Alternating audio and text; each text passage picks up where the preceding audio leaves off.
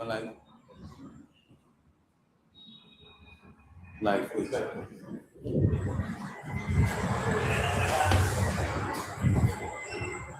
Are you good? Are you good? Are you good? Hello, hello, hello.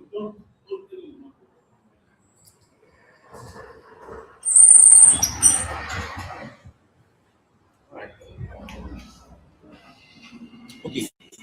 Yes, it's live. It's live.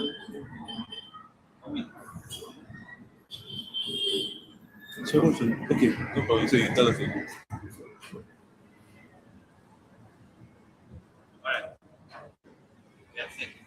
Okay. Hello. Good morning. Good morning. Hi. Please, could you tell us your name? Okay, my name is Sylvia.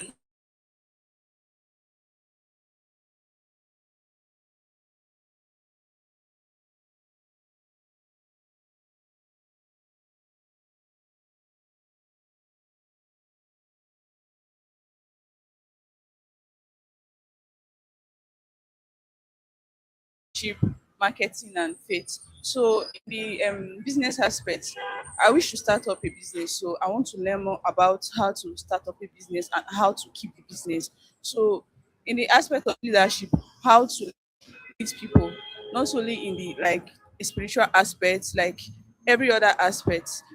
If I have a business of my own, I might have workers. So, I need to learn like a good leadership role to carry my workers along.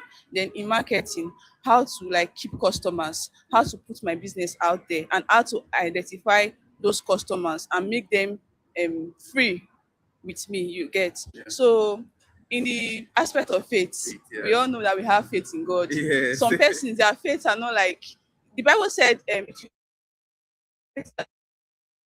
man. So there are some persons who don't even have that little faith. So I'm here to like boost my faith, increase my faith. Yeah. Thank you. Okay. Okay. Okay. So, but you've heard of Mr. George Nadoze before? Like, you've actually have you been in one of his trainings before? Yes, he's my HOD. Oh, that's wonderful. That's wonderful. So you've actually been under him for a while now. Yes, yes. Okay. Okay. So thank you very much, and I hope that we meet your expectations today. Yes. All right. Thank you. All right, so you have to join us today. So today is the 10 hours marathon training, and it's going to be wonderful. It's going to be lit, and we want you to just stay right there, stay tuned, and we'll kick off very soon. Thank you.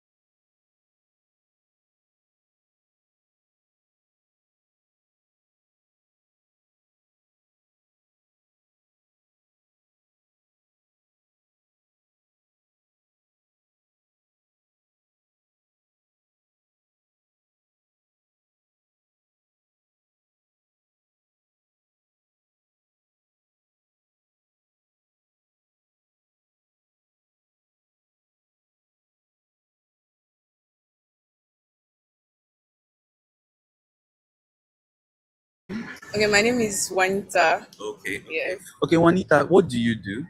I'm a virtual assistant and I'm planning to own a business very soon. Oh, that's wonderful. That's wonderful. Okay, so what are your expectations for today's 10 hours marathon training? Okay, I'm expecting practical solutions, business advice. I'm expecting to hear things that I've heard before, but in a more practical way and And a just more refined way. more refined way. Okay, Yes. okay, okay. Have you been in one of these trainings before? No, no, I haven't. Okay, so this is like your first time to do this type of thing. Okay, that's wonderful. So I actually, there are some questions I have about leadership. Like, what do you expect? Because we have different topics in this. So in leadership, what do you actually expect? What are your expectations in this particular training? Okay, in leadership, I think my expectations are just how to. Okay, I'm expecting him to teach us how to like handle leadership, how to handle tough people, and just go about it the right way. All right, all right. Thank you so much, Miss Juanita, and I hope we meet your expectations today. All right, thank you. Yeah. I did well, though. Yeah, you did. Don't worry, what I've seen you. You are sexy.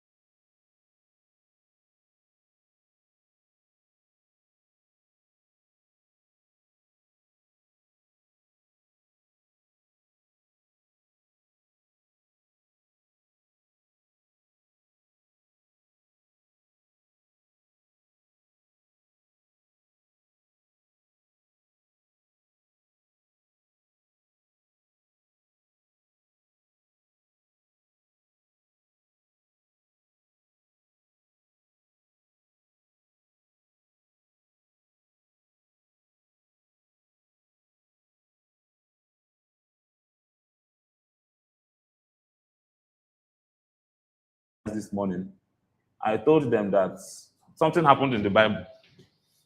Abi?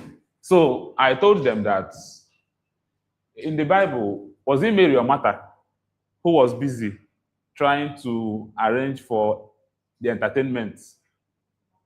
Martha. So Martha was busy trying to arrange for the entertainment, trying to, entertain her guests, while the most important thing was going on. And while she was at that, what she was doing was nice. She was trying to be hospitable. She was trying to be caring. And on the surface, what she was doing was nice. But at the end of the day, she was missing the main important aspects of that event. So I was telling my guys that this morning, and I was telling them that sometimes we can be so focused on trying to entertain or take care of maybe how people will enter, how this one will happen, how that one will happen, and we now miss the main part of the event. And I told them that, don't be, for example, let me give you an example. Let's take, for example, that we wanted to go and hustle for sweets. Let's get sweets available so that when people are walking in, they will be picking sweets. And because we couldn't find the sweets, we say, let's rush to Onisha and go and get sweets. But the reason why people are entering here is not to come and pick sweets. The reason why they're entering here is because they want to participate in the training, right? Now, so we went to Onisha now to go and get the sweet, and time was passing, and people came, maybe one person, two persons came, and they are outside. Then we rushed back, we rushed in by 9 o'clock. We were supposed to start 7:30. We rushed in by 9 o'clock, and we're not apologizing. Sorry, we were just trying to get your sweets. But that was not why they came. And at the end of the day, you've spoiled the event, or you've messed up the main reason why people came, right? Yes. So that is not the training. All right. I first of all, to the people online, I'm seeing a lot of persons on TikTok, especially. A lot of persons are joining on TikTok. So to people online, we see you, we appreciate you, and you guys are the MVPs. Abi? Sorry, it's not. Is it MVP? It's not MVP. They are the VIPs. Sorry, guys. I'm speaking as a product developer. You know, when it comes to developing products, we talk about the MVPs, minimum viable products. All right. Without wasting much time, this 10 hours marathon has been well curated. And the first thing we want to talk about today is branding, brand positioning, and branding and positioning. And I want to talk on what I call seen, trusted, and chosen. Seen, trusted, and chosen. You know, when it comes to branding, when it comes to building businesses, I feel like a whole lot of people, you know, we don't understand what branding is to some extent. And so most times people call me and say, we are starting a new event and I want you to brand us. So when they say we are starting a new event and I want you to brand us, sometimes they're just talking about the logo. Sometimes they're just talking about, for example, this thing I'm holding now. Very fine, Abi. So people think these are part of it, but this is not all of it. Let me give you an example. We called for 10 hours marathon training. And then we now did this beautiful design. We now did backdrop. And maybe we even fly drone, you know, did a lot of beautiful, beautiful things. And then when you came here, I was trying to teach, and I'm saying, hey, I'm trying to remember. Wait, let me check my slide and all those stuff. What you will go home with is this guy really didn't know what he came here for. Yes, they did good. The arrangement was fine, but the teaching was rubbish. And tomorrow, when I say that I'm an authority in branding, in marketing, in leadership, you'll be like, what is this one saying? Why? Because what you experienced was different from what I was trying to project. All right? And so, for a lot of businesses, because I want you to understand something. Whenever I mention businesses here, I also don't want you to think that I'm talking about big businesses. Anytime I mention businesses in this training, consider it that I'm talking about you. Anytime I mention about a product, consider it that I'm talking about you. Do you know why? Because you are a product. Yes. You are a virtual assistant, right? Your services is rendering virtual assistance. That means you are a product. And that means that when you go out there, what you sell is yourself. You don't put products on the shelf. Even when you go on Facebook, when you go online to market something, what you are marketing is yourself. And the mistake we make sometimes is that most times we think that the idea of marketing, the idea of branding is exclusively for a product. Maybe I can only do branding when I'm a fashion designer.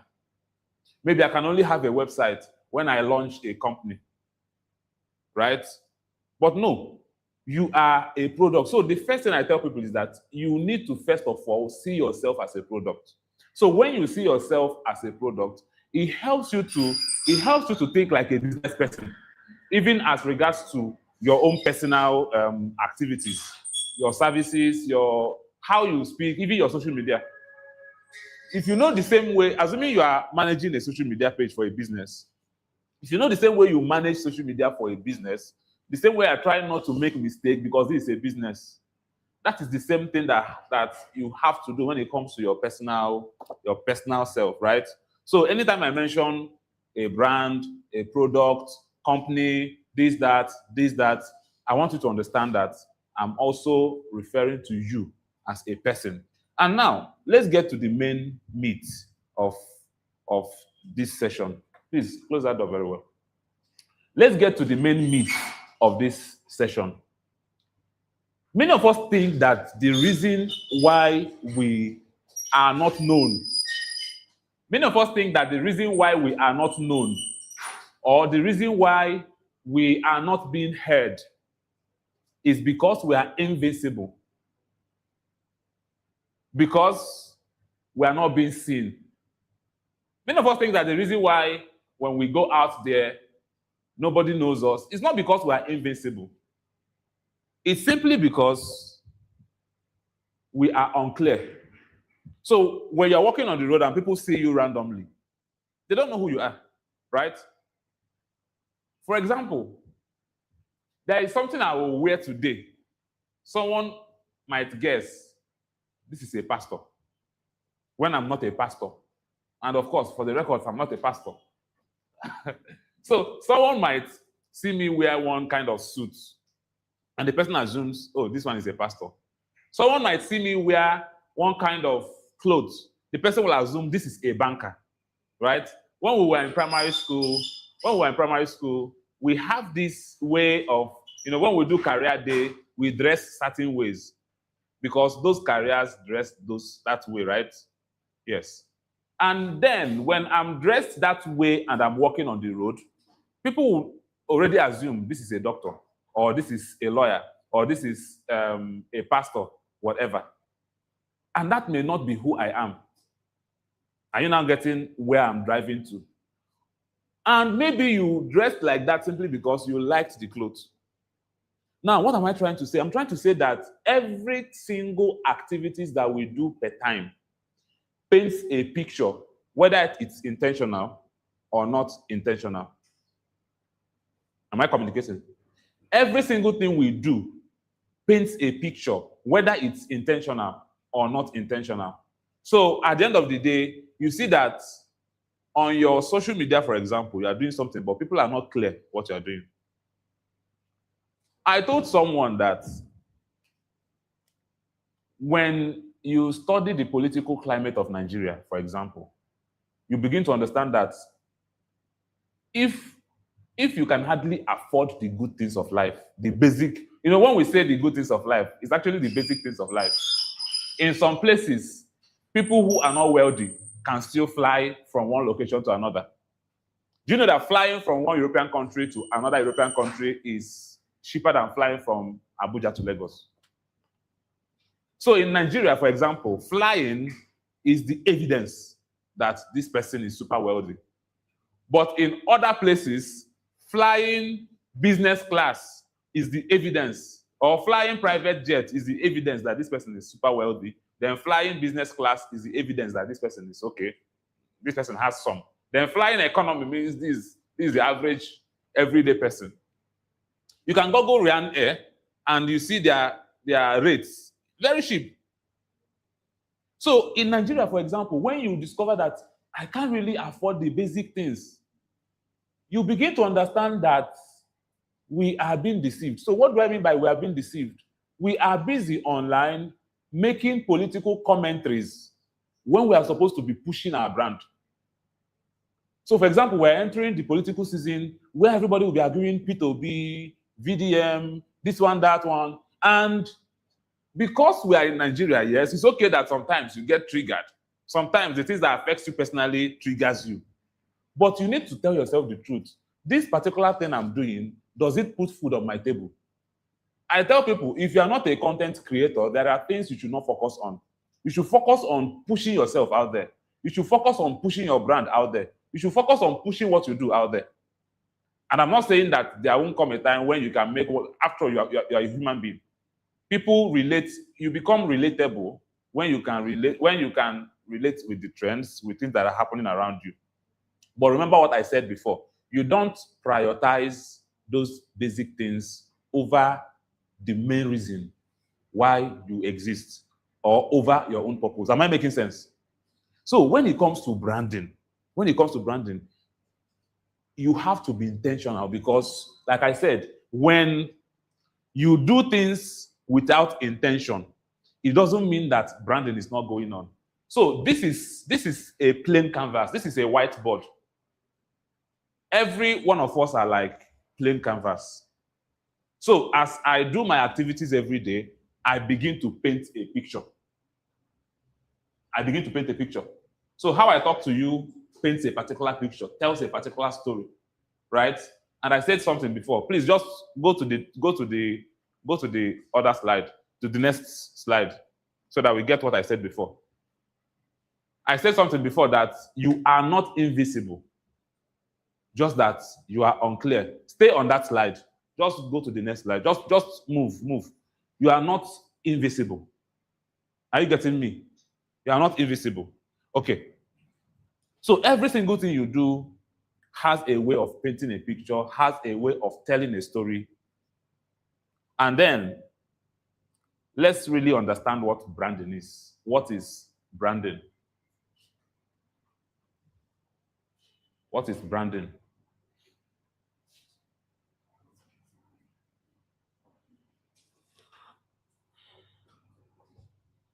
Most business owners or most entrepreneurs have the wrong definition of branding. They have the wrong definition of branding. What's happening to the slide? They have the wrong definition of branding. So, like I said before, they think that branding is a logo, that branding are colors, or a very clean website. And there is something I always say. I always say that a beautiful logo, if you've listened to me before, you must have heard this. I've said it everywhere I talk. A beautiful logo of a terrible company simply reminds you of a terrible service. So no matter how beautiful a logo is, for example, you might see a logo, for example, how do scammers get to scam people? Because of packaging. They package something that it looks beautiful. It looks real, right? They package something that it looks beautiful. It looks real. Are you getting me? Go to the next slide, please. Yes. They package something that it looks beautiful, it looks clean, so that they can be able to convince you. And I tell people, if you know what scammers do to scam people, do the same thing. The only difference between you and scammers should be that you promised and you delivered. Scammers promise and they don't deliver. So branding is not the beautiful logo. Stay on that slide, please. Branding is not the beautiful logo. It's not the colors. It's not the clean website. The beautiful logo, the color, the clean website, they only communicate the brand. Let me not, we're live, so I don't want to mention the name of an airline. But there's an airline in Nigeria that is popular for disappointing people. Don't mention it though, before they come and arrest me. All of you are laughing now because all of you already know the airline I'm talking about. If we are to whisper it, all of us will have a consensus. Now, and let me explain something. It's not usually the fault of airlines that flights are canceled. Sometimes airlines don't operate on their own. So, but let me not go there. I'm not trying to defend them. But now, we all know this airline as airline that disappoints.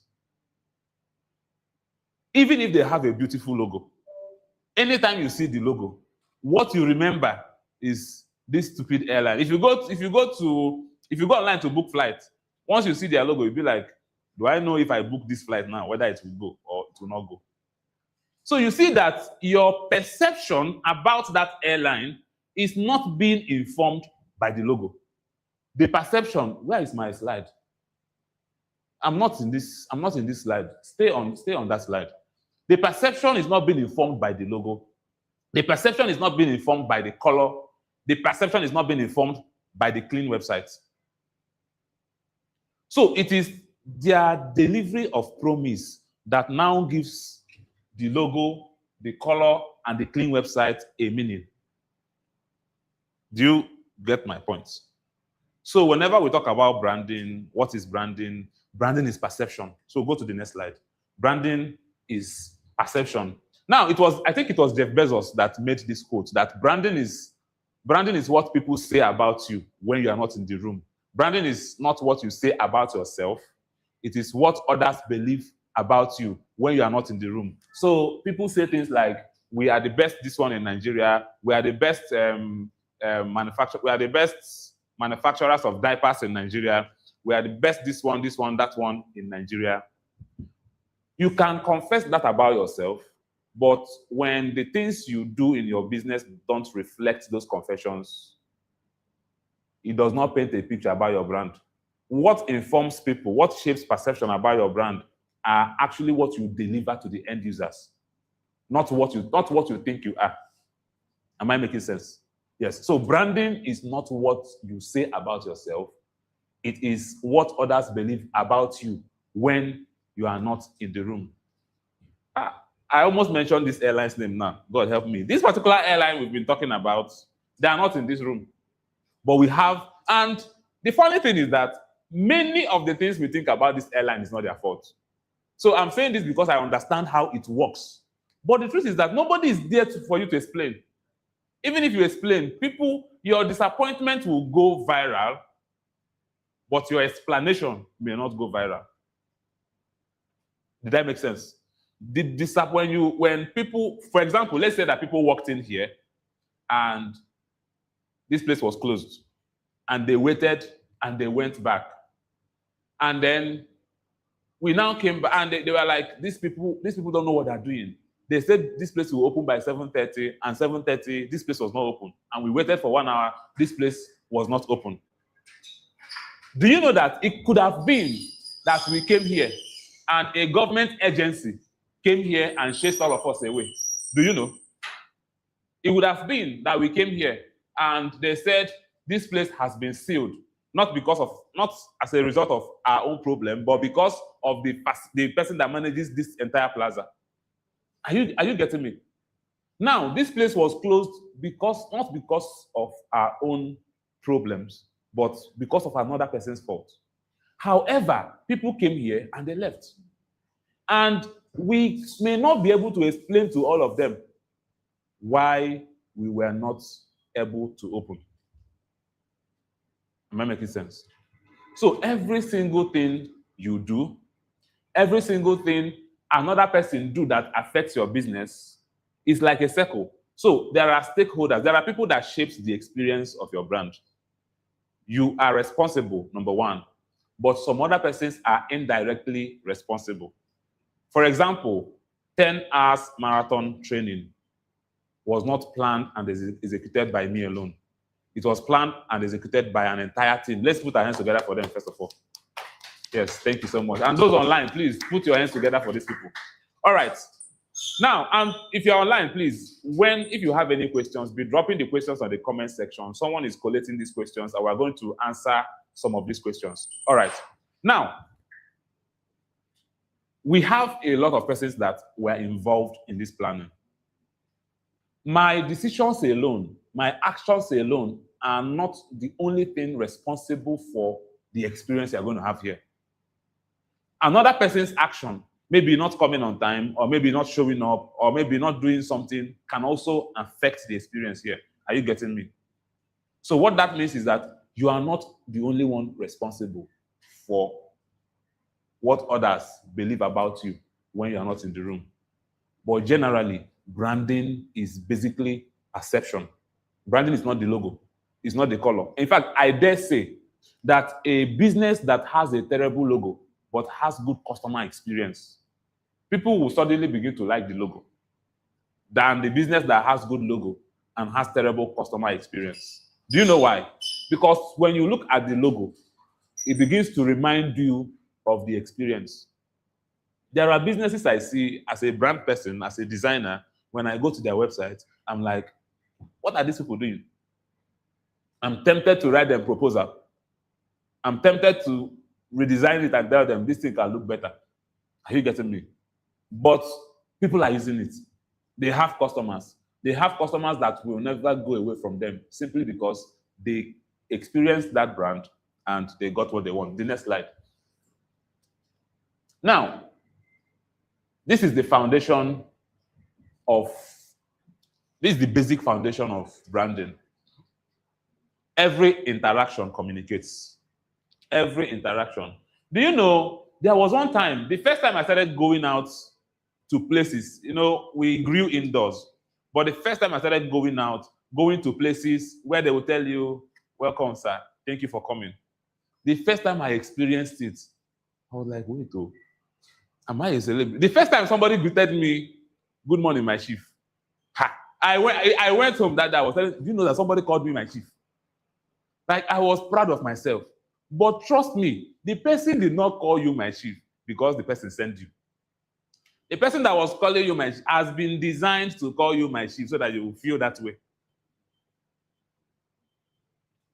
So, why I'm saying this is that how you talk to customers, for example, matters, whether you are happy or whether you are not happy. In fact, if you have something against people with big head, people like me that have big head, it does not matter when it comes to your business. So when it comes to your business, leave the person's big head aside and treat that person the same way you would treat just about every other person. Are you getting me? Do you know that when it comes to your business, age does not exist? Age does not exist. Treat both the small and the big the same way you would treat your premium clients. So every interaction communicates. Number one, the way you answer your phone. And when we say the way you answer your phone, you are tempted to think of, hello, thank you for calling Brandforge. How may I help you today? It's not just about the greeting. It's about, have you gone to places where the way the customer care person responded to you, it felt like both of you are having a problem before? Have you gone to places, especially government establishments? When you go to government hospitals, local governments, secretariats, and all those places, the way these people will talk to you, you will be tempted to say, Madam, take a music, no be me put you for this work. That is poor, terrible customer care service. And that communicates, that is how you shape perception, and it shapes the wrong perception. That's why many of us, whenever we think about governments, local governments, secretariats, all those places, there is this perception we have about it. If we have a choice, we will not go there. Is it true? Yes. The way your proposal is written. Do you know that you can win a proposal just by your presentation? Do you know you can get a job just by how your CV looks? Do you know why? Imagine everybody is doing normal CV, typing CV, sending your CV. Okay, you are applying for a role of a UI UX designer in a company, for example. And let me not even use 9 to 5 jobs. You are applying for a contract, for example. And every other person is sending in the normal CV or normal proposal. And you sent in a link, for example. And the moment they clicked the link, the proposal opened fast, the experience was nice, the flow, the animation. Now, the animation is not just about animation, but giving the person an immersive experience into what you are trying to offer. Do you know that you may be proposing the same thing the other person is proposing, but they will pay more attention to your own? They're not paying attention to your own simply because of the details, but simply because of the experience. Are you getting me? So the person clicks on the link, and all of a sudden, something opens. And they begin to see exactly you are proposing. They begin to see it. They begin to see maybe a prototype or maybe a demo. They see that particular thing coming alive on their screen. Do you know that it communicates better than when they just have to be reading a lot of tests? So the way your proposal is written can also shape perception about you. It makes people think, this one is original. Let me tell you a story. I lived with my cousins for some time, and then I just prayed I'm not watching this live. And then my family and my siblings, we were kind of, anyway, I have a lot of cousins, so they cannot guess. So my own family, my siblings, we do good when it comes to comprehension. We do good when it comes to public reading. we do good in those things. And so their mom was always seeing us, solve problems flawlessly. If you bring up an idea, we can have a conversation. Like we are it kind of seemed as though we are exposed. We didn't have money. They had the money. They live a good life.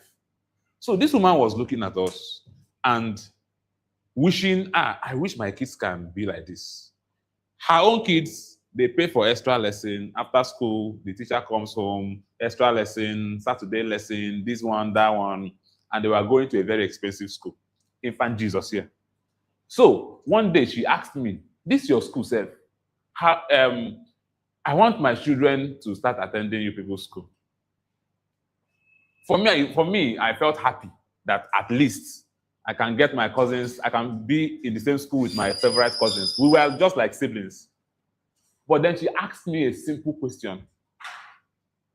Okay, we were just talking about it, and she said, how much is the school fees? Let me make plans for it. And I said, 6,000 naira. She said, God forbid. Immediately I mentioned 6,000 naira. She said, God forbid.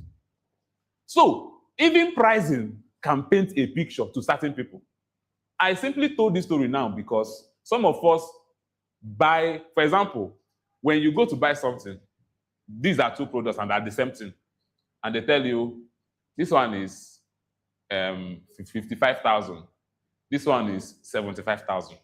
And that particular thing you want to buy is meant to solve a serious problem for you. In fact, let's say your face is full of pimples and it's been giving you so much issue, it's been giving you self-confidence issue, and you want to treat this thing once and for all.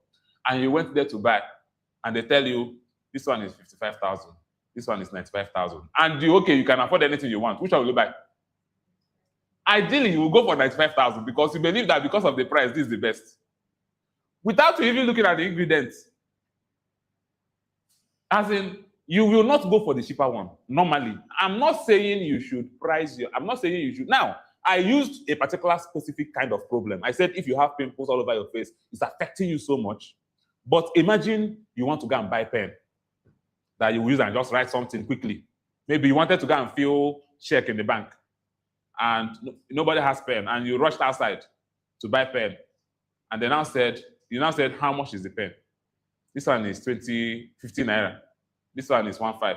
You'll be like, you're a thief. Give me the one of 20 naira. Do you know why? Because it's not solving a critical problem. Let me flip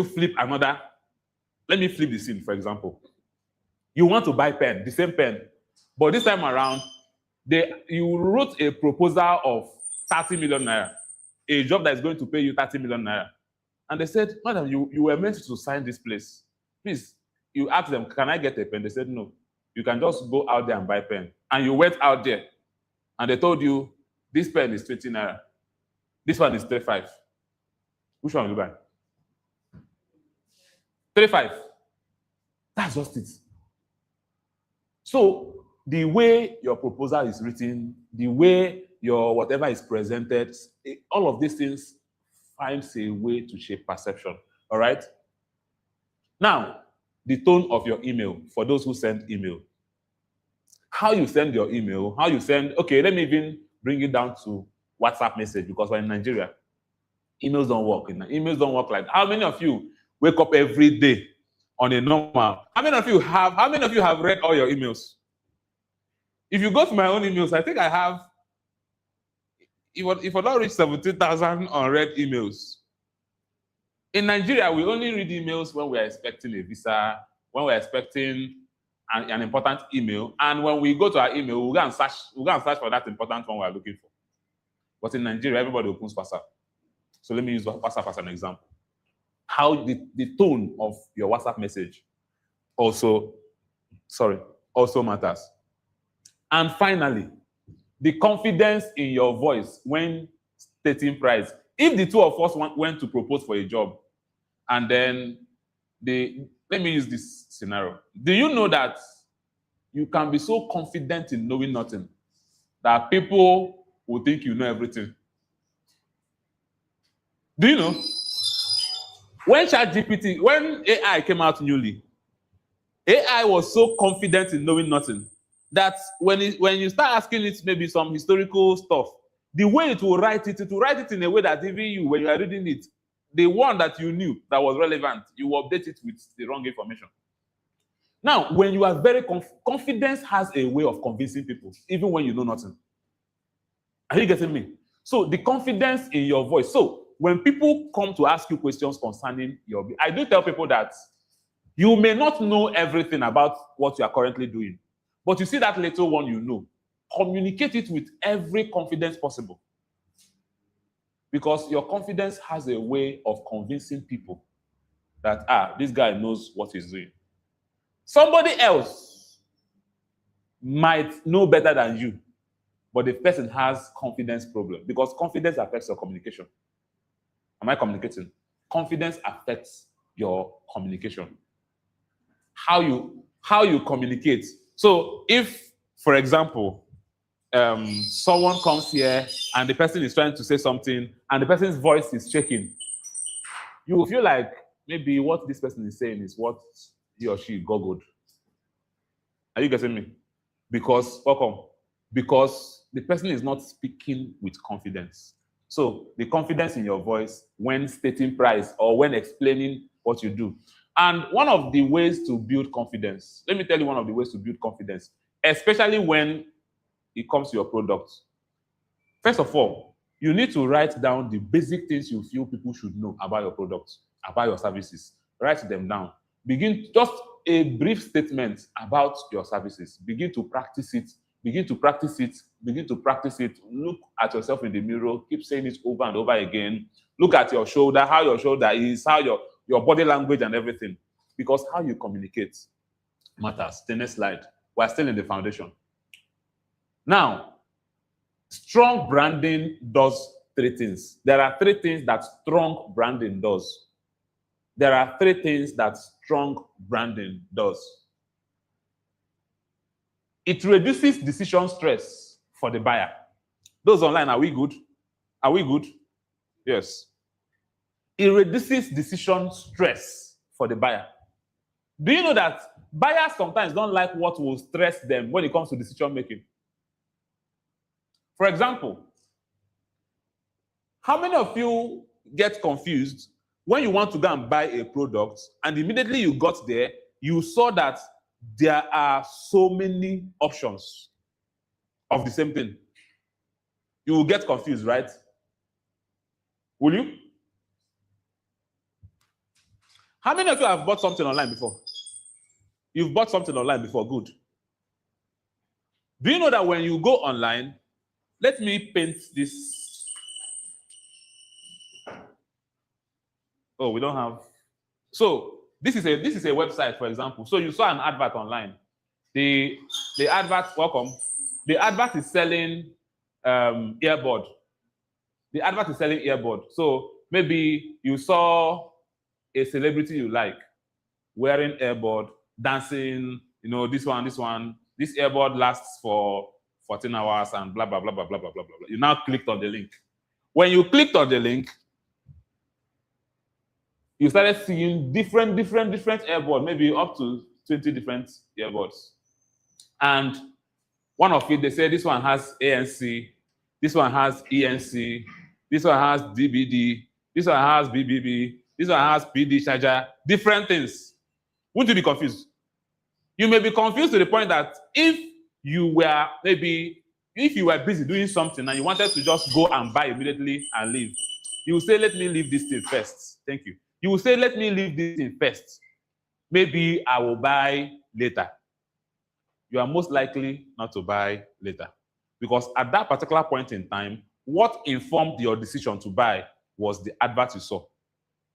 And then you went on the landing page, you got confused, right? You will end up not buying. Because you will buy later means after that particular moment, you begin to remember, but my other earbud is serving now. Why do I have to buy it?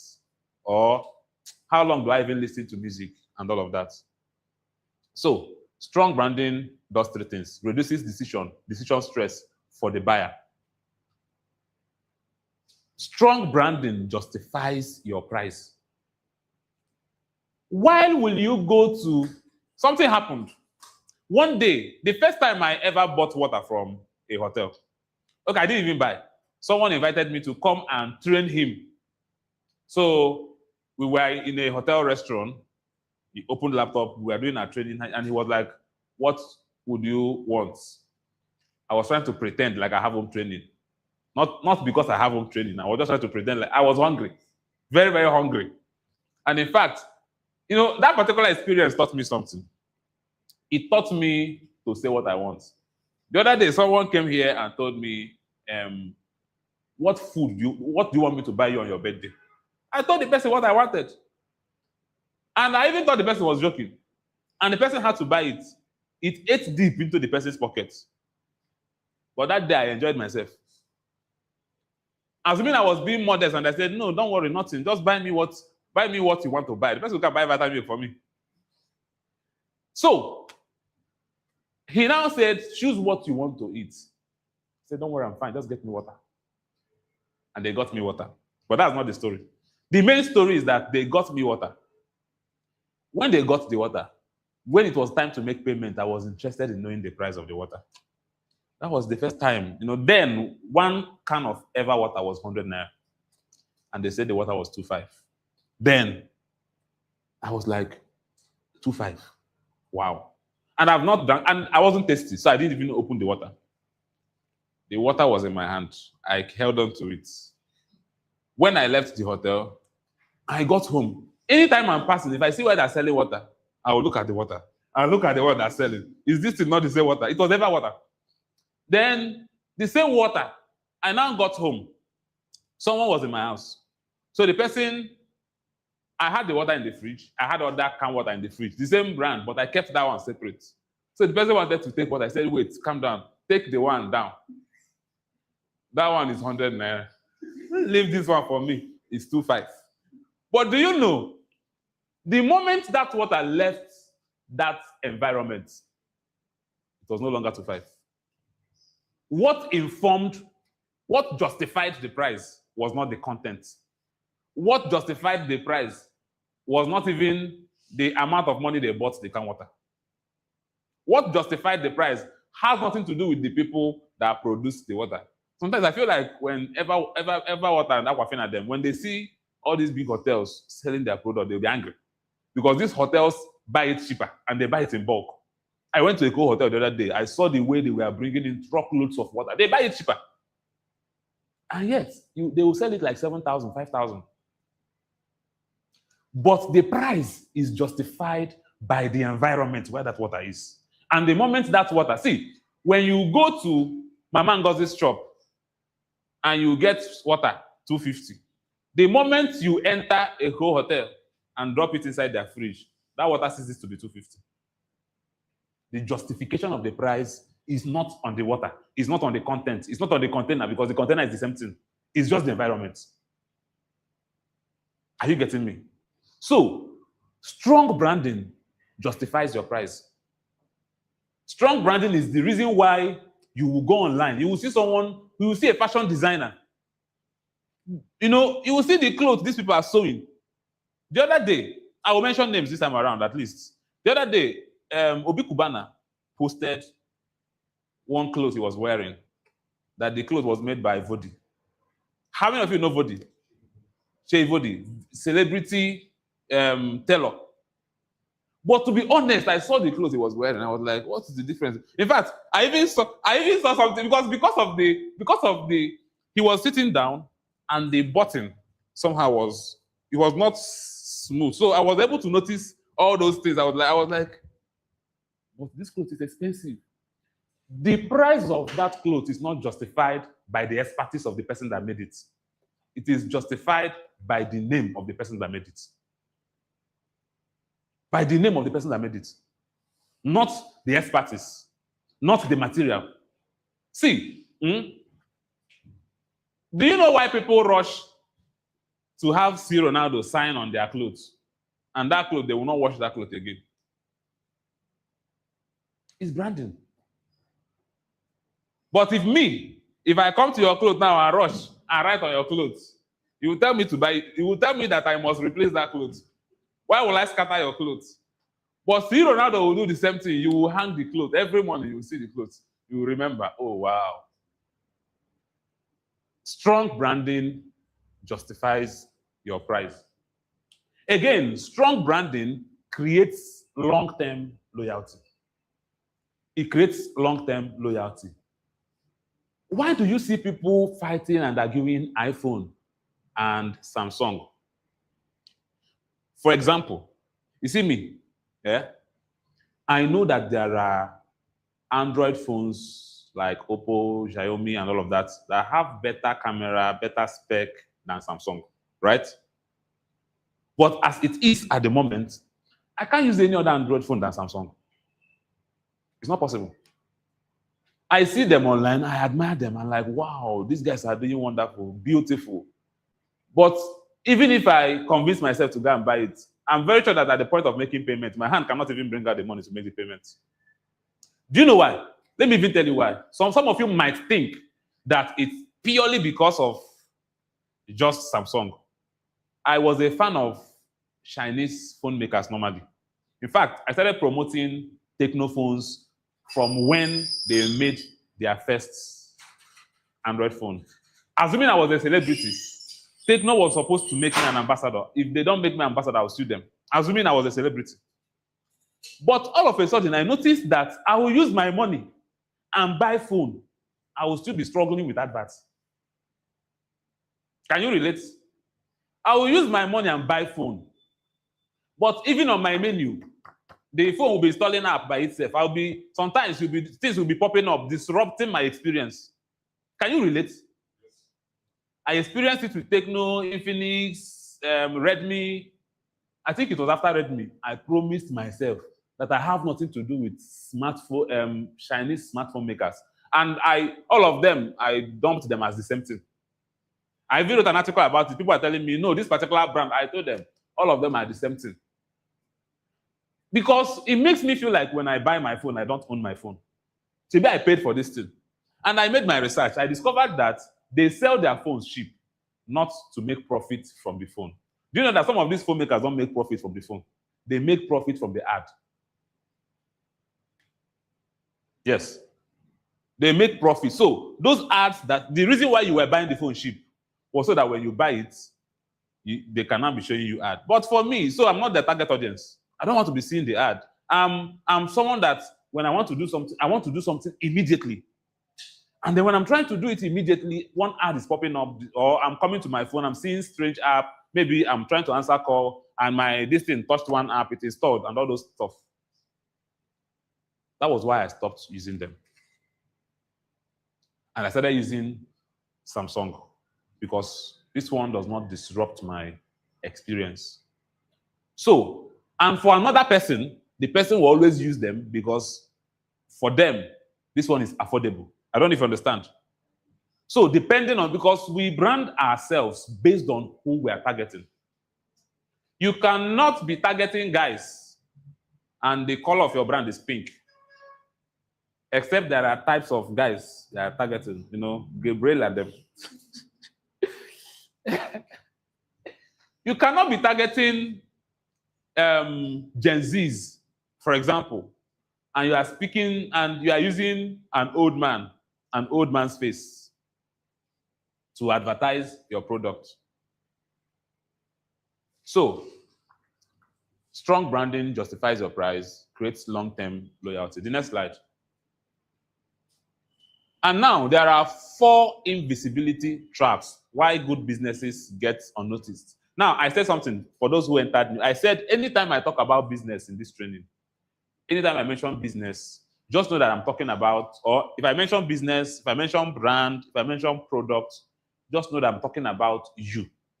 Because you are a business, you are a product, you are a brand. As a person, even if you are here, let me tell you, even if you are here and you don't have a product that you sell, you are a business, you are a brand.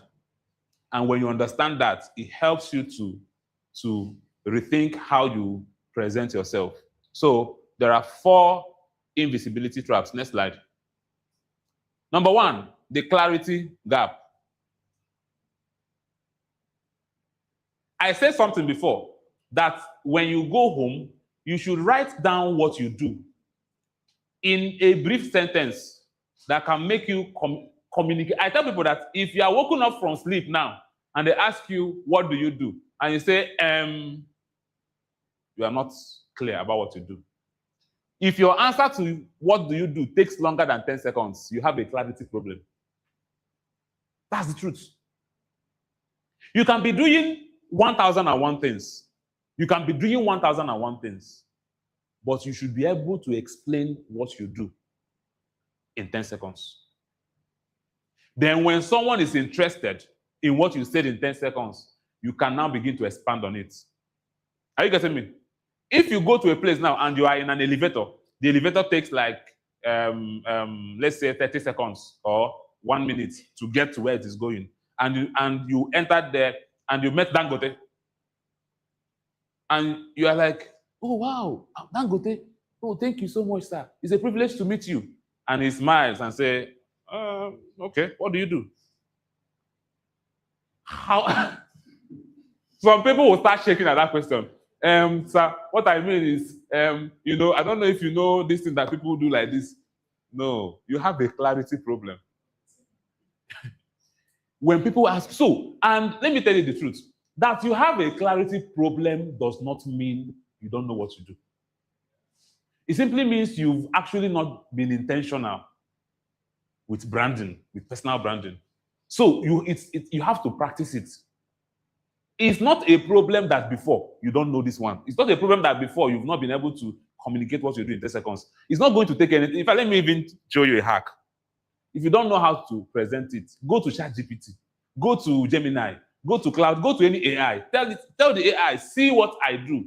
Explain in full details what you do. And tell the AI, write for me an elevator pitch. Or tell the AI, write for me what I do. Write it in a way I can communicate it in just 10 seconds. Are you getting me? Then when it writes it, you can edit if you have to edit. You can change some things if you have to change some things, and you begin to practice. Clarity creates safety. Safety drives sales. Very important. Clarity creates safety. Safety drives sales. Now, I wanted to buy something the other day. I think I went online to buy something. And I opened their website. I was literally confused. I was confused simply because the website was not really, I wanted to know exactly what this thing is for, whether it is what I'm assuming. Your customers don't want to assume. Your customers don't want to do the job, because they want to buy something from you. But now they are also the ones trying to do the job of finding out exactly if this thing can solve their problem. They don't have to even ask you a question to know whether this thing can solve their problem. That thing can be solved with you being able to communicate what you do in 10 seconds. When 10 seconds convinces them, it can now make them explore further. For example, imagine you met Dangote, like we said before, in that elevator, and he asked you, oh, what do you do? If you were able to say something tangible in 10 seconds, and maybe he asks you, what do you do? Not even because he wants to buy, but because he feels like, okay, let me help this young man.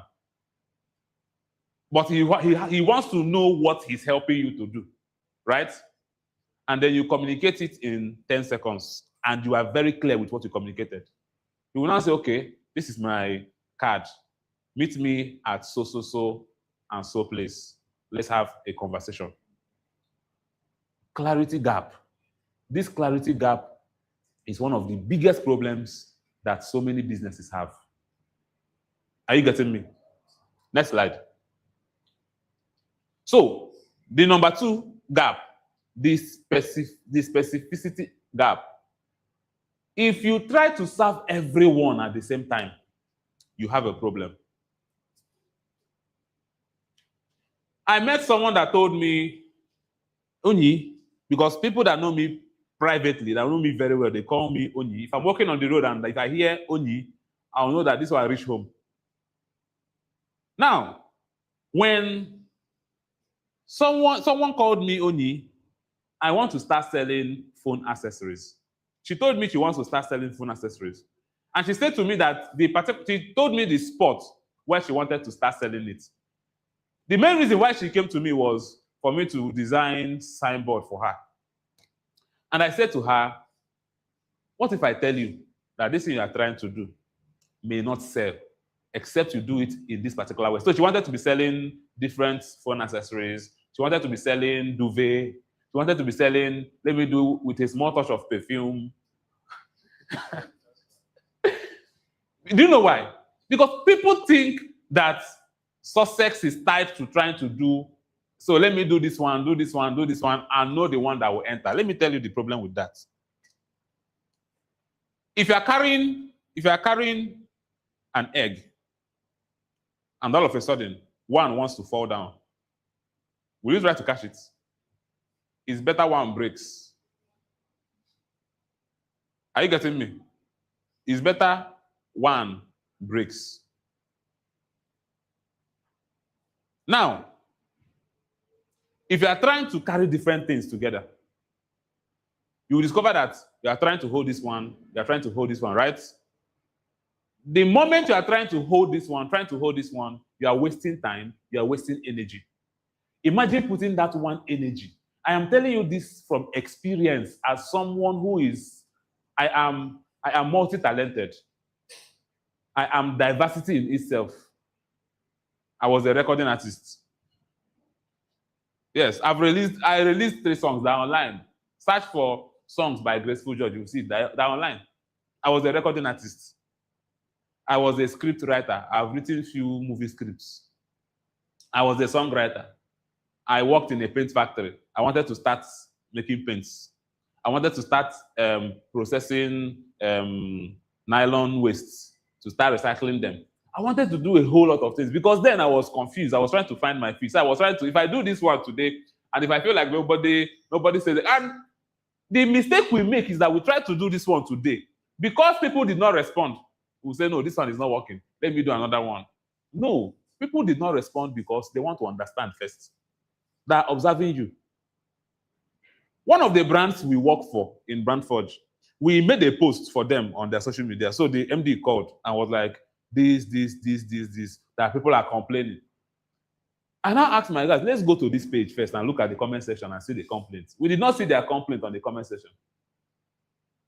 And I told them something, that some people are wicked.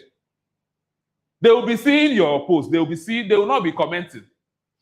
They will not be engaging, but they are seeing it. When things are not going well, they start complaining. But my point is not about their wickedness anyways. My point is that people are watching you. They are trying to understand exactly what you do. Do you understand?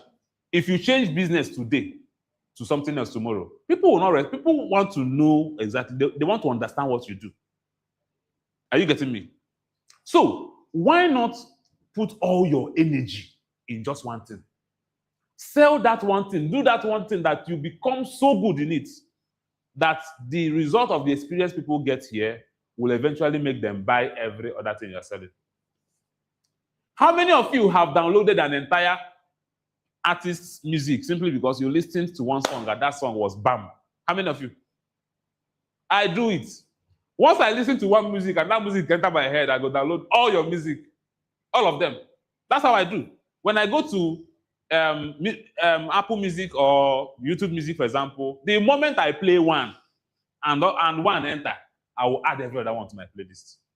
And sometimes when I'm now playing song, one nonsense will be singing in my ear. I'll be like, wait till be this. Where did I add this song? And I'll now look, is the same artist that I enjoy this song. Are you getting me? Remember, the other terrible song I listened to was not what brought me to the artist. It was that beautiful song that made me take in the other songs. Right? So, please go back to that slide. For example, you are a fashion designer, for example. Do you know you can decide to be selling, especially when you don't have customers yet, you can decide to be selling one specific type of clothes. You market it and be so good at it and make a name around it. Haven't you wondered why Coke, whenever they are sponsoring brands, what they're selling is Coke? Haven't you wondered? Haven't you wondered why they're not promoting Everwater? Why, whenever they sponsor events, the branding, the major thing they brand there is Coke? Haven't you wondered? Because they understand specificity. They understand it. If you try to serve everyone, you end up serving no one. Then in your product also, if you try to sell everything, you end up selling nothing. Now, as if you do freelancing, you do digital skills and all of those things, let me explain something to you. Let me explain to you how to package it and sell one thing. See what we wrote here. You see this SME bundle here. Let me explain something about this SME bundle. We were having difficulty because we do a lot of things here. We're a brand agency, so we do a lot of things: digital marketing, website development. We do a whole lot of things. In fact, we even do things we don't know we do. Some customers will call us, please, I want this thing. All of a sudden, one business won't start. Then we understood that instead of trying to sell all of these things, because we don't want people to think we are a graphic design agency. We are not a graphic design agency. We don't want people to see us as graphic designer. That's not who we are. We also don't want people to see us as social media manager. That's not who we are. Do you understand? And we decided to reposition. We packaged all those things, the basic things, into a bundle. And we now focused on selling SME bundle. Simple. SME bundle became one product. Are you getting me? So as someone who is a freelancer or something, you can also package your service into one thing and be selling one thing. So that all your marketing resources, for example, if you're running ad, you may have 1 million naira budget for your ad. And then your 1 million naira budget is now divided over so many different things. Nobody will buy. Because today, they are seeing one thing. Tomorrow, they are seeing another thing. But if you put all that money into selling one thing, just one, and into targeting, look for one particular problem to solve. And let me shock you. You may think that solving one problem cannot make you wealthy. It's a lie. Do you know how many Nigerians that are active online? About 107 million are active online. In that 107 million, 1% of 107 million is what? Is 1.7 million. 1.7 million. Do you know that in 1 year, you don't even need 1% of 1.7 million to be successful in your business? In Nigeria, a big business is defined as a business that makes 100 million in a year. A big business. And that 100 million, you don't need 1.7 million people to make that 100 million.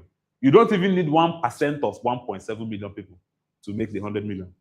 So you see that you just need a small portion, a micro portion of the market to become wealthy. And one thing I tell people is that if you can sell one thing to one person, see how I prove my market. If I want to sell something, I put it out there. The moment one person indicates interest, I already know this thing can sell. Because if you can sell to one person, you can sell that same thing to 1 million persons. Do you know why? Because one person in this world cannot have one problem that is unique to that one person. Are you aware?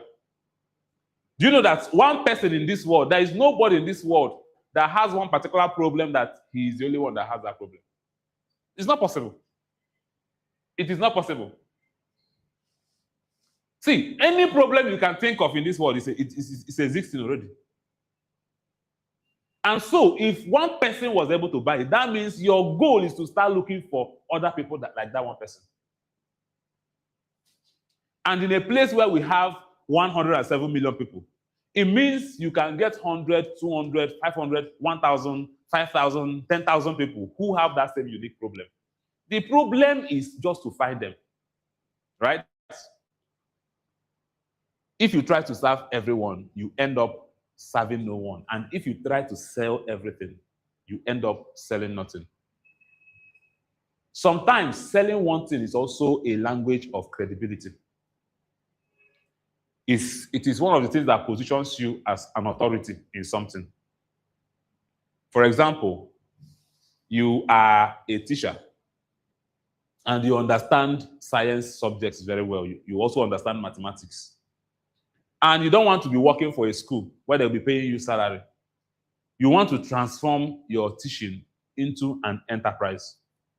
And you decide to build a brand around making children love maths. Simple. And the only thing you are selling to parents is, I can make your children love maths. That's the only thing. We have so many children struggling with mathematics. In fact, we have so many parents that struggled with mathematics. So by default, they can already relate that my children don't go like maths. So when the only thing you are selling is, I can make your children like maths, that is the only energy, that is the only thing you communicate. You will see people calling you just to solve maths problem. But if you say that what you are trying, if they ask you what do, you say, I'm a lesson teacher. Lesson teacher is generic. Everybody is a lesson teacher. I don't know if you're getting me. Everybody is a lesson teacher. Because branding is also about standing out. When everybody in the room is doing one thing, you decide to do what? To do something differently so that you can be noticed easily. I was telling somebody something and I said, it's easy for a white man to come to Nigeria and succeed in music doing Afrobeat than an average Nigerian now venturing into Afrobeat. Do you know why? Every Nigerian is doing Afrobeat. Me says tomorrow I feel do one. But then it's a normal thing. It's a normal thing. It's our music. It's our music.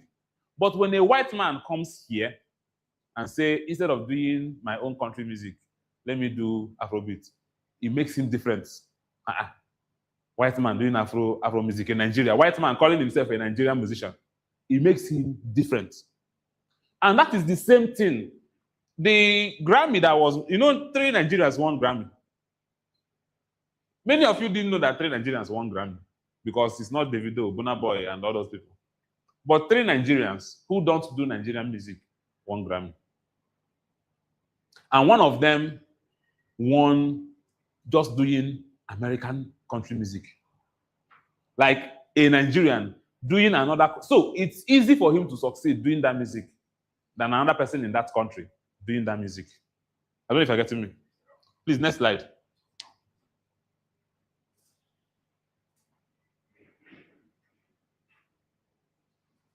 The consistency gap. This is where so many people have problem. The consistency gap. And this consistency is also one of the reasons why people do so many different things. Cycling through identities. People are cycling through identities. Today they are premium. Today they are offering premium products. Tomorrow they are doing discount. Next tomorrow, inspirational. Please come.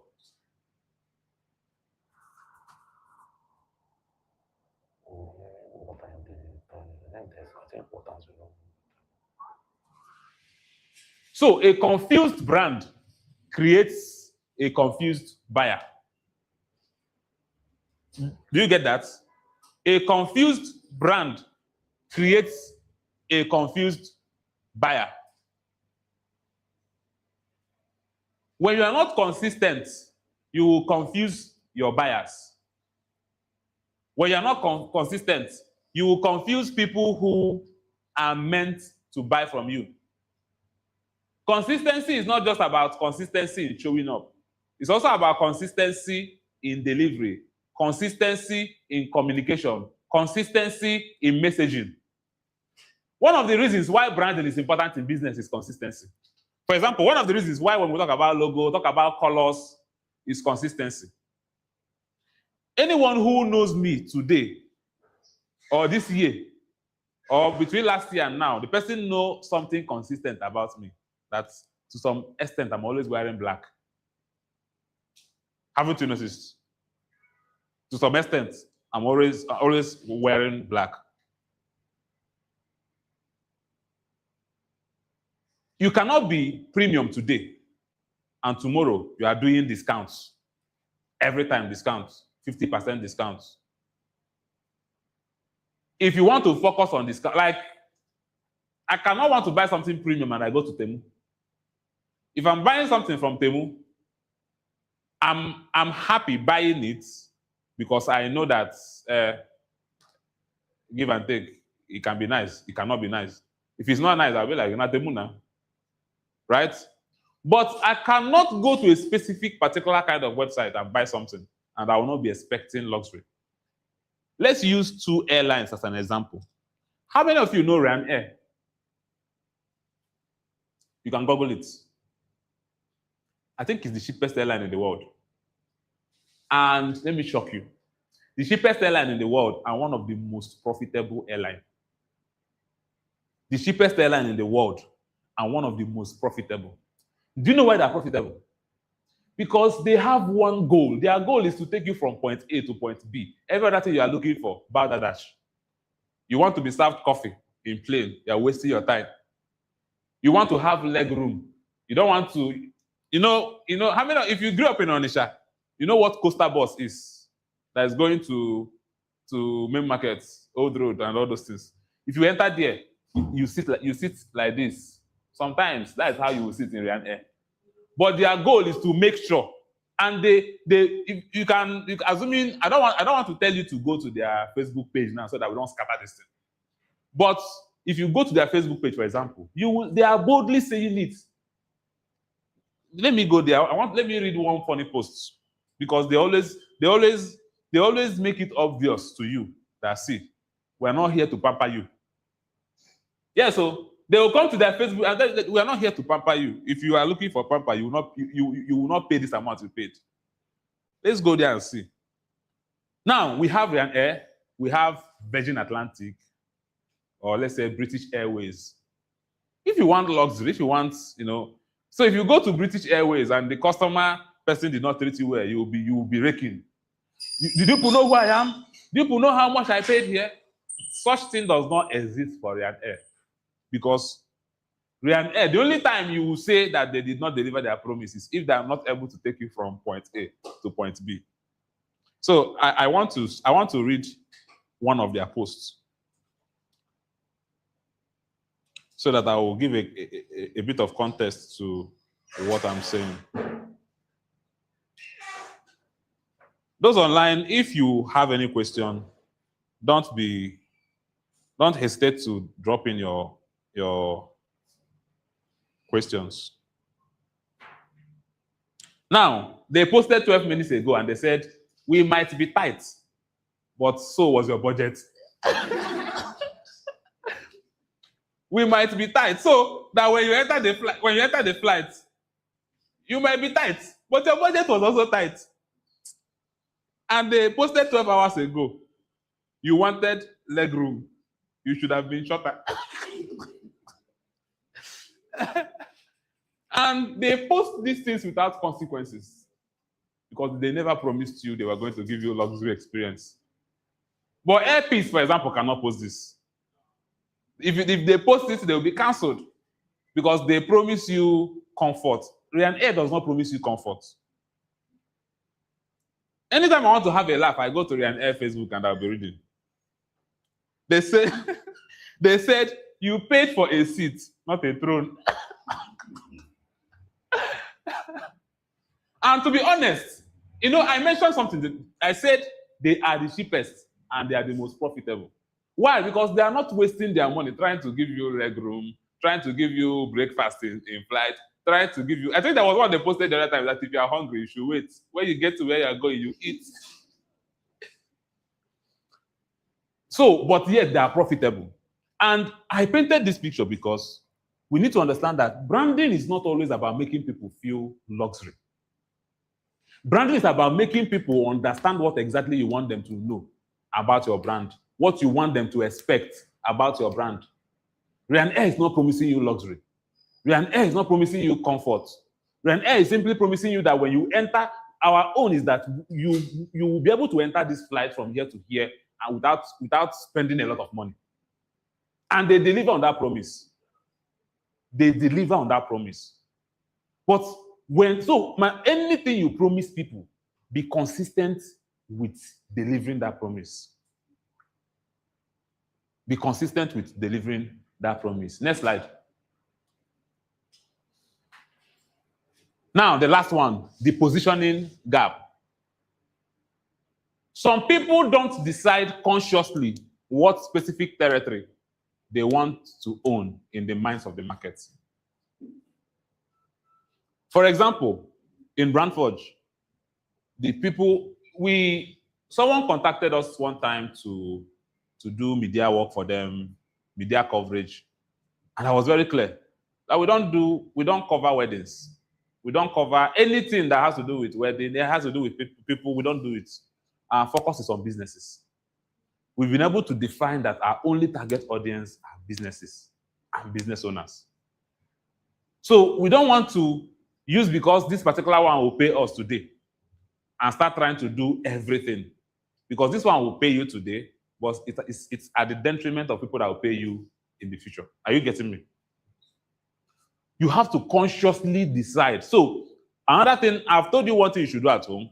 Another thing I want you to do at home is I want you to consciously decide who you are targeting. Consciously decide who your customers are. Decide who your customers are. Who are your customers? Decide who your customers are.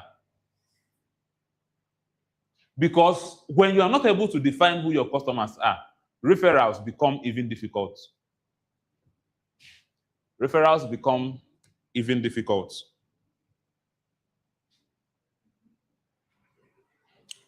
Am I communicating? Are you getting value? Am I wasting your time? The positioning gap. You have to be intentional about this decision, deciding who your target audience is and the specific territory you want to own in the minds of your market. This territory also includes location. Yes, it includes location. I know a guy in this Nigeria who does not work for Nigerian brands. Even if you're going to pay him 10 million, he will not work clear that he's working only for foreign clients. Do you know why? That's positioning. Are you getting me? That's positioning. How many of you have gone somewhere to buy something and they tell you, we're not selling it here. We don't sell it here. You know, people think that just because people ask you. So here is the thing. If what you are currently doing, so I want to put context to this too. If what you are currently doing is not giving you money, nobody they send you in what you are currently doing, but all the time, people are coming to you for something else. That means you have mistakenly positioned yourself for that thing people are coming for. And maybe you have to rebrand and focus on what they're coming for. Because at the end of the day, the reason why you're doing business is to make money. Are you getting me? For example, assuming people are walking in here all the time to ask us, please, do you people import, do you people sell laptop? Maybe every single day, day in, day out, people are coming here to ask us, do you people sell laptop? That means we actually, somehow we positioned ourselves as people that sell laptop, but we didn't know. Are you understanding me? That could be a direction on a problem you're meant to solve. So I'm not saying when it comes to expanding your brand, expanding your vision, expanding your company, that you should not expand. I'm simply saying that as you are starting out, you have to consciously decide on the market you are targeting. Is that clear? All right, next slide. Now, let's talk about perception versus products. How buying decisions work. How buying decisions work.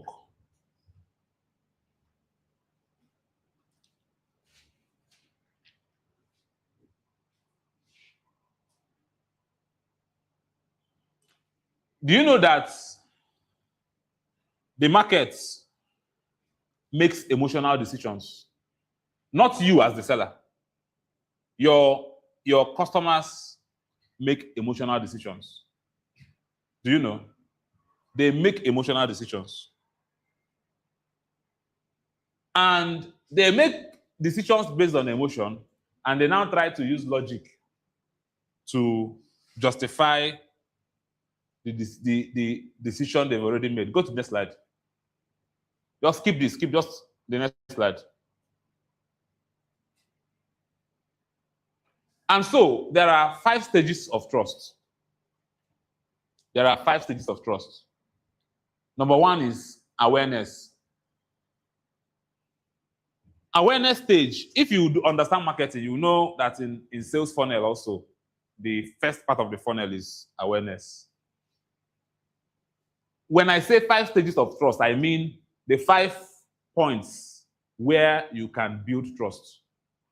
So you can build trust from the point where you are creating awareness about your brand, awareness about your services. That's your entry point. How you communicate, how you introduce your products to people can make them either trust your product or not trust your product. How you introduce yourself to people can make them trust you or not trust you. It can make them trust you or not trust you.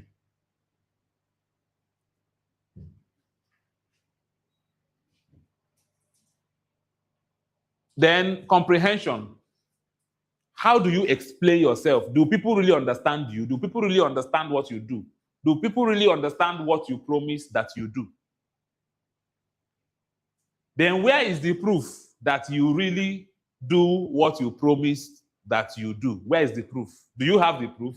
One of the things I tell both business owners, freelancers, everybody, even if you're working 9 to 5, do you know if you're working 9 to 5, anytime the person you're working for praises you, document it. Anytime. When I left a place I was working, till today, I held on to what the HR wrote on my resignation letter. I held on to it. In fact, even when I'm applying for even some contracts, I use it. I held on to it. Even when you send me WhatsApp message, I'm working for you, and you send me WhatsApp message, thank you so much for what you did yesterday. It was powerful. I'll screenshot it, I'll save it. Because it is my proof. And proof helps you to build credibility. Don't be scared of asking your customers for proof. Don't be scared of asking your customers for proof. Because this is one of the powerful things that can make people trust you. One of the reasons why people are scared of asking their customers for proof is because they don't even trust themselves. Yes. Some business owners or some freelancers or some people, they don't trust themselves. I remember when I started out as a graphic designer many years back. I wish there was time. I'm going to show you guys. I may do that later. Show you guys the first design I ever did in my entire life. So I was a graphic designer. But whenever I go out there, I cannot tell people that I do designs. Do you know why? Because I really didn't even learn design in the conventional way, like going to learn graphics. I just started trying my hands on things and saw myself doing them. And so, because I didn't have that confidence, I started looking for a place I can apply to start learning, to really learn graphics, so that when people ask me, where did you learn it? I can tell them where I learned it. But something happened. That experience changed my life forever to today. I went to NIIT. How many of you know NIIT? Yes. I went to NIIT, the one in Onitsha, in Pacific Complex, Oka Road. I went there. And they told me the program was going to cost 45. Then 45,000 was big money to some extent. That the program was going to cost 45,000. And I was willing to pay. So, but I wanted to understand if this thing can really teach me what I want to know. So in the process of talking with the lady now said, well, what exactly are you looking for? I said, I want to sharpen my skill as a graphic designer. That I'm not really a graphic designer like that. I'm just an amateur trying to learn. And because of that, she was now like, let me see your design. I've always used tablets. So I brought my tablets, opened my designs. She was shocked. She was like, she didn't know when she said, even the person that will teach you cannot design this. That was what changed my life forever. That was when I realized that sometimes, even when you think you are not so good, blow your trumpets, because the people blowing their trumpets are not better than you. Even when you think you are not so good, blow your trumpets very well, right? And when you blow your trumpets, it makes you confident enough to ask your customers for whether reviews and all of that. Then the fourth one is preference, positioning. Positioning. How you position your brand. We've talked about positioning before. So how you position your brand affects how people or who in particular prefers your brand. The fifth one is purchase. These are 5 stages of my time is almost up. These are 5 stages of trust. Go to the next slide. I want to finish this. So you cannot charge premium with average perception. You can't charge premium with average perception. I went to speak somewhere. So after speaking, one lady came to meet me and said she would have wanted me to do this particular thing for her brand, but that she now will be expensive. I did not say anything. I did not mention anything about being expensive, but she already saw me as someone who would be offering premium services. Someone walked into our facility here in Brantford the other time. Immediately the person entered, the person left. We were like, madam, come back now. She said, no, I cannot afford the people. We did not say anything. We didn't even discuss. We didn't even say, okay, look at our price list. For example, when ShopRite started newly, people were scared of entering ShopRite because they thought that with how ShopRite was looking, if you enter there, they go cut your neck. But ShopRite was actually cheaper than the market anyways. So you cannot charge premium prices with average perception. Next slide. Now, let's talk about brand clarity and positioning framework. Next slide.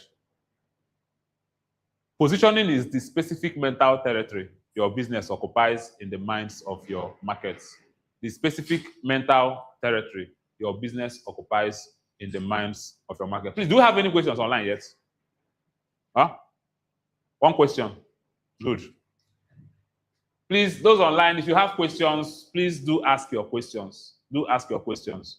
And I would like to know the specific platforms the questions are coming from. So if it's from Facebook, if it's from TikTok, let's know the specific platform the question is coming from.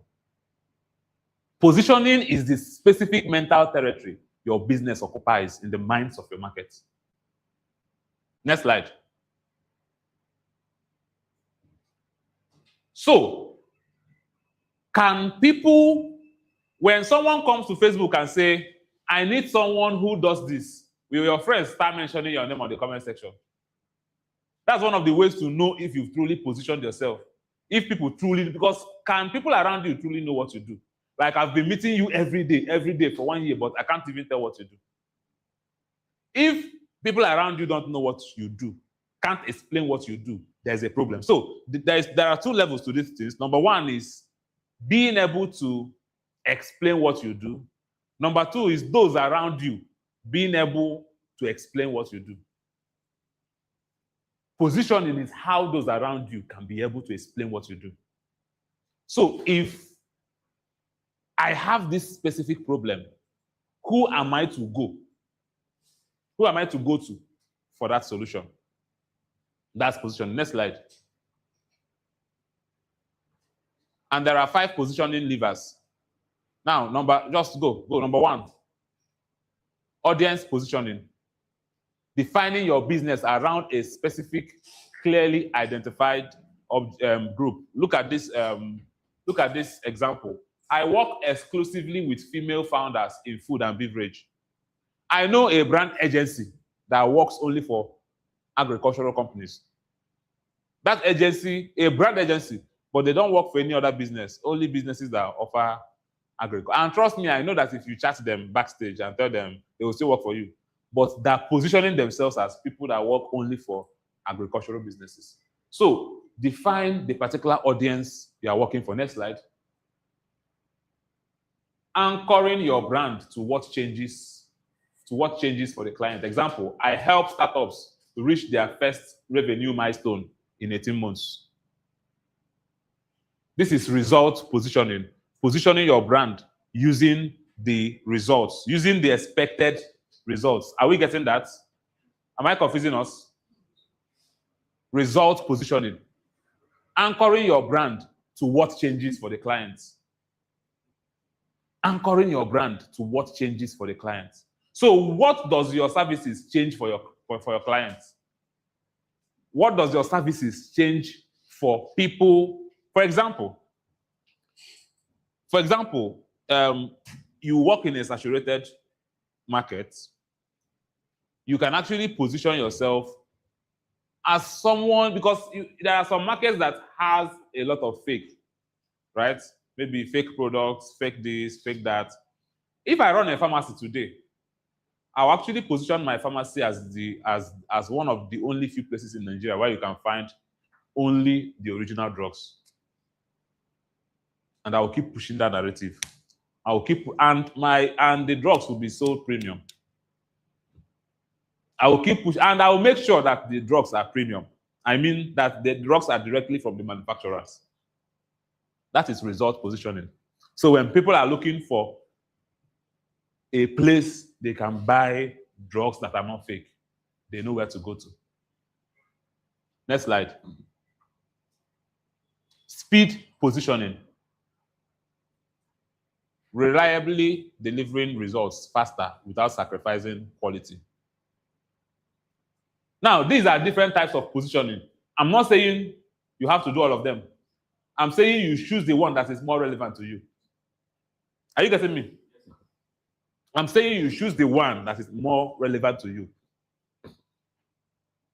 So you can decide to do speed positioning. So if people are looking for someone who delivers this particular thing faster, maybe I want to make premium clothes for, I have a meeting, maybe they say we're having a meeting in Abuja, and there are some specific politicians that will be there. Let me not even talk about, I don't like politicians anyways. There are some specific business owners that will be there, like minds, and I want to make an impression. But I also want to wear a specific type of clothes who can be able to deliver that exact quality faster. Are you getting me? So assuming there is a company that positions themselves as people who can deliver that quality faster, they are the ones I will go to. Next slide. Premium positioning. Placing your brand at the upper level of perceived markets. When you do premium positioning, some of us think that how you position your brand as premium is by skyrocketing your price. Skyrocketing your price alone will not make people buy from you. In fact, skyrocketing your price alone will make people run away from you. Just because Shea Vodi, or because, what is the name of this lady that makes clothes? Vicky James. Or because Vicky James charges premium. You're not like, these people, they don't have two heads. So let me charge what Vicky James is charging. You are not Vicky James. You don't have her clout. And before you can have her clout, you have to build authority. She built that authority. You have to build authority, right? So it's a gradual process. There are specific things involved. When you build that authority, you can begin to charge. But there is also something I tell people. I was telling someone yesterday, I said to the person, sometimes you nurture your premium clients. Sometimes your premium clients will be people that climbed the ladder with you. Are you getting me? Sometimes you nurture your own premium clients. Some of these big names you see, when you see their major clients, you will see that these people are people they've had relationships with in the past. So you can also nurture your own premium clients. When you are invested in their progress, let's say for those of us that serve businesses, for example, and we see businesses with potentials, and we decide to, even if they cannot pay premium, let's work with these businesses. Let's put in our all in these businesses, and these businesses begins to succeed. As they are succeeding, we are succeeding.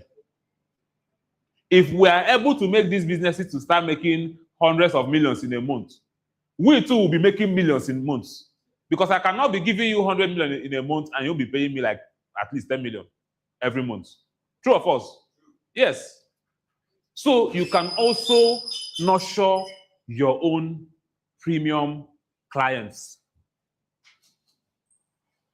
Welcome, sir. Welcome, sir. You can nurture your own premium clients. Premium clients are not just people you see in meetings. They're not just people you see in seminars. They can be your friends today who cannot afford it today. You can nurture them. Because when they can afford it tomorrow, who are they going to run to? Is it you? Or would they go for another brand? Next slide. Then we have method positioning. We have method positioning. Building your brand around a unique named system. Around a unique named system. When we say a unique named system, do you know what we mean? For example, there are industry names. There are industry names. For example, we can decide to build a brand just around accounting. Are you getting me? Just around accounting. We are just solving accounting problems. We can decide to build a brand around, brand architecture. Building your brand with just unique named systems. So when people are looking for a product or a solution around this particular system, they will go for your brand. Now this is 2026. Of course, everybody's talking about tax and stuff like that. And some small business owners cannot afford an accountant and things like that, right? And imagine you position yourself as a digital accountant, helping small businesses solve the basic accounting problems that does not require your physical presence. Are you getting me? Yes. Next slide. And then we have the clarity framework. This is a 5-part structure. We have the clarity framework. Next slide, please. Who exactly are you serving? Now, this is something you should do at home when you get home. This is the third thing I'm telling you to do at home, right? The first one is what? That you should write down a brief description of what you do. That when people wake you up from sleep, you can communicate it. Because I said, if you cannot communicate what you do in 10 seconds, there is a clarity problem. Then number 2, what did I say that you should do? What did I say you should do, number 2? Not practice. Practice is still number 1.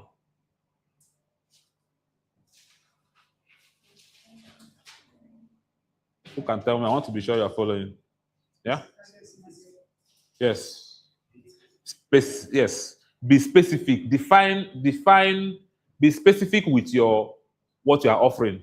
Instead of offering so many things at the same time, focus your energy in selling one thing. Focus your energy in selling one thing. So that you can channel all your resources, all your energy, all your time into that one thing. Because you cannot compete with Dangote. Sometimes when we tell people about selling one thing, they say, hey, Dangote is doing so many things. You are not Dangote. You don't have the resources he has. You don't have the human capital he has, the financial capital he has, the social clout he has. You don't have it. And do you know how many things Dangote started and they failed? How many of you know Minimi Noodles? Minimi Noodles was Dangote Noodles. And he couldn't succeed with it. And he sold it. The same people responsible for Indomie in Nigeria are the same people responsible for Minimi noodles. How many of you know businesses that this man has started and they failed? What of Microsoft that all of us use today? Microsoft is the graveyard of many inventions. You can Google it. Microsoft have started so many things and those things failed. So these are not guys you can compete with. As someone who is still trying to find your feet, write down that one thing you are offering.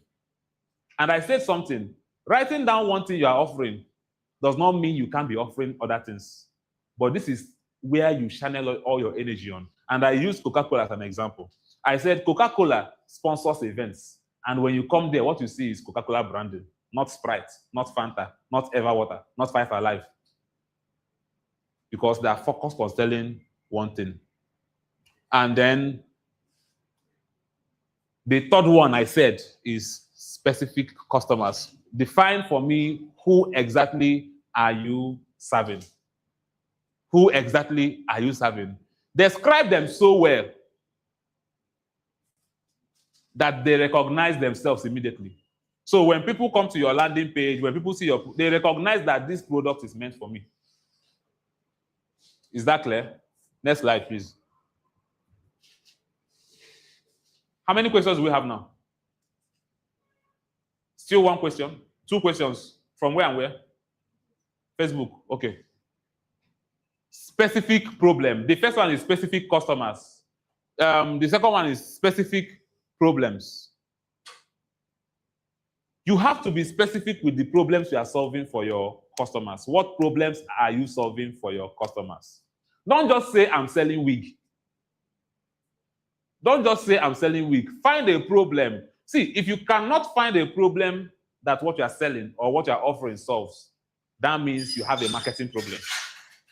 Because it is that problem that you can use to market your product and people will buy.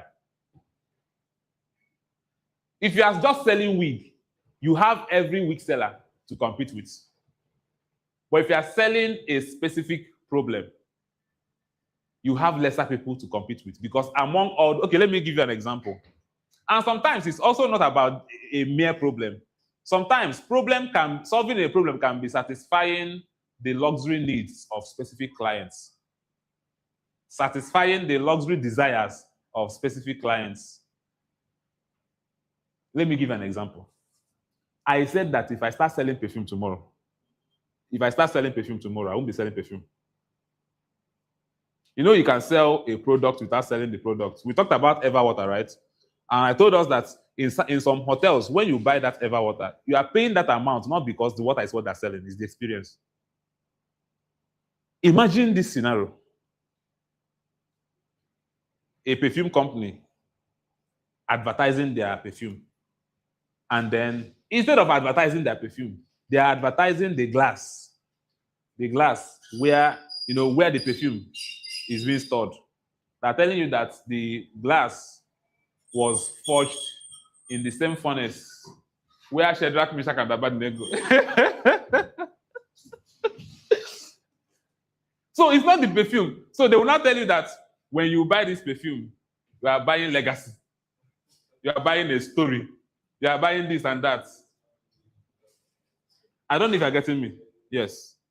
When Aqua Rapha water was trending, do you know why it was trending? It was trending because of the source of the water. They believed the water was coming from a source that is holy. I went there in Enugu. I saw it. If you go to that place, you see how people are using gallon, rushing to go and fetch water. You will see bikes flying in, people will just rushing to go and fetch water. So because of the story behind the water, people were buying. So I said sometimes the problem may not just be about problem. It can also be about satisfying the luxury needs of a client and all of that. Next slide. Does anyone have questions here so that I know the time? Let me know the time. Okay, you have question. Who else has question? So we have 3 questions now, right? All right. Because of we have 17 minutes remaining for this. Now, what specific transformation do you create? Let me shock you. How many of you know HTC? How many of you know HTC? Anytime I remember HTC, I feel so bad because HTC is supposed to be bigger than Apple today. Yes. Do you know that HTC is the first brand that made an Android phone? The original purpose of Android was not for phones. Android was being designed for smart TVs, for smart every other thing, but not phone. And HTC decided to try Android on phone. HTC was so innovative. They were producing a lot of super phones, but they were busy marketing features. They were busy selling features. So the people that HTC was appealing to were people like us who if I want to buy power bank, for example, because I'm a technical person, how you sell power bank to me? I'm a technical person, so I'm in the lower percent of people you should be targeting. Because I'll be looking at the mAh, 33,000 mAh. I'll be looking at whether it is PD, whether it is this. An average user doesn't understand all those things. They just want to know this power bank will serve me for 1 week. That's what they want to know. This power bank will charge your phone in, for example, PD. A charger that has PD means that it's fast charger. And it means it can charge your phone maybe in 30 minutes or 40 minutes, your phone is full. And I now come to you and be saying, this power bank has PD. You don't know what PD is. But I can tell you, this power bank can charge your phone and your phone will be filled in just 30 minutes. That's transformation. The promise is clear. So HTC was busy selling features, selling camera pixels. If I ask you a question now, Sylvia, your iPhone, what is the number of the pixel? What is the battery capacity? It's not the battery health. Is this 5,000 mAh or 3,500 mAh? You don't know. It don't concern you. Are you getting my point? It don't concern you. You don't know. What you want is if I take picture, it should be very clear. For example, imagine a company now telling you that this is the best selfie camera in the world. And then when a technical person like me comments that no, their phone is not 200 pixels, they will be like, it is not about the pixels. It is about the results. Are you getting me? So sell the transformation, not the features. Don't tell people that this, okay, so let me paint this picture. Don't tell people that this wig was made from this material. That material it was made from, why was it made from that material? Was it meant to last? If it was meant to last, market the transformation, the results, not where it was made from. For example, now they are selling Hollandia milk. Sorry, this one is peak milk made from Holland. This one is peak milk made in Nigeria. If a peak milk made in Holland has specific advantage, focus on the advantage. If the only difference is that it is made in Holland and it's expensive, why should I buy it? There's no reason why I should buy it. Next slide. Now, there should be a clear proof. Trust is built through evidence. I told people that in Nigeria, everybody has trust issues until proven otherwise. In Nigeria, everybody has trust issues until proven otherwise. Everybody has trust issues. So when you meet a client, I want you to assume that your client does not trust you. Do you know why you should make that assumption? When you make that assumption, it makes you to put in every effort to earn the trust of that client. And one of the ways you earn the trust of that client is by having clear proof. You should be intentional with documenting your proof. You should document your proof because trust is built through evidence. And when people are dropping their testimonials for you, when you're asking people for review, their review should describe a specific transformation. The review should describe specific transformation. All right. Next slide. Your brand should have a clear personality. Your brand should have a clear personality. And I think after this, we still have a lot of things to discuss in this particular, but because of time, we'll be taking some questions. So those of you online, if you have online, whether on TikTok, Instagram, Facebook, drop your questions in the comment section, and we are going to try to attend to those questions. So your business should have clear personality. The consistent set of human characteristics your market experiences. People buy from people, not from robots. People buy from people. So your brand should have a personality. Do you know that people can buy from you simply because they like your face? Are you aware? Do you know why people pay influencers millions of naira? They pay millions of naira simply because people like the face. Okay, a brand we are working for, we did, there is a female artist now trending on Twitter, on X, right? How many of us are aware? She was trending, to be honest, not necessarily because she did anything so bad. The major, in fact, the reason why she's trending now, she started trending because she spoke out against rape, but missed some contests, and then people are now digging up things. And so we had a content we created for a brand, and in that content we used. Let me not mention the artists. We used the artists. We used some other artists. You know, we wanted to say something like, if your products are music artists, this is the particular song they will be singing. So we are, literally. So all of a sudden, they called us on phone. Now people are giving feedback. So that people are saying that dragging Simeo. Hey, I don't mention the name.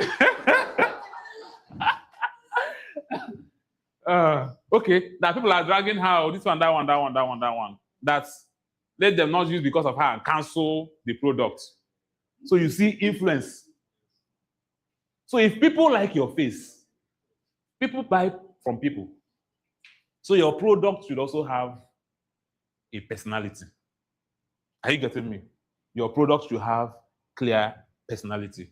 And because of time, so that we can proceed to other things we have, I'm going to now be taking questions. Do I have the questions ready? They're not with me. They're not with me. Let's take your question first.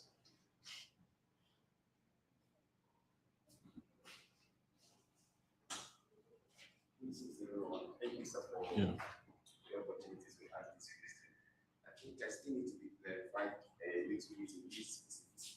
Okay. You met a point that if you try serving everyone, you end up serving no one. Yes. So what I want to do is restricted to some part of business or generally any business, because I know there are businesses that work hand in hand with other ones. Like your business. So so like I'm into electrical installation. Yes. So there are some certain things that are connected to our business that are not just electricals. Yes. When give us an example. Like instance now, if you are to wire this building now, if the person needs like something like a intercom that he wants to connect to someone to the other building, he doesn't need to call into phone. Like you need CCTV gear, TV installations. All these ones are not into electricals like strictly. Yes. Because they're now like appliances of electronics and everything. Yeah. So and some customers are now looking for people that knows all these things. Yeah. So we like say because I want to be strict with my line of business, and I'll just held on to my electrical services. If someone should come here and tell, I don't do CCTV. Okay, I understand the question. So what we're saying is, we're not saying you can't. I mentioned something here, and I said you can actually be doing I use Coke as an example. Coke markets Coke. We have Coke Studio. We don't have Fanta Studio. We don't have Sprite Studio. And in Coke Studio is Coke that you keep seeing there and everything you get. But they sell other products. So in your own case, if you know your core services, that is what you market. Then in the process of doing your business, when those other jobs come, you do them. You don't reject jobs because no, I only wire building. I don't know anything. Don't involve me with intercom. But if you now decide because you wired this building and they now said, can you also handle our intercom for us? And because you did that, you now say, so market, and maybe you made gain in it. And you're like, market today here, let me start selling intercom. Can you see where the problem is? You are now trying to sell your electrical installations. You are now trying to sell intercom. Before you know it, you start selling CCTV. Before you know it, and at the end of the day, you are trying to sell everything and selling nothing. Because if you come across this, if this client comes across your post, for example, or your marketing material, for example, and what she needs is electricals, but what she's seeing is CCTV, she will ignore you. Sometimes people patronize people they know that this is the area they are focused on, because they believe that because this person is focused in this area, this person will give this particular thing his or her best. Are you getting me? For example, if I see a tailor, as a guy, if I see a tailor that does unisex, but I want senator, and I see another tailor that calls himself Senator King. In fact, the name of his shop is Senator King. Now there I go. Because I don't want to wear senator looking like gown. Do you understand? Yes, that's what we're saying. But if Senator King, for example, can also do unisex clothes, but he focuses on Senator King, and then he gets a contract tomorrow to be able to do, and he can still do it, but that's not what he's selling. I don't know if it's clear. All right. So let's take we have only 2 questions online, right? So let's take okay, you have question. Okay, let's go with your question first. So I wanted to ask, is it advisable to, okay, let's say I have a brand. Yes. I want it to be premium, but I don't have the money for it to be premium. It cannot be premium. Okay, go ahead. And okay, yes, I said I don't have money for it to be premium. So I want to start it as like maybe affordable luxury, like that. Is it possible to build from that affordable luxury time when I don't have the money to make affordable luxury? I love the sound of that already. From with time, maybe I make enough money from what I'm already doing. Yes. Then, and I say, okay, I want to expand. I don't want to be focusing on only this. So let me say this: if your business starts with affordable luxury, and it was able to grow with that, I will even advise you focus on affordable luxury, and then you can also have another product that is focused. Let me give an example. Tecno came to Nigeria simply because they wanted to solve a problem of people being able to afford smartphones, double SIM, all those kind of stuff. They wanted Africans to be able to afford their phones, right? And today we know Tecno as an affordable phone. If Tecno comes tomorrow to now say we no longer offer affordable phones, we now want to compete only with Samsung, they will fail. Tecno has more market in Nigeria than Samsung. Do you understand? So if you build on affordable luxury, it's okay. Infinix, Tecno owns Infinix. Tecno owns itel. Infinix is targeted towards customers that do more of lifestyle. itel is targeted towards, people who are starting to use Android, maybe children, teenagers, and all of that. So you see that they have different brands targeted at different people. So if your idea is able to grow by just doing affordable luxury, focus on affordable luxury. Yes. Because of time, we have only 4 minutes remaining. Please, the other questions, we will attend to it later in this same event. Let me just attend to one question. One person said, can you throw more about pricing, maybe as a graphic designer? The question is not very, very direct. I think this person is having a pricing issue, and I would advise this person to just drop the message on Brand Series community. The other question is, please, what's this perception about? Does it include character and integrity? 100% yes. So when we talk about perception, both character, both integrity, remember I said that the things you do, whether it is intentional or whether it is not intentional, creates a perception. When we say perception, we are simply saying, what are people saying about your service? What are people saying about your product? So I think I've attended to those questions. So one more person, ask your question. We have 2 more minutes to go. You said you cannot charge premium price with average perception. Like, I'm a fashion designer, and some people, they will come with this kind of Vicky James styles. Thank you. They'll be like, what I ordered versus what I got. Exactly. So they want you to make such kind of premium dresses for them with low price. And then when you tell them no, they'll be like, hey, you don't want business, you don't want to do this, you don't want to do that. And those kind of things, how can you... Can you make that clothes with low price? No, but I would want to make the clothes, but the pay is very low. That is it. It cannot happen. Yes, but you have to communicate it. You have to let them know why it's not possible, and then you have to let them know what is possible. If, for example, material is the problem, you have to let them know. You have to communicate it, and then maybe offer them an alternative. But don't promise. The reason why we always have what I ordered versus what I got is because we need money, right? Freelancers, we need money, yes, and we don't want to run out of business. And then somebody comes with some, and we now try to manage that money.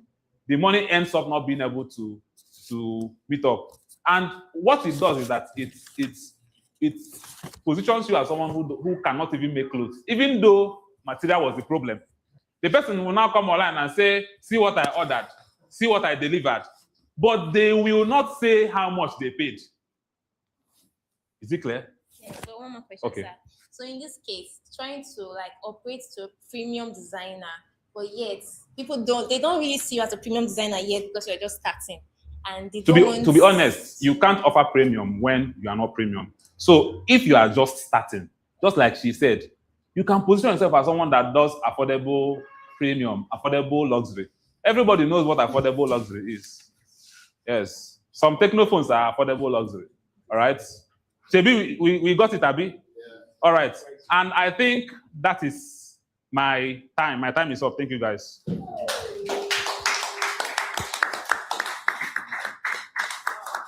was really, really wonderful. Okay, sir. You just got it right here. Welcome. Thank you. Give us one We're going on a 20-minute tea break. Shortly, we're going on a 20-minute tea break, so feel free to stretch, walk around, and then come back. We'll circle back by 10:20 a.m. But before that, we have gifts for everyone here. You know we are a branding agency. You're already smiling. We have gifts for everyone here. We'll put together something that will not just impact your personal brand, but also give you a lifetime change. So with time, we'll upload it's an ebook though. It's an ebook. We'll upload the QR code here so that you can scan it and have access to it. But it will last for just 1 hour. After 1 hour, you'll not be able to access it again. So just walk around. We'll have tea for each and everyone outside after now. So thank you.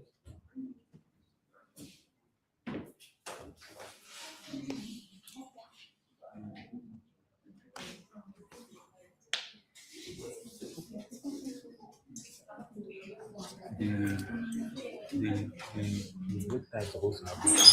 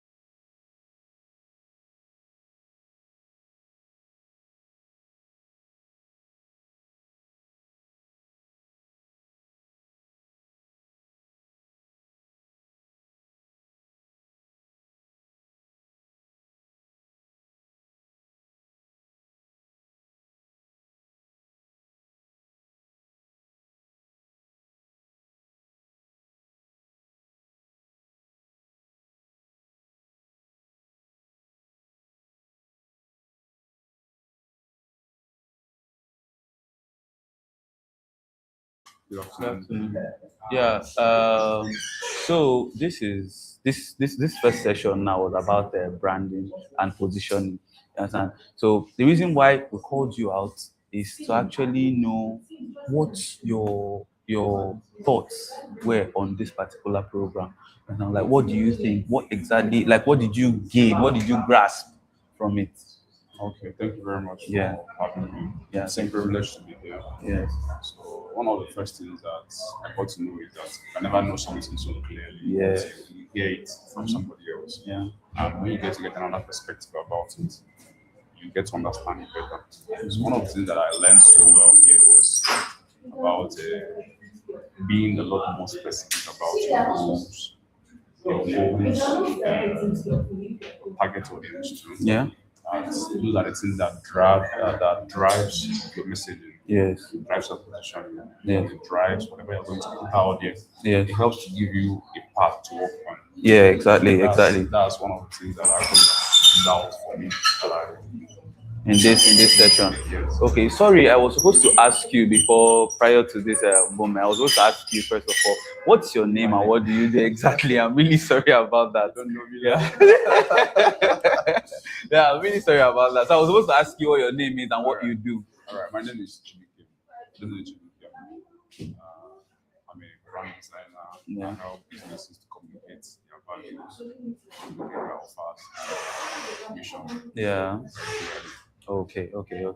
So you would say that this particular program is actually worth your time. It wasn't a waste of time. When I was coming out, I was like, if this bring the money in bonds it bonds were good cause. Okay, yeah. Bonds were good cause. Yeah. It's actually something, and being the host is somebody that I so much look up to. Yes. I've actually worked with him and under him. So I knew what I was expecting to come and see. Yes. I was out for. I know that there is more. Oh yeah. Sure. There is more. And when we even come back, it's going to be hot. It's going to be hot. All right. So thank you so much for coming out today. I'm really sorry for taking your break. I'm really sorry. So thank you so much for allowing us to interview you today. Yeah. So viewers, you've actually heard it. You've heard it from the horse's mouth. Actually, you get. So you see that. It wasn't a waste of So you see that it wasn't a waste of time. You understand? It wasn't a waste of time, and people are getting value. People are like value is being dished out hot here. You understand? So if you're not here, you're missing out. So, but you can actually join us on our social media platforms. You can follow us to stay updated on other things and see what other things we do. You understand? Thank you so much, Mr. Fisher. I really appreciate you. Yeah, thank you.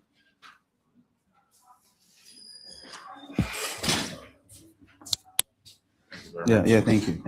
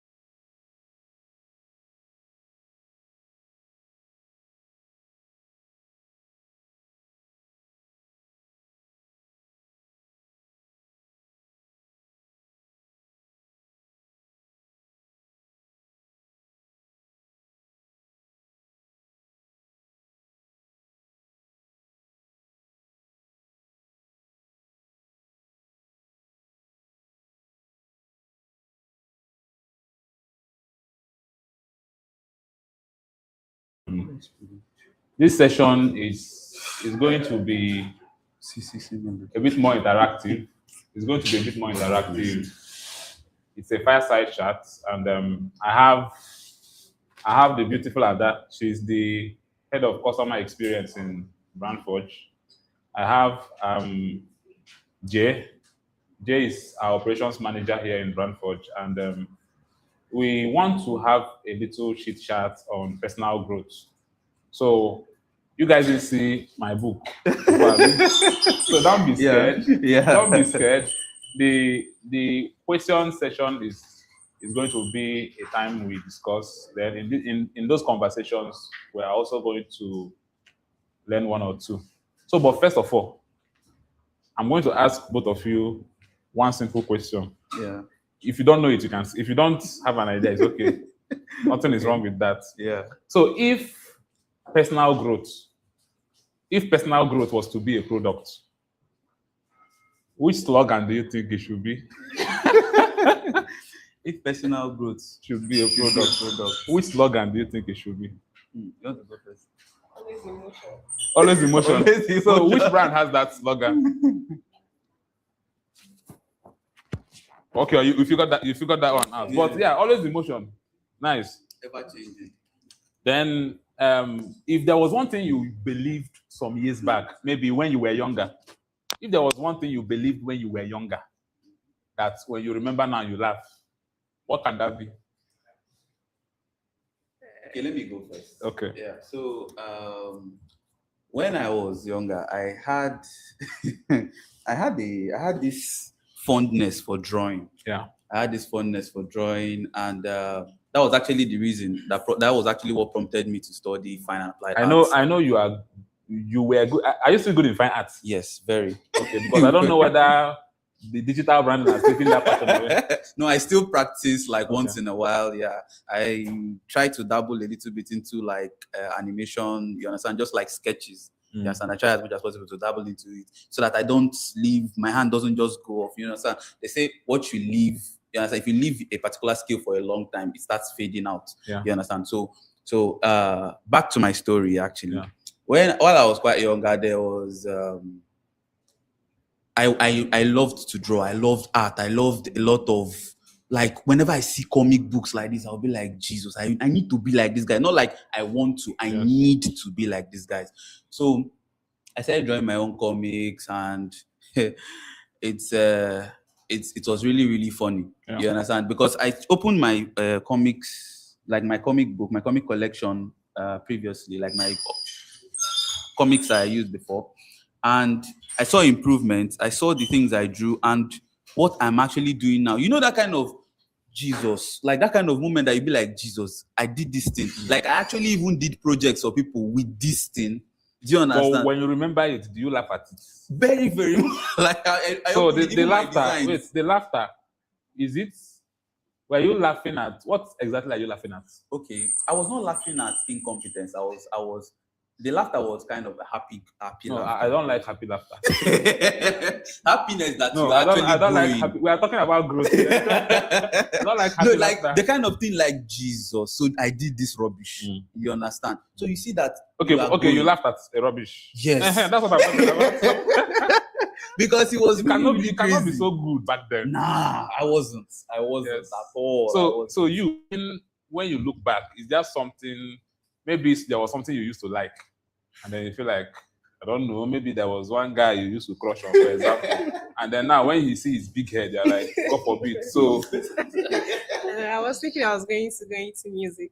Wait, It's not funny because you don't, I don't understand. it's not funny It was because, not- it was- Oh, because wow. my brothers then they were writing songs and the rest of it. So I was thinking, oh, me, I'm part of them. Until I noticed that when I sing close to someone, the person, why are you singing? Like I noticed that I didn't have that voice. So. Okay, so Jay, this one question is for you. And before you became yourself, who were you Yes. pretending to be? I was pretending to be Chris Do. I was pretending to be Chris Do. Like I would just sit down like this, but Whenever I'm Sorry. telling you, Funny enough, do you think that when I was younger, I thought I was better than Shakespeare? No, seriously, I was like, whenever I read Shakespeare, I was like, why is everybody talking about this guy? They should be talking about me. Words they cry, that kind of thing. You look at yourself like I actually thought like I was Christo. One, because when designing, I understood design from a very young age. You understand? So, but Christo doesn't talk about design, he talks about the business of design. Yes. You understand? He talks about the business of design. So that kind of thing where you come and then you are like, this is that. You don't know how to do the thing where you talk, but you are just like, you're claiming that you actually know the thing you get. So I had that. Okay, so Adam, before we enter the next question, next phase of the questions, in your process of growth, at which part of growth did you felt like quitting? Quitting. Yes. Or you've never felt like quitting before? No. You never felt like quitting? At times it can be hard, but then at times I want to know, because it can be hard. Yes, at times it can be hard, but I've never felt like, okay, let me leave this and I just. Wait, let me understand. So, what is it in particular that you've never felt like quitting from? Like, should I use the office? I want you to go back in history. Okay. That should be when I was in school. Okay. So there was a time where you were in school and you were like, oh, my phone, not enter school. Yes. Yes. That should be when I was in school. Yes. Because if you've never felt like quitting, no more, you've never tried anything. Do you know that, to be honest, personally, I tell you guys, sometimes I feel like I did start Bradford. Ask them. Sometimes I feel like, no, people should trust me. I don't have that plans. But for that, I feel like running away. Okay. Okay, so Jay, we've been branding for companies, working for companies. At what point did you felt like at what point did you start feeling intentional with personal branding? Oh, okay. Well, we do a lot of branding for people. We do a lot of branding for clients, and you can't. I'm of this opinion. I'm a strong believer of this word that you need to practice what you preach. You have to practice what you preach. So there was this guy. Can you guys hear him? Yeah. Okay. So there was this guy. I think there was a time I brought it to you. I brought the matter to you. I was like, can you imagine? Look at this guy's design. Like, you were like, are you like, did this person post this thing? Like, he's online, no? I said, yes. He said, you were not like, now you they do yourself. That was what you told me, that they said, now you they do yourself. You will not put yourself out there. So after that day that you told me that thing, I really felt intention. Like, I was like, I'm actually missing out on a lot of things. Because the people that project themselves out there are not better than you. They are not. They are audacious with their incompetence. Like, I see some kinds of designs, I see some kinds of branding that are like, sorry to say, they are half-baked. Yeah. Because you are not communicating what the problem is. You're not communicating what the problem is. But they can take your clients from you. They will take it from you because they are audacious. They are showing up and you're not showing up. Yes, that's the problem. So the thing was so annoying to me that I was seeing a lot of bad jobs. And I knew that I could do better. You understand? So that was when I started taking it very seriously. Oh. Good. Now, I think, okay, this one should be for Ada.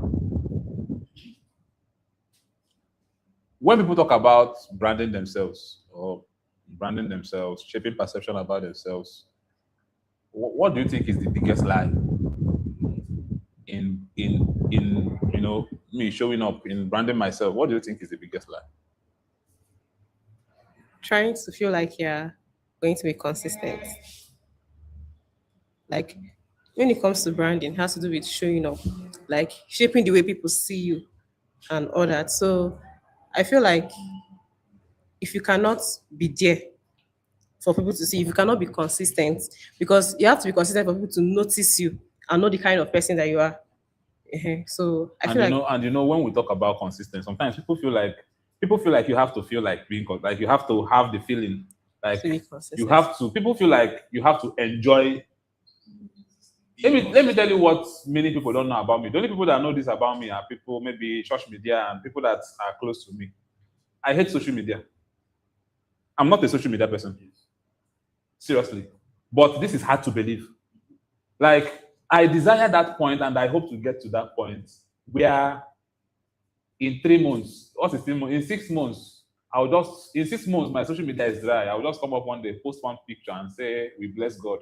And maybe it's picture of me in one vacation. You just post, we bless, maybe wearing one vintage shirt, one short, one white hat in a beach, just pressing my phone. We bless God. And disappear. Because the worst part of being famous is being famous and hungry. What? Being famous and hungry. Everybody knows you, but you are because when you are famous and hungry, people even think you don't need help. Yes. People sometimes tell me, you have blown. Because one post went viral. Nigerian audience, 0.52 cents. And they say you have blown. If that is the definition of blow, I don't want to blow. So you don't have to feel like it. You don't have to actually enjoy it to do it. You don't have to enjoy being consistent. In fact, consistency means showing up even when you don't feel like. So I like that. And then, Jay. Sure. I think it's Ada. Okay. Or Jay. Okay. Jay. I feel there's a version of you that people clap for, like when people see it, yeah. But have you outgrown the version of you that people clap for? That people clap for? Yes. Sorry, could you please expand a little bit on it? So there are things that when you do, people are like, this is good, this is good. Okay. Are you still stuck around that version of yourself? Maybe because people are celebrating you and this is the place to be. Yeah, okay. Or have you outgrown it? Or are you working towards outgrowing that version of you that people clap for? Okay. I am working towards, I'm actively working towards outgrowing it. Or you're actively growing? Yes, I'm actively because growing. growth is active. Yes, it's active, yes. There's no one point in time where somebody will say, I've grown. No. You keep growing. Yes. You keep growing. So I'm growing. I keep growing. Now there is something there are a lot of things I believe in, but then I just keep dropping them a little, one after the other. So I believe that when people applaud you for what you're doing, like you just keep receiving applauds every single time. I believe that's not the best place to be. That's just my own. That's what I believe in. That's not the best place to be. Because some people applauding you can be when fools applaud you. You are the leader of the pack. I'm telling you. Yes. Exactly. So there is something, you can be when you have 5, sorry to use this word, when you have 5 stupid people and you know that they are stupid, you are counting wrong. You are the 6th stupid person. Yeah. You are the 6th stupid person. So whenever people are applauding you for something and you are seeing things like you are like, nah, this thing is not really making sense. But they're applauding me. You know that there's a problem. I think one of the biggest mistakes anyone can make in life is being comfortable where they are, in a place where people applaud you every day. Because sometimes if people applaud you every time, you wouldn't even have something that motivates you to go in back and audit yourself and look at, am I really doing well? Am I really doing okay? Am I growing? Yes. And when you are there, you see that your story revolves around just a certain point in your life. So you got to that point and you are stuck. Yes. So everything you are saying, all your story revolves around, I remember when I was. I remember when I was. Exactly. And that's a dangerous That's a very, very dangerous place to be. Whenever you are navigating life, there's always a need to think about things in retrospect. Like you always need to retrospectively check and check your life. Do you understand? Because if you don't, you cannot actually have the audits that you're actually talking about. So if you don't audit yourself, if you don't hold yourself accountable, if you don't guy, this particular place that I'm looking at, really makes sense. You understand? If you don't do that, forget it. You are not growing, and you will continue. And whenever you are stuck there, okay, there was somebody that came the other day, like someone I was discussing with. He said he has been a designer for like 5 years. Good. Like he has been a designer for 5 years. I was not like, you have been a designer for 5 years? He said yes. I was not like, He said, I said, you mean 5 years? He said, because I was looking at his portfolio. I was looking at what he has done. I was like, 5 years. He said yes. I said, are you serious? He said yes. I said, okay. 5 years. You mean five? I've seen people who are designers for 6 months and Jesus. The reason could be sometimes you find yourself, let's say you are working for a printing press, for example, and you're a graphic designer. You've been designing for printing press for 10 years, and all the designs you do for them, burial poster, and the kind of people that does the burial poster, you only do burial poster, you do, and it's your choices of design is limited to the clients that come to them. Yes, just so that you see that, and you may be the best designer there. Yeah. And the moment you step out of that place, so that could still be his. That could still be his problem. Yeah, and also there's another thing again I noticed about this type of thing. It's community. Yeah, the kind of community that you're in.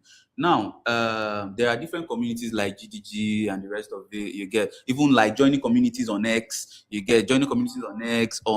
not really active that much on Facebook. Yes, I'm joining communities on X. I was going to come to that, but that was further. Okay, like joining communities, like this type of communities. Now, the reason why you join communities is to challenge you. Yeah. Now, when you go into those communities and you see what people are doing, people that are like you hear someone say that they have just started designing for 2 years, or they're just a year into design. Yeah. But then you see the marvelous work, you see the kind of understanding that they have about design. Why? It's not rocket science, it's about the community that they are in. They may not necessarily, okay, for instance, now, we are in Asaba currently.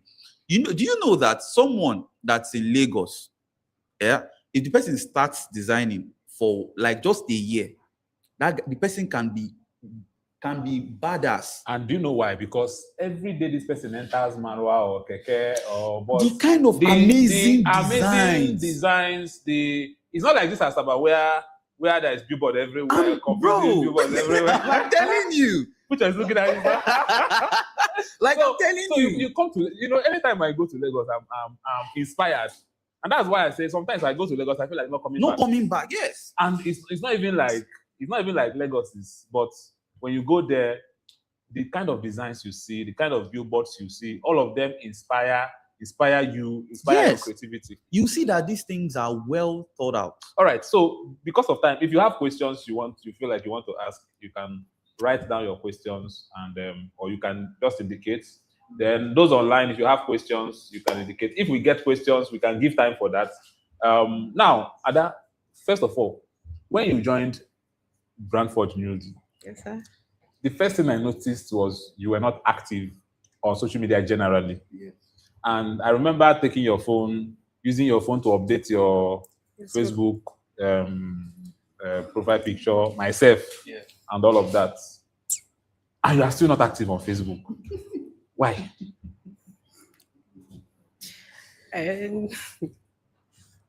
Like, what's your perception about Facebook, first of all? Let's begin with that. Not just Facebook, social media, not just Facebook. Leave social media generally.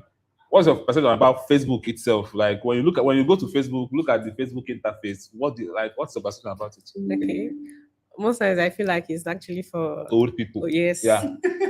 I feel like, and also the reason why I ask this question is when it comes to marketing, sometimes people don't understand platforms. Yes. When you are targeting Gen Zs, for example, you are Gen Z, definitely. When you're targeting Gen Zs, for example, Facebook is not the best. There are Gen Zs on Facebook, but Facebook is not the best place for Gen Zs. I know you generally you don't like social media, but if you are to be very, very active on social media, which social media would you rather go for? Instagram. Why not TikTok? I like TikTok, but okay, you like TikTok, but does it reduce kind your, of content? does it reduce your IQ? Yes, very well, very well. You can think you're following trend and you know what is happening, but when you come to the outside world, it's nothing. Okay. Can I so before that, is there any what are you doing to be visible out there? I'm trying to work on myself Yeah. because first of all, I have to see reasons Yeah. to be. It's not like there's no reason to be there, but I need to tell myself the truth. Okay, if not, it will be lying to yourself. No, it's not I'll be lying to myself. I've been battling with. It's not something serious, Yeah, but like this. How will I say? It's not. I'm not an introvert Yeah. per se, but I always think of what people will say. Thank you. Yes. That's my That's main problem. exactly. I always think of That's okay, exactly how the will they problem. see this Thinking post? of thinking of what people will say. I was telling someone, post that first imperfect video.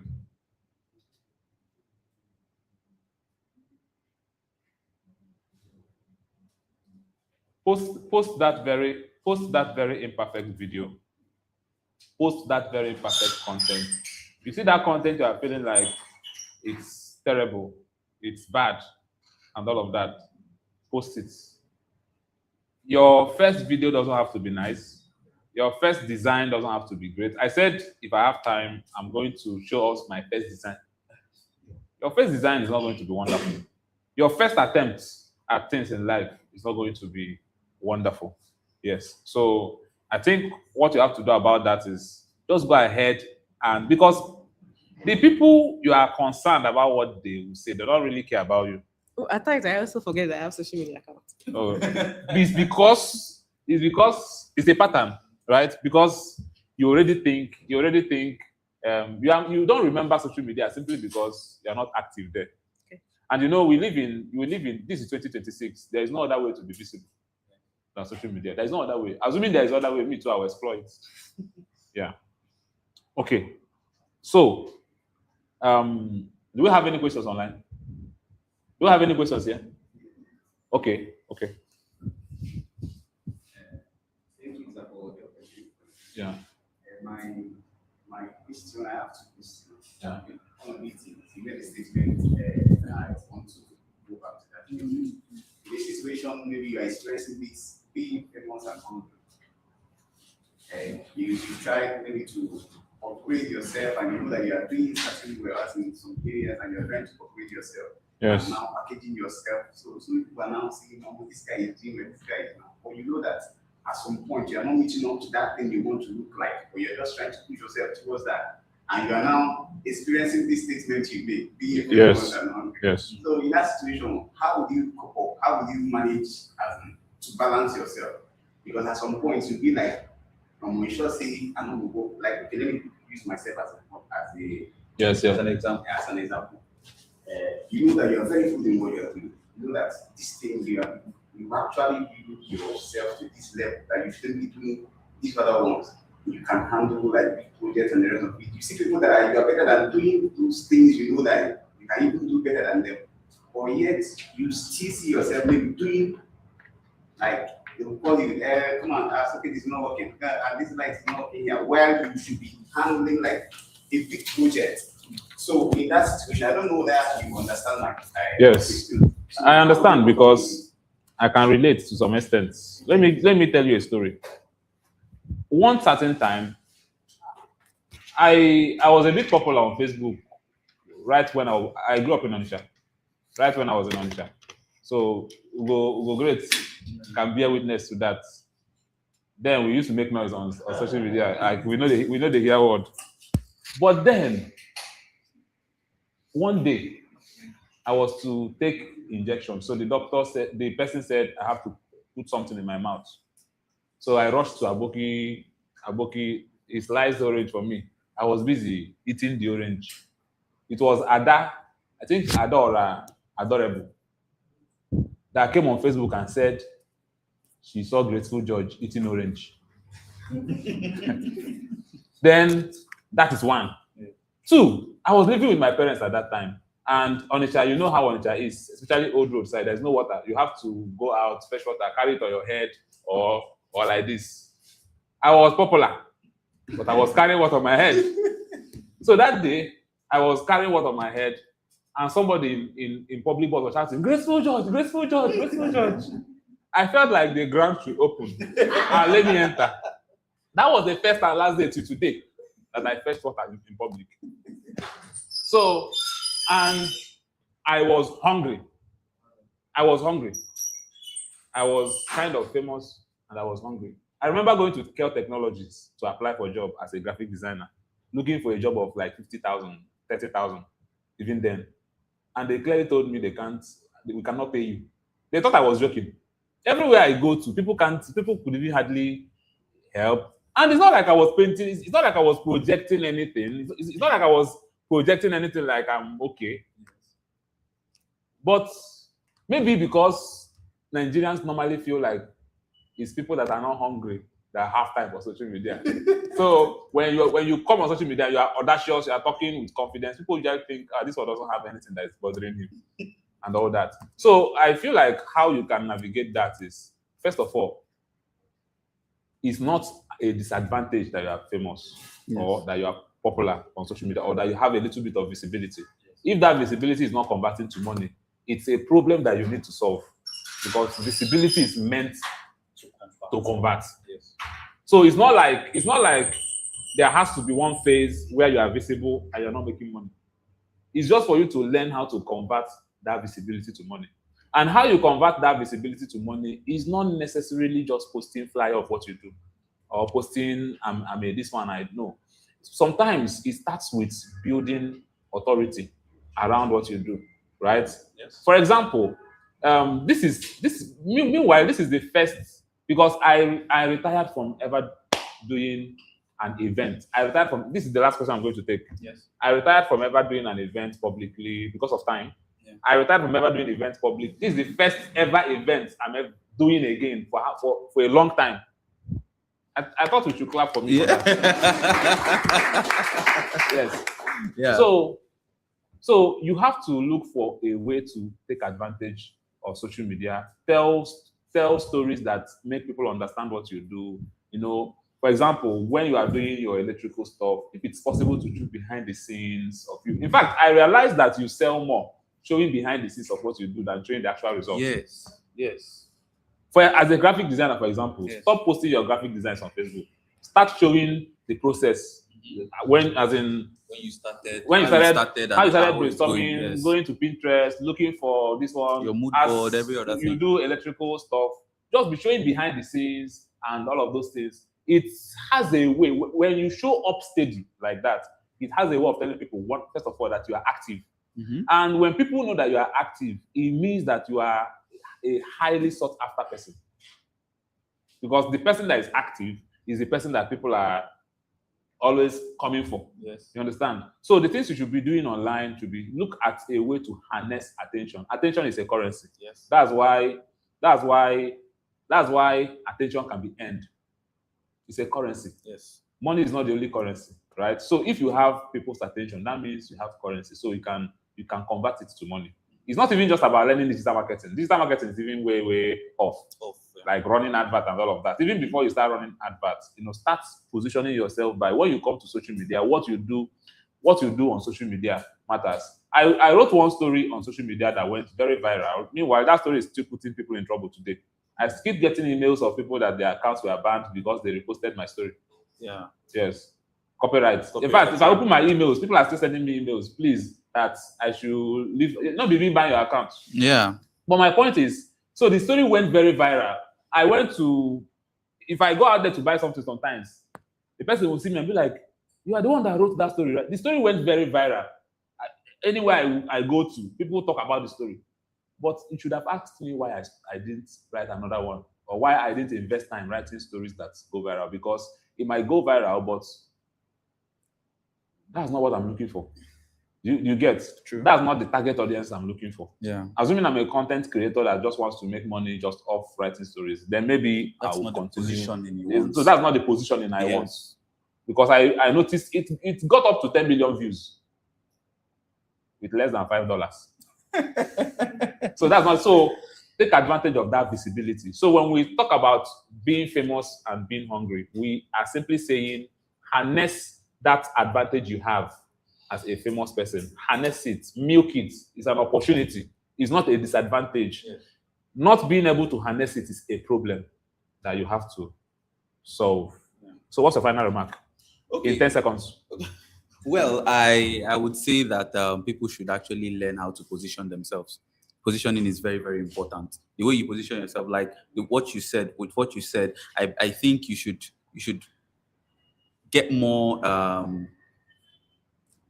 Yes, position yourself more. Yeah, position yourself well in the sense that okay, I don't. It's 10 seconds will not Final actually be remark. enough. 10 seconds will not be enough. Final remark. But then I'll tell you after the show. Yeah. It's a very powerful tool. Yeah. We should learn how to use it perfectly. Yes. She's not active on social media, but she's not advising. I'm hosting myself. No, she has that's talking to herself also. All right, so thank you guys. Our time is up. So,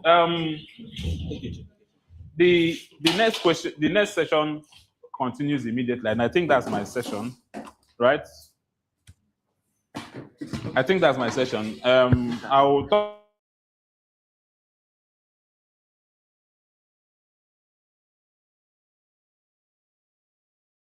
Break. The lunch break. I think that's like 40. Is someone to help me with Nathan? Yeah, Help me with this. Okay. And my board.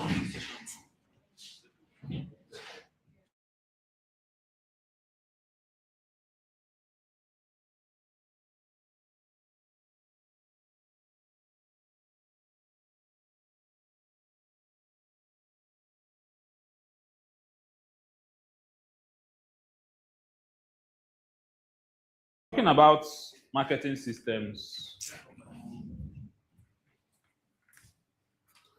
and demand creation.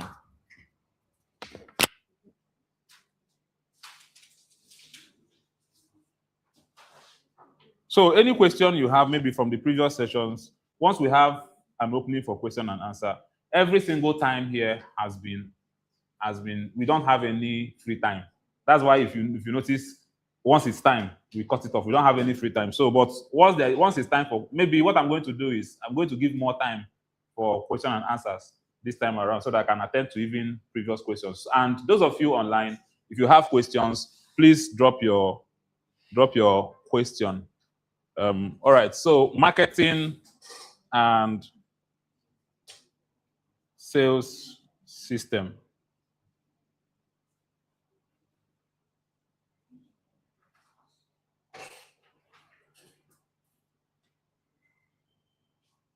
The next slide, please.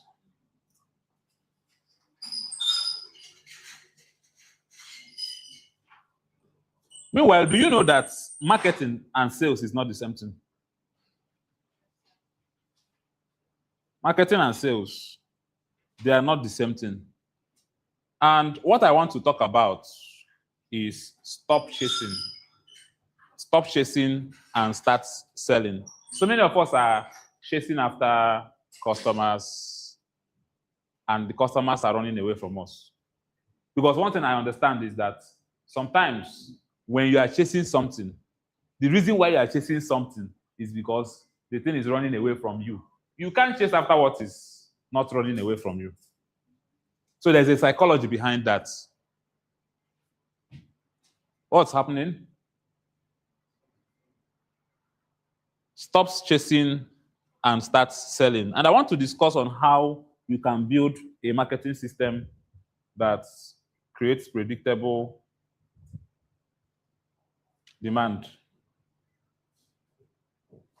And this is very valid for anybody, regardless of what you do.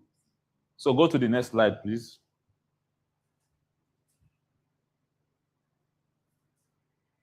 The problem was never your effort.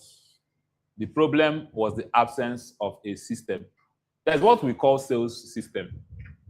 And the major problem people have, the reason why for example, we talked about attention, for example. We talked about attention, being famous and hungry. The reason why being famous is not converting is because of lack of system. Lack of system. Once there is system, you will see that you will start converting that attention to leads. Let me tell you what attention is. Attention, when it comes to sales funnel, attention is awareness.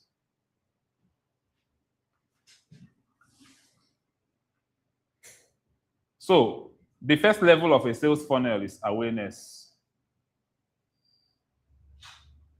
In this awareness stage, People are not necessarily interested. People are just people. You are simply showing forth what you do. You are simply showing people what you do. You are simply getting people aware of you as a person. Remember, I said anytime I talk about business, just know that I'm talking about you as a person because you are a brand, you are a product, you are a business, right? So anytime you say something on social media, for example, you are simply making people aware of what you are doing. And when you don't understand what sales funnel is also a system. When you don't understand what sales funnel is, you might be locked up on this stage, just getting people aware of who you are without getting them progress to the other stage. So we have the awareness stage, we have the interest stage. I'm not here to teach sales funnel anyway. So it moves from here to this place, and we'll get back to this. Give me the next slide.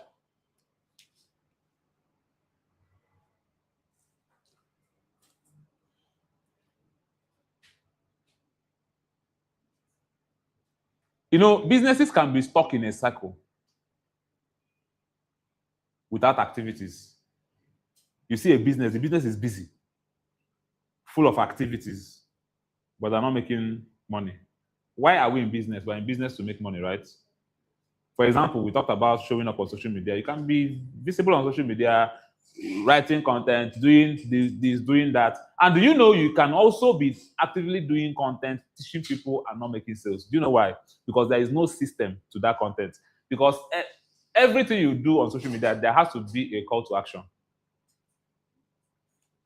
Are you getting me? There has to be a call to action. When you don't have call to action that directs people to what you are offering, you end up being just a teacher. They end up seeing you as one person that is just busy. Maybe you're a content creator whose content is just all about teaching people how to do this or how to do that.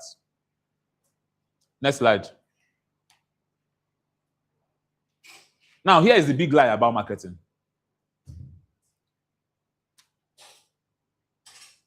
They wake up, spend an hour crafting a caption, post it, check the engagement, and when sales are slow, they post more. They think that posting more means that posting more is how they can increase sales. For example, so many businesses want us to be posting for them every day. So we post every day. And yet, the content does not gain traction. The content has 1 view, 2 view. Tomorrow, the same post, 1 view, 2 view. Next tomorrow, the same post, and we do it 1 year, the same thing. The same people are the people viewing your posts. And we are stuck in that circle because we think that posting more means more sales. But the problem is not posting. The problem is lack of systems. Are you getting me? The problem is lack of system. Because as far as I'm concerned, posting is not marketing. Posting is not marketing. Posting could be awareness, maybe. And people think that being active on social media is the same thing as having a marketing strategy. Being active on social media is not the same thing as a marketing strategy. Okay, so let me put a context to this. In marketing strategy, being active on social media can be part of it, but just being active on social media does not mean it's not a marketing. It cannot be what makes up your marketing strategy. So you have a product, you have a service you are rendering, and if we ask you how do you want to sell this thing, you tell us I will be active on social media. I will show up on social media every day. It does not mean you will post from now to 10 years, nobody will buy from you. Yes. If you like, let's test it. Create a new social media account. Post your business flyer 10 times a day. Post it for 1 year. Trust me, you may not get one single comment. Don't send anybody to come and like your page. Or just leave it like that. You may not even get one single follower. You may just have, okay, we had a brand we work for. And in the first year of us working for that brand, the brand's Facebook page was just for 2 years, the Facebook page was just 255. Yeah, we were posting every day. We were designing every day. If you see us here brainstorming, we will gather here, all the team, we will be brainstorming wonderful ideas. Like we'll bring board from morning till night. We are brainstorming on content strategy. And after doing that, for 2 years, even the 255 people that were following, even 1%, 1% of 255 is what? 20. Even 1% of the 20 were not engaging. And the reason was not like we communicated with the brand on what to do, but they had other priorities. When we looked at what we were doing, when we audited the activities and saw that this is not working, we changed strategy. We created a system, and now it's gaining traction. I think in less than 1 month, they had over what? 3,000 and something followers in less than 1 month. So imagine we continue with that strategy for complete 1 year. You will see that in 1 year, 20,000 followers is. So the problem is not even the followers. The problem is to also have a buying audience. That was why I said I didn't want to grow my followers by just writing viral stories, because I want to have a buying audience. I don't know if you're getting me. All right. So posting, go to the next slide. Posting is not marketing. The lie is that being active on social media is the same thing as having a marketing strategy. Next slide. Now, let's see what marketing actually is. Marketing is the structured process that turns attention into revenue. Marketing is the structured process that turns attention into revenue. Now, let me ask you one question. Don't answer me. Answer it in your heart, and you know the answer. If you stop posting, if you stop creating content for 30 days, or if they say social media is shutting down for 30 days, will your business survive? Will your business still generate leads? Will you still have people asking you questions and telling you, do you know that I used to run a platform called Fun IQ Skills. It's a platform where people go buy any of my courses and all of that. Majority of people that bought courses from Fun IQ Skills didn't buy them. In fact, anybody that knows me now, I've not been posting about Fun IQ Skills for a long time. But majority of people that bought, in fact, someone even still paid yesterday. Majority of people that are buying courses from the platform are not buying it for social media. They're not buying it from me talking about it. Sometimes I don't even know. In fact, the one that paid yesterday, I'm going to refund him, because we started rebuilding the platform. We want to revamp the platform, so we are no longer accepting people on it, but people are still paying. So I'm going to refund him. I told him I will refund him and even send him a link to study for free. I remember when one time I was in Lagos, and that day I was a bit stranded. I needed some cash, and I couldn't access where I had money. And then someone called. Not even someone called. I got alert 25K. I got another alert 25K. I got 25K like 4 times, almost immediately. Miracle money, right? It's system. It is system. Systems works like magic. Now you should have asked me how. I was not talking about it. I was not advertising it, but people were what? Buying. Let me tell you how. And I'll tell you how by telling a story. This company, what I want to mention now, I don't too promote them. And even this promote. So let me tell us the story. I'm a media director of my church. And when the church was going to come to Asaba, we needed equipment, camera, this, that. And I was given the responsibility. In fact, that was even before I joined the church. I was given the responsibility to purchase those equipments. And to be honest, I knew about the equipment, but I didn't know where to buy them from. The places I knew were selling normal basic cameras and everything. I didn't know where to buy those equipments from. Normally, what would you have done? Will you be waiting for a Facebook post to know where to buy it? Will you be waiting to be scrolling on Facebook? Let me know if someone will suddenly make a video. Will you? So how would you have discovered it? Is there? Thank you. You search it online. Google search for Gen Zs, TikTok. No, you may be shocked. Gen Z is not Google. Oh. Gen Zs, if they want to buy wig, they go to that. Used to.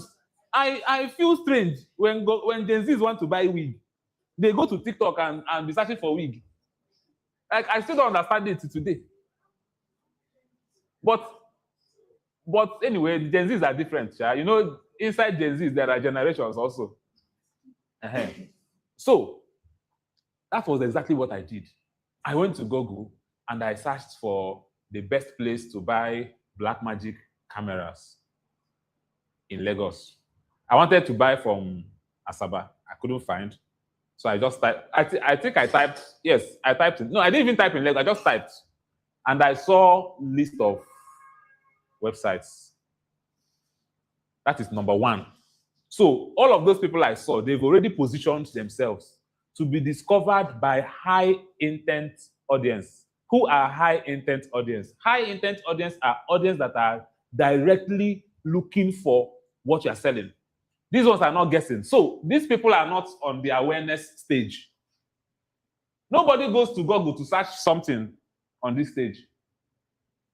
What is awareness stage? Awareness stage simply means me walking around, me maybe walking on this road now, and I suddenly saw one billboard out there talking about, do you know you can make 1,000 in 2 minutes? That's awareness. And I'll be like, how? Scan the QR code to learn more. Then I've entered interest stage. That's the system. So, but high intent audience, they don't wait for you to post.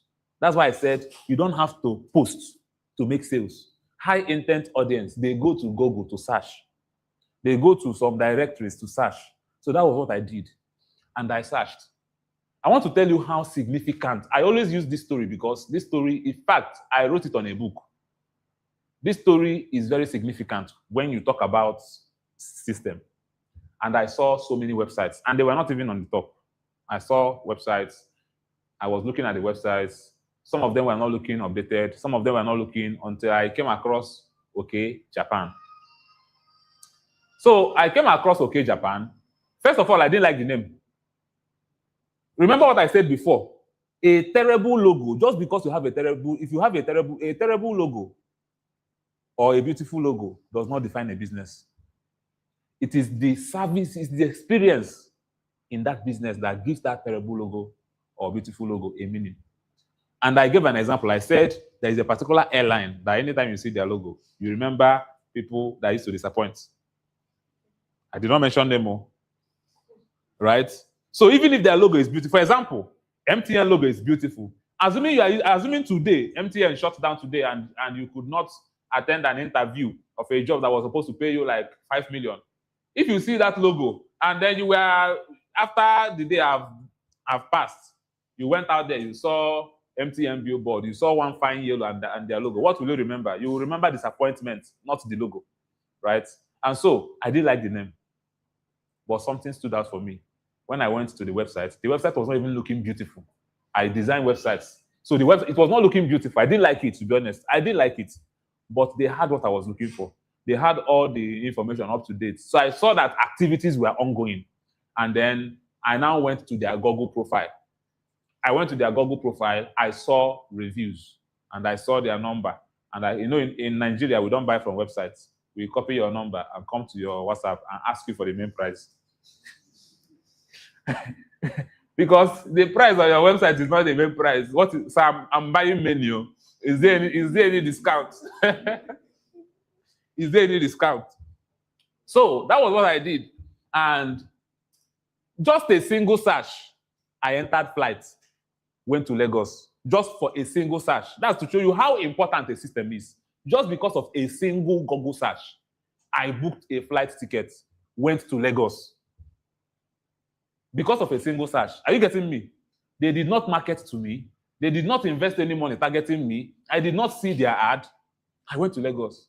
Went to their store. I didn't even call them to tell them I was coming. I was using map to locate their store. That is system. I got to their store and started telling them, I want this, I want this, I want this. At the end of the day, we made a transaction of over 13 million. Google search. They did not target me on ad. I did not, till today, I've never seen their ad before. That single experience, today I've told you about OK Japan. If tomorrow you need camera, you'll be like, George talked about OK Japan. Let me check it out. That means I've been referring people. I'm publishing a book and the story is there. I mentioned their name there. Thousands of people that will read the book, they will see about OK Japan. But how did this, both the referral, everything came through one single Google search? And that is system at work. So even if this story is the only thing I said in this class, you've already understood what I'm talking about. Having a system. So marketing is the structured process that turns attention into revenue. All right, next slide.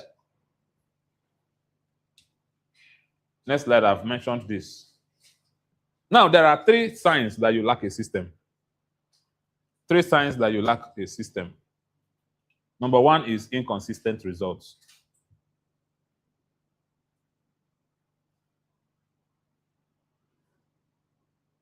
Number 1 is inconsistent results.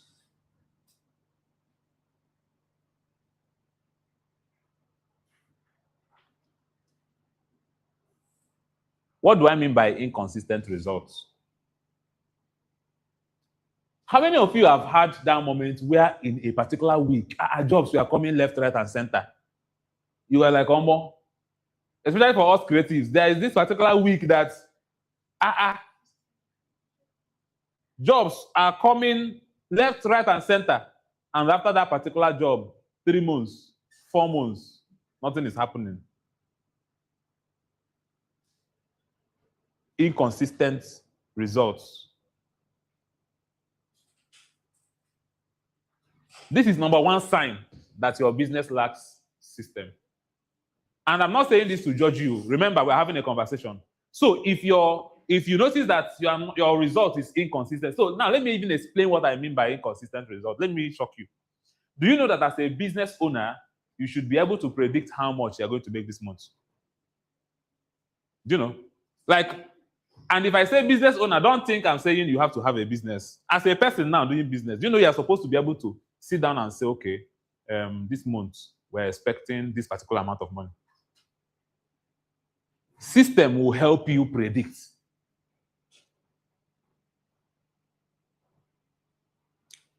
Sorry, guys, I'm being distracted, but it's well. Systems will help you predict. Number 2, leads come from leads. Now, number two sign that you lack a system is if your leads are coming from unpredictable, uncontrollable places. You should be able to predict where your leads are coming from. I've told this story before. I've told it over and over again. I wish the MD of Latera is still here, because I always say this to some extent. My story is incomplete without him. I always say that. Yes, my story is incomplete without him. Now, I joined Latera as someone working on, just like Michael, doing their designs and all of that. So, and somehow I was not interested in selling. It was not my interest. I was just there seeing, real estate. I had no interest in it. I don't have strength for dragging this one, that one. I don't have strength. So, but I was there when the company started. In fact, that was where Branford also started. So I was there doing designs, doing this. But I will bring in somebody. Somebody will now be like, oh, George, I'm looking for work. Oh, why not, instead of why not come and sell land and they'll be paying you commission? And the person will join. I was earning 100K every month. And the person will join. And the person will now earn commission like 1,500,000. The first time this thing happened, I was like, and I was paid indirect. So imagine where my indirect is bigger than the money I earn in a month. So I was like, yeah. Oh, okay. Oh. The second one happened. I said no. And then when we go to shoot content, funny enough, I will be the one to tell them what to do. Stay like this. Wait, let me run around. I'll be the one directing the whole thing, telling them what to say, telling them winning things to say, and they will say it and they will use it and sell. For me that was doing it, I was just relaxed, doing my normal graphics, doing this one, doing that one. And then one day, and that was still because I was scared of, where is that? I was scared of what people would say. That was my first fear, scared of what people would say. People would say, oh, George, you don't join them too. And I was also scared of people watching me because I was always good with getting people to do it, but I wouldn't do it myself. So one day, I won't forget, we went for an inspection. And it was me, land priest, and one other person. We were not many. So as they were entering vehicle, I was the only one there. I quickly brought out my phone. Okay, guys, this is Obasnachi, blah, blah, blah, blah, boom. And guys, I posted it. I sold. Yes. I sold. It was not an expensive property, but imagine where you sell, it was 950 or thereabout, and I sold like 4. And commission was 10%. So in just one day, I was able to earn more than what I earn in a month. And then one other time, all of a sudden, all my downlines sold. That particular week, I earned almost 1 million naira in indirect sales. And I became serious. I became serious. If you now see me, I was even speaking Igbo.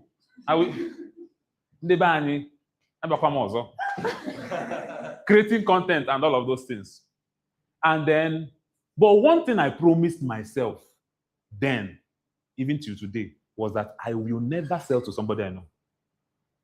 That was one promise. I will never sell to my uncles. I will never send message to my contacts, buy land. I will never do that. That I'm going to, I usually want to use myself as a proof for whatever I teach. So anytime I teach you on marketing, trust me, I'm telling you what I've lived, what I've experienced. And I said I was going to sell to strangers. And I took it a bit higher. That I'm not going to sell to Nigerians in Nigeria. I'm going to sell to Nigerians in diaspora. And this is an easy system. I'm telling this story because of where your leads are coming from. What did I do? I'm good in setting up ads. I can set up an ad that will be played in America, but the only people in America that will see it are Nigerians in America. I can do it. I can do the one that will be showing in the entire world, but the only people, by mistake, if another person sees it, maybe that person has been showing interest in Nigeria and all of that. But I did it. And guess what? Leads started coming in. Leads were coming in. I was documenting them, and I didn't start bombarding them with messages. And in less than 2 months or 3 months, I made over 70 million in sales. I won a trip to Rwanda because of that. I made over 70 million in sales. Then I met another company. I didn't join them as a realtor, but I saw they had a particular property that was cheap. I simply sent messages to all my leads. They bought. That one was in 1 week, maybe 2 weeks. I became the second highest selling person in their company. How was it possible? Because my leads were coming from a place I can predict. The reason I stopped actively projecting real estate was because as I was doing that, as I eventually started Brandforge, I was doing that, my own brand was suffering. So I had to make a decision. Do you want Brandforge to succeed, or do you want this one to succeed? Are you understanding me? But it's still a side hustle. My leads were coming from predictable sources. And I also understood what works in Nigerian market. I told you before that emails don't work, Abi. Emails don't work. You can't sell lands with emails in Nigeria. It is WhatsApp. Yes, it is WhatsApp. So I had leads. Today I have over 300 leads of people who are interested in real estate. So anytime I want, I send all of them message. And what I was doing was, I was not sending them market. I was not trying to sell to them. I was busy. Sometimes I will make a video, 3 ways to identify scam in real estate, 3 ways to do this one, what I want to understand about CFO, all those kind of things that I will send to them. And I'll tell them, if you have any question, ask me. That's why I said all your content should have a call to action. And call to action must not be come and buy. It should have call to action. It should have things that drive people to come back to you and ask you questions. The only people that I know personally that bought lands from me were people that out of what I do online, they realized, this guy knows about real estate. And then they will now come to me on their own. I did not market to them. And trust me, I told us that I sold for another company and became the second highest selling thereby.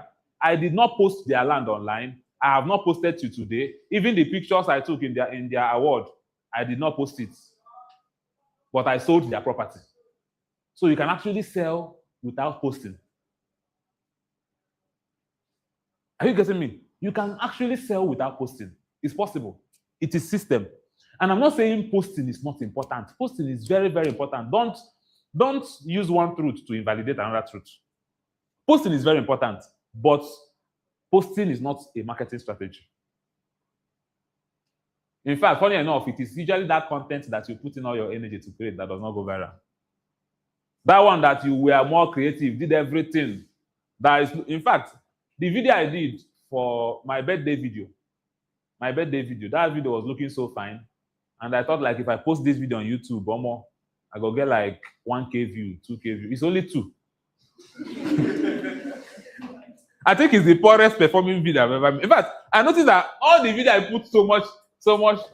It is one nonsense video that he just did that usually go viral. And that also tells you that things are shifting. How people, do you know that today, people are no longer interested in polished adverts?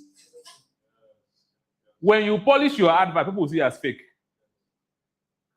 Yes, people want normal, casual selfie video. Okay, guys, your wig here. See, I'm Italian.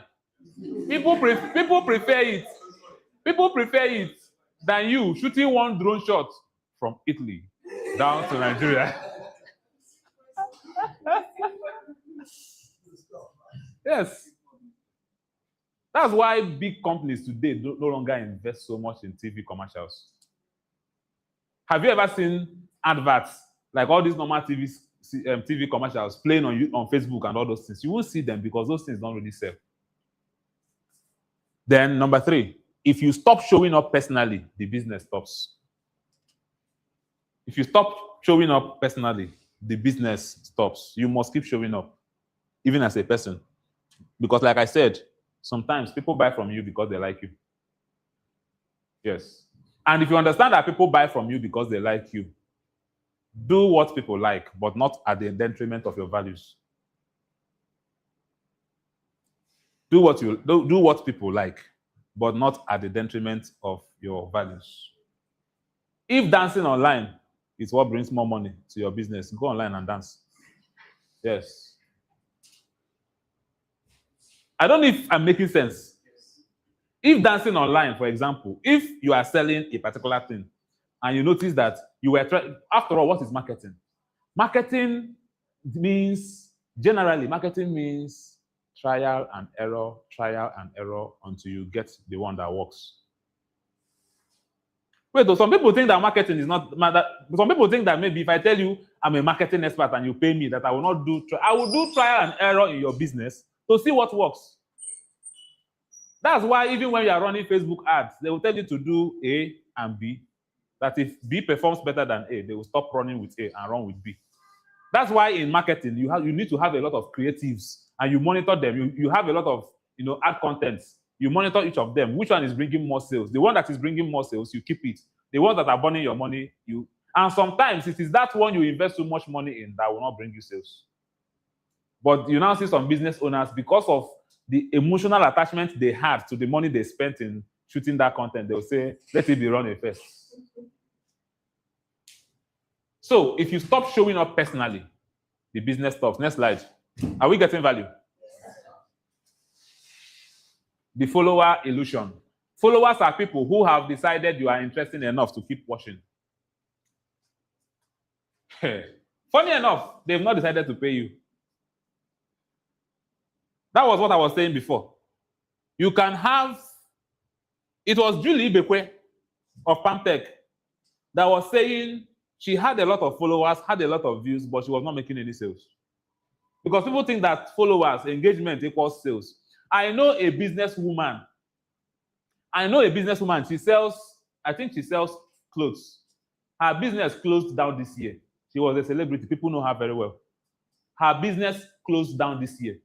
This lady, her contents go viral. She has followers. You will see her still smoke and puff it up. People, when the business closed down, it was the closing down of the business that even made people like, oh, so this woman, they sell clothes. They didn't know. They thought that was just a content. So you can be going viral.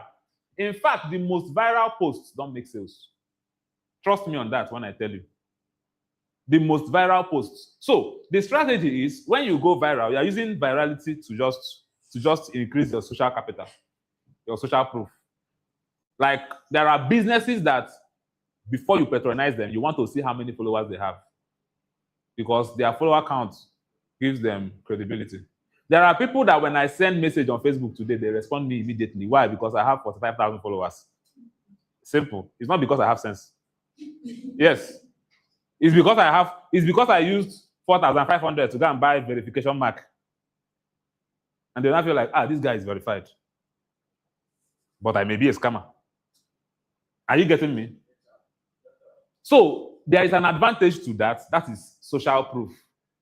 For example, imagine I have 1 million followers. It will be part of my CV. I will say with over 1 million followers, George is making impact online. do you understand it? But it does not mean that 1 million people are buying. Because the 1 million followers, now imagine when I wrote that story that went viral, I had 18,000 followers. And I wrote a story, the story went viral, and I had over extra almost 11, 12, 13,000 followers extra, just because of one story.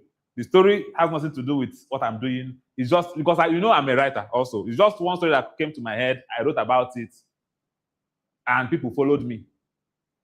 So you see that followers does not equal sales. Have you noticed that sometimes the people that buy from you online don't comment on your posts? How many of you have experienced this?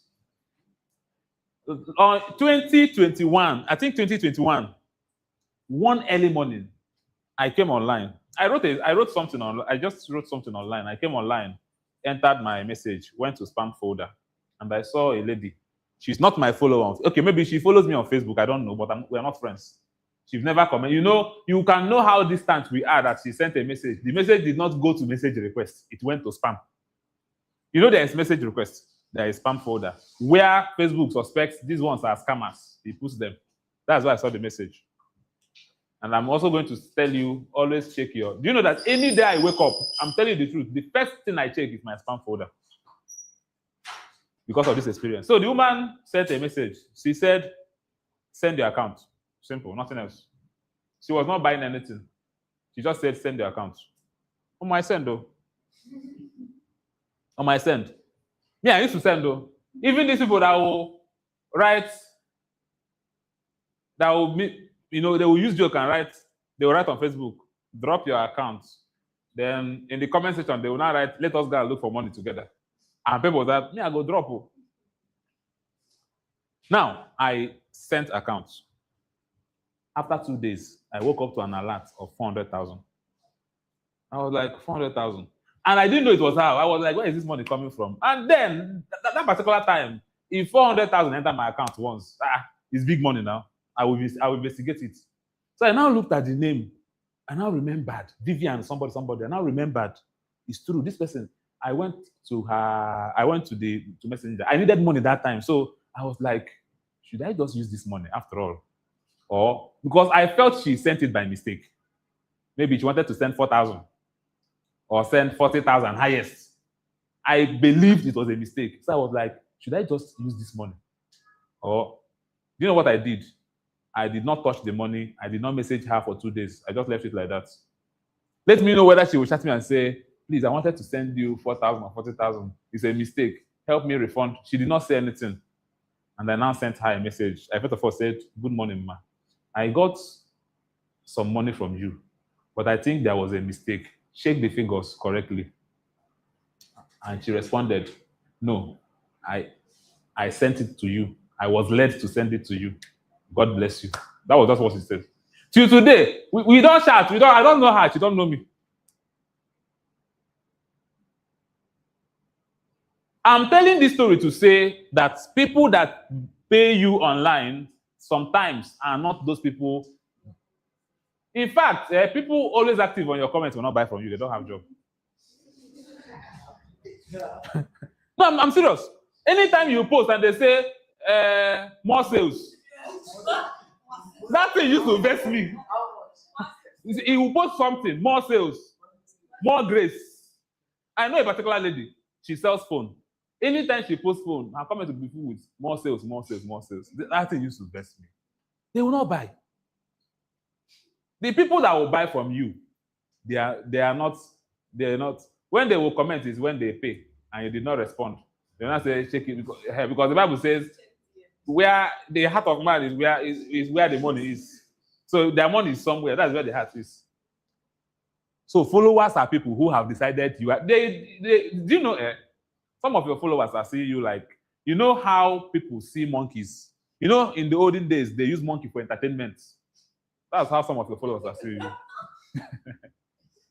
They find you interesting enough, maybe funny enough to follow you, but they've not decided to buy from you. Awareness is the beginning. This is it, but not the destination.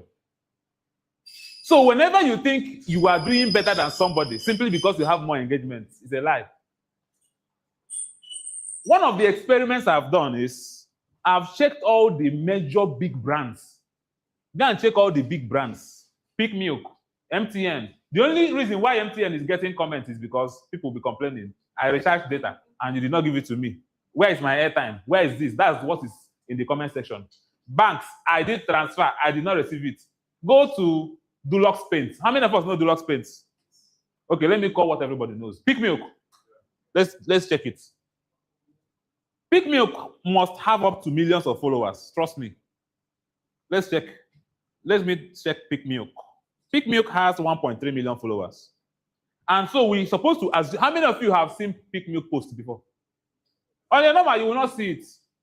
Their posts are hidden. You will not see it. Algorithm is not even helping that kind of post.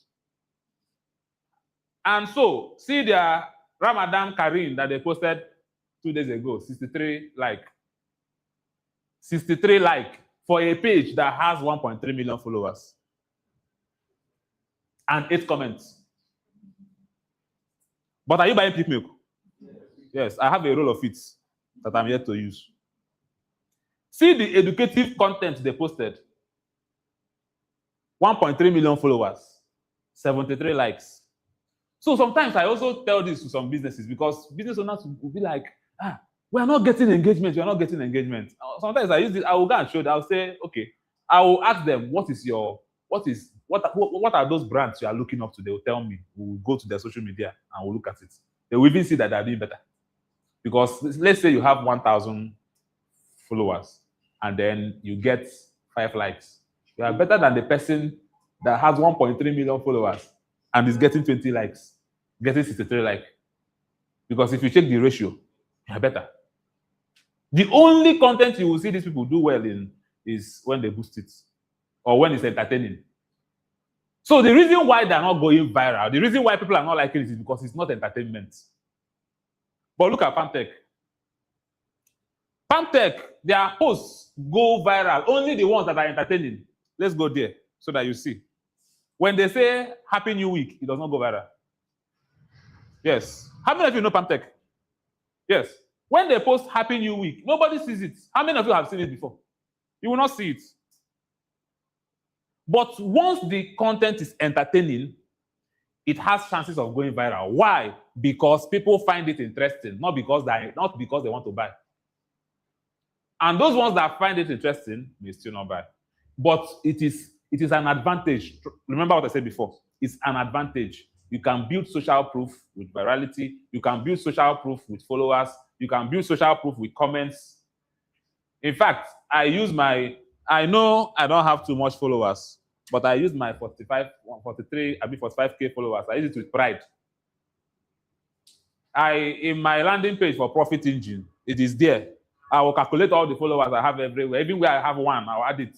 I'll go to Quora, look for how many followers. I'll calculate it, all of them. If it managed to reach 100K with over 100,000 people paying attention to him. Yes, I use it with pride.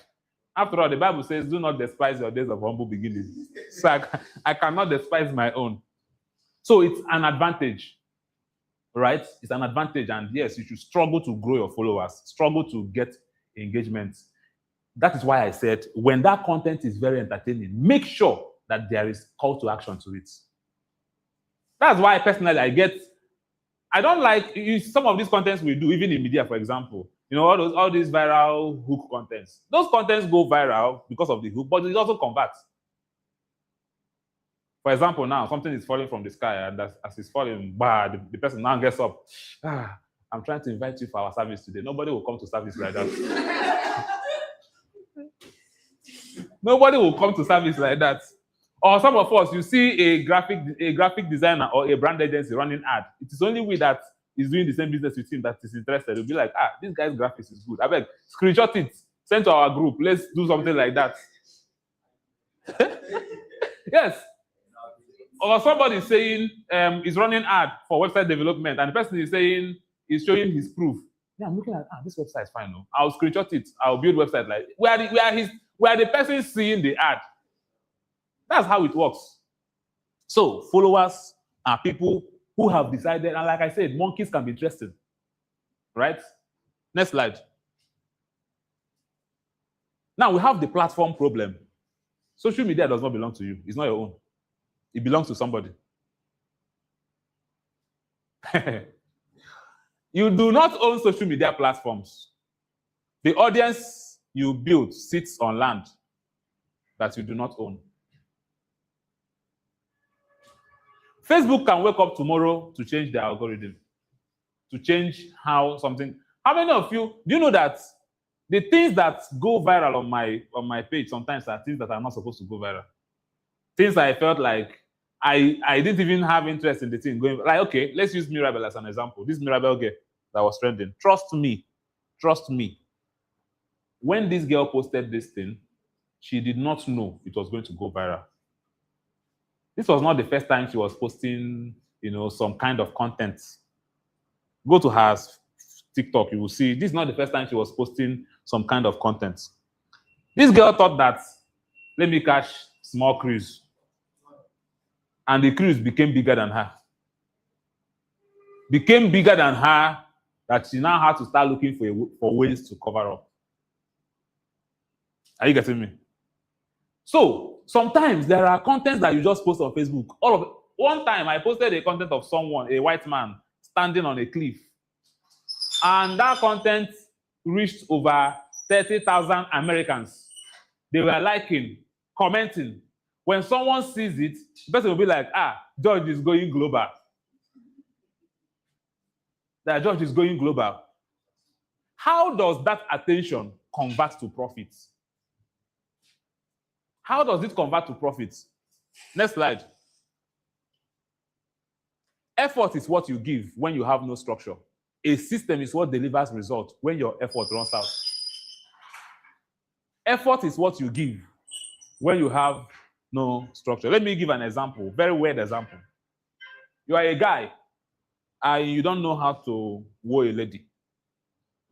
You will see a lady you like, you cannot woo the lady. You cannot tell the lady you like her. And so what do you do?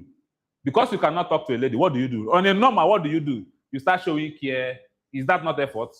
You start buying, when you see the person, you'll be like, hope you slept well today.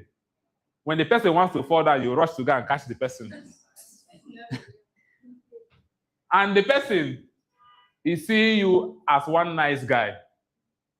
Hey, yeah, that guy is so nice. I just pray that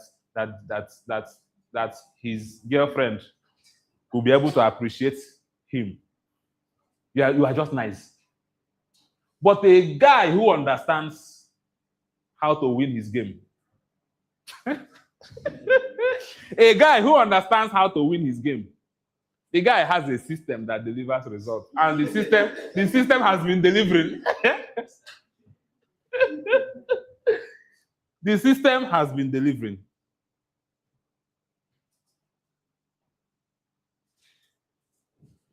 Are we getting value?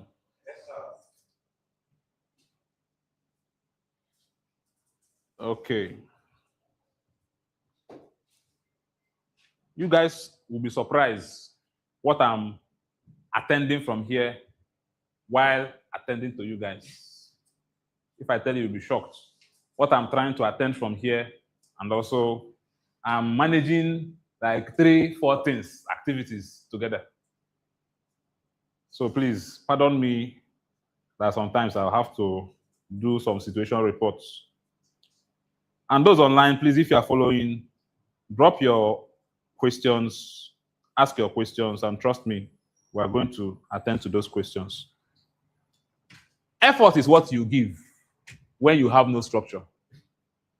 You keep creating content every day, shooting content every day, shooting content every day, going viral, but no sales. That is effort. But a system, and systems are harder to build. You know, systems are not fun to build. Content can be fun to create. Yes. Especially when you create the content and they are getting attention. People are commenting, oh, more, you guys are bad. And you will think you are doing well until hunger finish you. Next slide. And that is what makes certain people depressed. Do you know that some people who are depressed, you see them online and they talk about depression, and you feel like if I'm the one that have the kind of money this person has, the person does not have any money. You thought the person has, maybe because of the fame and all of that. Now let's talk about the system, how to turn attention into trust and trust into predictable revenue. Next slide. There are 4 core functions. Number 1, attracting attention. So we've talked about that. So all these things we've been talking about, virality, content creation, all of those ones is about attracting attention, right? Attracting attention. Then when you've attracted attention, begin to build authority. So see how you can use content creation to build authority.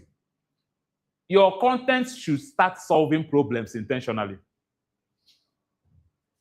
Your content should start solving problems intentionally.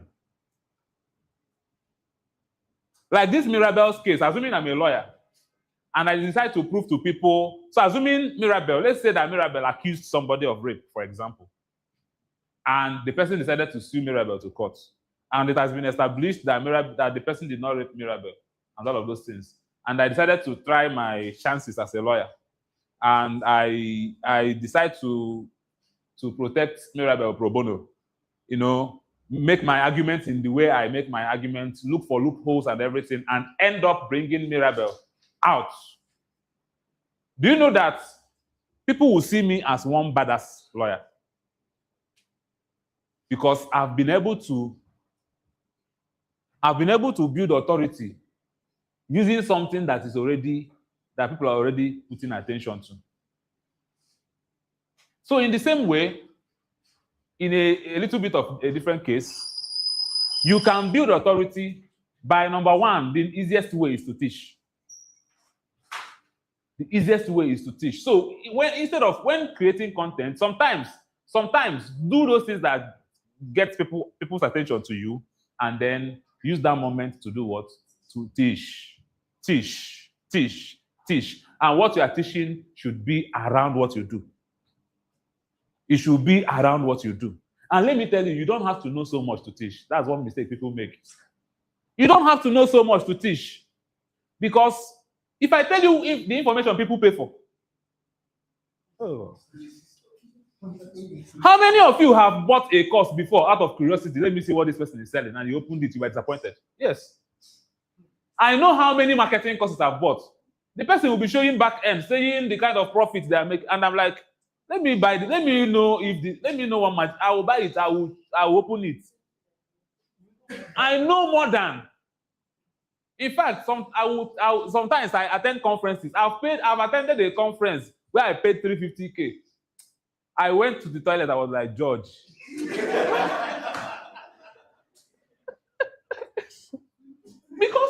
This, for example, you are doing real estate, and you now pay 500K for a real estate boot camp master class that will be attended by one big person from Dubai, and then the person enters there and starts telling you, when you meet your clients, you tell them that a bush today is a city tomorrow. We know. And that is what they will keep talking. At the end of the day, you go home. So that is to tell you that these people don't know more than you, but they are more popular than you. They are more productive than you because they are more audacious than you. Simple. It is audacity. Somebody say audacity. Audacity. Simple. It is audacity. They are more audacious than you. They are more courageous than you. So you don't have to know so much to start teaching. Teach what you know. In fact, do you know that in the place of teaching, you begin to know more? Yes, sir. I found out that I learn more when I teach. Yes. And anything you teach becomes solidified. It becomes a solid knowledge. Let me tell you a story. When I was in secondary school, I had this girl. I had a very serious crush on her. Her name is Joanne. Very fair. I remember when, in fact, to tell you the extent I crushed on her. There was one time, and she's a Nepo baby, not Lapo. Not Lapo like us. So imagine Lapo crushing on Nepo baby. She was a serious Nepo baby. So one day, her dad bought her phone. In school, when phone, my own time, 2005, that kind of period when phones were still expensive. Her dad bought her one good phone. The dad traveled out, bought the phone, and so she came to school with it. So something went wrong with the phone. And people have always seen me as one tech bro. In fact, people started calling me tech bro. In fact, to be honest with you, my first time venturing into tech was to prove to people that I'm really the tech bro that are calling me. To be honest, people have been, the first time somebody told me, how do you develop your HTML websites? I've never developed websites before. I don't know. I've never come out to tell people I'm into tech. Then, even right from secondary school, and they were always assuming that I'm one computer guru. So that day, she felt like she wants to go and repair the phone in Emeko, but that the only person that can know where she will repair it. I've never gone to Emeko in my life.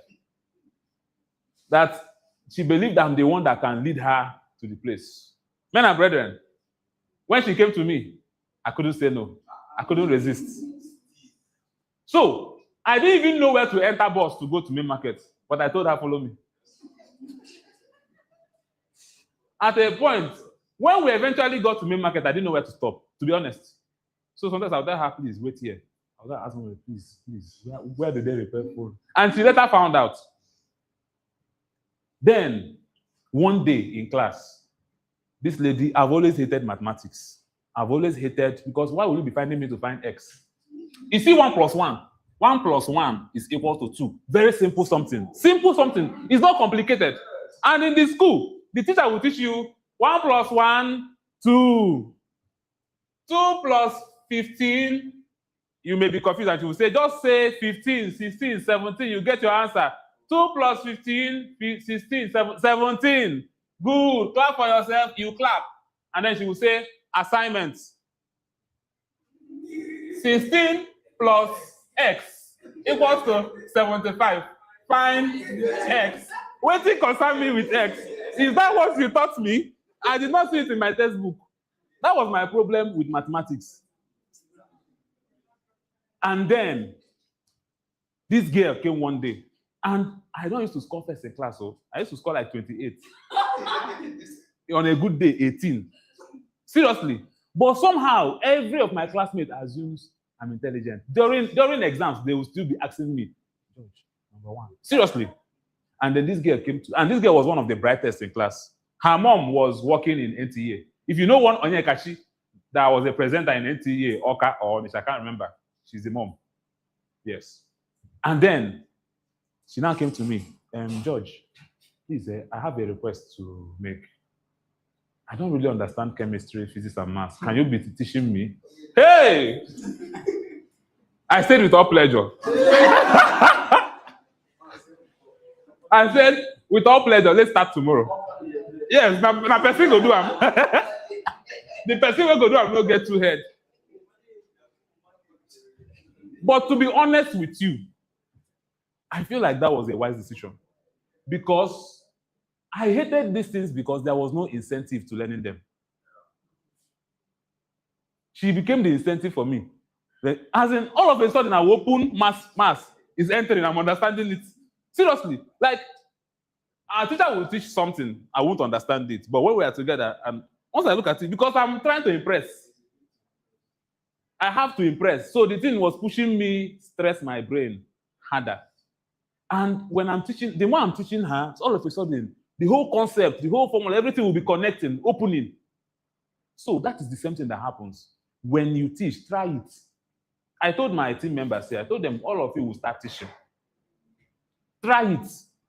The moment you start teaching, the first time it will be, but you see, you don't have to know it all to teach. And in fact, you don't have to know it all to call yourself an expert. Because every expert, they keep studying to know better. They are experts in the one they know now. So if what you know is ABCD, you are expert in ABCD. Yes. And there is this confidence that comes from you comfortably telling people, I am the best when it comes to this. Yes. There is this confidence that comes from it. So hit your chest every time, telling yourself, I am the best in it. Consistently saying that changes your mindset about yourself. That's even number one. It changes your mindset about yourself. Because there is this limiting mindset that people have about themselves.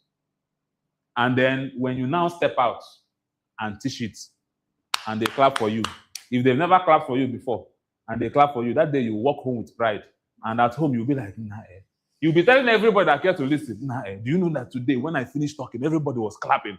And you would want that experience to continue. You will now go back to what? Learning more and teaching more. So see one of the reasons why you learn more when you teach. Because when you teach today, you have to keep teaching tomorrow. And for you to keep teaching tomorrow, you have to update what you know. Because if you don't update what you know, you will not be relevant. So in that bid to be relevant, you keep learning, you keep knowing more. Are you getting me? So that's one of the ways to build authority. Imagine wanting to work for a brand. And in your CV, what you have in your CV is how you've helped over, like, you are not talking about people you worked for. You are talking about conferences you've held, these ones you've hosted, where you've been invited to speak. This one, authority. Are you getting me? Yes. Building authority. Then capturing leads. So these things go line by line. After you attract attention, start building authority. There is something some of you might have noticed it, and I'm saying it publicly. We're live. There is something I do every time I enter a new city. And I do it to build authority. Anytime I enter a new city, I come on Facebook and I announce that I'm giving any lucky business a chance to train their team for free. So if you are the business, send to me why you want me to train your team, invite me, and blah, blah, blah, blah, blah, blah, blah, blah, blah. It's just that many times, and people respond. Sometimes people respond, and if I look at the business and see that this may not give me the result I want, I will leave it. But I've done it, and it have converted several times. And when I go there, I teach. I make a video of me teaching them. I post it on Facebook, and people will see, George went to Lagos, so and taught businesses in Lagos. But we that is in Asaba, we are not valuing him. In fact, let's call George, even if let's know how much it will cost him to train our team. Building authority. I don't know if you're getting me. In fact, let me tell you one of the ways to build authority. By becoming the one people in your own industry trust. So you're a graphic designer. Some of these graphic designer content creators, do you think they know better than other graphic designers that are not creating content? You see somebody now, the person will host something like a graphic designer conference for graphic designers in that location. The person is building authority to the point that every other graphic designers will start seeing that person as Baba. But not because the person is Baba. So sometimes also and then again, if I'm not a graphic designer and I need a graphic designer, and you are hosting graphic designer conference in Asaba, and you are a graphic designer, when both of you are applying for something, I might most likely pick you because I feel like this one has authority. I don't know if you understand. Building authority. And then when you build authority, you start capturing leads. Now, capturing leads is one. Nurturing them towards a decision is another. I told us what I did when I was getting real estate leads. I told us what I did, right? I was busy teaching them, telling them sometimes content like, or teachings like 4 reasons why investing in Asaba is better than investing in your village. Because some people want to buy land in their village. Some people will tell you that I wanted to buy land in Asaba, but the land is far from my home. And I'll tell the person, you don't count your home from your kitchen. Or you don't count the distance between your house. The distance is not from your house to the place. The distance is from the place to development. And all of those stuff. So when you keep doing those things, you are nurturing them towards what? Towards a decision. The next slide. There are 3 sources of attention. Remember I said something. I said attention is currency, right? There are 3 sources of attention. Number 1, traffic is the entry point. There are 3 sources of attention. You can have the best product and the clearest positioning. None of it matters if the right people never encounter it. It's just like having a wonderful product, but it's locked inside your room. Nobody's going to come and knock on your door to ask you about the product. Nobody will knock on your door to ask you about the product.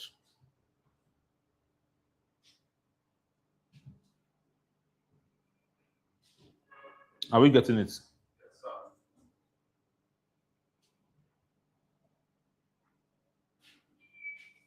Then, number 2, attention that lives on platforms that belong to someone else, borrowed attention. Those ones are rented attention. You must understand that when your attention is only based on, it may expire. What happens if your account is banned?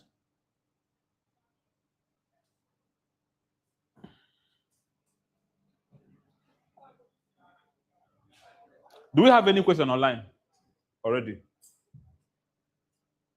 Do we have questions online? All right. What happens if something goes wrong with your social media? What happens? Attention that lives on platforms that belong to someone else, like social media referrals. You are renting this attention. Next slide. Then owned traffic. This is the most reliable attention. Whenever you get attention from social media, whenever you get leads, convert them to owned traffic. For example, you are running an ad on Facebook and the ad is people are submitting forms. Don't leave that form on Facebook. Do you know why? After 90 days, Facebook will delete all the forms. Migrate that form to your own private list. It could be email list, it could be WhatsApp list. The reason why I said WhatsApp list is because WhatsApp list is not a rented list. Why I said it is even if they disable your account, you have the list. Even if WhatsApp blocks your account, you have the list. You can continue with another phone number. Then we have email lists, and then we have private communities. These are the most valuable and durable assets. And this is the asset you should build on. Next slide. And then we have paid traffic. What is paid traffic? Paid traffic are now traffic that you invest money into getting. This is where you now talk about running ads, attention you purchase directly to accelerate specific campaigns or reach beyond organic limits. I told us I was able to get my leads. I did not get the leads by just posting content. Are you getting me? I didn't get the leads by just posting content. I didn't get the leads by just I paid for them. We used to say something that you use money to get money, right? And if you want to grow in business, you must be willing to spend money. In fact, in marketing, one of the rules of budgeting, someone might ask, how much do I spend in marketing? How much do I budget for marketing? One of the rules is that you budget 20% of your total revenue. 20%. So if you made 100 million, 20% is how much? 20 million. Budget 20 million for running ads. Yes, that's what people don't understand. And that's why big businesses play the big game. Because someone who got 100 million, the person might be wanting to get 100 million again with 100,000. I worked for a man then that the man would always bring 100,000. That was the last proper organization I worked for as a staff. He would always bring 100,000 for us to run ads, and we would generate from 4 to 5 million every month. And he was always on our neck that we are supposed to do better. That we are supposed to do better. This thing, is it enough? Is it enough to pay all of you in this company's salary? Well, what this man was bringing for ad was 100,000. And we were doing our best. Doing 3, 4, when things are not good, 3 million. But we were consistently doing 4, 5 million. Then when we talked about increasing the ad budget, he was like, no, that I cannot do it. In fact, that he's going to hire a proper agency. We waited for him.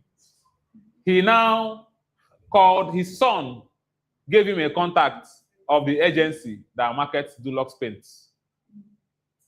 And so, when we were going to have a meeting with them, he called me, hey, George, where are you?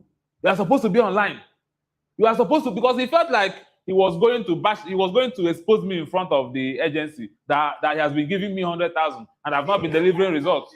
That he's going to bash me. George, where are you? I said, I'm coming online, sir. And I wanted to be properly seated. I came online. When the man started talking, the man said so many things. You know, sometimes when you want to hire people, sometimes for certain things, they feel like you are hiring them because you don't have a system, you don't have anything. So they want to start building that system. And in that regard, they start asking questions that they shouldn't even ask. For example, you people are supposed to create social media page, but people who have social media page already, you people are supposed to be posting every day. All of those things, we were already doing them. So he was very impatient with all those things that the person was saying. He wanted the guy to go direct. And the guy was not like, so let me ask one important question. How much is your monthly ad budget? Yeah, I didn't want to say it. I kept quiet. George, that was him. George, I'm online, sir. Can't you hear? Can't you hear? He's asking you a question. Talk. Let him hear by himself. Talk. I kept quiet.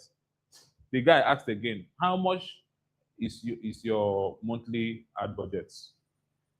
The man was like, George, talk. Tell him how much I'm spending every day, every month on ads. And I said, 100,000, sir. Okay, he was bringing 100,000 for each of the. So there were 3 brands. So 100,000 for. I think it was 100,000 for all of them, sir. Yes. So the man was like, the guy was like, is it 100,000 for one or for the 3 brands? I told him, sir, it's 100,000 for the 3 brands. The man kept quiet for a long time because he now realized I've been wasting my time with the wrong client. He kept quiet for some time. And then the MD was like, hello, are you there? Are you there? And then the guy was like, first things first, let's do a proper housekeeping, sir. To begin with, we really will need a commitment of $3,000 for each month and must be paid for 3 months upfront. Before that will be your ad budget before we work on your ad. The man became quiet. Everywhere was dead quiet. After that meeting, he called me. He called Mayowa. You know Mayowa? He called Mayowa. And then said, "You guys are really trying."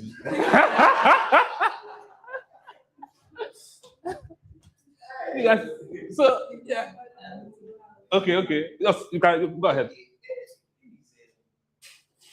With respect to art, Yes. I have here in Asaba. Yes, District yes. in Asaba that I consult.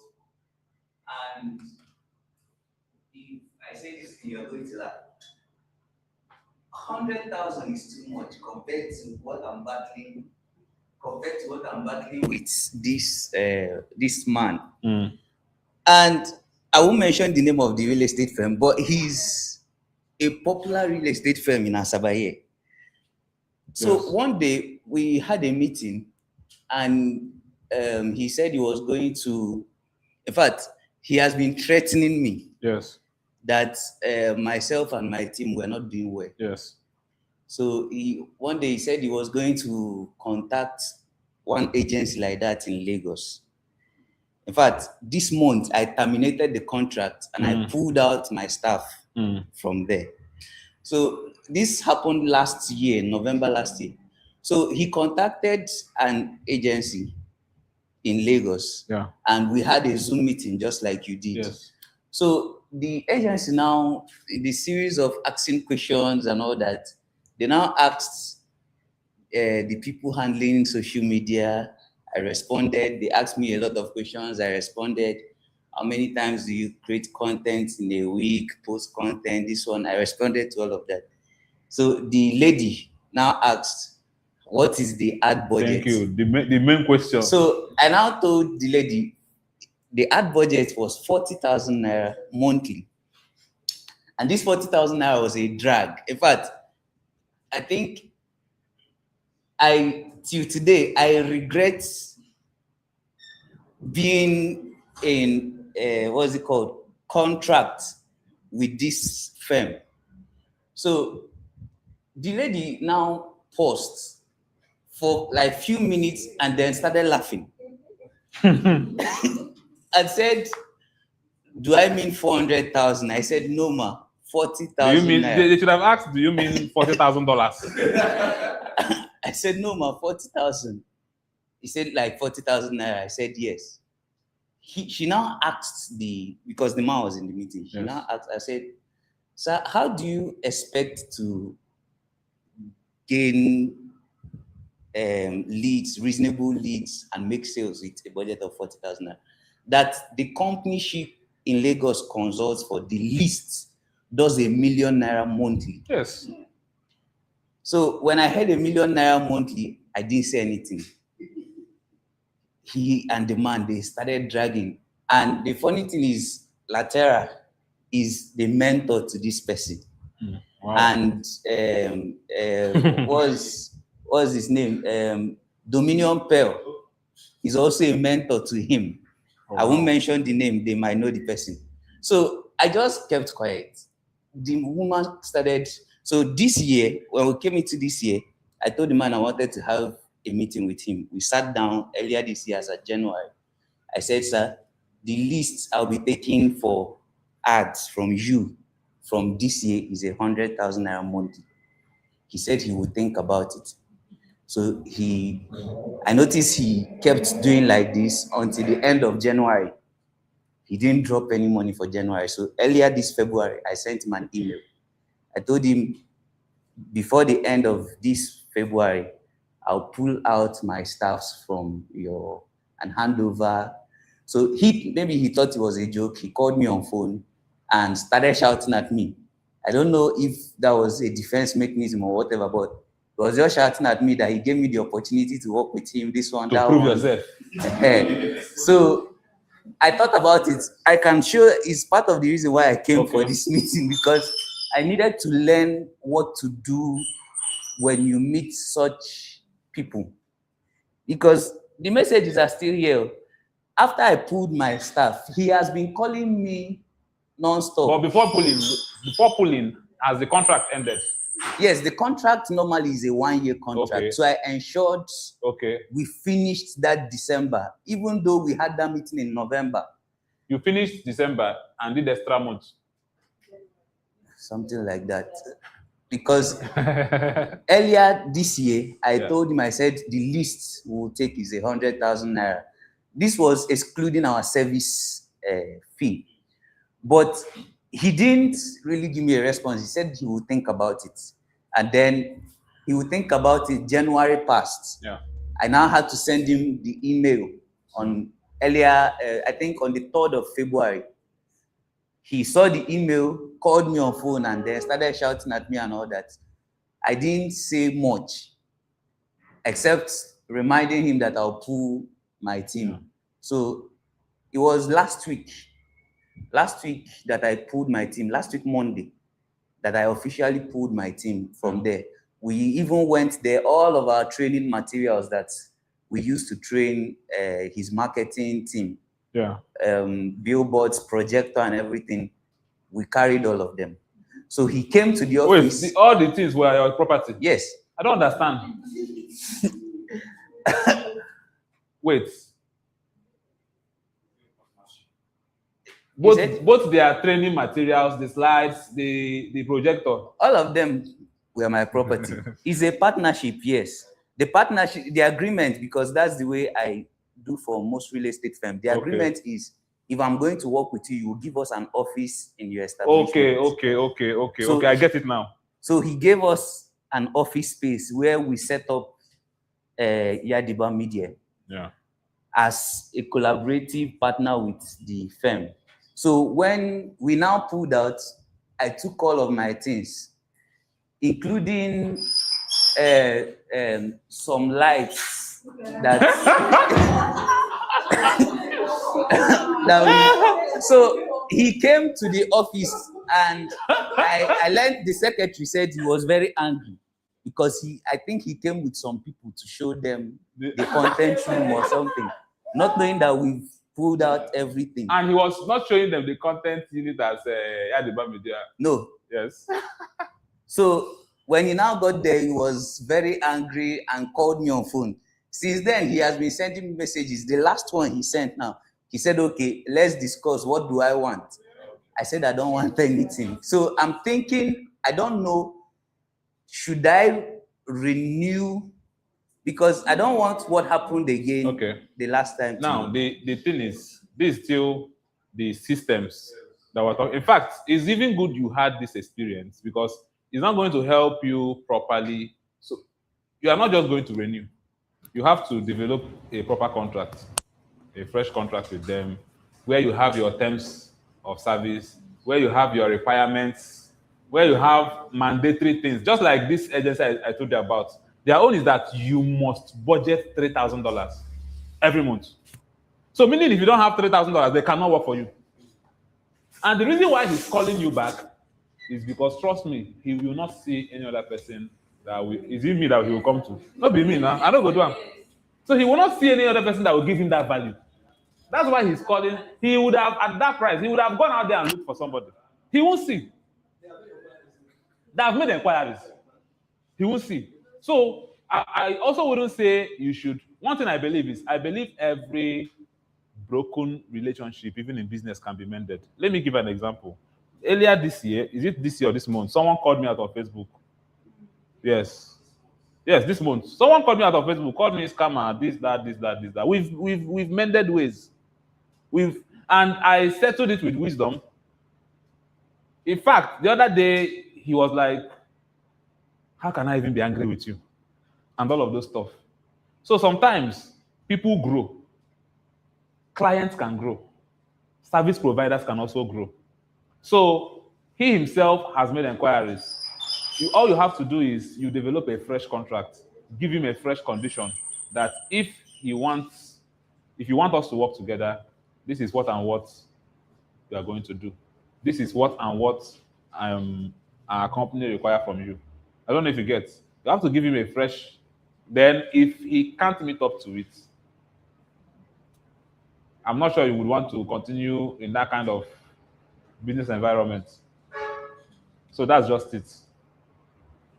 The one of going with projector, even buying lights. The thing is, he has like a flat. So their agreement was he would give us a place. Okay, a section. Yes. A content room. Now that content room is not just for his firm. Yes. It was like our own. Yes. So yes. we still. But another thing to also consider is maybe he's also seeing it in that regard that, okay, I'm paying you guys, and then I also give you office space. So maybe the office space is in his head monetized. So the payment he was doing, because there's no need, I didn't let me list the services we do. Yeah. So we handled his whole branding. Yeah. We handled social media management. We handled content creation, video editing. Then I had a graphic designer that handled all the graphics. Yeah. We post for him every day of the week. So you just know that for the whole 365 days, you have 365 designs. So my graphics guy, the way we do it is we do designs. And the graphics guy, is it outsourced or in-house? No, it's in-house. Okay. The way we do it is we do designs. The way we are in February now, we do designs for November, the whole day in November, and just keep in our database.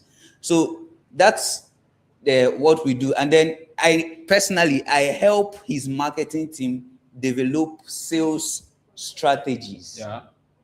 So all of these things, we put all of them together, and then initially we wanted it to be a paid contract, but he said that it's not. When I was thinking he was serious with what he wanted to do, he said that he doesn't just want to pay, he would like us to build a relationship according to him.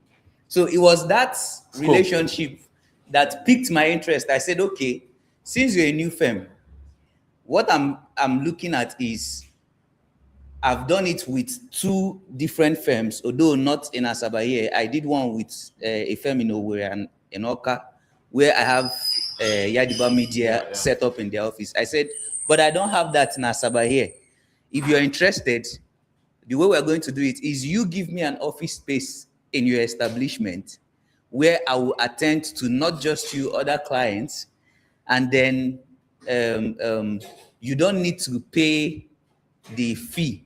You just have to give us monthly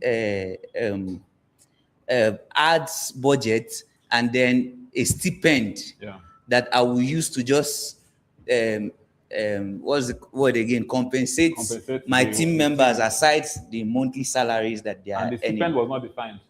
No, the stipend was defined. Okay. The stipend was just 40,000 naira a month.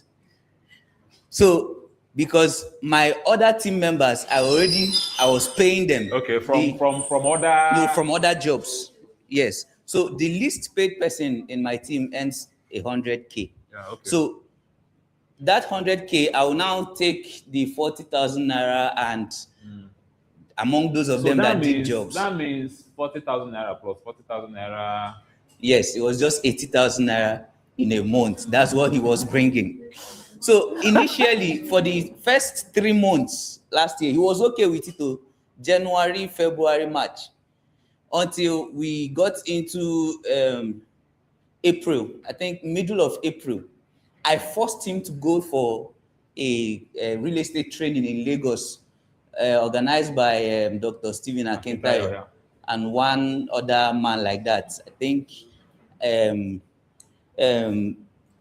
Common Sense Guru, what's that his name again? Olumide Emmanuel. Yeah.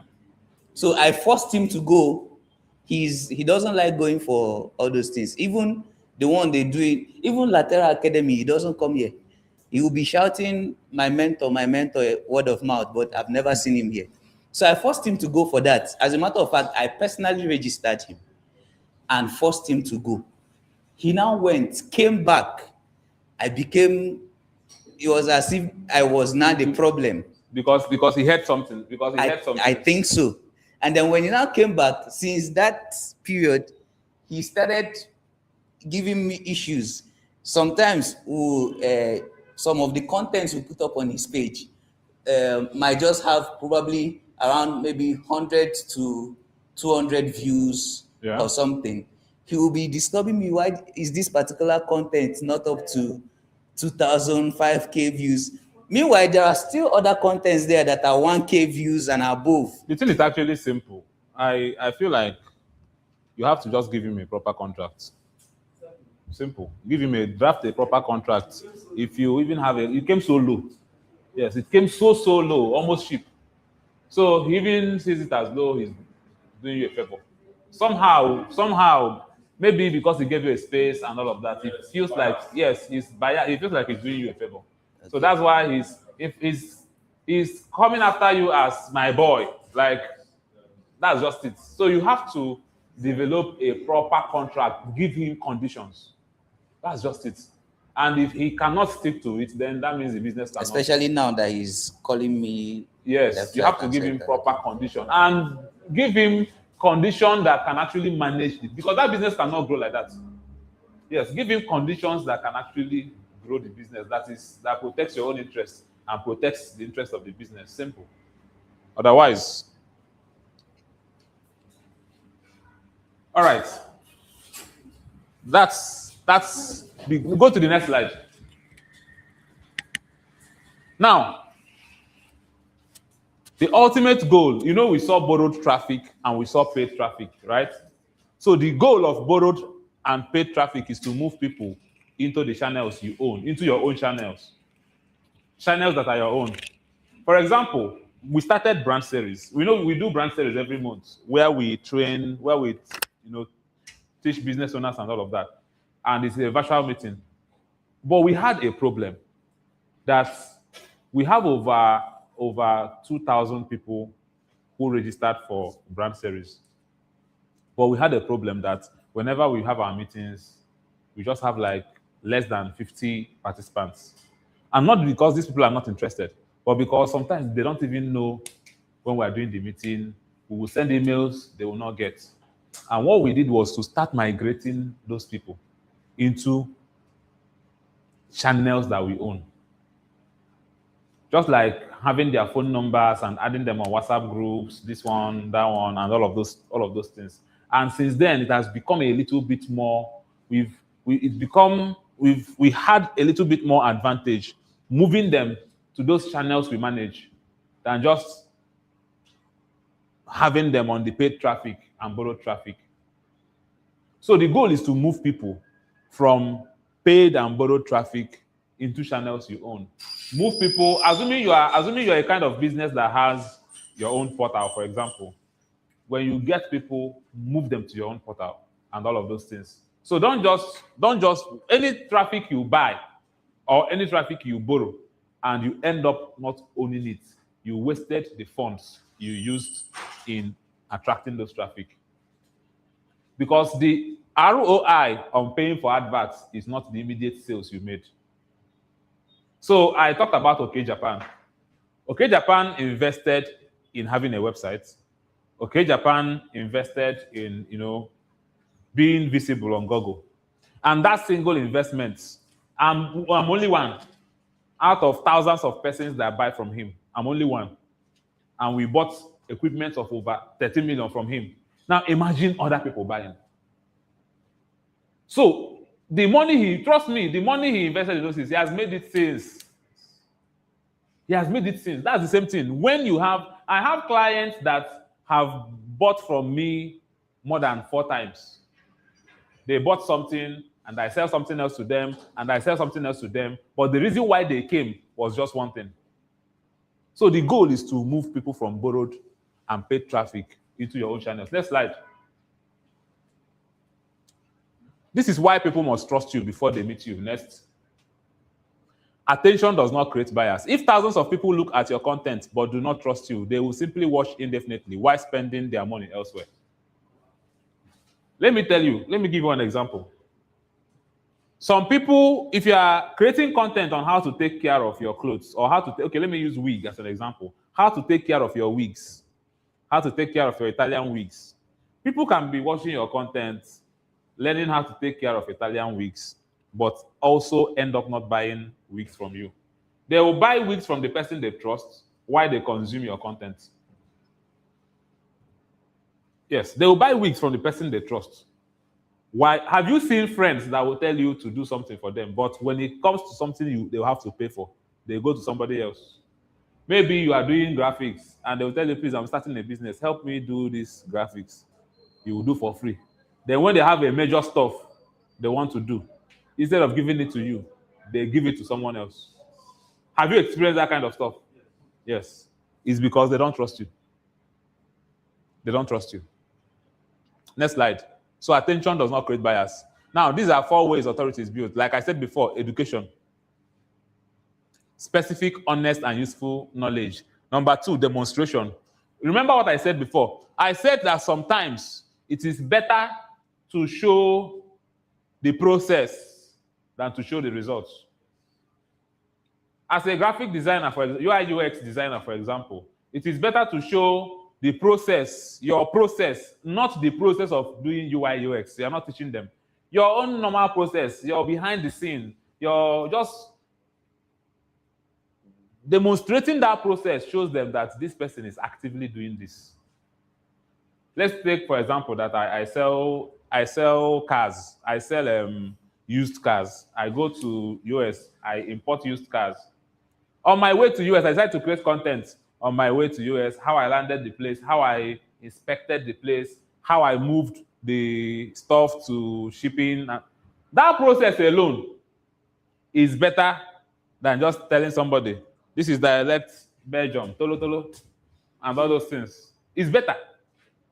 Because the person will see your so-called direct Belgium, and the person will say, it may be Nigerian use that they packaged well. Are you understanding me? Yes, so demonstration, showing your work process is one of the ways to build authority. Number 3, proof. I've said that one before, showing proof. And then number 4, consistency, showing up reliably. I know I've said this one. Next slide.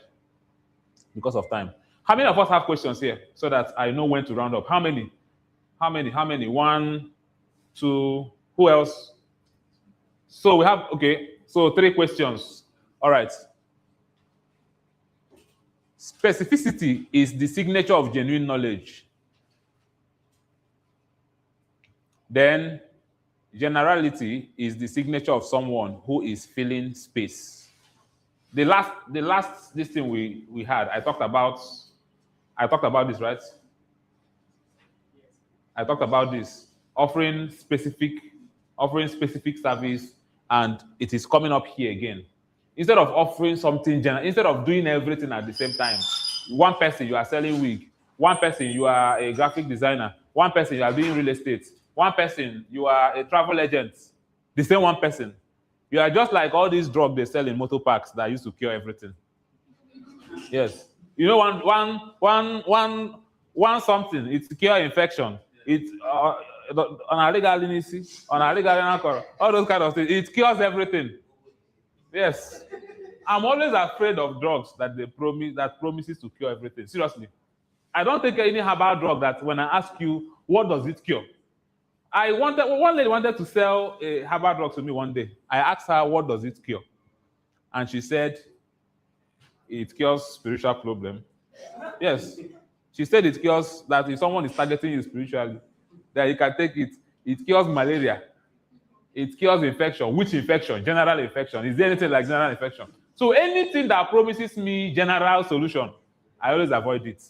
I want one that is specifically solving a particular problem that I need solution to. All right, next slide.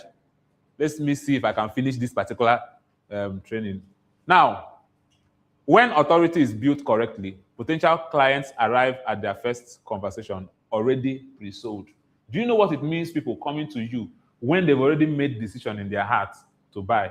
For example, if you've been saving for iPhone, and immediately your money was complete, you rushed to a particular store to buy iPhone. You came there pre-sold. But assuming you got there, and the person now said to you, we have activated and non-activated. Somebody like me, you can lose me immediately. I may even leave the place. Do you know why? I will now ask myself, okay, and I now asked, please, what is activated and non-activated? And the person now tells me, never mind. I will leave. Do you know why? Because I will feel like that there is a difference between the two.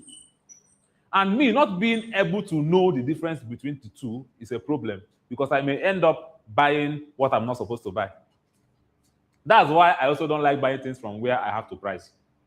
If I have to negotiate with you, like I come to buy clothes and I have to negotiate. I usually don't go there. I go to where they have sticker. And I know that if we are 5, if we came here, we're buying the same price. Nobody is cheating each other. It's not when I go to buy, you may tell me 100K. I'll now be like, no, na 50K. After dragging and dragging, you tell me to take. Tomorrow I'll see somebody else that told me I bought it 25K. I will have heartbreak. Are you getting me? So, but you have that money to buy phone. You came pre-sold. But because of confusion in communication, you left the place. But imagine coming to a place, there is clarity, and the person tells you, the only phones we sell here are directly from Apple Store, and they come with 18 months warranty. The person does not need to struggle. You already came with money. You came to buy phone. You are not coming because you are passing and you saw Apple logo and you felt like, let me go and check whether Apple is a phone or not. You know what you came for. Are you getting it? So when authority is built correctly, potential clients arrive at their first conversation already pre-sold. I told us that some people I know that bought land from me came simply because maybe they saw one post online. So those ones came pre-sold. I don't struggle convincing them. The ones we struggle to convince are the leads we are capturing and all those things. But when you build authority, there are people that see you online, they are already convinced on what you do. And they just come to you straight and buy from you. They are debating which offer to choose, not whether to trust you. So let's say you have to, I sell iPhone 15 Pro Max and I sell iPhone 17 Pro Max. The person is now deciding, should I buy 16 Pro Max or should I buy 17 Pro Max? They're no longer asking, should I buy from you? Are you getting it? Next slide. Next. A person who follows you on social media is a visitor. A person on your list is a relationship. Yes. A person who follows you on social media is a visitor. And visitors sometimes can go. When you are busy, there are times you will be too busy. Person will wait and leave. There are people that came to stay. There are people that didn't come to stay. So you have to look for a way to convert people who are following you to people who are on your list. When we say on your list, we don't mean your friends list on Facebook. We mean people you have their data, their WhatsApp number, their emails. So in Nigeria, especially WhatsApp number. Am I communicating? Next.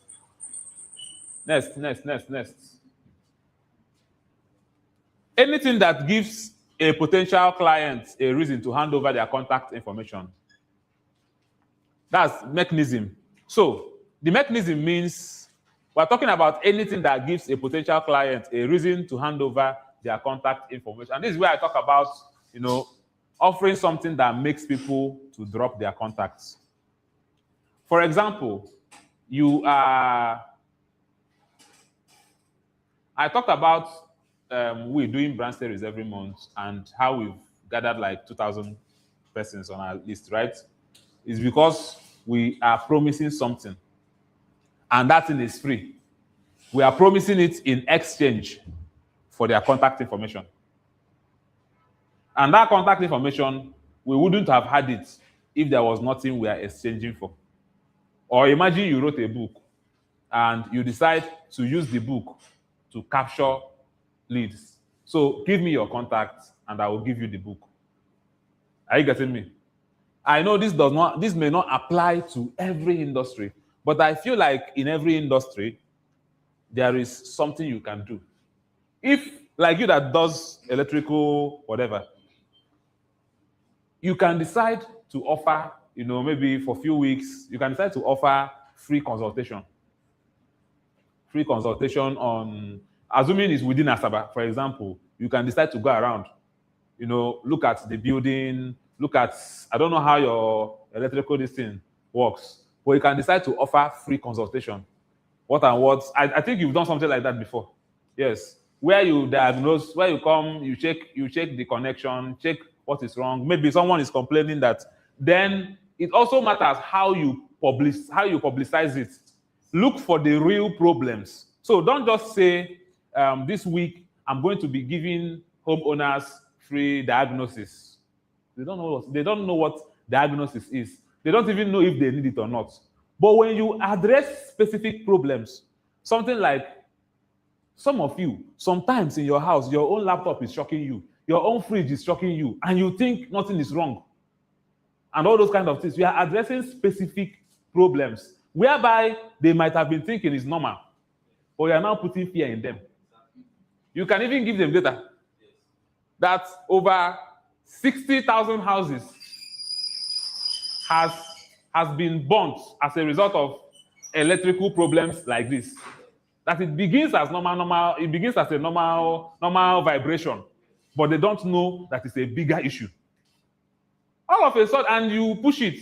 Everybody in this Asaba, all of them are having that problem. So you look for, so remember last time we mentioned that you don't sell features, you sell transformation. So in the same way, you focus on the transformation that consultation is going to offer. Do you understand?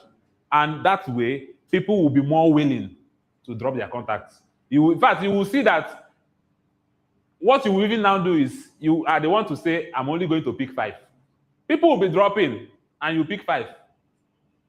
I don't know if I communicated. And so because of time, we have only 15 minutes left. So let's attend to questions. Any questions online? All right. So questions. Let's start with you. Thank you, sir. I have 2 questions. All right. The first one is, okay, how do you differentiate what does not work? Like, it's not working. Should you change it and do something else, or should you stay in it? Because sometimes they will say when you stay in it long enough with time, you get clarity and then you know I love that what to do. question because some people are trying to resurrect what is dead. You get my point? Some people are trying to resurrect what is dead. Sometimes something is not. There is a thin line between what is not working and what will work. But continue. I'll come to that. Okay, because you made mention of like Facebook ads. Yeah. Yes, then if it's not working, stop it. Like put effort on the part that's working. What if you want to do something and perhaps like you really want to do it, and maybe some persons will be like, if you stay on it long enough, it will work, and then stuff like that because they themselves. Now, see this scenario. I'm going to Lagos, and all of a sudden, by mistake, we are driving. Lagos is this direction, Abuja is this direction. All of a sudden, I'm driving.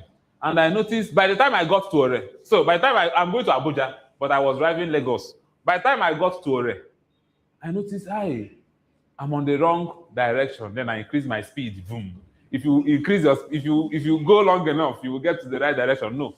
The farther I go, the more difficult it will be to even return to the right direction. So when it comes to ad, for example, there are metrics, there are ways to monitor if your ad will perform. To be honest with you, if your ad does not perform in 4 days, it is most likely not to perform. Okay, yes, that's part of it. But I'm asking the question, maybe like you want to start a business or something like that. Like taking that ad example that you use, putting it in the business, for example. Yes. Let's say when you put it in the business, let me get what you're saying. So are you asking if maybe when they run ad on the business and it's not working? No. Okay. I'm asking based on starting a business. Yeah. Yes, let's say you want to go into selling of window blind, curtains and things like that. And then you want to start, but you're like, okay, what if it does not work? And then you start. With time, it's not working. And you're like, okay, let me stop it and go to the next stage. Or something comes to your mind of, what if I start and perhaps if I stay long on it and then work on it, perhaps I will do well. How will you know when to switch? Maybe to... So I said, thank you for that question. Let me answer it. You can sit. I said something about proving your markets. Personally, let me tell you how I start anything. Anything I want to start, I must prove the market by maybe going online. For example, I'm doing a class, I'm doing a program called Profit Engine.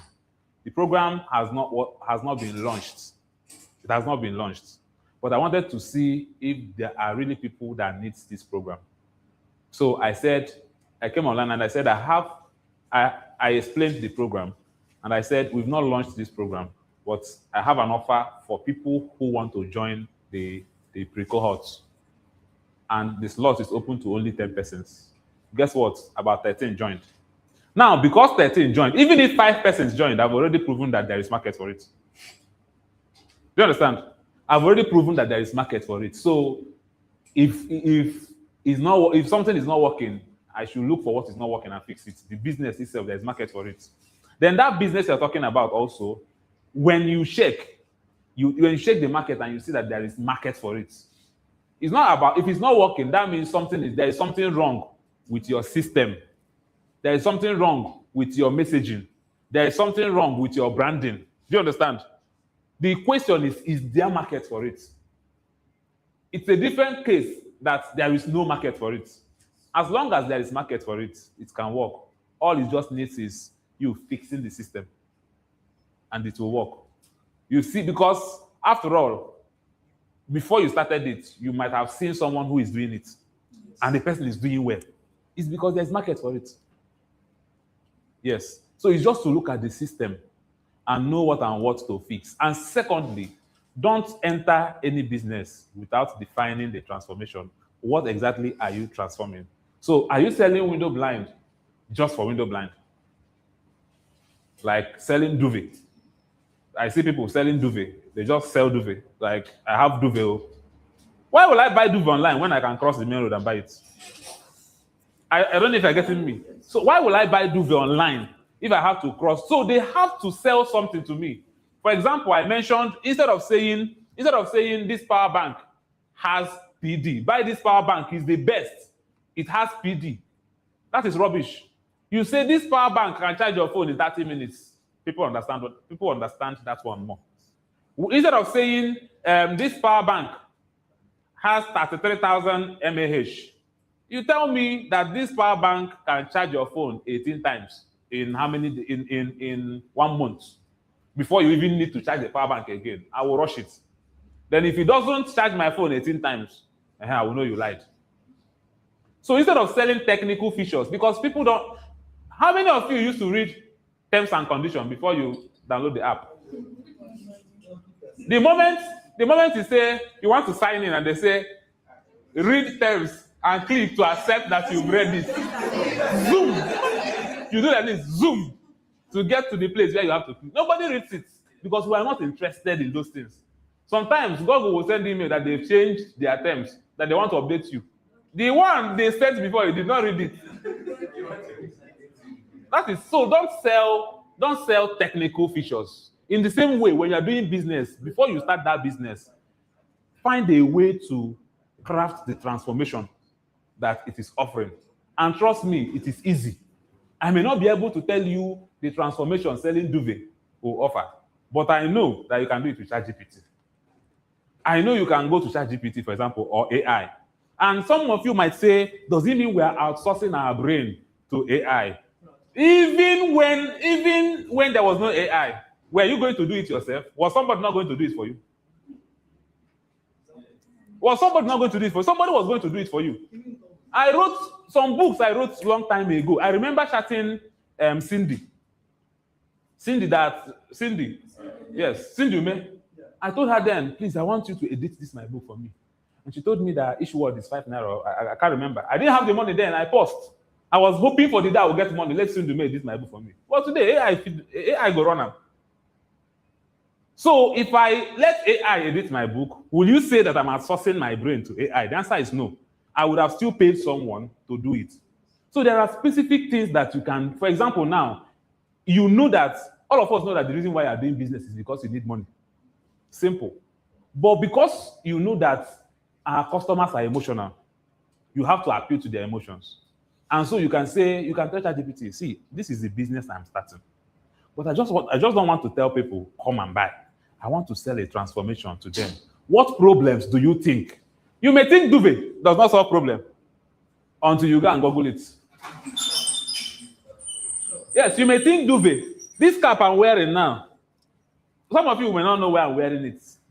And I will tell you, I was supposed to cut my hair yesterday, and I have bald hair. See, so I was supposed to cut my hair yesterday. I did not cut it. And this morning I decided to wear cap. So someone will see it and say, you look good. They didn't know that it's solving a specific important, yes, drip. But it's solving a specific important problem for me. I don't know if you get. Yes. So that business, look for the transformation that it is selling. All right. The next person that has. Okay. Okay, please. That one, reserve that one for the last session. I'll answer it. Okay. Then the next person. Okay. Okay. Thank you so far for the teachings. Yeah. Okay. My question is based on pricing. Yes. And negotiation. So you mentioned process, showing process. Yeah. There's something that happened last week. Yes. While I was showing how I prompt AI, how I work with AI. So yes, someone chatted me and said that he wants me to be doing video content for him, like using AI to create videos. That he has a lot of script. I said okay. Then I went to his office and he showed me a lot of things that he does. And I found out that the work is not something that, is not an easy work. Yes. So I told him I will go back and prepare a proposal that I will send. So I went back and prepared proposal with, letterhead, bearing my name, catalyst, stuff like that. So when I sent the proposal with the amount, I told him he's going to be paying me $350,000 for that services. So, and I even listed the reasons and the subscription that I have to make with the kind of his request. Okay, you listed for him the subscriptions you are going to make. Yes. So we kind of request that, like the kind of video he's targeting. So when I submitted the proposal, he called me. I went to his office 2 days ago, and he said my proposal is meant for. This proposal is a kind of proposal meant for NTA office, Airtel office, all these big companies. And I was like, what were you thinking with all the things you've told me that I need you to do, that you have a script like a Nigerian movie, that you want it to be scripted well with the videos and the the editing and stuff. So I told him, well, that's my offer. So, but at some point yesterday, I was thinking about it. I was tempted to send him a message to reduce the price because you need money now.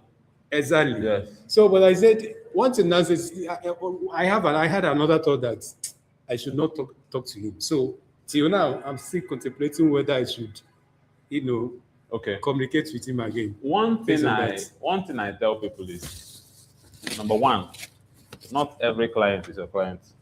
That's the truth. In fact, don't be tempted to think that every deal must be sealed. The reason why sometimes, I'm telling you from experience, it's something I've experienced. I used to do printing. And sometimes I will calculate the printing, calculate the cost of materials and everything, because I need money. I will calculate the cost of materials and everything, and the profit may just be like 200,000, 250,000. The profit, then I'll add everything, give the person. And the person will be like, no, now I'll reduce it. I will pay. Let's say the cost is 750, but in that 750, 250 is my money. The person will say, reduce it now, blah, blah, blah, blah, blah, blah, blah. Or I will give to another person, that what I have is 600. So 600 means it's only 50,000 naira again, but that what I have is 600. I'll tell him, okay, I cannot do it. And then after a while, I'll begin to consider, but I need money, this one, that one. And I'll eventually take the job. What if paper spoil? What if during the process of printing? Because the reason why we add some amount of money on top is in case there is a problem, we can make do for it. You are a tailor and you are making clothes and you know the material is very expensive. To tell you the truth, for example, you sew clothes, right? For example, if you are making clothes, the more expensive the material is, the higher the charge of sewing it. Because if anything goes wrong, you have to replace it. Simple. And so if you use because of, especially the people that will tell you, you don't know how many customers I will bring to you. You see, anybody that wants to psych me with the number of customers they will bring for me if I do job for them for free, I don't do it. They will not bring any customers for you. And they will stress the hell out of your life. You are doing graphics and you collect job from these people that pay 500 naira. They will stress the hell out of your life. They will do corrections 101 times. So, number one, you must understand this. It's not every client that is for you. And number two, let your offer be your offer. Sometimes, you guys know, you guys in my team here know, sometimes we reject offers here, even when we don't have cheche. If you see us rejecting it with pride, you will think, oh, my job won't kill these people. But maybe that month we are not doing anything. But we reject it. Because if we accept it, we've already undervalued ourselves. That's just the truth. So if you've already made your calculations and you know that you gave this person the right cost, it's true that you need money, but don't accept such projects. Because at the end of the day, that money will not be able to do that project. And for example, this type of project I'm talking about now might require more than 1 month subscription. And maybe in the process, you may think it will take this amount of time, and it didn't take that amount of time. And then you now need to renew, and there's no money to renew again. And you call the person and tell the person, it's time to renew. Sir, we have some problem. We need more money. He will tell you agreement is agreement. Okay, agreement is agreement. You must, before you know it, if the money is big, the person will tell you we had an agreement. You must deliver that job. Worst, they may even tell you you won't refund also. You must deliver the job. All right. So not all clients are for you. Thank you, guys. Thank you. My time is up.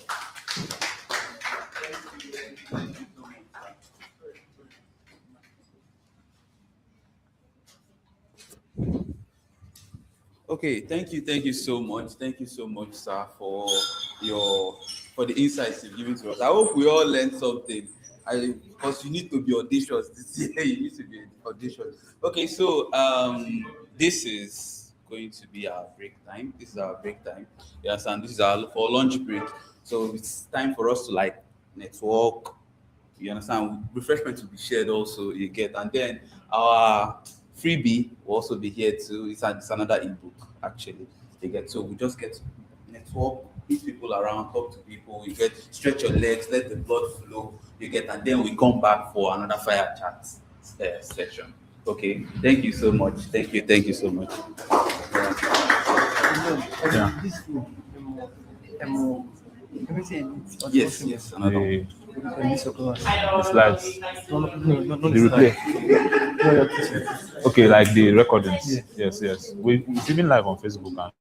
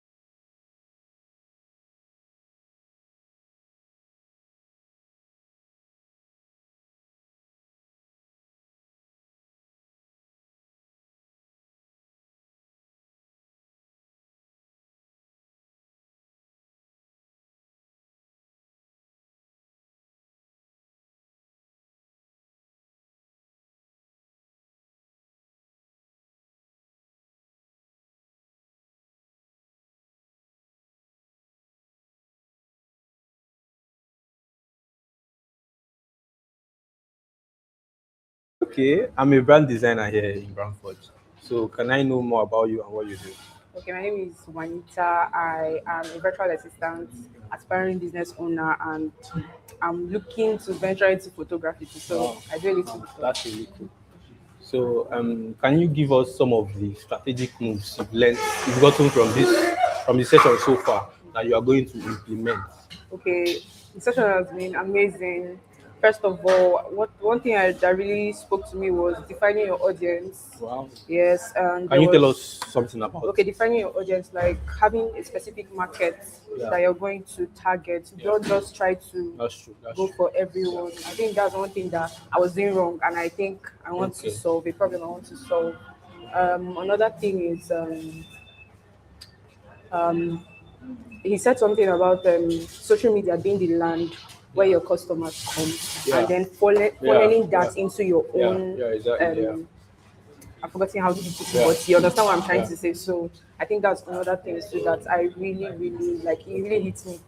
So from the last session that we just concluded now, so what are the strategic points that you are going to apply on your social media, on your brand? Okay, one thing I'm going to apply is putting myself out there with precision. Yes. Not wanting to please everybody. Yes. That's right, yeah. Another thing I'm going to apply is sorry, I'm blanking out. Okay. I think that's just one thing I'm going to do. Put myself out there with precision, define my markets, go for them, do things that will apply to my market. Exactly. Yes, Yeah. Exactly. So I'm going to digress a little bit. No problem. So though my boss said something about it. So can I ask you how are you going to integrate the use of AI and modern day technology into what you do? Okay, there's one thing very profound he said about AI. Yeah, yes. He said he talked about when he wanted to edit a manuscript of his before publishing, and then it cost him money to do that. But AI now does it for us for free. You know, he said people have this mindset of, oh, if you outsource, you're outsourcing your mind. When you give AI stuff, you're outsourcing your mind. So I'm going to implement AI by, not just I'll have original ideas, but I give it to AI to kind of funnel it for me, kind of show me, okay, give me exact steps or improve on it for me. So yes, that's one thing. You know, these days AI can do a lot of things. Yes. Right? I can use AI and do wonders, right? So do you think that AI is going to replace you? Like, do you think AI is ever going to take away your job from you? Should I be honest? Yeah. I don't think AI can ever replace human beings, but I think that AI is going to replace a lot of the little things we do here and there. Like he talked about editing.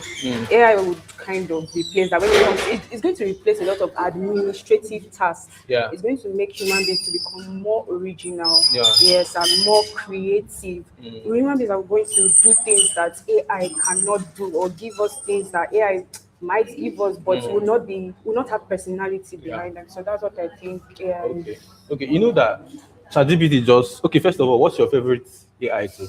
It's ChatGPT. Okay, that's nice. Almost everybody's favorite AI tool. So I'm going to ask you, most times, most people use AI.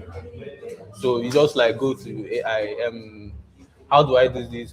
So I want to know, how do you prompt it to get the best results? Like, you're working on this, right?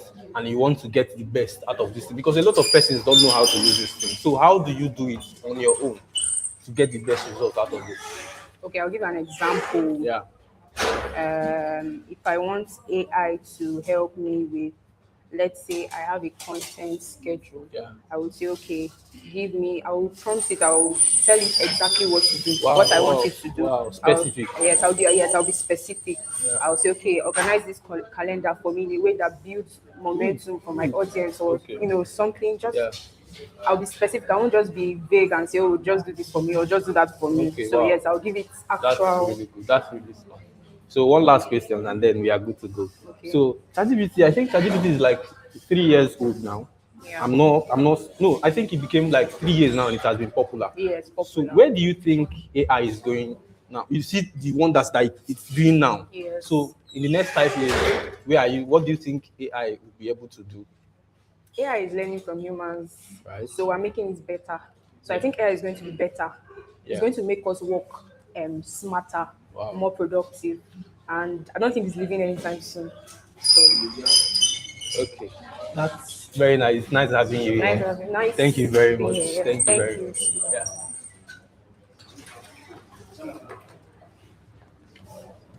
Very good. Are we done? Thank you. Thank you very much. Thank you, sir.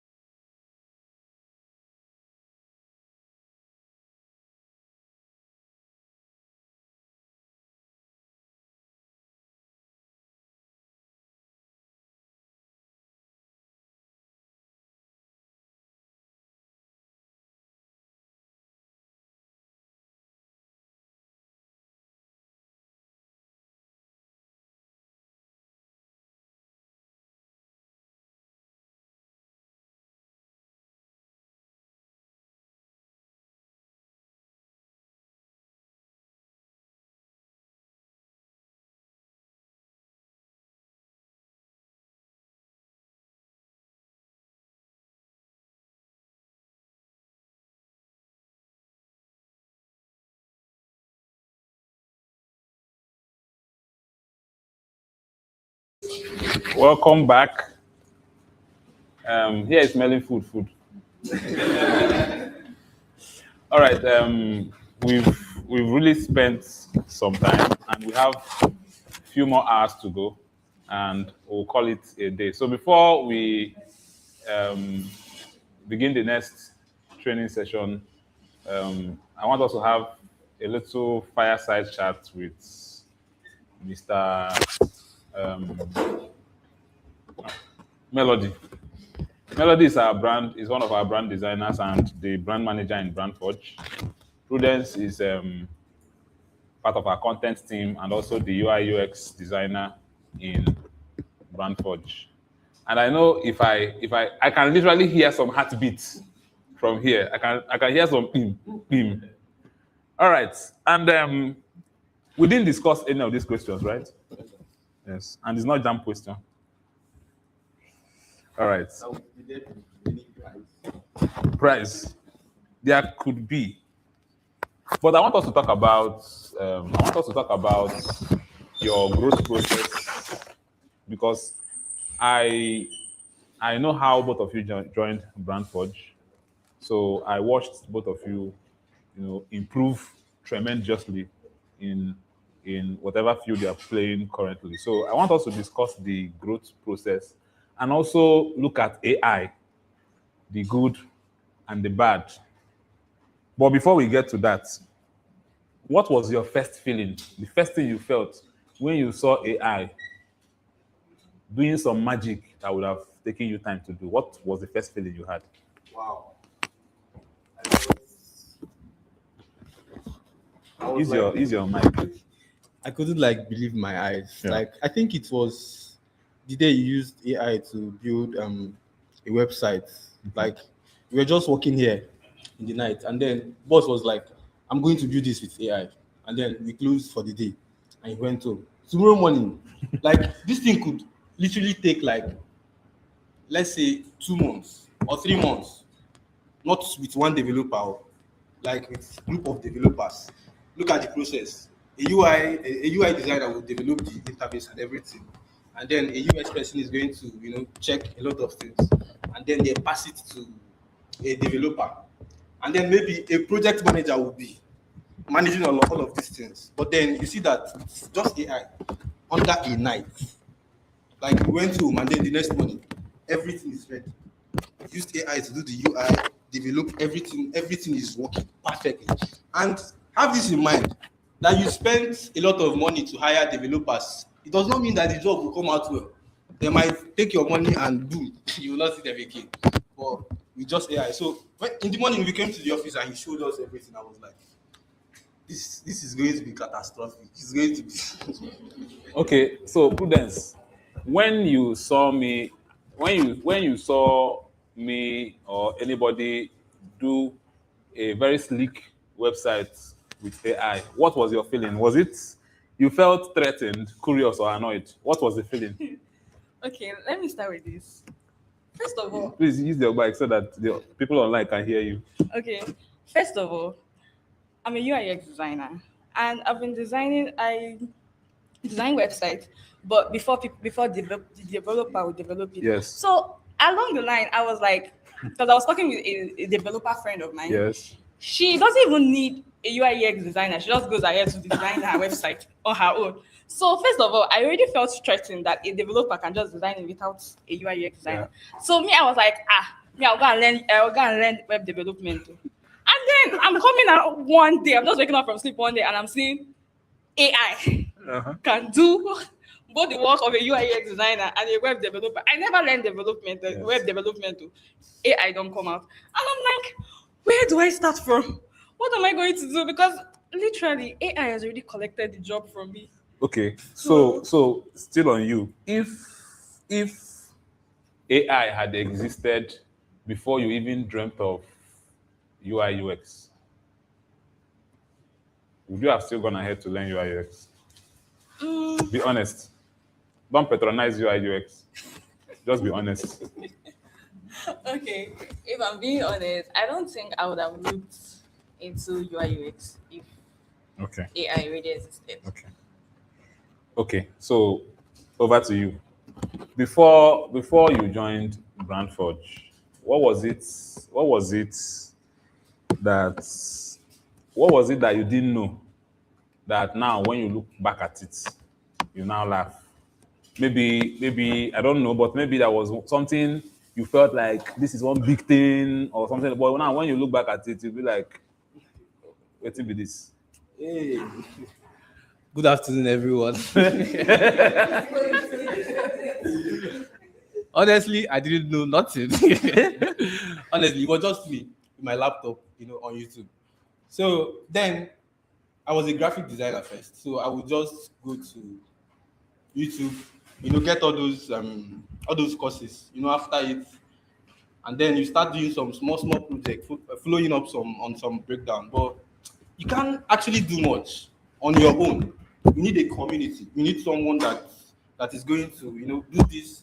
This is not the right way to do it. This is not supposed to be here. This, something like that. So then I didn't know anything. So, but I think I saw Mr. George texted something on our church WhatsApp group that he's looking for a graphic designer. So I texted him. I was like, sir, I'm not a graphic designer yet, but I know that I need something. I need a community. I need someone to guide me. So I told him, sir, I don't have any experience. I just want somewhere I can be that is going to nurture me, to bring out the best from me. So he said, okay. He's not responding to me again. Weeks after weeks, I texted him, he didn't reply again. So it was one day in church that he saw me. He was not like, hey, because I understand he's a very busy person. So he saw me one day in church and he was like, oh, I think come to my office. Let's have a meeting. So I came to the office. So Jay was speaking that day. He was discussing something about brand design, brand designing, pricing, and a lot of things. Like my mind was like, Jesus. So you can do it like a person. Yeah. One single person can know so much, right? So then Akachuku was still here, Chuka was still here, a lot of persons, like a lot of creatives. So the experience was like, it was massive for me. So honestly, before I didn't like know anything. I thought I knew something anyways, like from my small YouTube something. But when I came in, I saw content calendar. Like if you see content calendar for a month, you are supposed to do like 6 designs for a week. Monday, Tuesday, Wednesday, Thursday, Friday, Saturday. This is for one brand. And when you talk about managing like 3 brands on your own, you are going to go crazy. So, but on your own, you would say that this is impossible. But I saw Jay. Jay was handling poker. Jay was doing lateral. Not just managing the brand, not just doing the design. He was managing this brand in a very, like, professionally, one person. So I saw that these things that I was at home and I was like, this thing is not possible. I saw somebody doing it, like, effortlessly. So I knew that, this is where I need to be.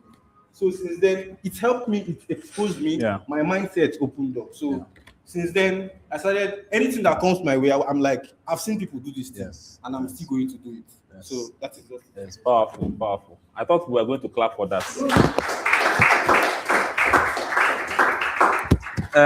So, Prudence, was there ever a moment in your process of learning execution where you felt like I'm not good enough? So maybe you've learned to some extent, but you are scared of showing people your skill. You are scared of like opening up about it, maybe because you felt like you are not good enough. And what was informing that you not being good enough, if there was a moment like that? Honestly, there were moments like that. And the reason I felt that way was probably the same reason you gave, because I didn't like go to a school and then no one guided me and said, this is what you're supposed to do, this is what you're supposed to do. So it was basically just YouTube and myself. Yeah. So I didn't go through any process. So with even though I was already like, I can leave my sister and someone come and see my design, I'm like, wow, Prudence, you're doing something nice. And I'm like, why did this person see my design now? But and then when people are looking at your design, I believe your body will be doing you somehow, like you'll be feeling very uncomfortable. That's true. So do you still feel that way now? No, I don't. I feel more confident about my design. Yeah. Okay, good. So at what point did you think that design was beyond visuals, that it's a psychology? At first, I started off with just knowing how to design. Yeah. So it was along the line because when I started, it was basically just me. But then I came to realize that it doesn't have to just be within my own circle. Yeah. So with time, because Jay already knows a little of UI UX and he's way advanced than I am. So with time, I started meeting him. He started elaborating everything for me. So with time, I was able to understand that this thing is way beyond what I knew about it. So I think that was then. Okay. It was then that I started, like, my knowledge about the design and everything started. Okay. Then Melody, when last did you look at maybe the first design you did, and what was your feeling like looking at the first design? I still have it though. I can still show you some. Honestly, the ones I did before I came in here, it's those ones I would look at and I would say. But when I stepped in here, I was no longer designing from my head. Yes. Because I had a lot of people around me. Yes. So Akatubu was a person that if you are working, he's always going to pass. Yes. And he will see your work and he'll be like, this thing you are doing is not making sense. Do it like this. Yes. So most times I don't do it from my head. So when I'm giving a task, so Jay will always come and say, do this thing for me. And then I will do it. I know that this thing is bigger than me. Yeah. And then I will start doing it, but at some point I get exhausted. I know I've exhausted what I know. So I will go and meet him. Please, sir, this thing that is there, I think I had a major challenge with Shadow then. This Shadow, how am I going to put this thing like this? Then he will take his time and start breaking it down for me. So the same thing goes with Akatu. So if he's busy, I'll go and meet Akatu. Yes. So I was actually learning from 2 giants at the same time. Yes. So none of my design, since I came in here, there's none of them I would look back at and say, oh, I'm always like, wow, like I could do this because I had people around me that could direct my food. Yeah. Then I know you had this mindset of I'm a graphic designer. But at what point did you realize that branding is beyond logos and colors? I think it was Jay that opened my eyes to that reality, because if you are just on your own, then doing designs, because the major difference between a graphic designer and a brand designer is that a graphic designer is someone that you can just tell, take this 10K, do this design for me. Yeah. That is a graphic designer, and he does it for you.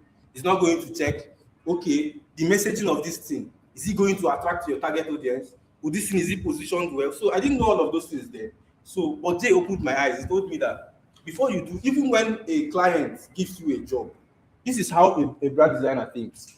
He's going to study your target audience. He's going to understand the market, because he already understands the market. So you'll be like, this is your message now. He's not going to attract. Yeah. So you will now start tweaking those things to make it better. So we don't know anything about color psychology. You don't know, okay, you are doing this thing, but orange is not going to attract this. Purple is not going to attract these people, because colors too have a way of saying a lot of things about your brand. As a graphic designer, you don't know all of those things. You might know a little, but a brand designer, this is this person's expertise. So when I came in here, a lot of times Jay would sit me down and say, this is, even though the design is fine, but it can, just like what you were saying in the morning, that you can just be dancing, but people don't know that you are actually selling a clothes. Yeah. But if you are a brand designer, you are going from because a brand designer is going to check your vision, your mission, everything, and everything is tailored towards achieving that mission and your vision. So that's the point, because Jay took his time to explain all of this. So, and I could remember a few times, because the process was, after Jay confirms the design, then we will now send it to you, then you now do the final version. So most times, even so, there are times where I'll be like, if I send this thing to Jay now, Jay is going to tell me to remove this thing, and I'll be like, let me just send this thing to boss. I think boss will accept it, and I'll end up sending it to boss. Boss only boss. So most times it's not that the design is not fine. The design might be fine, but then it's not going to sell. Yeah, it does not communicate. It does not communicate. It's not going to sell this thing that you want to. So okay, so Prudence, in you said you felt threatened when you saw AI doing all of those things that you knew how to do. But has AI improved how you work to some extent? Honestly, it has, because now work with AI, it makes work easier and faster. So it's more like you're working with your own personal assistant, because usually when designing a screen, you have to like start from scratch and designing everything. But now you can be able to deliver your work in just like a day or two with the help of AI. Yeah. Because you are more like it's more like you're working hand in hand with someone. Yeah. So your own is to just like do just the basic things, and your own is to do the main work, and then AI helps you do like the basics. So AI, if right now, yes, AI still has a long way to go. Do you feel like something? Do you feel that like there's something you can do better than AI? Yes, because in my own point of view, AI is what, like, it's just assisting. Like it helps me achieve what I want to achieve. I wanted that word to come out, assisting, because one of the reasons why people feel threatened with AI is that they think AI does not replace the human agency. So what someone who is not a brand designer can do with AI is different from what someone who is a brand designer can do with AI. For example, some people look at the websites, the apps I build with AI, and they're like, this is powerful, this is wonderful, wow, so AI can do this. Of course. But the truth is that, and I do tell people, even if you pay me to do some projects for you, I will still use AI and do it. Yes. But the difference is, if you decide to use AI and do it because you think I will use AI and do it, the output is not the same thing. Because my being able to prompt AI, manipulate it, do it the way I want it to, I'm doing it because I understand the theory of design is one. I understand the people I'm designing for two. I understand all of those things, but you don't understand that. Yes. So you yourself, in what way has AI improved your own job? Honestly, sir, I feel AI is making us become more like God. I'm sorry. Because God created everything, the moon, the stars, everything. So, as a brand designer, I could only design, right? Yeah. I can't develop a website. So let's say I have a product and I want to develop this product. I want to make sure it's, So I'm going to start looking for developers. First of all, I'm going to look for UI UX designers. No, you look for money first. Exactly. I'll start looking for money. Before I will start pitching to investors. Yeah. So, but with AI and with the experience I have, I could easily go to Gemini. You are a UI UX designer with over 100 years of experience. You've worked with big brands like MTN, Coritech. I will just mention the biggest brand I know. Think like a UI UX designer, design a professional, all of those kind of. I think I saw that prompt from your listing. And then I get something like that. I get the prompt. Then I go to what's the other one? That other one that never was saying. Because I saw you were breaking it down. Codex. Yeah. And then from there, like you could just build it because now when boss, the other day we were installing this thing. Yeah. Boss looked at the thing, he was like, I'm going to build this thing with AI. On your own, you cannot do it. You go and start looking for developers and all of these things. But he's going to build it with AI. He might not necessarily start writing because there's no time for it. He just needs a prompt. It's just a prompt ahead and the design is there. Sometimes we come here in the office and 2 products are right on our face. We are looking at it like this one is here. Everything is working.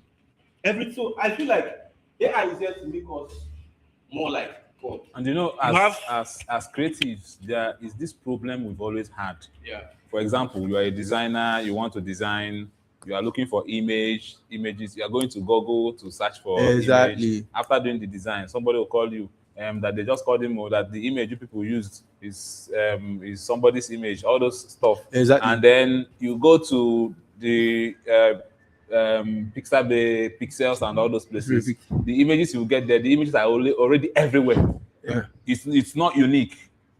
But with AI now, you can prompt. So this one now is not even the major problem. Yeah.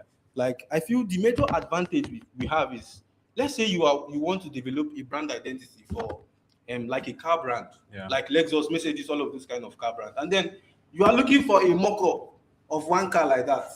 So you place the logo there. You go look for a tire for 50. I remember one morning I was going to travel. I was supposed to travel, and somebody in church wanted a design for our juice company. Yes, exactly. Yes. So, and I went to the car wash. So while they were watching the car, I just pulled up my laptop, did 1 or 2. Within 10 minutes, I've already delivered the design, delivered mock-up, everything, and she was so excited.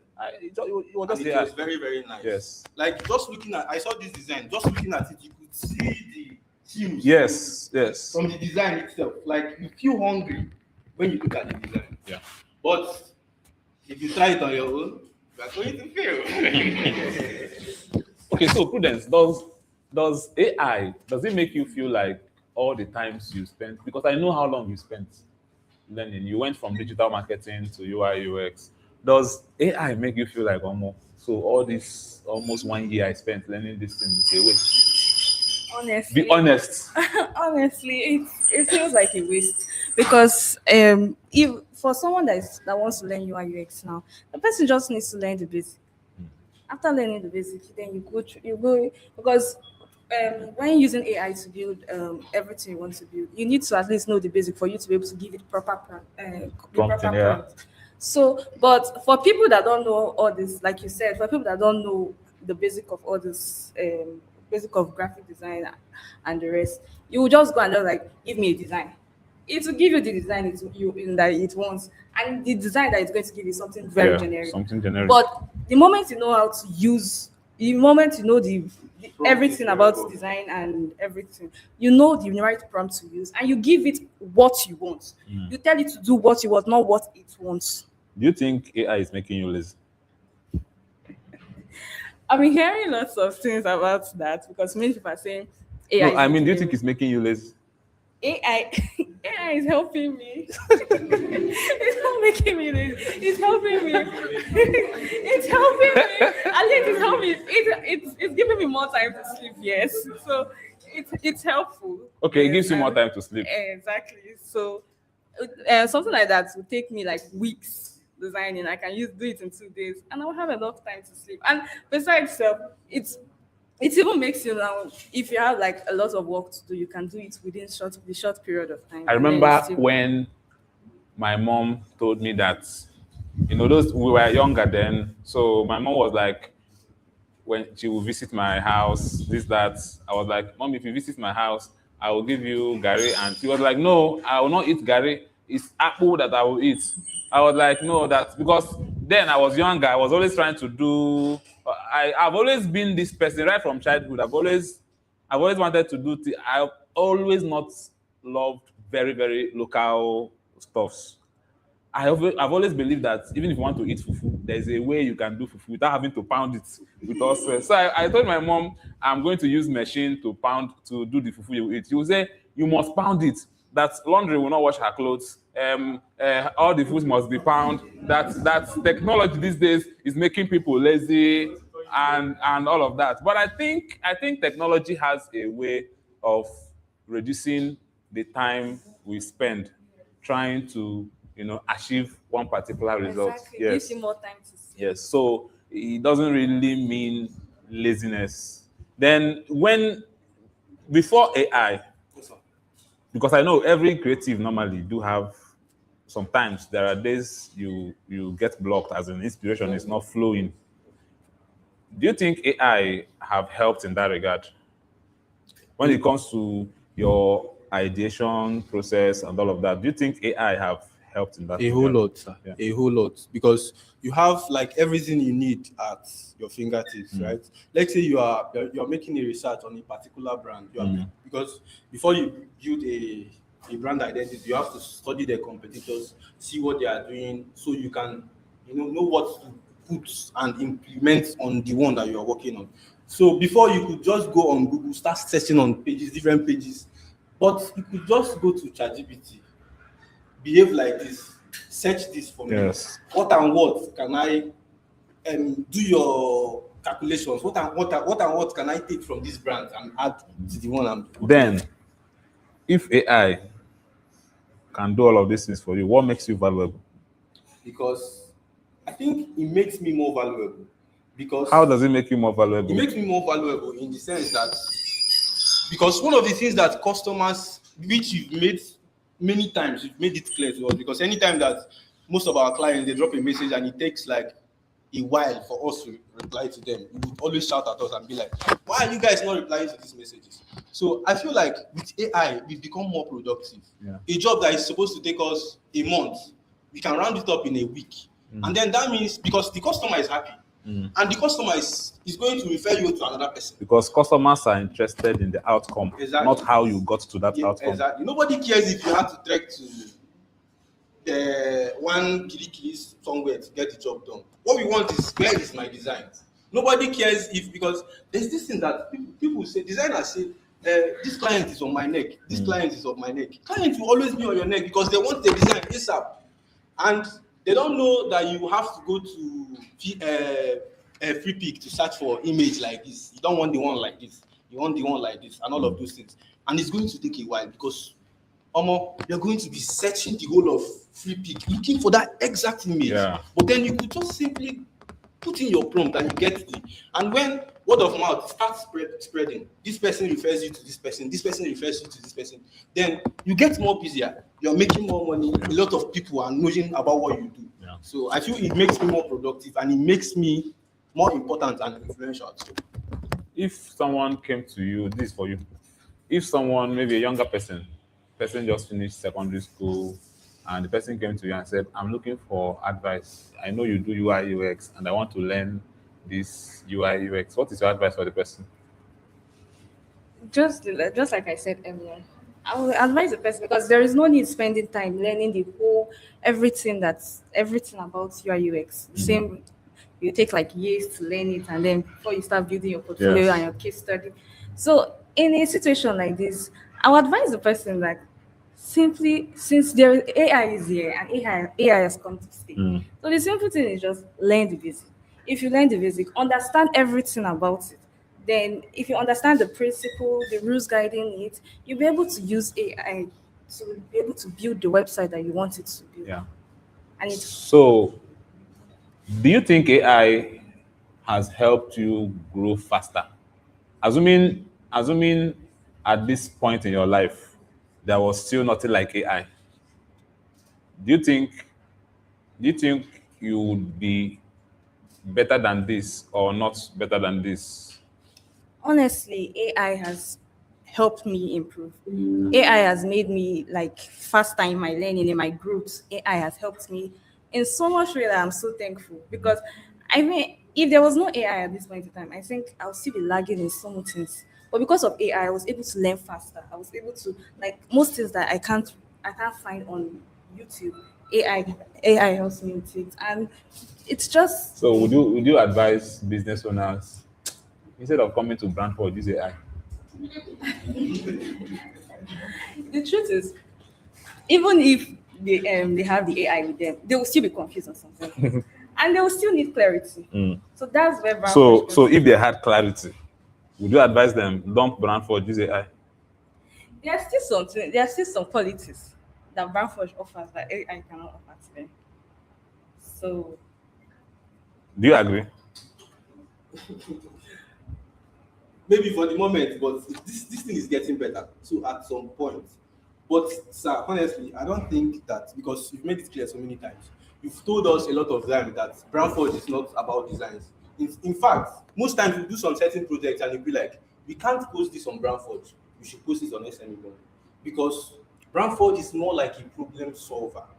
We are not just that it's a branding agency doesn't mean that all we just do here is designs. We offer consultancy. We do a whole lot of things. So I think business owners, we are the ones that build the product itself.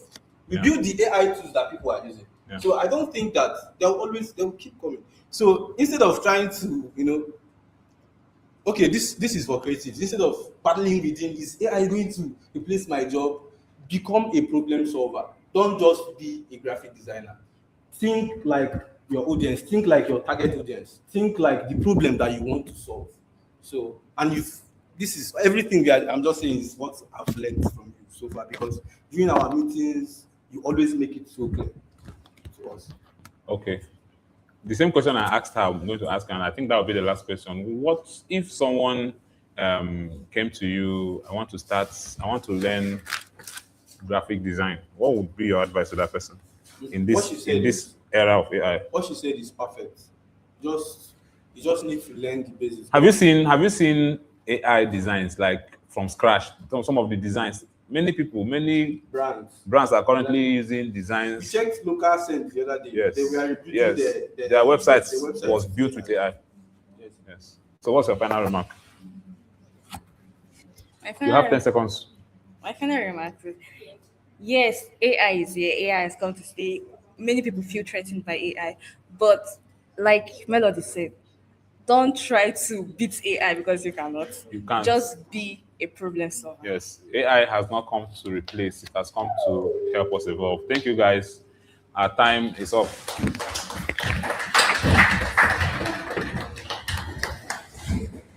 So I'll proceed with the next session. I think that's the final.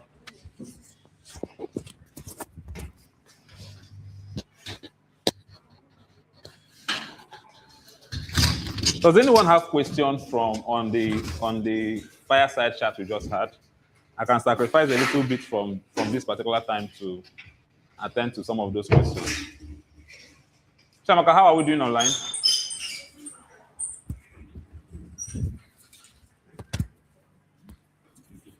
Does anyone have question on maybe AI, like even as regards to your business? Maybe how many persons have questions as regards to AI? How many? Okay, 1, 2. Who else? Only 2 questions. Let me begin with you.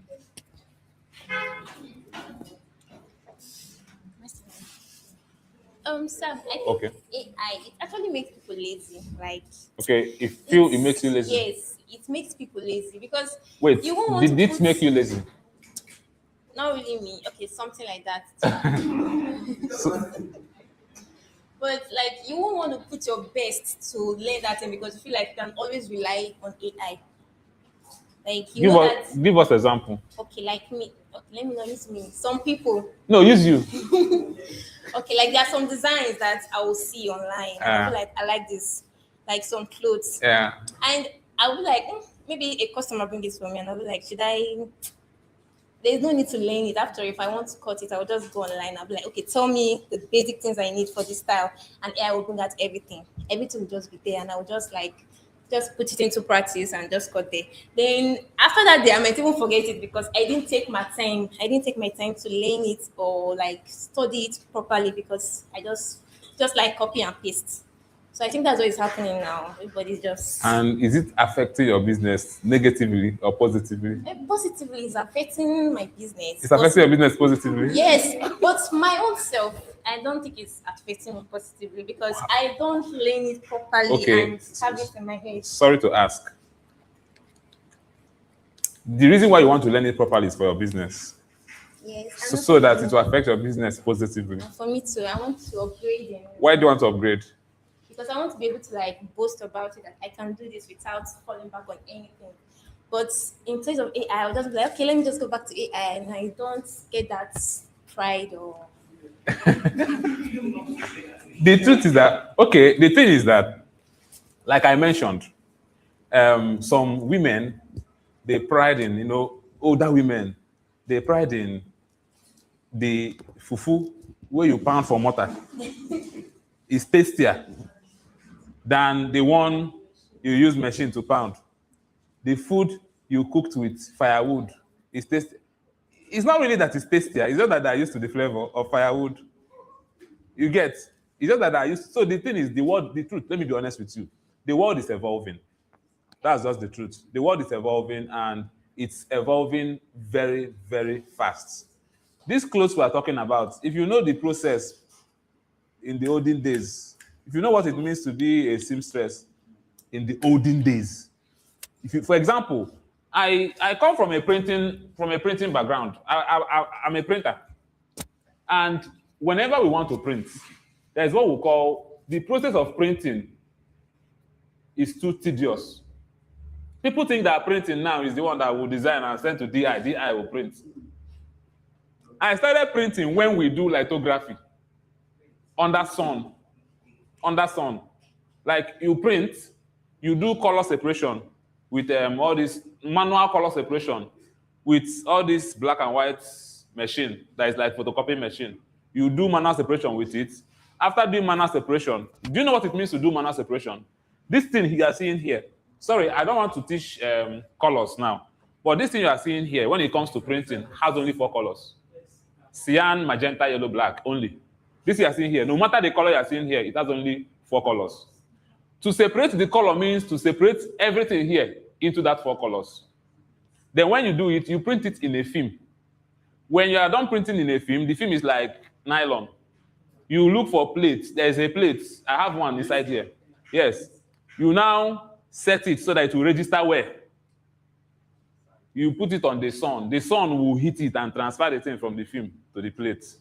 And you now go to the impression machine, where they will do, and in the impression machine, if it's 4 colors, it will go 4 times on the impression machine. And you will wait.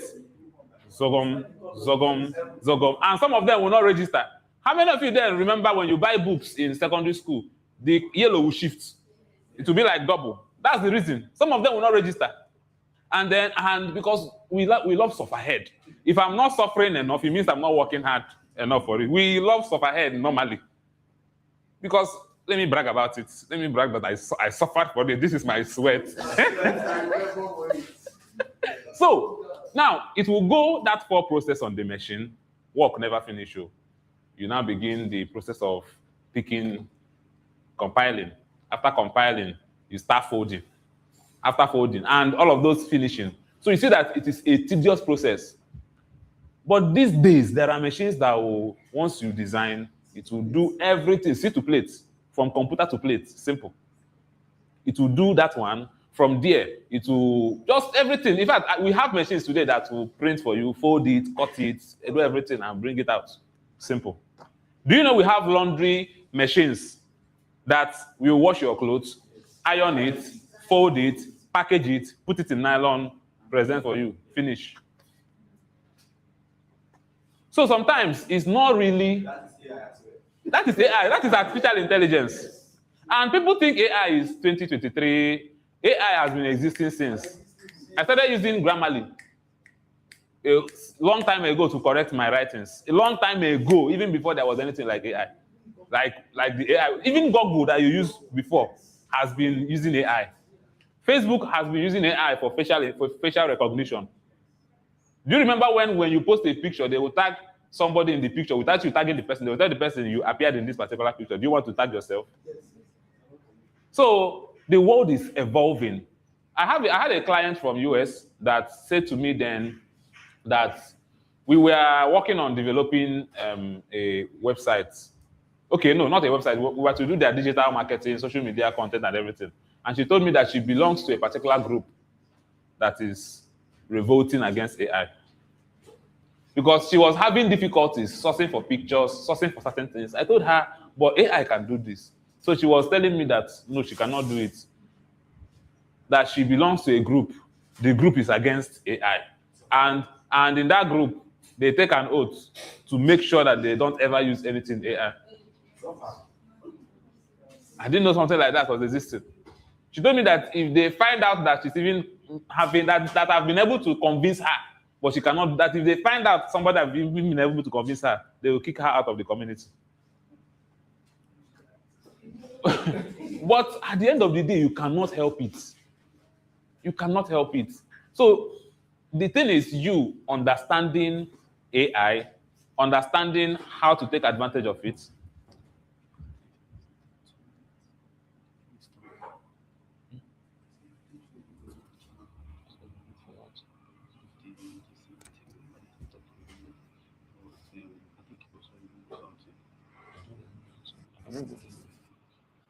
So, they have distracted me, Jake.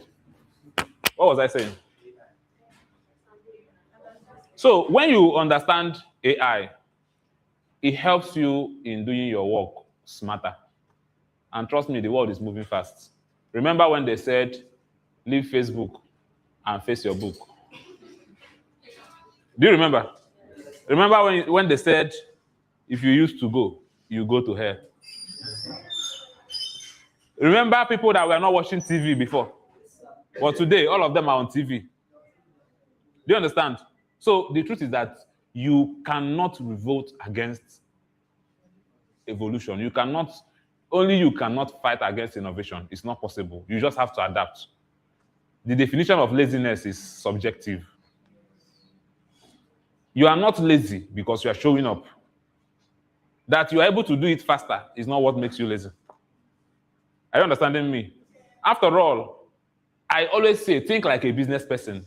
A business person outsources thinking. Do you know? A business person, you cannot run your business alone. So a business person will always outsource almost every repetitive task, the things you do every day, For example, the process involved in making these clothes means I have to do this, do that. Okay, if AI can do this, do that, then you focus on the one you can do. It means you can do it faster. You still have the creative control. You still have the control 100% to tell it, okay, do it this way, do it that way, right? Yes. So AI, I feel like it makes you more productive. So, hey, another question. Yes.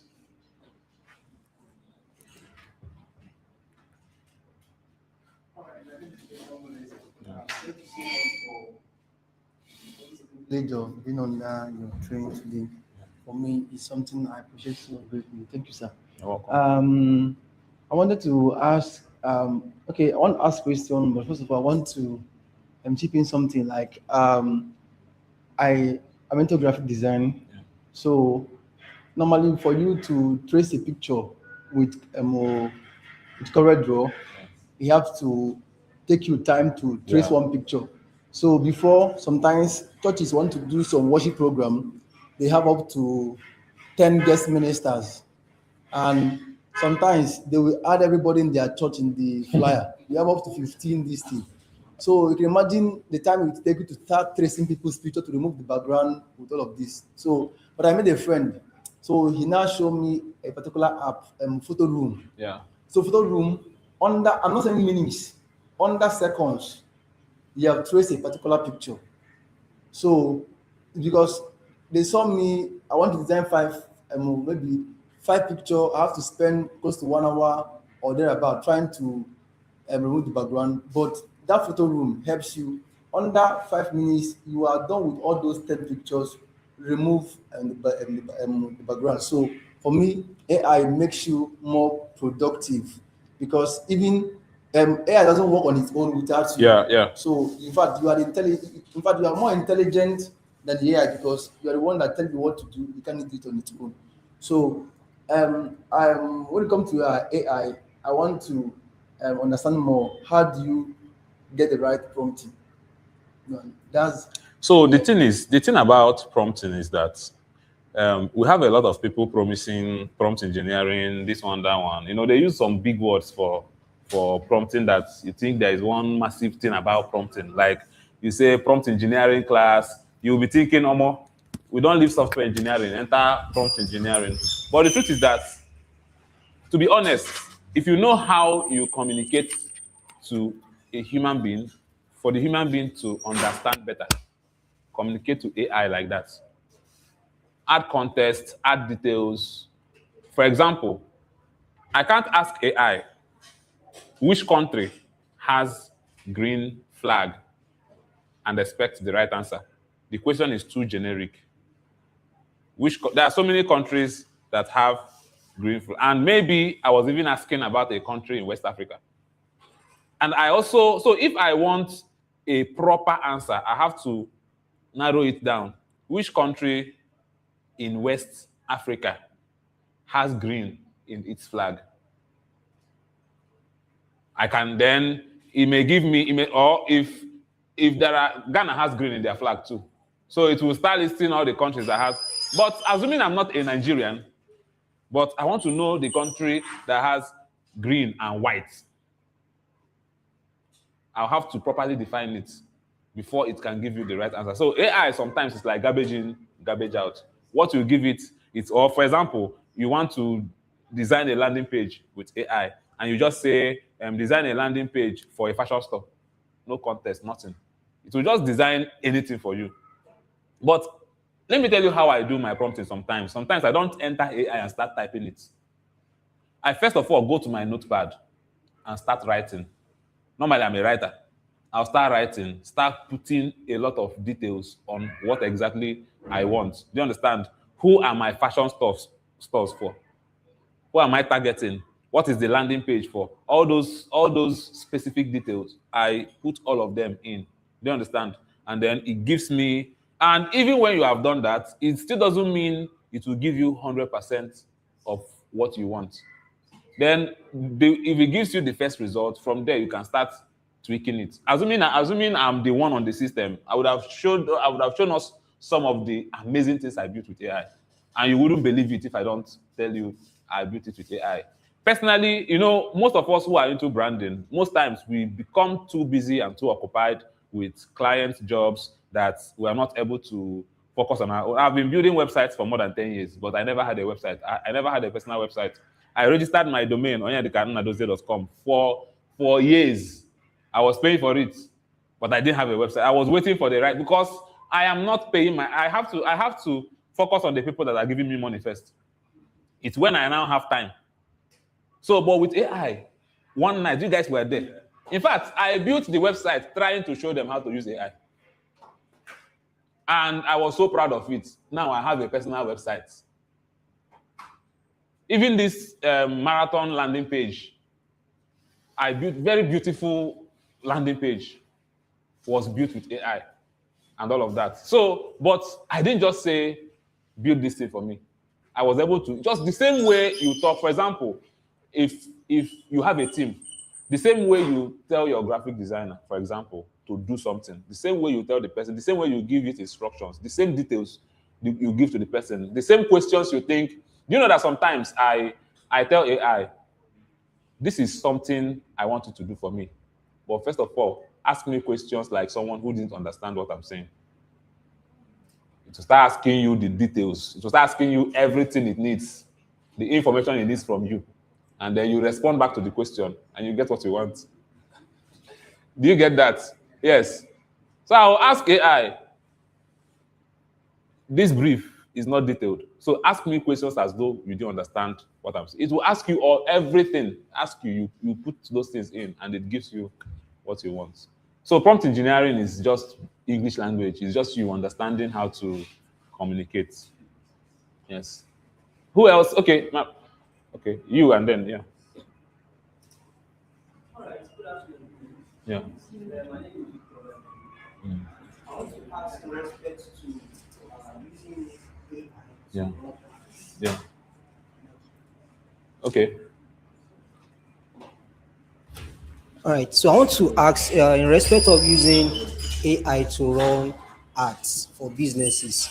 First of all, I'm into social media management, and so far in the line of business that I've been working with, I've noticed that for you to be able to elevate a brand, for you to be able to make a brand get more awareness, there is need for you to run a social media advertisement. So my question is this: has there been any AI that has been developed that can make you to run an automated ad? Okay, so, like so the AI will be it will be running both, okay, when the ads has been overspent, it will reduce it on its own without any that means human it effort. will also have access to your account and be depositing money now. But to answer your question, to shock you, there is. Yes. So we've moved beyond normal prompting. We've moved beyond ChatGPT, Gemini. We are now in the era of AI agents. Yes.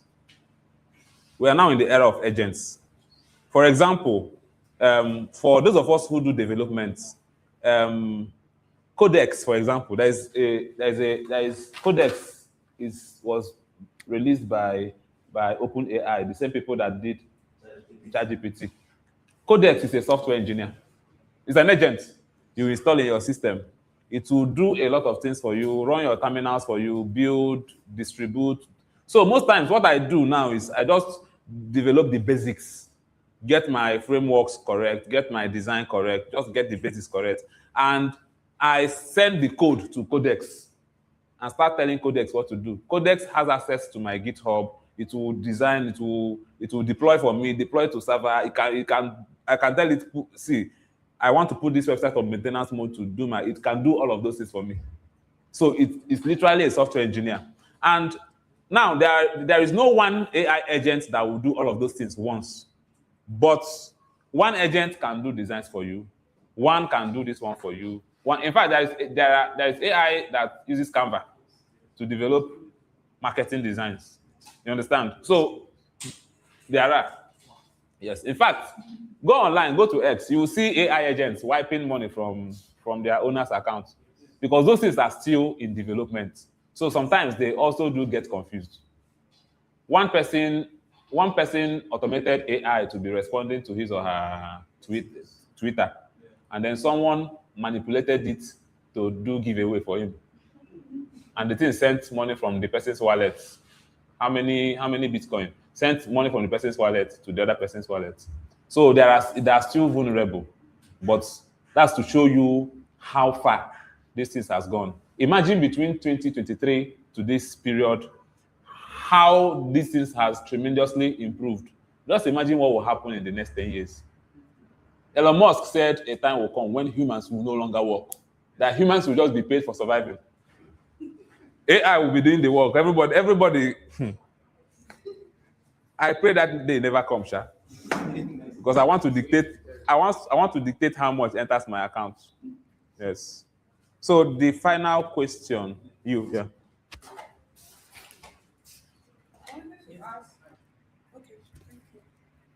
I wanted to ask, What are the practical ways to stay valuable as a person in the age of AI? The practical ways to stay valuable is to keep evolving. Yes. To be honest, the major people I see that will have problems are not even the less skillful people. I think it's the most skillful people. Because the most skillful people usually live in denial.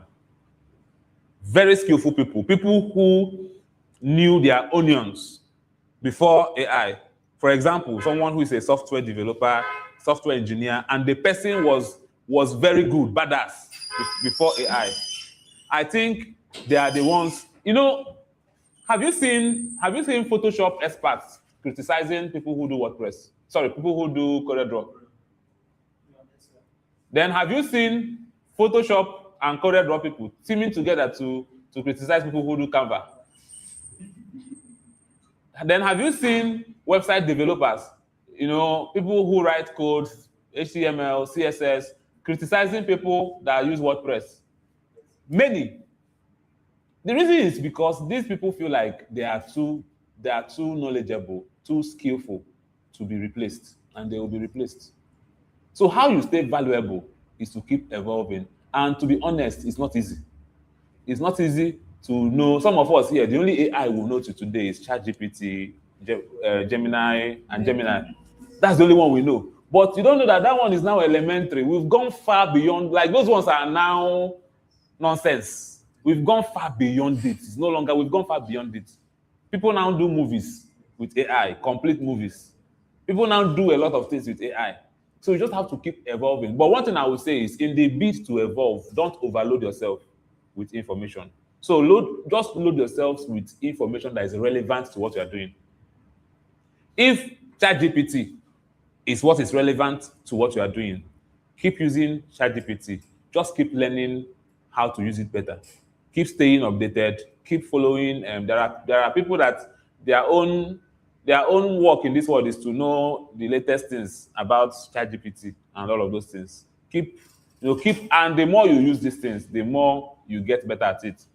The first time I ever used AI, the only question I asked was, just to know what it can do. What is this one? What is that one? Like the normal things we search on Google, we now go to ChatGPT to search for them. But now it has gone far beyond them. Like we've gone far beyond that. I don't know if you are getting me. And for example, certain things I've always found difficult to do. Certain things I've found difficult to build. Maybe because I don't have the funds to build it, or because I don't have enough people to build it.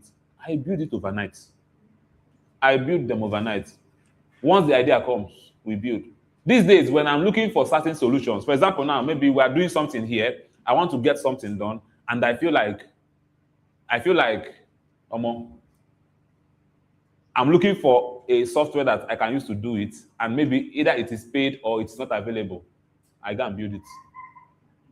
Maybe I'm looking for something I can use and convert the document to PDF, and I'm seeing only paid version. I'll go and build one. Simple. And it's that easy. You can build it in 1 minute. Assuming I'm on the system, we'll build one here now, we'll see it. You can build in 1 minute. I don't know if you're getting me. So I feel like it makes you become more valuable if you keep staying updated. We always hear something like, the day you stop growing, you start dying. And that's the truth. So in the same thing, when it comes to information, it's unfortunate, but that's what it is. Like, we live in a world where you will have to constantly stay updated. When you decide to go offline for 1 week from the internet, just go offline, switch off, stay 1 week and come back, everything will be strange. That's how fast things are evolving. If you did a marketing course last year, that's your knowledge is still. Seriously, if you did diploma in digital marketing last year, you have to do it again, because that one you learned last year was for last year. It has changed. That's how everything keeps changing because of AI. And unfortunately, there is no time it's going to reduce. It won't reduce anymore. It won't. I don't know if I answered your question. All right. Okay. And so I'll be, for the next 1 hour, 30 minutes, we'll be looking at 360 leadership. And I think that's the last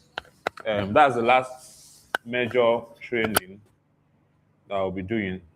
So we'll be looking at why 360 leadership.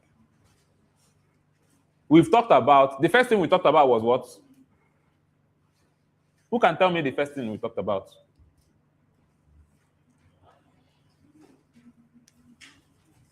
Have we forgotten? The first thing we talked about was branding, but there was a topic.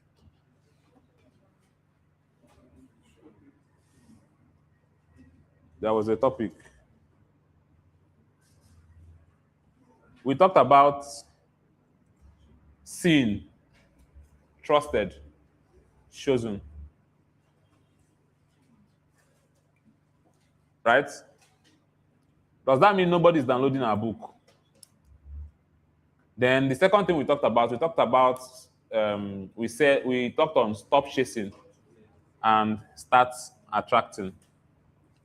And on 360 leadership, we'll be talking on the weight of leading. And why the weight of leading? Why is it relevant? Why is it important for a business owner? Why is it important for a career person? Why is 360? What is even leadership? What is leadership? Leadership begins with leading yourself. Are you getting me? Leadership begins with leading yourself.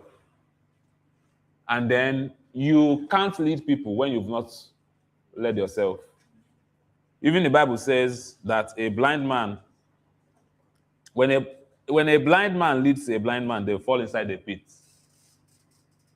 And leadership is how you build something that lasts without losing who you are in the process. Many people end up losing who they are in the process of building something. That's why leadership is important. So many people end up losing who they are in the process of building. And the truth about leadership is that nobody tells you how heavy it is. Nobody tells you how heavy leadership is. It is my opinion that you cannot build a stable business on an unstable foundation. Please, the next slide. You can't build a stable business on an unstable foundation. What does it mean to build a stable business in an unstable foundation? You are the foundation. So, for example, I know so many people that the moment they become successful, they start having one health challenge or another. It is not village people. It is not that something was projected. It is just that they were not able to afford what will bring about the health problem before. And when they were able to afford it, the health problem came. I know so many people that the moment they start eating money, diabetes comes. In the family, they already have history of diabetes, but they were not able to lead themselves when it comes to taking care of their body. So you cannot build a stable. And so when they become unstable, that thing they've built becomes unstable. There is one man of God that was very popular in the past, very, very popular, pulling weights. He was pulling weight. He was shutting down stadiums. Like he was going for international conferences. I'm not going to mention his name. He was pulling weight, doing amazing things. All of a sudden, the whole thing crumbled. Why? Because he became unstable, health-wise. And it's quite unfortunate that many popular persons that changed the world, many of them died young. Both men of God, though, women of God, though, that really changed the world, many of them died young. One health complication or another. I can mention names, you can Google it. I took my time to research on this, and it was true. Why? Because we become so busy. We become so busy that we ignore our own selves. We become so busy in chasing money, chasing after our goals, then we ignore our own selves. So the foundation of every business is the person at the center. And the person at that center is you. If I should ask you one question now, when last did you pamper yourself?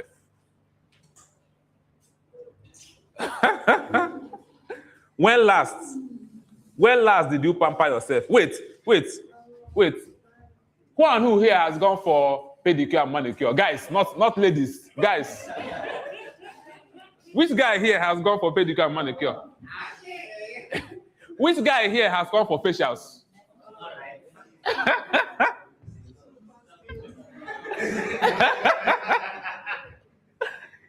So that person, and you may think it's not important. You may think it's not important. Okay, how many of you here have once in a while gone to dentist to say, please check my teeth? Just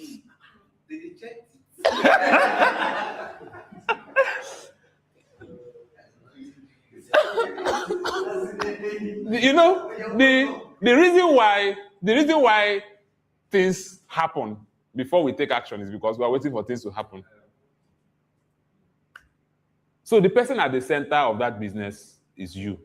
The foundation is you. And when you become unstable, the business, the whole thing you are fighting for becomes unstable. And trust me, there are also people who are waiting on you. There are generations, their destiny is tied to you.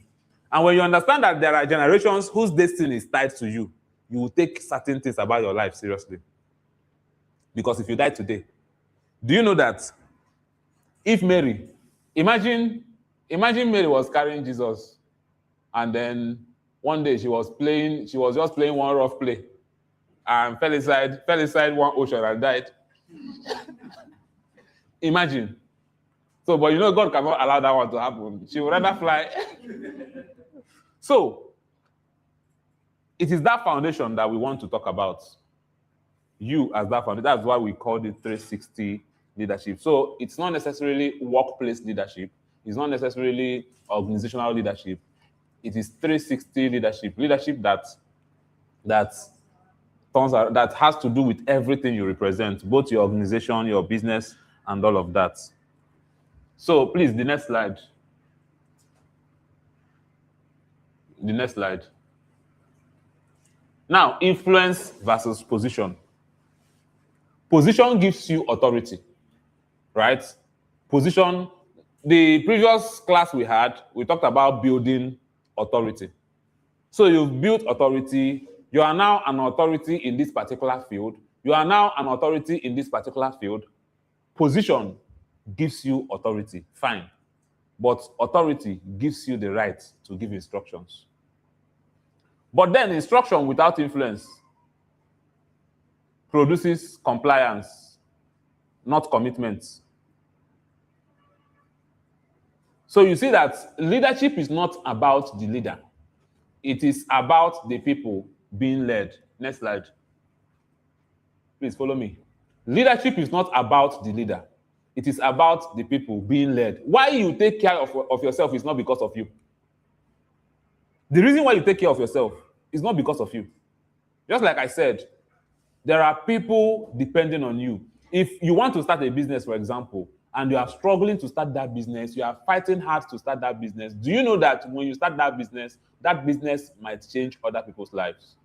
There are people that will find meaning to their life just because you started a business and they started working with you. Are you aware? But their destiny was dependent on you making that decision. So leadership is not about the leader. It is about the people being led.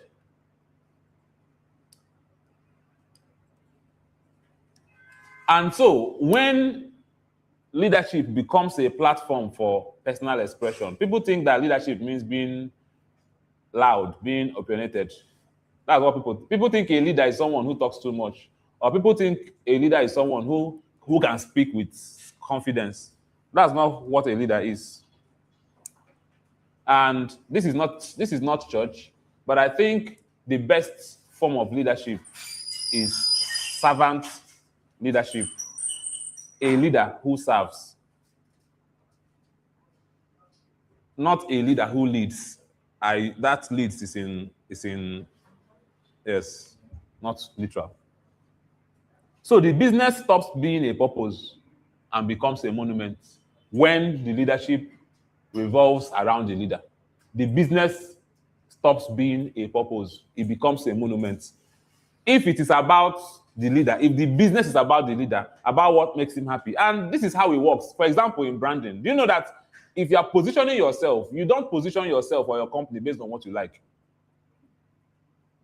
When you are designing for a company, you don't design based on what the other likes. You don't design based on what you like. You may not like yellow. Yellow might be your worst color. But in branding, your best color does not matter. What matters is what communicates to the target audience, right?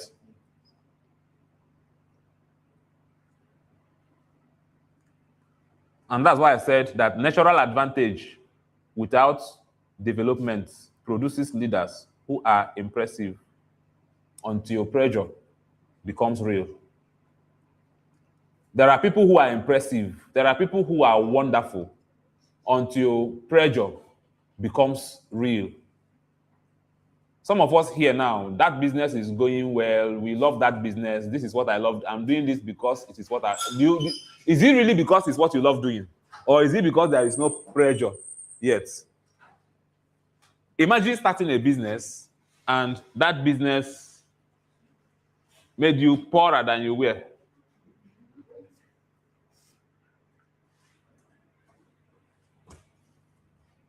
It made you poorer than you were.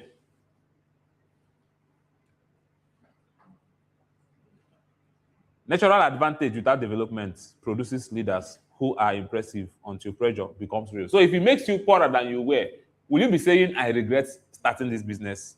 Will you be saying, I regret going into this skill? Will you be saying, I regret taking this decision?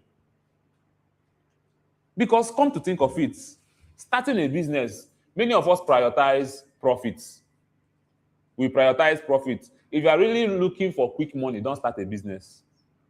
If you are really looking for quick money, don't pursue a career. Just look for bring one person, put two persons, and all those kind of things. If they shop your money, you shop another person's money. Life will be going on. But if you want to build something tangible, it's not always funny. That's why some businesses were not profitable for 7 years and eventually became profitable. Like Facebook. Someone should Google when Facebook became profitable. Facebook did not become profitable immediately. I think it took Facebook years to become profitable. And they were able to stay on it because they have a staying power. But many of us, once we start something and it's not looking like it, we dump it and we leave. Do you know why? Because that thing we started it just to satisfy our ego. Just to answer CEO, founder at unemployed. You know, on Facebook, some people are founder or CEO at unemployed. Excellence is a developed capacity. Excellence is a developed capacity. And so, talking about capacity, how you manage yourself reveals how you will manage your business. How you will manage yourself reveals how you will manage your business. What is happening there? Okay. It reveals how you will manage your business. The commitment you make to yourself tells the truth about what you will keep with others. How you manage yourself tells a lot on how you can manage your business, both how you manage your finances. There's one thing I did some years back. I think it was 2 years back or 3 years back. I noticed that I have a problem saving money. I had problems saving money. And what did I do? I decided to force myself. I opened a PiggyVest account. So I opened a PiggyVest account and I locked it. You know, on PiggyVest, you can lock funds. And even if somebody is dying, the money will not come out. It came to a time somebody was actually dying. Money no come. I was sending emails upon email. They told me that there is not. We empathize with your situation, but unfortunately, the money cannot come out. That the money can only come, that they promise me that the moment the money is due, they will deliver the money. But once it's not due, it cannot come out.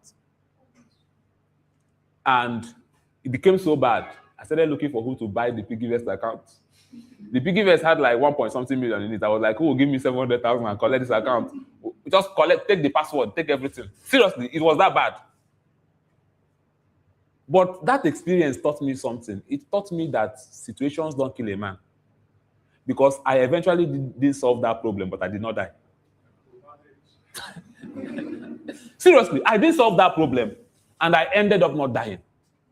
Because some things we do out of pressure, when you give it time, you will realize that it will not kill you. It will not kill you. So how you manage, for example, I am sitting here, coordinated, talking, but people don't really understand that behind the scene, there is something else I'm battling with. That on a normal, I should have run out of this place. Yes. On a normal, I should have run out of this place. It is being able, when I was many years back, it was Bishop Owen Mokolo. Either Bishop Owen Mokolo or Bishop Ndubi COB, when he was a venerable. Either him or the bishop in Diocese of the Niger that said something. And that, normally, you cannot catch me tomorrow running on the road like I'm running late and you will see me running. He said that once you are late to an event, you are already late. Running won't make you arrive on time. Running won't make you arrive on time. That leaders don't run. They take charge of the situation. They taught us a lot of things like, for example, I was here, I was told that, something is happening there. Are you expecting me to run from here to there to go and fix it? The answer is no. So since before, once I'm late, you will see me running on the road, sweating. But hearing that, and there was something else they said, that as a man, as a leader, if you have noticed, when I go for events, I hardly eat publicly at events. How many of you have, if you have been with me, you will notice that when I go for events, that as a leader, you don't just go for an event and you're just eating publicly like that. That no matter how you are pressed, that you don't start urinating in public where everybody will be watching you. So if my bladder is... to every rule, there's an exception. There are emergency situations. But what am I saying? Sometimes leadership means adapting to discomfort. Adapting to discomfort. Getting used to discomfort. Getting used to not making profits today. Getting used to doing the same thing that another person did. The person made profit and you lost money, but you are still in it. Or you don't know that the richest men in the world have been losing money. Sometimes you wake up and you hear that Elon Musk lost how many $1 billion, and you'll be like, if my I go commit suicide. But it doesn't work like that. Many years back, when Dora Akunyele closed down the Onitsha drug market, people committed suicide. And that is lack of personal leadership. They committed suicide. Some people jumped into River Niger because they imported drugs and it was destroyed. They killed themselves.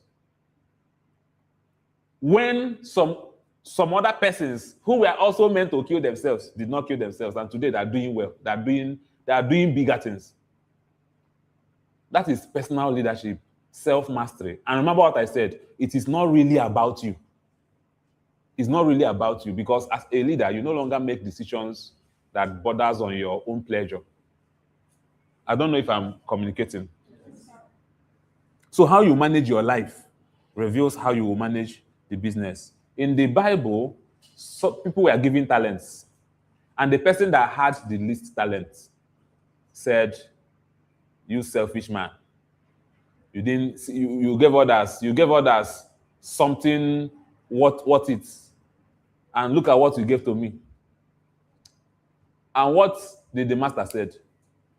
He said, "Even the ones you have will be collected from you." That means that a leader is meant to make out the best out of the little resources they have.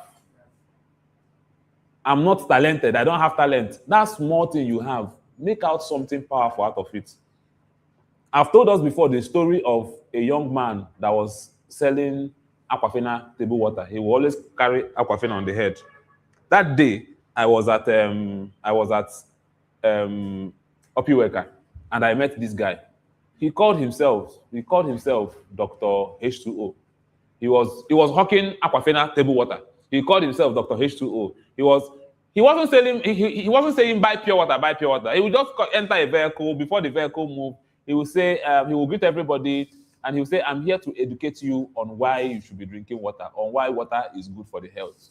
He will, after educating us on why we should buy water, or on why we should drink water, he said, so if you need water, you can buy. People were buying from him just because of.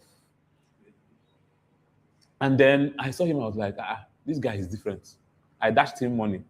I told him, just keep your water, I'm not thirsty. I dashed him money. Before you know it, I started seeing him all over social media that Aquafina have signed him, have given him warehouse, done everything for him. The same two persons, that same place where people feel like you can't make something out of it, hawking. Someone went there, made something out of it. The only thing that still killed that business was still personal leadership. He failed at managing himself. This guy had, from hawking, they gave him a warehouse full of Pepsi products, gave him generator, gave him so many things. And the guy made money. He made money, was lavishing the money on buying unnecessary things. And he failed. He had a chance at life hawking. So what I'm saying is that little thing you have, that's why I said, teach people even when you think you don't know anything. Teach people that little you know. That little you know is good enough. It's important enough, because when you see people ask you questions, when you see people confused at things you think is basic, you'll be shocked. Someone called me one day and said she wants to book a session with me, consultation session. She wants to book a consultation session with me, and she said the session is so I was thinking maybe and she's a lawyer. I was thinking maybe she wants to start a business. She wants us to do her branding, this one, this. She was asking me how much will I charge for my time. She would drive from Oka to this place or anyhow. When I now asked her, what are your specific challenges? She said she wants to learn how she can pay for iPhone subscriptions with her card. No, you may laugh at it, but this is something you might think is basic information, but this is something she was willing to pay for. I saw a young man, I thought it was a joke. This man was selling, I saw his advert. If I had seen that advert some years ago, I would have bought the course. This guy was selling not even a course, he was saying that, are you finding it hard talking to a woman? Do you find it hard seeing a woman you like and you can't talk to her? 25,000 naira was the product. And it's a need. No, it's a need. So many guys here cannot talk to, like, Catalyst.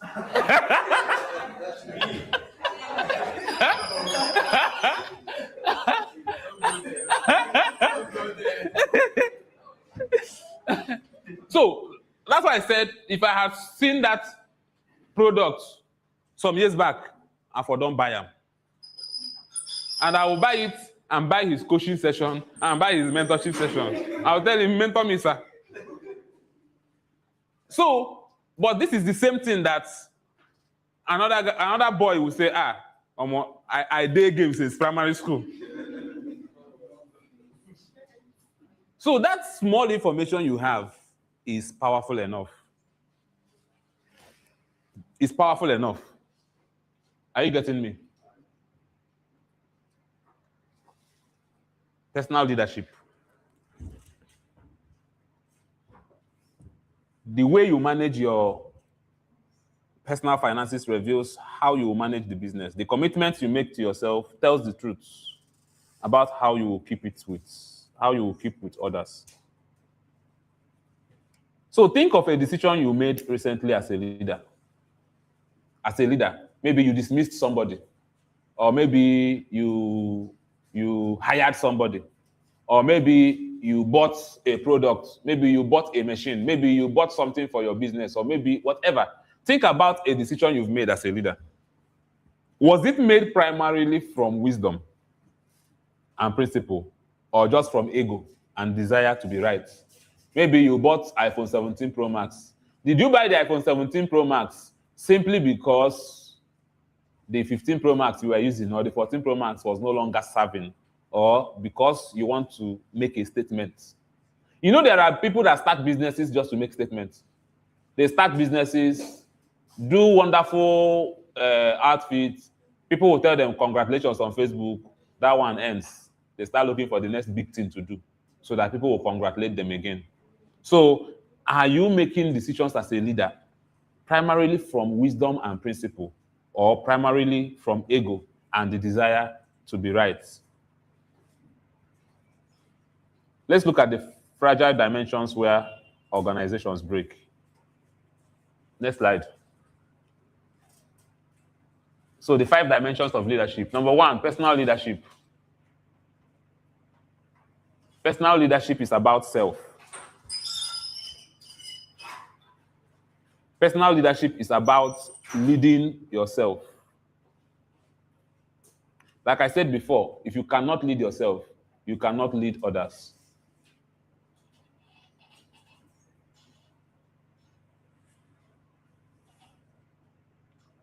Do you know one of the ways, I always say this I think I've said it in most of the trainings I attend or I speak. Do you know that you can learn certain routines of life by going back to the things you were taught in primary school? And let me tell you those things you were taught in primary school. I'm not talking about the science and everything. Just the basic things. I've been nursery school safe. When you wake up in the morning, say your prayer. What is the sequence again? Say your prayers, brush your teeth, greet your parents, dress your bed, all those things. Do you know that this is a life-changing hack that many people ignore? The life change, the transformation that comes from this is not necessarily in doing those things. The transformation that comes from it is in sticking yourself to a routine. Discipline. If you are able to tell yourself, I'm going to do this for 1 month, and you are able to do it for 1 month, there is nothing else you cannot, discipline yourself to do. Because it takes discipline to arrange your bed when you're already late for work. Many people don't understand the importance of making your bed in the morning.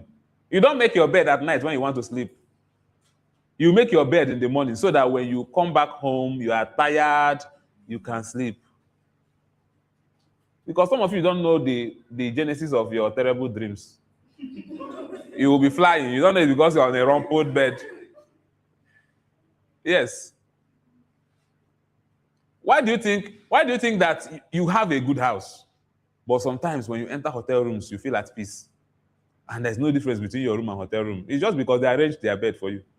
You went there, everything was arranged, and it's flat, everything was tight, arranged with duvet, and everything was sparkling clean. Once you enter there, you have this sense. It's not because of peace, it's because of organization. It's because it looks organized. But the moment you enter your room, the chaos in your room brings confusion. One cloth is hanging on one of the bulbs. The other one is on top of the door. Everywhere is scattered. Once you commit yourself to taking care of your room, taking care of your personal stuff in the house every day, you've conquered this particular hack. It means that when we tell you that how you can succeed in this business is, first of all, show up every morning, do this, do that, you are already used to committing to a routine.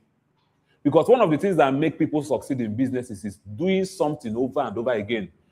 Businesses you don't succeed in doing the exciting things. You succeed in doing the boring things. It is the boring things that makes businesses. thrive. You see these boring tasks in business, not content creation, not you are creating content, you're excited, you know, all those kind of stuff. There are boring aspects of it. Like, for example, now when it comes to content creation, when it comes to scripting it, arranging, those are the boring parts. And they are the ones that give birth to what is exciting. Are you getting me? Personal leadership. Then strategic leadership, which is direction. Strategic leadership. Personal leadership is about self. Strategic leadership is about direction. And then we have people leadership. How good are you with managing a team? I don't like people telling me, anytime I hear someone tell me, the first time I saw that girl, or the first time I saw that boy, I didn't like him. Why didn't you like him? Did he do anything to you? I hated him at first sight. Why? Because of how his face looks. So you need to be people-oriented. You need to be people-oriented. After all, you cannot thrive on life alone. Are you getting me? You can't thrive on life alone.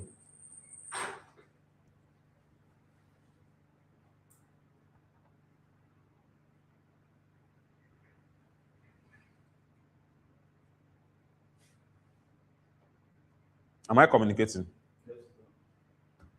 You have to be people-oriented. Being people-oriented also helps you in seeing the best out of people. God helped me that I am one person that sees the best out of people. You see, in this room, if everybody is hating on one person, that person becomes my favorite person. If everybody is hating on one person, that person becomes my favorite person. Because sometimes people's hate on somebody is even triggered by what they envy in that person. Maybe someone here now, the person can relate with everybody, can network with everybody, and you begin, what you will now say is this one they show himself too much. Sometimes people envy you simply because they see in you what they want to become, but they have no ability of becoming it. And instead of humbling themselves to learn from you, they will start hating you. This one always doing I too know. What is I too know? If you think someone is doing I too know, it's because you don't know. Of course. I remember then, when I was in Anglican church then, and people will be accusing us that, these ones, they're always showing off when they pray. Why? Because then, when we are praying, you'll be praying in tongues and all those kind of, and you were not necessarily doing it for anybody to see you. And somebody will now say, these ones, they are showing off. But the day they knew what we knew, they prayed louder than us. So sometimes people hate on you simply because of what they see in you. So their hate on you is not necessarily you. They hate their inability to become these things. So you remind them of who they want to be, but they can't. And so it makes them angry at you. You have to be people-oriented. And then you need to understand structure, operational leadership. To be honest with you, understanding structure begins with yourself. Let me tell you something. Many years back, even before I had a team, and I still learned this one from I think Bishop Owen Mokolo, when he was talking back then. And he said, never use the word I. Always use the word we when it comes to your business. From that day to this point, I have never used the word I when it comes to my business. Sometimes I even mistakenly use it when I'm telling the person something personal. You may tell me, why did you go to Lagos? We decided to go. You will be asking me, we, you are who? So always use the word we, not I. And then, I was doing freelancing, But I didn't want to give people the impression that I was doing freelancing. Doing freelancing means when you pay me, it's me you are paying. But I registered the business. I had a different email for customer care, had a different email for accounting department, had a different email for admin, had my own email. When I want to send you email about money, I'll send it from the accounting department. When I want to send you email about your experience, I send you email from the customer. To a point, I got used to it, that whenever I want to respond to you as customer care person, I forget that I am the MD or this one or that one. I was the MD, I was the staff. I hired myself and all of those things. And sometimes, when I want to get my money back, maybe a client is owing me, I will send the person an email with the stuff, and the person will now call me as the organ and tell me, your people are disturbing me. What are we going to do about it? I'll tell the person, I really don't have a say on it, because we have the way we work. I'm not the only person. I'm not the only person. I'm not the only person. So I can't do anything about it. So they now know. In fact, many people gave me jobs then thinking that we were one large team. In fact, one woman called me and was shouting, one your guy, how that guy talked to me, I didn't like it. Not me. Not me. So you need to understand structure, and then lifestyle, leadership, sustainability. One of the things I need you to do is, when you make money, when you make your first bulk money, if you did not do it when you made your first bulk money, no problem. Next time you make your first bulk money, the first thing to do is not to buy land. The first thing to do is not to buy stocks. This thing I'm saying now, you may not like. You may think I'm not advising you well. The first thing you should do is to spend, not all of it, spend some of that money on yourself. For example, you are doing real estate, for example, and you know real estate is you cannot sell real estate looking hungry. You can't sell real estate. If you go to the mirror and look at yourself and tell yourself, if I am my client, will I patronize me? Your answer may be no. If you know where you are going, dress like where you are going. No, it's not make believe. Invest in yourself. Invest in yourself. Maybe you are coming from the trenches. You need to remove the mindset of trenches first. Invest in yourself. Change your wardrobe if your wardrobe needs to be changed. I don't mean you should start squandering your money on changing your wardrobe. But change your wardrobe if your wardrobe needs to be changed. Buy that program that you've been wanting to learn. That is personal capacity, right? Build personal capacity first. It is very important. Do you know that it is better when you make that first money, don't squander it. But when you invest in yourself, you would like to make more. Do you know? You would like to make more because somehow you've upgraded your life and more. You don't have to go down. They used to say in Igbo that the mouth we don't shop, don't commit. The mouth that has eaten has gotten committed. Last year when my vehicle broke down, it was difficult for me to move from one point to another with keke. I was like, Jesus Christ, I've been working for 30-something years of my life. Or I've been working for 30 years of my life. So why is it that you just drove 1 year or 1 year plus and your car broke down and it's like problem don't they? But the simple reason was that somehow lifestyle changed.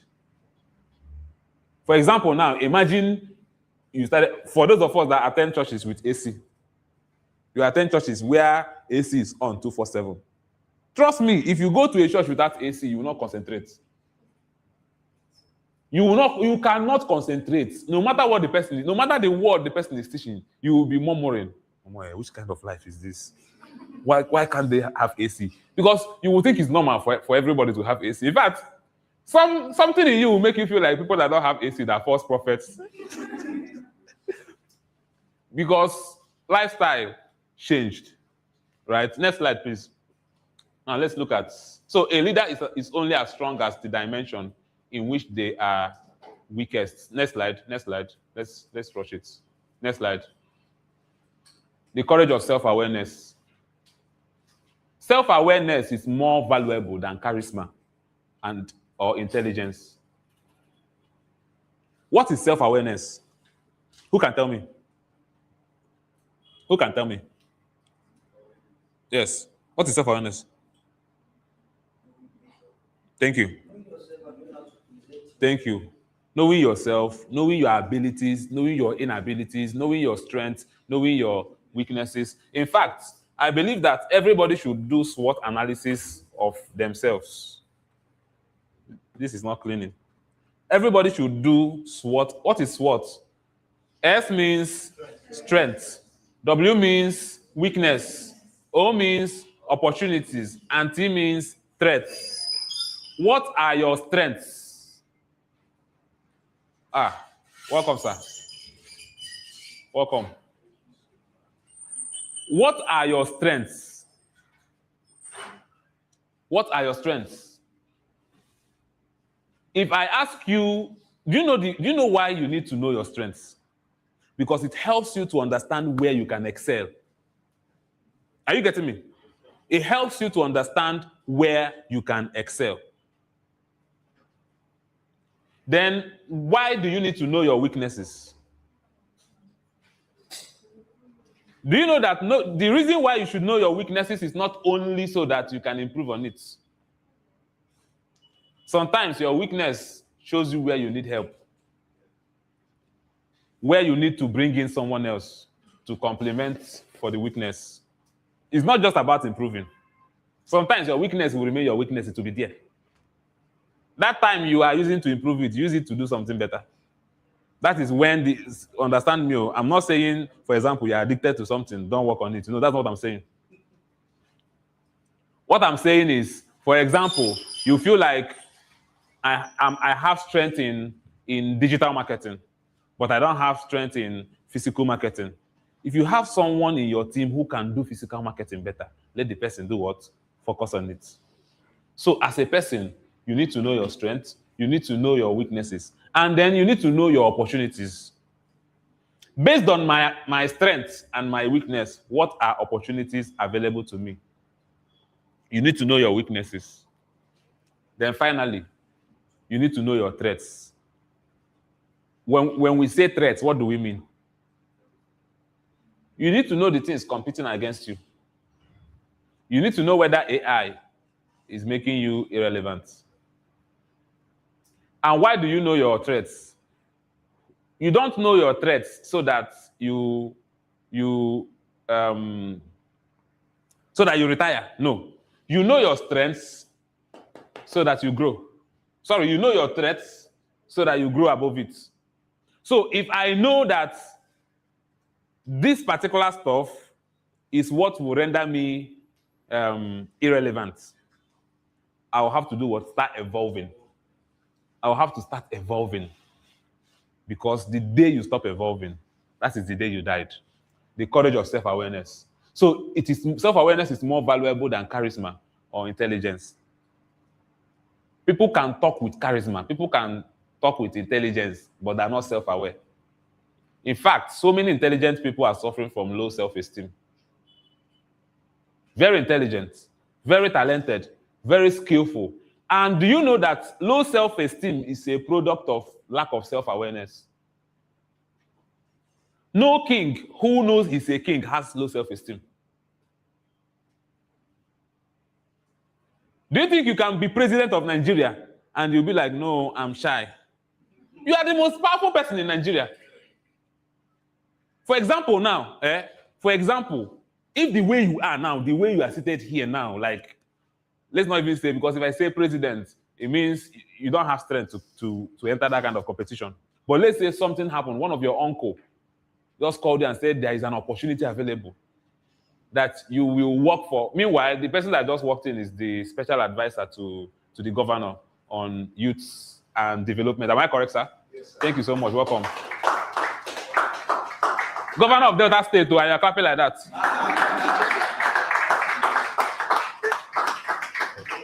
So that he seated here means that governor came.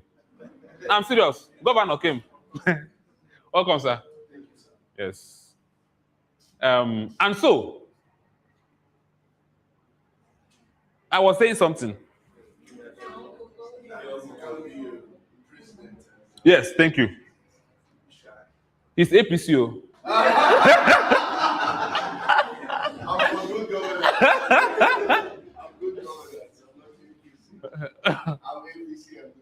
Yes.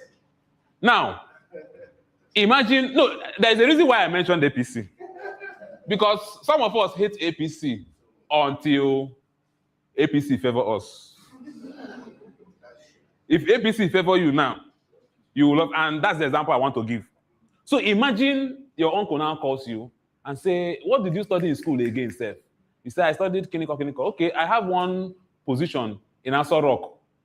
You'll be working with one clinical, and they employed you. You have never met president in your whole life, but trust me, if you see your shoulder, if you walk in here and if you're walking on the road and one policeman stops you, do you know who I am? That confidence is powered by you now being aware. But before, you were having low self-esteem. Yes. Anybody that told me I can stand face to face with police and be telling them, you cannot do anything to me, I wouldn't have believed it. Before, if I see police this side, I don't disappear.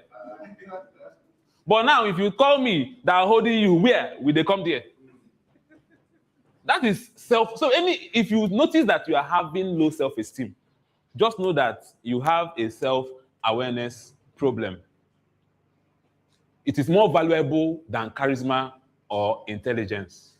Without self-awareness, every other leadership quality is partially blind.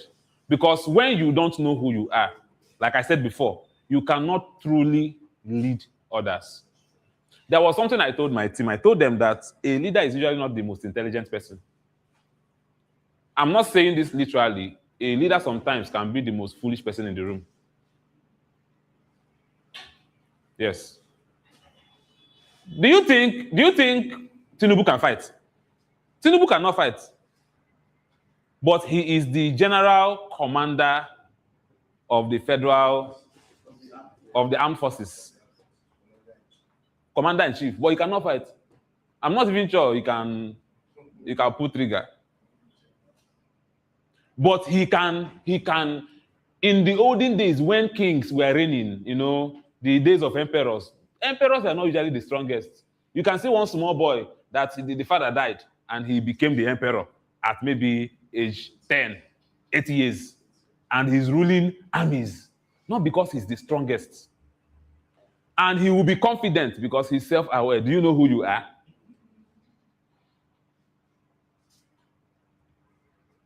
And even the Bible said that ye are gods. I had esteem issues. I had serious esteem issues. If I show you the first pictures I took, then when people want to take pictures with me, because I didn't believe there was anything good about me. Yes. I remember when my cousin said I looked like a monkey. I thought it was a joke. I swallowed it. I said it's one of those things. And later, another cousin that has nothing to do with that cousin also said, don't you know you look like a monkey? Ha!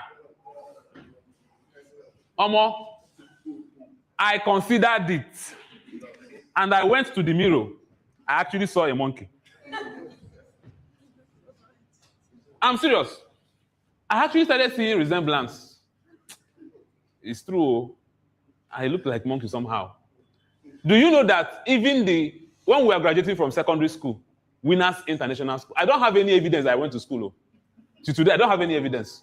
If they tell me to show evidence now, I don't have.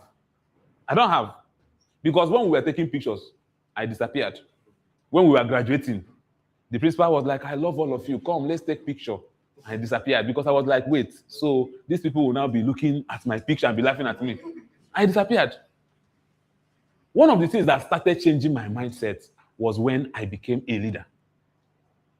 The first times when people come around me to greet me, I was always shy. If you come to my phones that time, my screensaver is not my picture. My wallpaper is not my picture.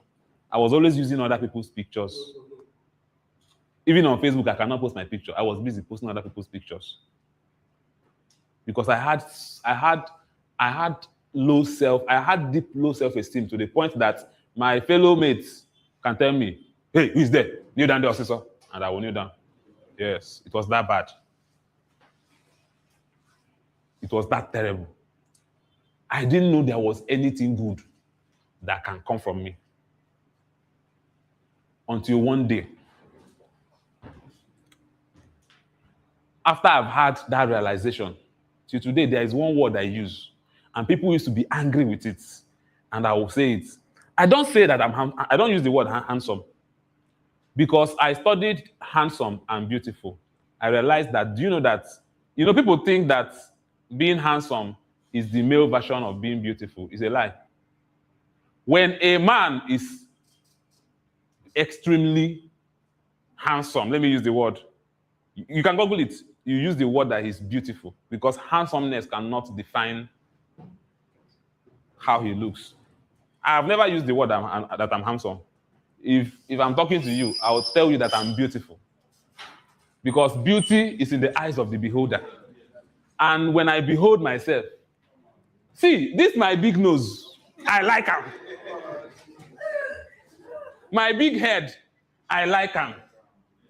I remember when my math teacher in school, in class, he came, he was like, look at you with your big head, big nose, big eyes. Is there even anything about you that we can admire? I entered one corner room and I was crying.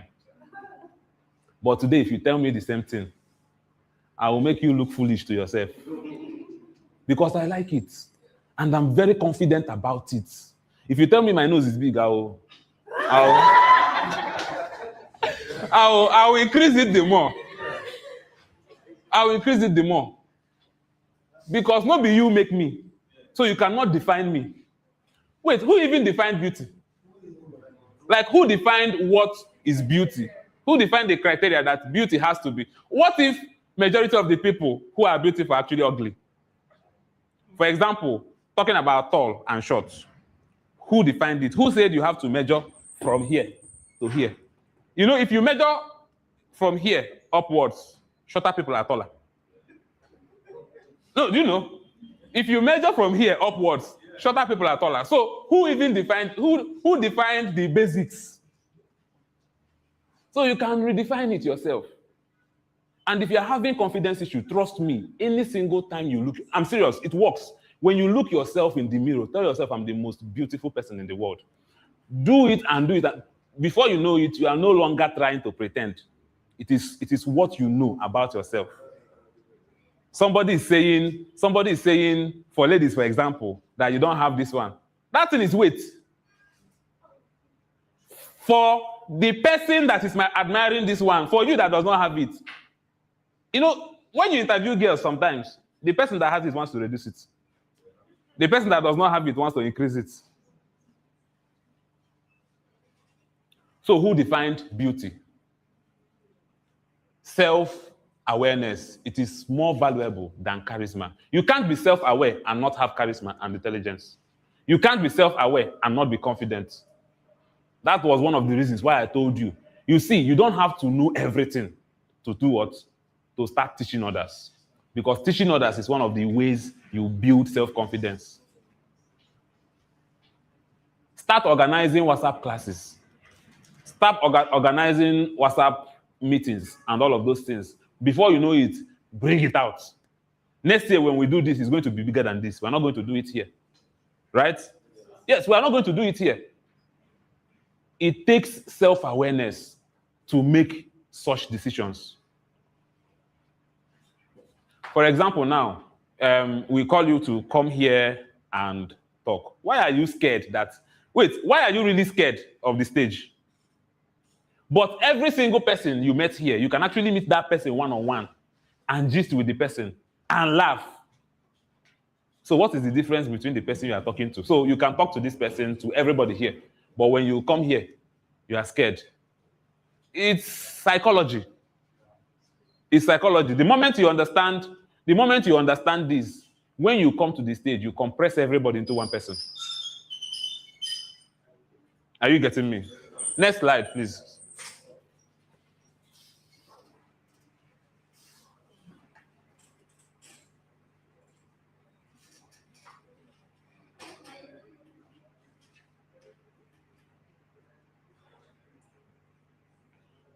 Three areas of self-awareness. I've mentioned that already, but know your strengths with precision. Knowing your strengths with precision, what you can do. Where are you strong?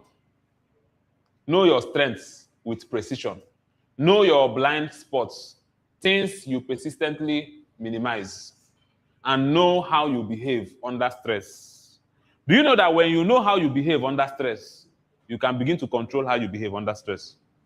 When you notice a pattern in your life, for example, you notice that whenever you don't have money, you start being agitated. A hungry man is an angry man. When you understand that thing about yourself, you can become intentional about how you respond to stress. Because I've never seen someone solve a problem when they react excessively to negative events. Let's say let's just give an example. You know, that was the example I gave in the morning. Remember the first thing I said in the morning when we started? I said that sometimes we focus so much on things that does not matter. And I gave an example with this event.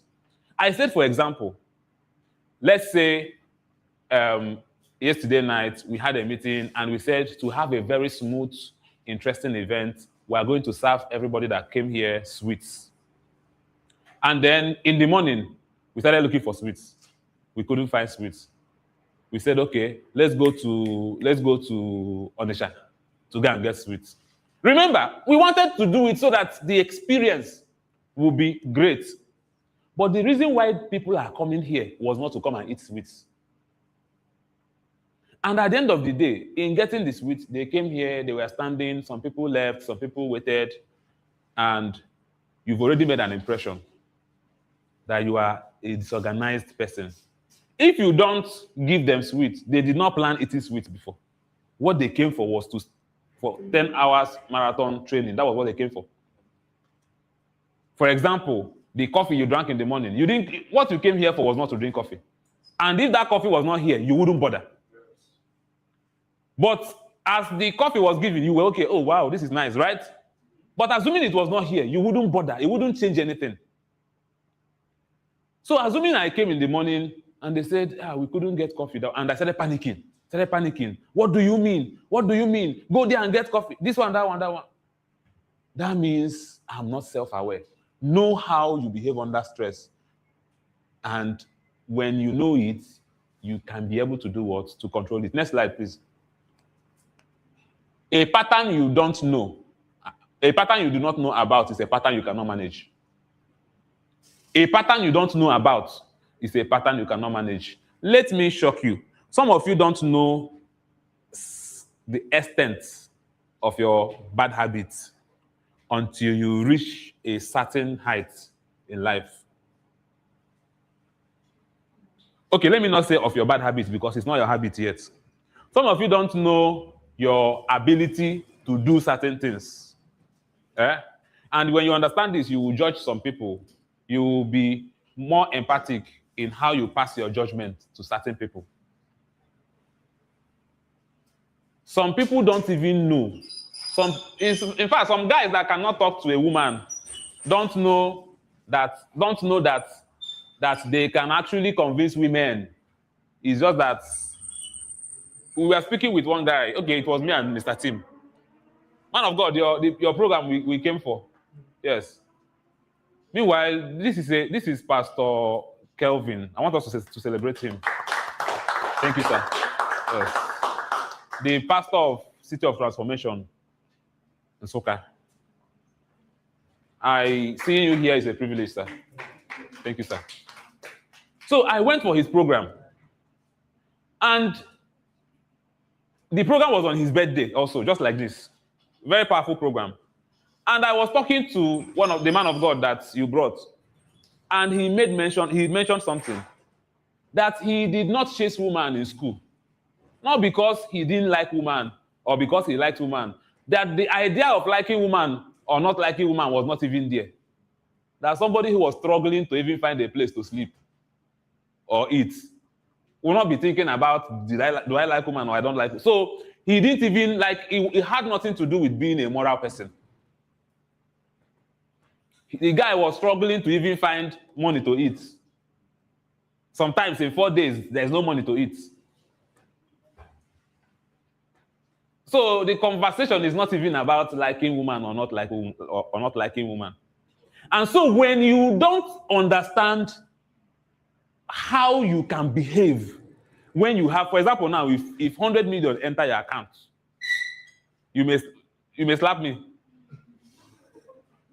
Yes, ma'am. But if you don't understand your ability when 100 million enters your account, when that 100 million enters your account, you will lose control. Understanding that ability does not make you a bad person. You see, because every one of us, we are on a journey. Are you getting me? Me, let me tell you, I know my ability. I know that if 100, I am generous to a fault, and people around me already knows. I know that if 100 million enter my account now, I can get excited, and out of excitement, I will use eyes and count 1, 2, 3, 4. If we don't reach 10, I'll be like, I'm giving everybody 1 million. Now, knowing that ability means that I really need someone else to be in charge of my finances, not me. Because if I give in 1 day, if I give 10 million like that, the money don't reach 90 million. What will happen before 1 year ends? Do you understand? So you must understand, if a pattern you don't know about is a pattern you cannot manage. That's why even in marriage, for example, some people enter marriage and then become surprised at who they become. They become so surprised at who they become. They've never been angry before. They've never been violent before. They've never chased a woman or man before. They've been very, very good. And all of a sudden, they entered marriage. Because you know, this marriage stuff is funny. If you are a guy, you married at 35. You married a lady who is 28. You spent 34 years of your for the 34 or 35 years of your life, you had a different background, different culture, different nurturing, different everything. And all of a sudden, you marry someone else with 28 years of different opposite experience. In their own family, there is no boundary. Anybody can enter the room if they want to. Anybody can sleep on your matrimonial bed. Anybody can enter your own bedroom and take your toothpaste and brush. Anybody can even come and use your soap, everything. But in your own family, things are treated sacred. Your dad has a special cup that belongs to him. Your dad has a special seat in the sitting room that the moment he comes back, nobody dares sit there because this is daddy's seat. And both of you combine. Clash of Titans. And you are thinking that it will take 1 year for both of you to have an understanding. It's a lie. So you must understand that pattern you must understand your ability, things you can do, things you cannot do, so that when that stuff comes around, you can manage it. Next slide. Are we getting value? Yes, sir. One of the things you must know is emotions. Emotional stability. When a leader panics under pressure, the team feels the permission to also panic. Jay, you understand what we were discussing inside before? You understand? So imagine that thing happened. And I now said, guys, please, I have an issue. I will be back. Jay, please be handling this. And I ran away. I've given every other person the permission to panic. Yesterday, when we were running around for this thing, I had an accident. And I gave them the situation report. Jay was like, let me come to where you are. I told them, no, calm down. It's under control. Why? Because I don't want to give the other people reason to do what? To panic. When a leader panics under, that is why I made mention of an 8-year-old person being an emperor, right? Now imagine this is off. Now imagine the 8-year-old person being under control. The moment he panics, because remember those days when once you kill a king, you've conquered the kingdom. That's the same thing. The moment you let stress conquer you, your kingdom has been conquered. So you must managing your state is not a wellness exercise, it's a leadership responsibility. Being calm in every situation. I gave us an example of the guy that called me out before. When he called me out, many people were like, let's bombard him back. Let's do this one back. You remember now? Let's do this one back. I know that if I wanted, and if we go energy for energy, but I calmed everything down. And today, even me and him, we are good. Are you getting my point? And sometimes being calm does not mean inside of you are not panicking. It does not mean you are not scared. Being calm is not the absence of fear. It is you being in control of that fear. Emotional stability. Next slide. Do we have questions? Questions? Any questions? Okay. Real emotional stability is not the absence of emotion. It is the presence of choice. Choice is very powerful. It is the presence of choice. It does not mean the person is not feeling anything. I know a pastor that was preaching in a church, and they called him to tell him that the dad and the son died in an accident. The dad and the son died in an accident, and he smiled. The smile was coming from the place of pain. Nobody knew what happened. He smiled and continued with the service.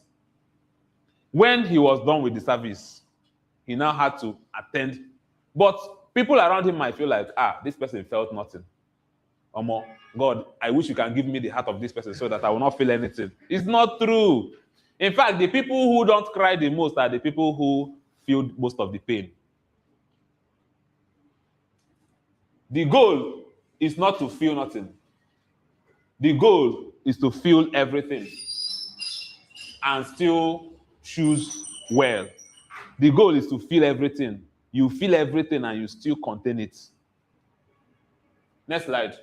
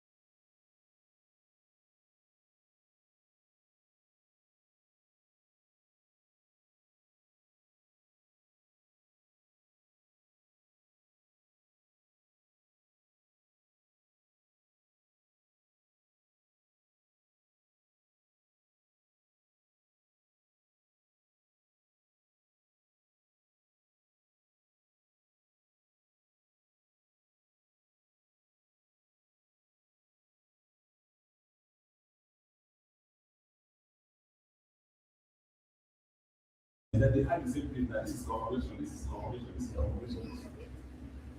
That's not good.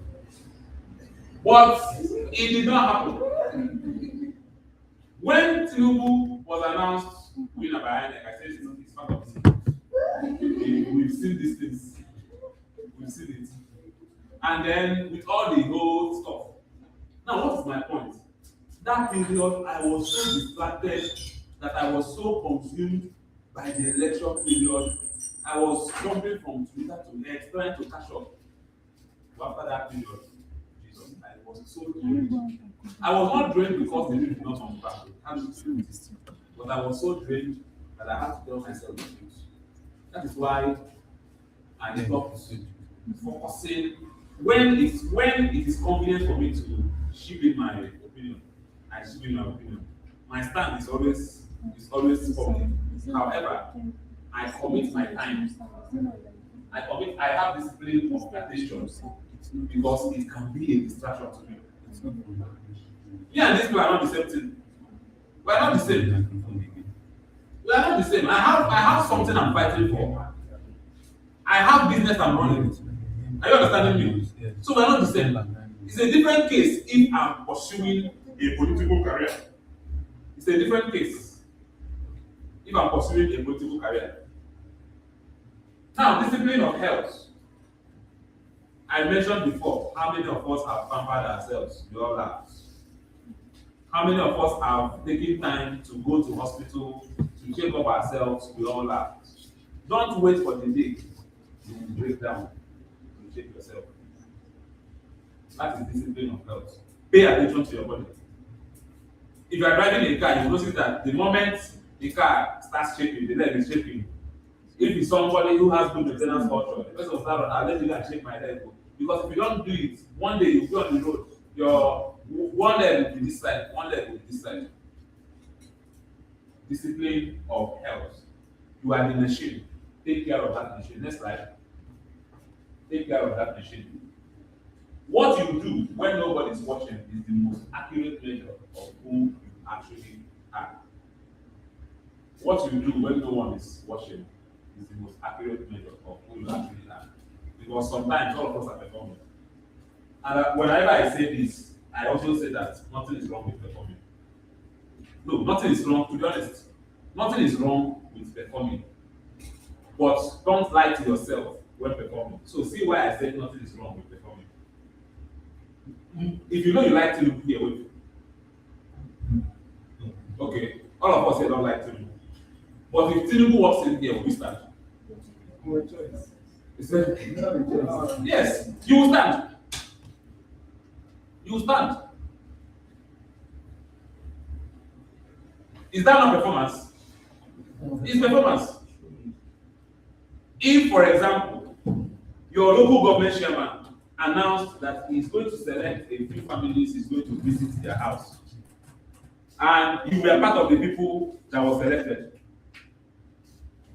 When he's coming to your house, are you going to leave your house the way it is? Normally, you will clean the house, and maybe before you clean your house once a week. It doesn't mean you're a dirty person. Maybe you're a very busy person. But because he's coming, even if you cleaned it yesterday, you will clean the whole house. You will even paint, if there's a place to paint, you will clean everything, make everything clean because I'm using local government chairman now because local government chairman is coming. That is performance. So nothing is actually wrong with performance. But in that performance, you don't perform in a way that you need to lie to yourself. How you know yourself is not what you do when others are watching. Because we used to say, don't watch your dirty minutes in public. It doesn't mean you don't have dirty minutes. You have dirty minutes. Right? You have dirty minutes, but you don't watch it in public. It is when nobody is watching, when you are alone, when you are in your own space, when you audit yourself, that is actually what shows truly good. Next slide. And I think I'll stop you. This time is not correct. Yes. This time is not correct.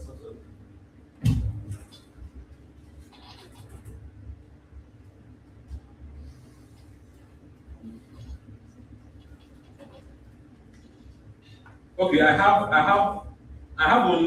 stopping here. I have only 5 minutes remaining. Any question? Any question? Okay. All right. The question is,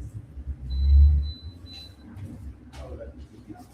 The question, you make different of, let me just use it for you make different of when you are trying to build your ground, yes, your sidewalk, when you are entering the state and how the state was bringing more funds than the sidewalk. Then you get to put more attention to the main ground you are doing. So my question is, do you really need to make your sidewalk like you want to build your ground? When your sidewalk needs to bring much money than your ground. That is the first question. The second question is you talked about how systems help us have much progress in our businesses and direction. So my question is there any particular a system that works for this person? Can it work for you? As maybe you actually result and you get that two of you are not maybe in the same line of business. Can a system that works for this person works for another business? And that is how to actually set up a system that works for a business. Okay. So I'll start from down up. First of all, I will not be able to in this instant just tell you immediately how to set up a system because every business can have different systems and a system that works in Asaba will not. Yes, and then for the second question, is the top question. For the second question, you asked, my answer is that what works for your boss in a different business can work for you. So the thing is, systems and concepts. You can use that concept and adapt it in a way. You can modify it. You don't have to copy and paste because if your vendor, for example, has a lot of clouds, That's what I'm trying to do for you. funding and stuff like that, those things might affect how you run your own system. Do you understand? But you can learn from the system and simply tweak it. Yes, you learn, you adapt, you tweak, you optimize. Optimization means so when this thing is bringing in results, you begin to look at what brings in more results, what doesn't bring in results. The one that brings in more results, you focus on improving that one. The one that doesn't bring in results, you remove it. Do you understand? Yes. And then the first question you asked, what was that question? Spaces are not Side hustle. Yes, side hustle. So the thing is, for some persons, money is not everything. Not like money answers all things, but money is not everything. So it depends on what you are building, and it depends on why you are building it. Do you understand? If, for example, I'm a trader, I'm an importer, I will import what is selling. What is not selling, I'm not importing. If the market is not selling, I will not import it. But as an entrepreneur, you are a builder.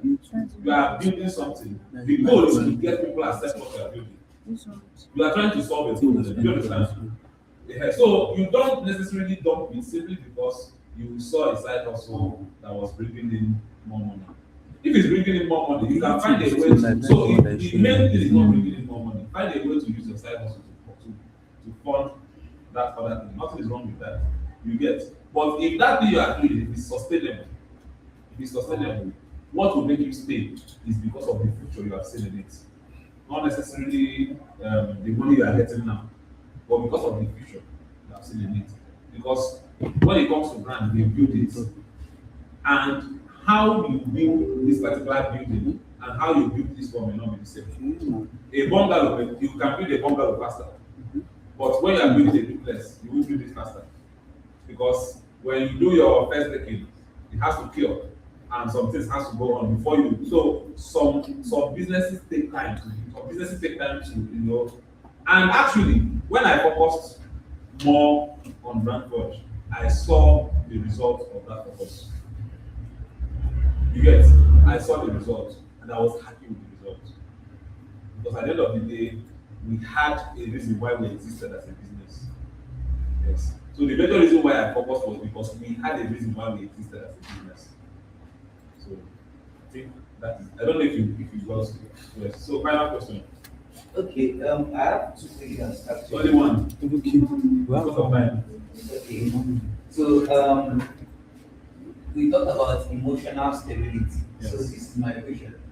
I have a team of people that I lead, being a creative director.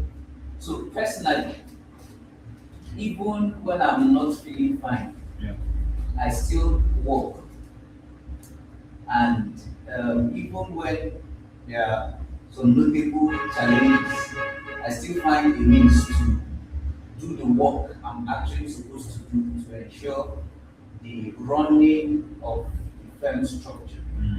Now, when my team members are telling me that they couldn't do some assigned tasks because he or she has this particular issue, I don't understand it. And sometimes it looks as if I'm a wicked or not emotionally intelligent to their. You're not empathic. Something like that. So I find myself trying to balance. There are some excuses they give me. I'm not happy with it, but it's written all over me that I'm not happy with it, but I just say, oh, okay, oh yeah, no problem. Oh yeah, you know, I've just been going. But deep down, I know I'm not okay with it. So how do I balance that? First of all, Can you permit me to ask the second question? Let me answer because of time. Our time is already up, but let me just answer this one. The truth is that whatever you permit in your business builds a culture in that business. No money. In fact, when you permit certain things in the name of trying to be empathic, it builds the culture. So people can always use that excuses to understand, it builds the culture. So that there has to be first of all consequences to certain things. There also has to be structure around how certain things are done. For example, now somebody should not wake up in the morning and say I cannot come to work because my sister's grandfather died. You get? There has to be structures. Then in those structures also you have to still make room for emergencies. But those emergencies should not. When emergencies become normal in any business, it's a problem. When emergencies become normal in any business, so there are rooms for emergencies. But when it becomes normal, there's a problem. That's number one. Number two, you must also understand that people may not necessarily carry the burden of your vision the way you carry it. Because I went to a filling station to buy fuel one time, and the lady said, "Okay, I will sell only 50 gallons. Want to carry a gallon and go." After selling, and I was the only next person there. Not like they were plenty. And I was like, I'm really just here. Just attend to me. It was like, this is my papa business. You see the mindset. Don't be her papa business. So once she sells this one, she will close and go. So sometimes people are that selfish. They are just there they won't carry the burden of. And I'm not saying there are people who can't carry the burden of your vision, even more than you. There are people who will come into your vision and they will see the fulfillment of their own vision in your vision, and they will carry that burden on their head as if their life depends on it. However, when you have just everyday person working for you, don't really expect them to, for example, your office closes by 5. Don't expect them to stay beyond 5. Once it's 5, they will close. But when they have a reason to believe in this vision, let me give you an example. I have never paid my team for me. In fact, at the point I was the one telling them, once it's 5 o'clock, you guys should go. But many times I'm consistently so, they've slept overnight, working in the morning, that they have work. In fact, they will now be begging to start a work night. Not because they will be here today. Not because there is TV here. This TV is not here. This is my office TV.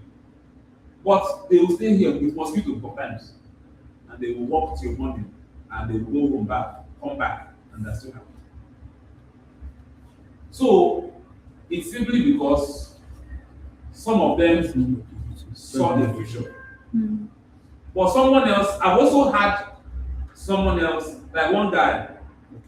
The guy, first of all, with the confidence between the guy was telling me how much I'm supposed to pay him, I was like, oh, this guy is badass. You guys will know who I'm talking about. The guy came for an interview like this. I was telling him, he was telling me that his salary number is supposed to be 200. I was telling him, but he was telling me, if you know the value I'm bringing to the table, sir, if you know, that guy, I'm sure he was returning from one motivational, because if you see he was telling me that he knows his words. This one, that one, that one, that one. But that guy will not use any of his design to the left the company. He was that bad. But Shah, his audacity at least. So it's good to have audacity. So it's something you will see in business normally. It's just that, and also don't be afraid to fire. Don't be afraid to fire. Yes. Don't think that the future of your business depends on somebody to the point that you can't fire the person. Yes. Don't be afraid to fire, but don't also put your business in a situation whereby your staff turnover is high every day, because you now spend all your energy training your staff to learn your work culture and all of those things. But once you notice that a person has this particular pattern of not delivering, of disappointing, and all those things, you can dismiss the person. And you're not dismissing the person because you hate the person. You are dismissing the person because you want your business to survive. I don't know if you get. So, and I think that is that for this time. Thank you so much.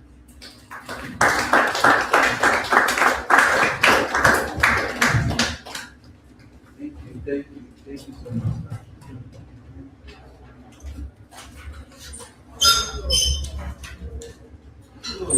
I hope we all got value, because me, I got value based on this leadership session on its own. It was really, really powerful. Okay, so having said that, having heard him and heard what he said, the next thing that we're going to do is we are going to be mindful, we are giving everybody a chance to come and talk about it. Just 4 people just come out, talk about their business for just 5 minutes. Yes, for 5 minutes, just come and talk about your business, what you do, who you sell, based on what was actually. So it's just like you coming out to practicalize what was taught today. So, is there anybody that wants to meet 4 people? Sell your market. Come and sell yourself. Exactly. So, in the spirit of being audacious, come out and show your audacity. That is nice. Yeah, clap for him now. Okay. My name is Obasi Banasi. I know some people here know me, and I run a company known as Jonas.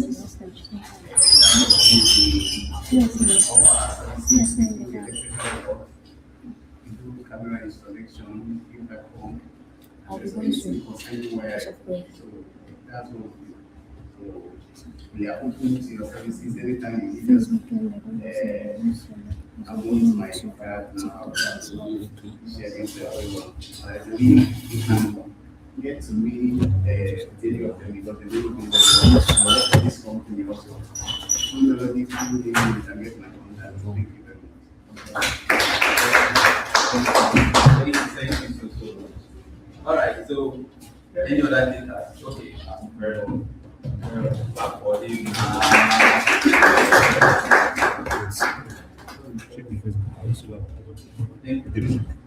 My name is Peter. My name is Peter Moore. So I'm into graphic design, and I run printing work. Also, I sell laptop, it's a little laptop, and I do trade on delivery anywhere in Nigeria. So that's it for now.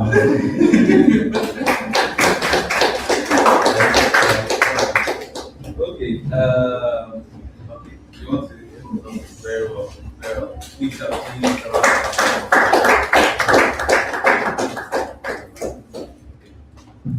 Okay, so inside from the place of not knowing what to do, not knowing how to feel, not wanting to come outside because I was like, how will they look at me? How will they see me as? And then moving on to the point of, okay, I think I can do this. And then fast forward to some years after, I lost some opportunities because of the way I presented myself. I was like, okay, this person came out like this and then got this opportunity and then what's the difference? Okay, then I saw it was where I came out. And then from a point to when I remember crying in primary school that, oh, mommy, I want to go and learn fashion design. I was like, you are small, just tell me what kind of thing, I just go back and then what I do, that kind of thing. So it has been something that I went to work when I was young. I didn't get the chance to do it. And then fast forward to 2020. Yes, really, because we are supposed to be, but somewhere like there was something of, oh, there is this thing of COVID and there's a risk of it going out there and things like that. But Yes. I still love doing it. But instead of doing it, there was this girl that wanted to explore, to do something in terms of fashion. Because I don't like when something is normal and then I wanted something different. I love when African clothes, when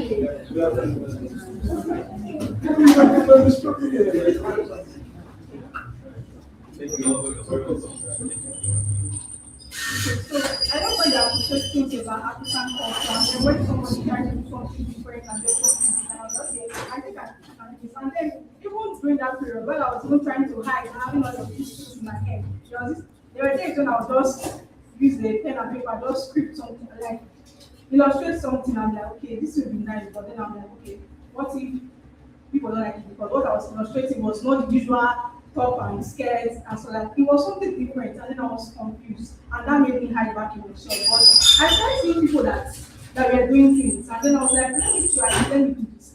There was this particular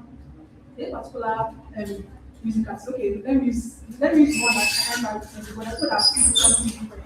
Lawrence Oil was like when he said receiving his own songs, he was like, this one is not the normal song that everybody sings. It's not praising that Lord, it's not like something different what they can dance to, it was something of great of them. It was something different. So I was like, okay, this is something different. And then he's doing it, and then with the same process, seeing that uniqueness in it, and then they started pushing forward. So that was like, okay, let's do this. And then I decided, okay, I'm going to do this fashion. As first for myself, and I was like, no, let me do it for others. Because I was in a place where I could not come out to be myself because of things that were happening around me. Because I didn't know how to go about it, and a lot of things. I was like, let me just do this for myself, and then I can do this for other persons. And that was how I launched my fashion brand. And most of the brands you present it on. You can follow us on Instagram and on YouTube. So what we basically do is that we don't just design and illustrate pieces. We give women, for now, women, we give them the opportunity to be themselves, because some of them, they are not aware of who they are and what they can do. They don't even have an idea, but we give them this chance to be themselves through clothing. So we bring out their inner self, like look at their passion, what is really in them through fashion. So that is one of the things I love. I think I can do better.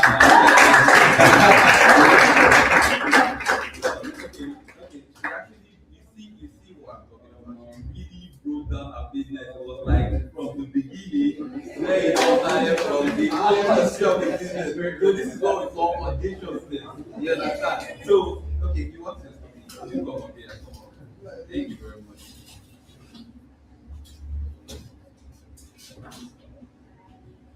All right. All right. Good afternoon. Good afternoon. My name is Victor. I work for the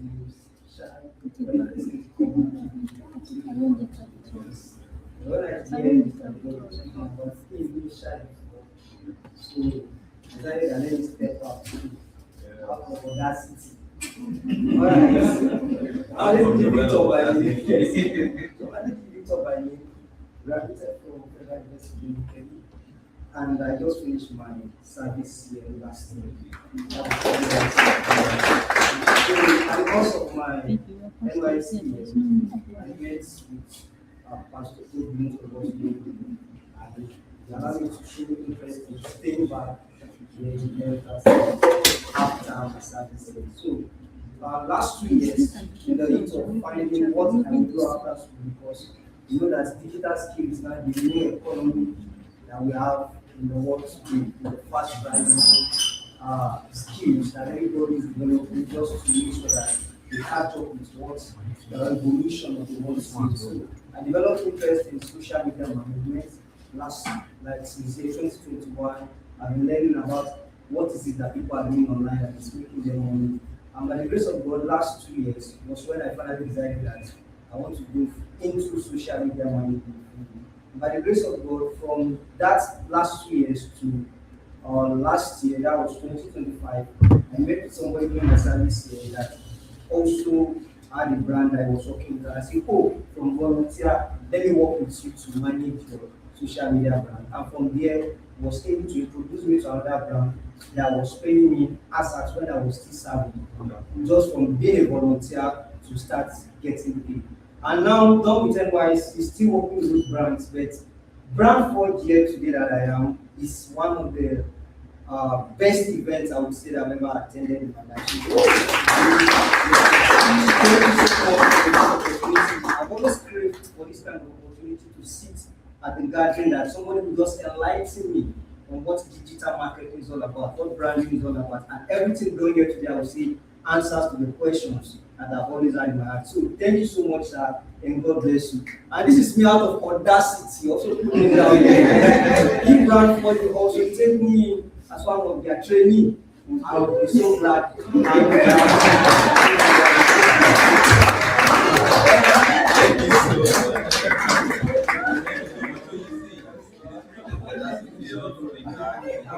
And probably he might actually get it. You know, that the spirit of that. So thank you all so much for everyone that has come out to share their business experiences and share what they actually do. Because it's not easy to come here and stand on the stage. It's not easy at all. Yes, and it's not easy. So please do clap for it.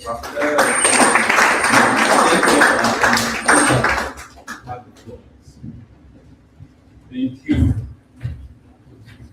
All right. Before I continue, you know there are people that when you start speaking in their presence, your mouth starts shaking. I've been here for the past 9 hours or 8 hours, and I've been vibrating. But now I don't know what to say.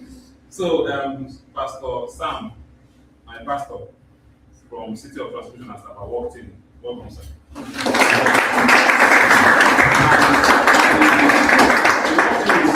Our team in COT,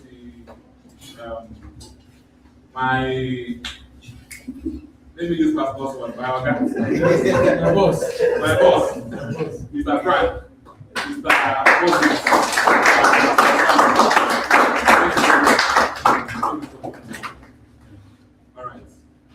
All right, we are gradually drawing to the close of the event. This event is meant to end by 5:30, right? Yes, it's meant to end by 5:30. Yes.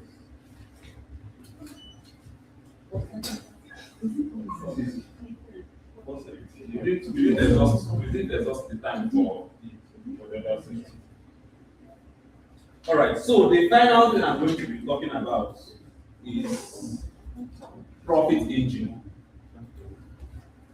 Yes, profit engine. And in this particular session, it's a conversation. So I will not be sharing the slide, but I want you to give me your attention. So in Nigeria, we have 107 million people active online. How many of you are aware? We have 107 million people who are active online. And I said something before. I said that if 107 million people have been gathered in this room or to be gathered somewhere, and you were given the mic, and you were asked to sell to this 107 million people, do you know that you will sell anything you want to sell? Do you know that even if you say, I'm selling my laughter, so if you pay me, I laugh, people will buy. Are you aware? Yeah. People will buy. So, and that tells you that the problem you have when it comes to selling is not product problem. The problem you have is visibility problem. Because these people that will buy from you, assuming you were to talk to 107 million Nigerians, they are still existing. They are still out there, probably searching for what you are selling, or probably not even knowing that what you are selling will have any benefits to with them. So when you communicate your product, when you communicate the problem you are solving, that is when they become aware that something like this exists. Let me just give this example. For example, someone here saw an advert of a paint product, and they said that this paint is waterproof. That if you're having dampness problem in your house, sometimes when you paint in your house, you start seeing mold and all those things. That this paint is antibacterial, blah blah blah blah blah. And then you actually cannot afford to buy paint now because you're not even building a house. Have you? And suddenly you saw the advert today, you became aware that there is a paint called antibacterial paint that has the ability to prevent your wall from soaking and all of those things. You become aware of it. That is what we call awareness. That's the awareness that you become aware of it. But at this moment, it doesn't necessarily, and you are interested in it, but you just don't need it now. Because just because you are ready to sell does not mean the other person is ready to buy. But just because people are not ready to buy does not mean you should stop selling. The reason why you have to continue to sell is so that when they are ready to buy, they will still buy from you. And so this paint company runs an ad, and after a while, the ad stops running. And then suddenly, your uncle calls you from US and say, now do you remember that house we are building in the village? You are like, yes. And you say, this is the time to paint it, though. I want to paint it. Please, do you know any paint company you can recommend? I want to send you money for you to handle it. Hello guys, I'm excited. And he's going to send you money, and you begin to think, it's true, there's one way I saw. They made you aware of a solution that you were not even looking for. But when you were ready to buy from them, they did not show up. What happens? You now go to Google, you start searching antibacterial paints, and you start seeing a lot of options. You get confused. You're like, okay, let me wait, I'll come back to this later. Or maybe someone called you or called your attention off from it. And then you now, because you searched on Google, Facebook is now tracking your activities. You now come back to Facebook and you start seeing antibacterial paints everywhere, chasing you around everywhere. What happens? Based on who is able to convince you, you buy. And you are most likely not to buy from the first person that made you aware that there was something like antibacterial paints. That is how many people waste money on ads. Why? Because once you start showing up, you have to keep showing up. Otherwise, you are running ads for another brand. So you sow a seed, another person will do the harvesting. So some of you are telling the story of your brand, you are pushing things out there, you are pushing solutions out there. But when people who were not ready to buy, when they become ready to buy, you are nowhere to be found. And that was also why I said something in the morning. I said that you cannot shop your own premium clients. Should I say it? Sometimes you cannot reach that. You can't reach that with it, right? But you have potential Dangotes around you that are still growing. When your business grows, when they grow, and you are in relationship with them, you are in communication with them, your business is also growing. And that is how you build your own, let me use the word there. Because in our own circle, see that this marriage, okay, very soon you will become governor. Amen. Yes. And I'll start entering governor's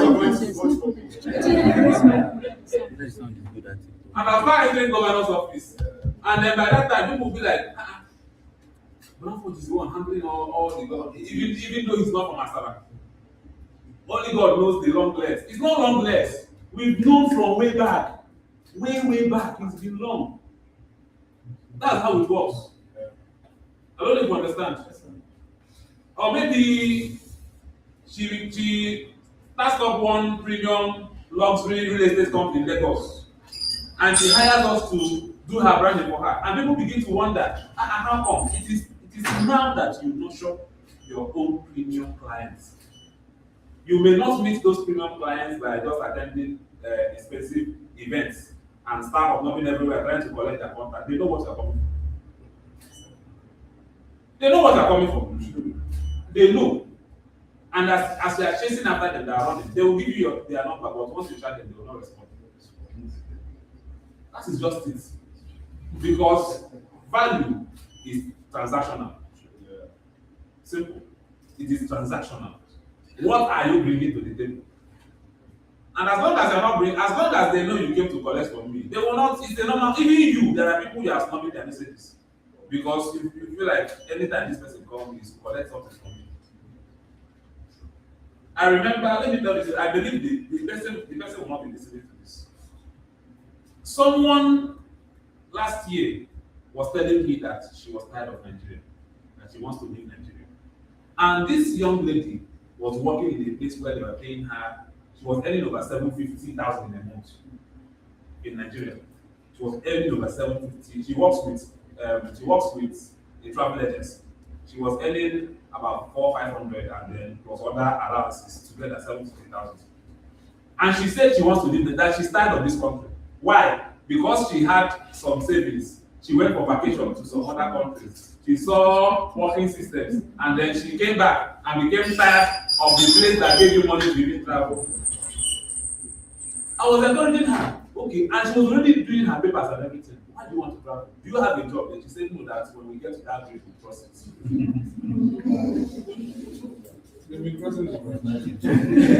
That when we get to that bridge, we will cross it. I was encouraging her, please, you have a good job. Something many people are praying for in this Nigeria. She said, no, that is not enough. In my bid to encourage her, she called me enemy of progress. That she now gave me one motivational quote. She said, if you are not courageous about something, don't project your cowardice on another person. No, she told me that on phone. We were talking on phone. She was telling me not to project my cowardice on her. That the people that change the world are people who take this. There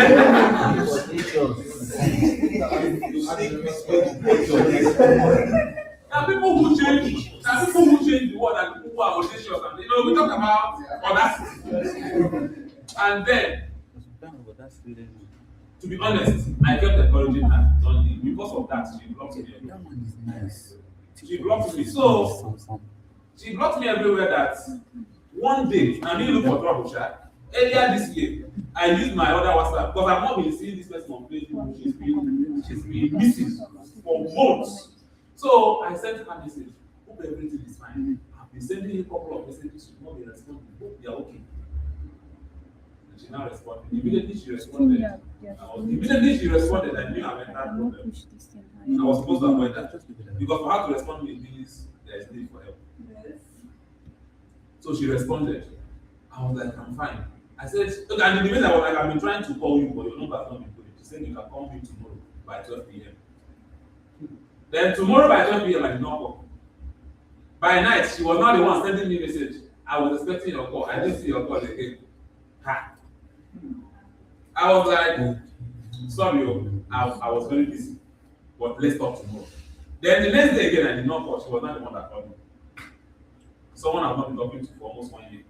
And then I asked her, how are you doing? She said, well, I thought there was a lot of catching up to do. Immediately I asked her, how are you doing? She said, George, I'm not fine. George, I'm not fine. Okay, what is happening? Are you still in Nigeria? How is Lagos? Are you in Lagos? She said, I'm not in Lagos. That I got tired of life, got tired of this country. I gathered money and left Nigeria.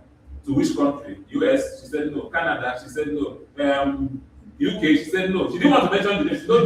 She told me one European country. That she went there on student visa and she's not been able to work, that she needs money, that she's owing how many million is after her life, this or that one, that she has 64 hours to raise the money. That please, even if I can borrow from somebody. I told her, she was saying that. I told her, okay, I think I have someone I can borrow from. Just give me a moment. Till today, I never picked her up. Till today, I've not picked her up. And she's still calling me, she's still sending me messages. Till today, I've not picked her up. I was talking about what? I was talking about Nigeria. and the audience we have. Now, I mentioned 107 million Nigerian spent, and I said anything you want to sell, you can sell it. So the problem is not, because like we saw before, we saw that people better than you sometimes have more customers than you. Sorry, people who are better than you have more customers than you because they are showing up every day, but they are not showing up. People you know better than, they are the ones. I said it before. I have gone to programs that I will pay 350K to attend, and when I get there, what I say is basic things. I will be disappointed. Basic things that anybody can. In fact, you will see one of the most celebrated speakers that everybody has been waiting for. When he comes, the things he will say is normal basic thing. And when you talk to tell you, you did not pay for the information, you paid for the privilege and network. So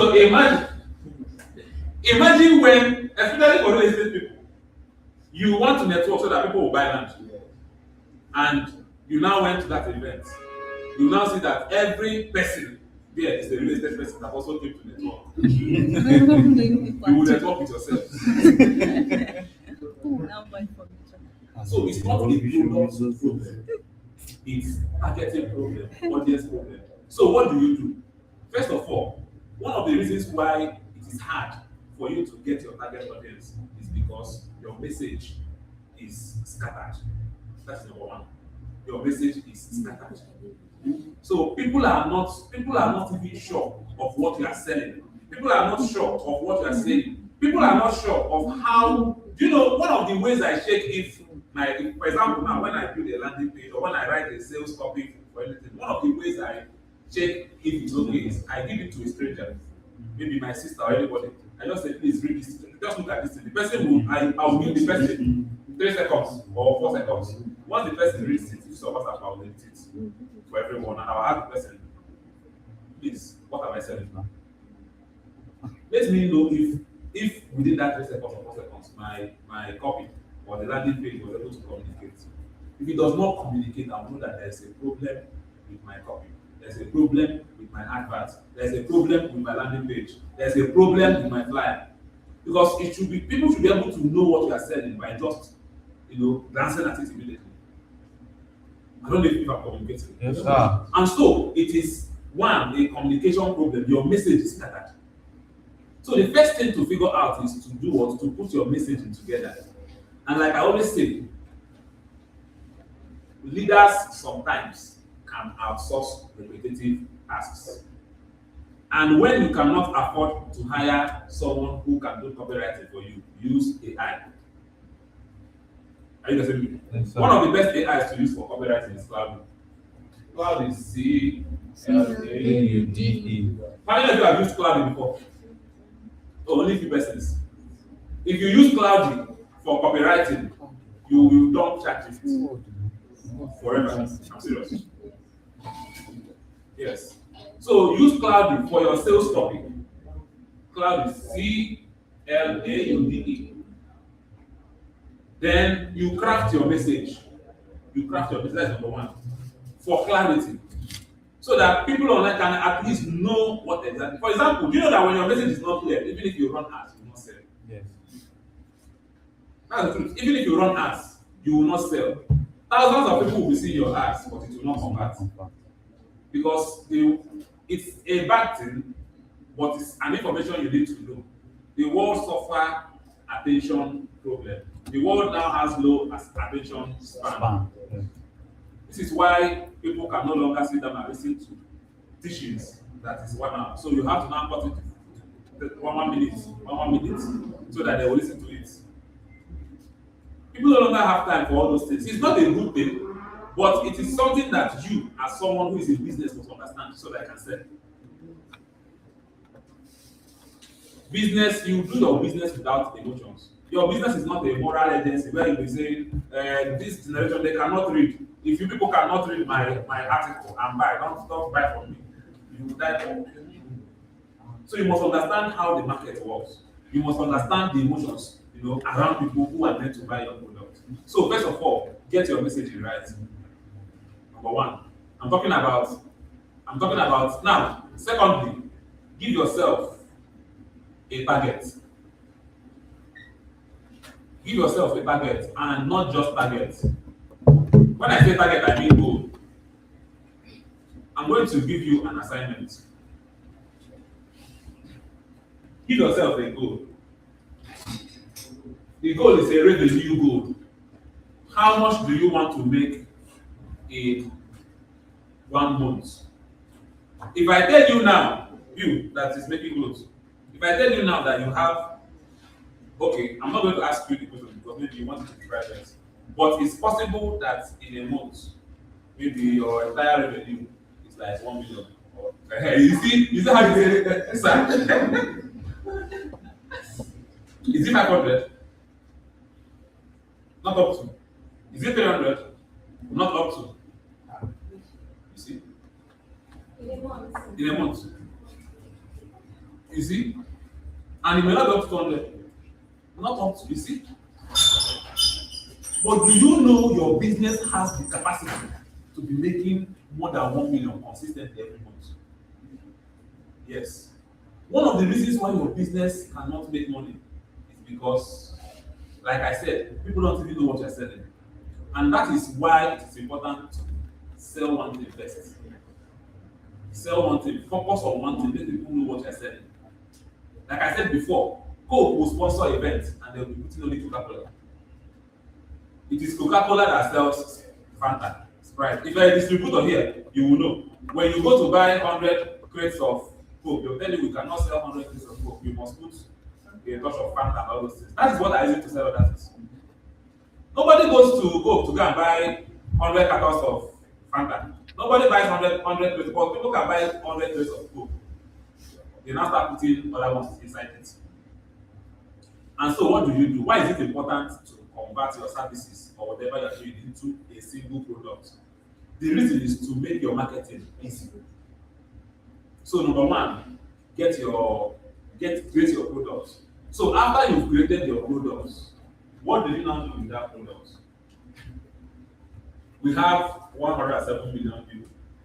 Look for how many people do you need in that 107 million to make your desired revenue in a month. You know that it's less than 0.01%.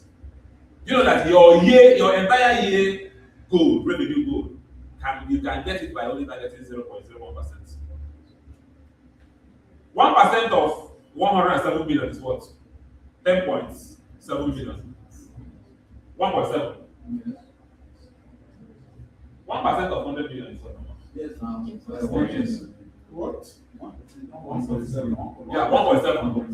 1 point something. 1%.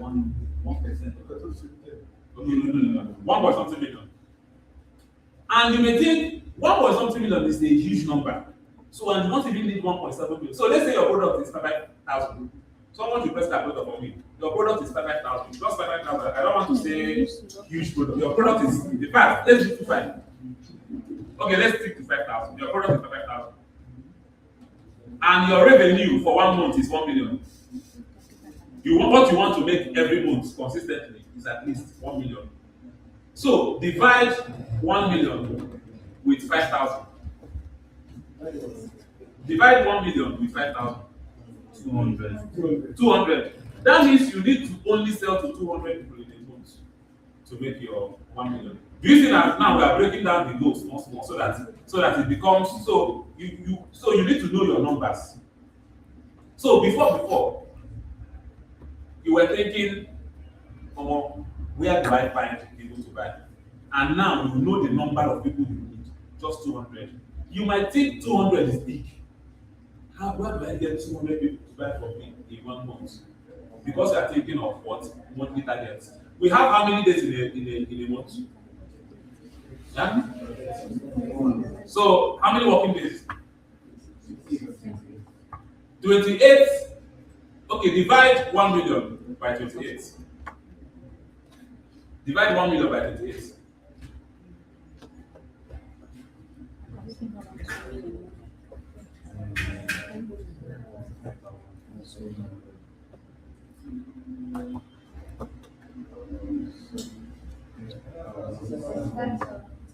How much? 95,000. So what you need to earn every day, if you can be able to earn 35,000 25,000 something every day. Every day. That means at the end of 1 month, you can have. We are reducing it small. Are you not seeing the possibility? Are you not seeing the possibility? So, how many people do you need to sell to in a day to get that amount of money?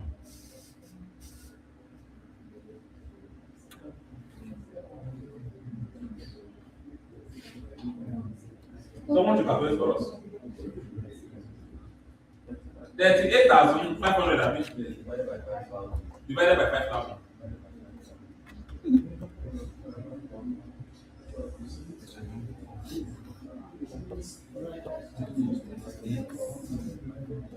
Why is it hard? 7 people. So only 7 people in a day. Only 7 people daily. We are breaking the numbers down. I know you may not be able to, maybe you are shy to work up to 7 people. But what if, now that you know you need only 7 skills in a day for a product of 5,000 to be hitting 1 million every month, and we are using a digital product as an example. You know, digital products, you don't invest, you invest in producing only one. So that money is your money. The 5,000 is profit.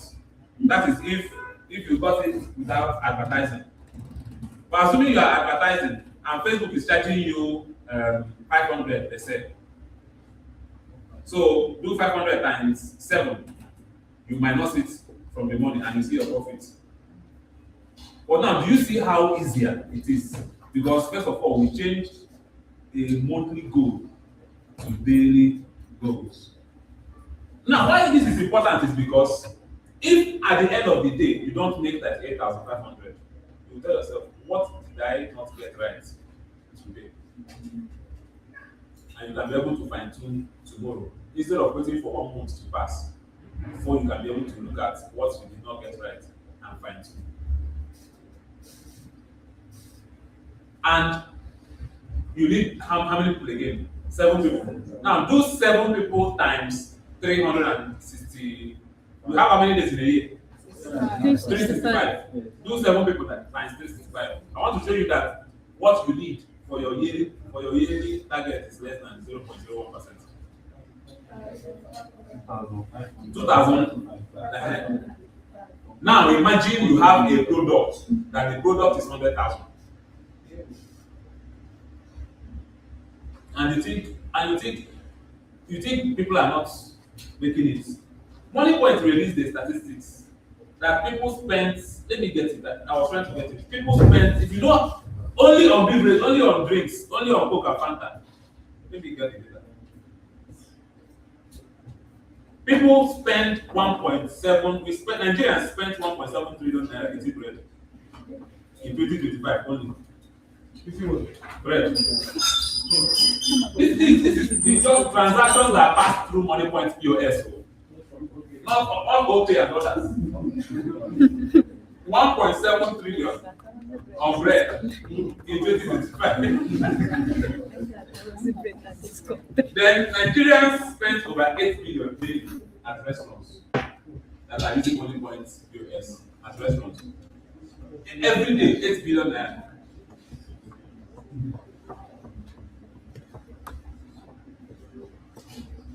And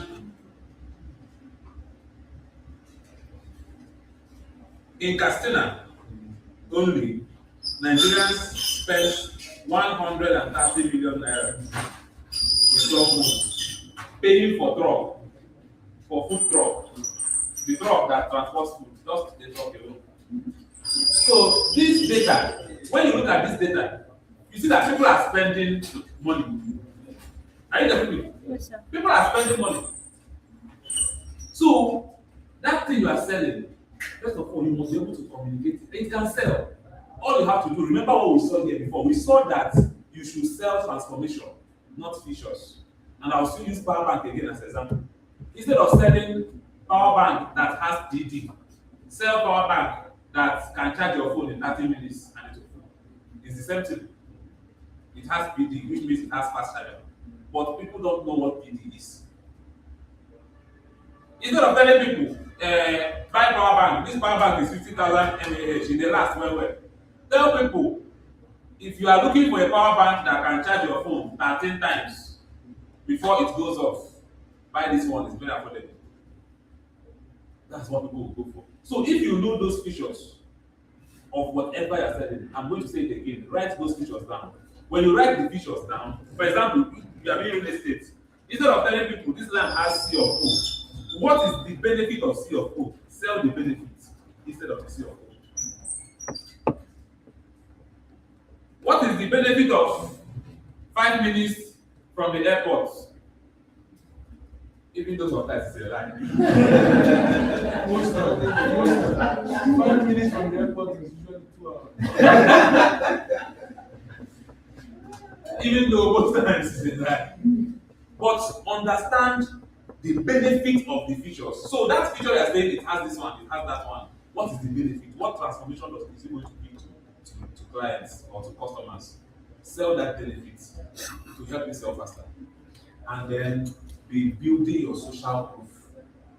Be building your social proof so that you can have enough clout to do the big things that others are doing. Someone I know generated over 200 million or 300 million selling perfect in 1 month in Lagos. We all thought it was a lie. She showed us her back end. You may know the buffet. Now they have different buildings all over Lagos. If I get the name, Melo, yes, Melo the Pie, yes. Selling buffet, and this was the exact formula she used. Instead of chasing after, she discovered that she can be selling buffet in bulk, not small buffet, just the bigger buckets. And she realized that she needed to sell, I think she needed to sell only 1 or 2 a day, or thereabouts. When she mentioned her numbers, people were like, it's not possible. But when she broke it down, people saw that way. It's actually simple mathematics. So when it comes to selling, you need to know your numbers.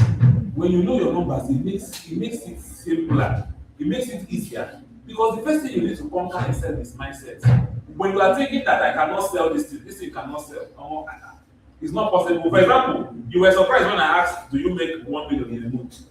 But now you have seen the possibility. It is possible. Are you getting me? It is possible. Simply look for, to be easy for you, stop looking for people that will sew clothes.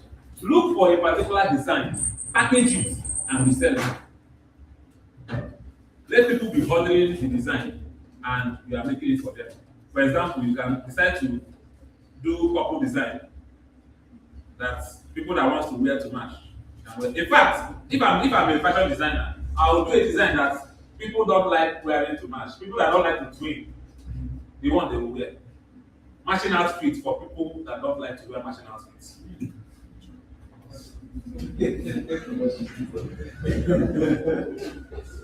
Matching outfits for people that don't like to wear matching outfits. And it's a niche market. So when you are targeting people, it is easy to sell to niche markets. Am I communicating? Yes, sir. Yes. Or you are a cleaner. Who told you that cleaners cannot make huge money? You are a cleaner. Normally they will call you, you carry buckets. What if you decide to turn it into a subscription product where people subscribe monthly? So they subscribe monthly, they have or laundry. They will subscribe for the laundry services. So if they're subscribing for gold package, they can for that entire month they can always bring their clothes, but it will have a fair usage policy. And then if they subscribe for diamond package, unlimited number of clothes. And people that will subscribe for that diamond package are people that are wealthy, and sometimes they won't even wear too much clothes like that. Because people want to buy what will give them more value. Let me give you an example. If these two things are a drink, this is 30 CL. CL or BML? Yes. 30 CL. And this one is 65 CL.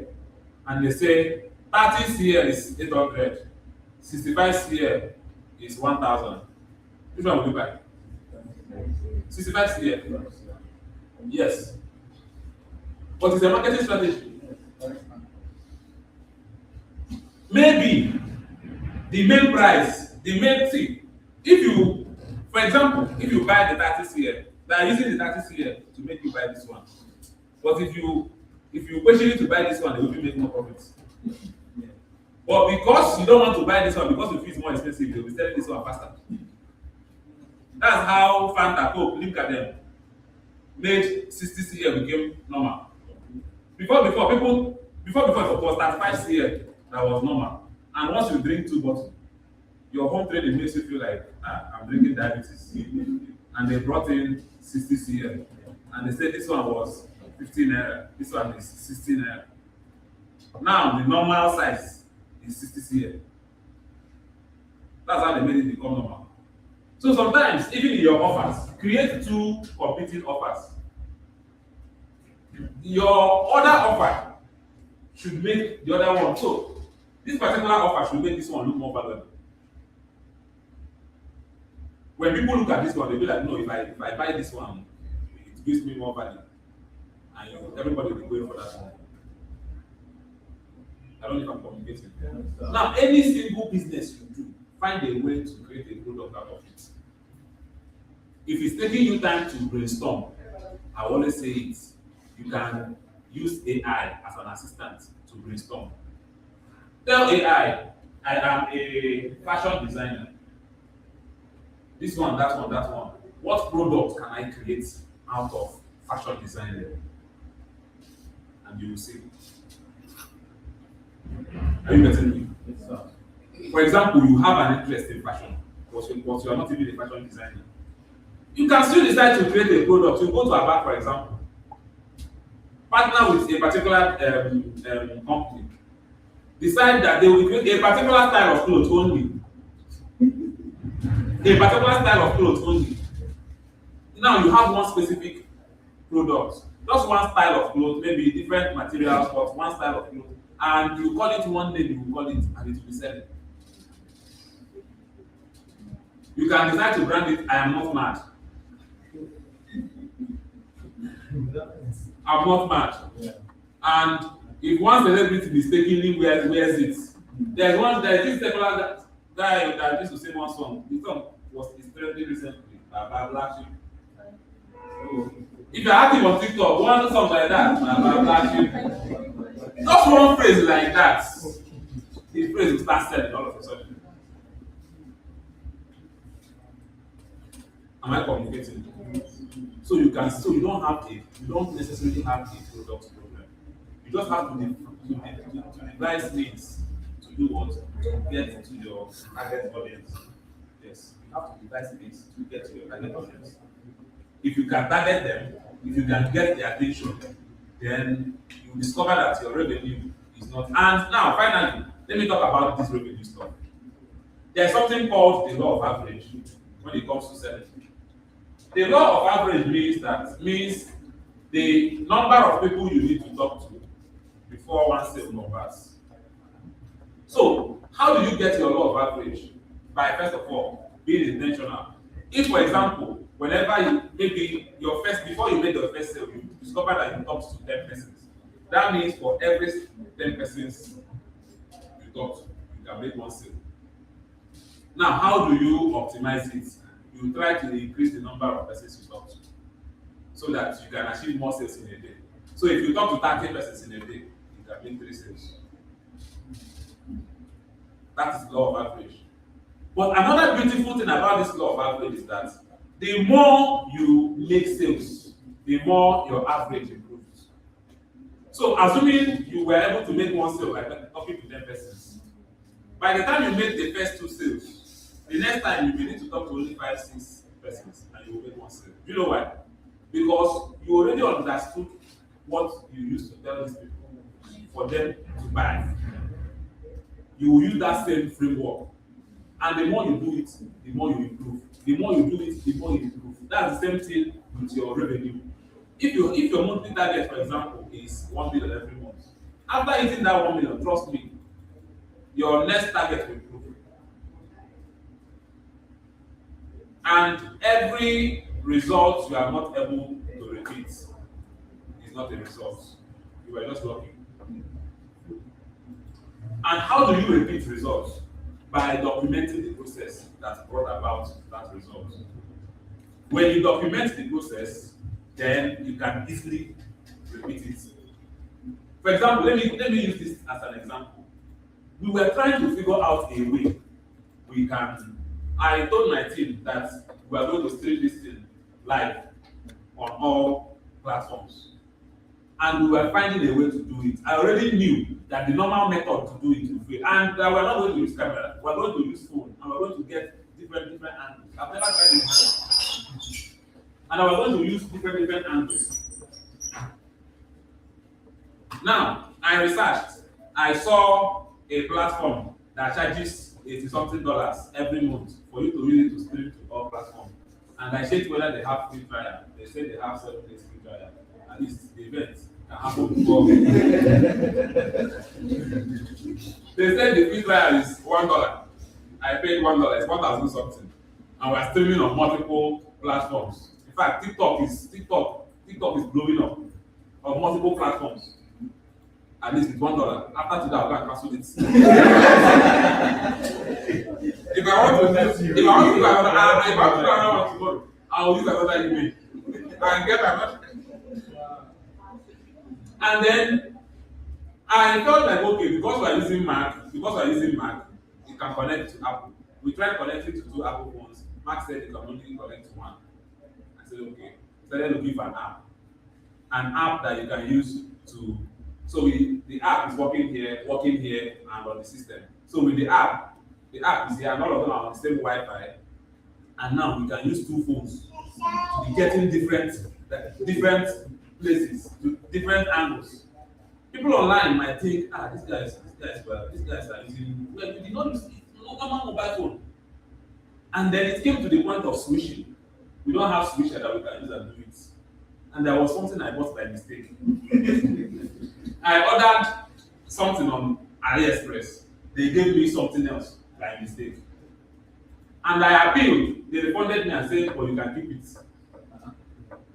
And so I kept it. But I found a way to manipulate. So the thing is more like different keys that you can manipulate. So when you press that one key, instead of clicking this, so you program different things in one button. That was how I built my whole switcher. So we can now switch camera 1, camera 2, and all that. And I told my guys, all of these things we are going to document it. So that we can. I'm able to tell you now because we documented it. So it's not guesswork. So tomorrow we can replicate it. So in the same thing, when it comes to yourself, any single thing you are doing to make sales, whatever, document it.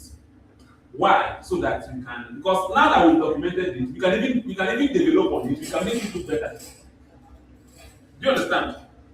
So anything you are not able to document, you cannot repeat. And if you are not able to repeat it, that process, you don't own it. It is law. That is why I said before that businesses should be able to predict their income. Have you understood why? You now understand why I said this? That businesses should be able to predict their income. I said this simply because when you do something this month and it gives you results, you do it the next month, it still gives you results. That means you can now determine how much this thing can give you every month. You now start optimizing to know if you can increase it. I don't know if I. Yes. Is there any question on this? Any question online? No, Okay. sir. Is there any question on this? Any? Even on the previous things we discussed. And so that tells you that now you don't have so you now understand the theory. The only thing left for you is to start learning the skills that are required to bring about these things. For example, now that you've figured out this thing, you might now be asking, okay, but how do I start getting these numbers? I don't know how to talk to people, so I want to go out there and be walking up and down to start talking to people. How do I now start getting these numbers? How do I start getting 7 persons to sell to, or this one to sell to? That is where you begin to learn how to do what, how to do things like digital marketing. Yes, that is where digital marketing comes in. And people think that digital marketing is boosting. when you post on Facebook, click on boost and all those things. After boosting, there will be no results. It's not boosting. Sometimes to set up an advert on Facebook, to set up a proper advert sometimes can take a day, 2, 3 or more to set up a proper advert. If you really want it to convert, that is when you begin to learn copywriting. That is where you begin to learn content optimization and a whole lot of other things.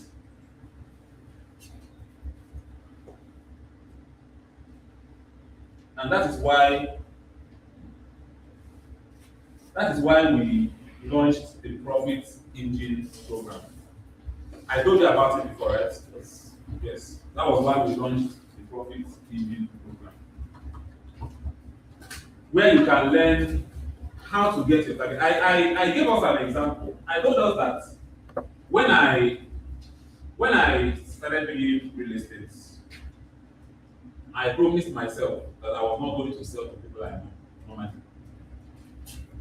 Anybody I know that came to me and said I'm interested was not because I went to them directly to say, please come and buy property from me. I promised myself I was going to sell only to Nigerians in diaspora, not even Nigerians in Lagos. And it works. All the 90% or 95% of my clients, all of them are not in Nigeria. And funny enough, I don't know any of them. If I see them on the road today, I won't know them. The only ones I know are people that maybe they came back once in a while, they came to my office and I saw them. Some people used to come here, you guys know, some people will come here, I won't even know until they tell me they bought land from me. Funny enough also, many of them did not come for inspection. Yes, they did not come for, many of them did not come for inspection. They just saw, they bought, and I'll be truthful, some also got disappointed. And some were not disappointed. But what is my point? So when I say some got disappointed, is to let you know that sometimes some of the barriers in buying, some of the barriers is simply because of lack of trust. Why did they buy from me without even coming for inspection? Because they trusted me. But the question is, why did they trust me? It's not because they know me. People sometimes trust what they don't know. Why do you buy from AliExpress? You know the founder. You know the owner. Why do you buy from Jumia?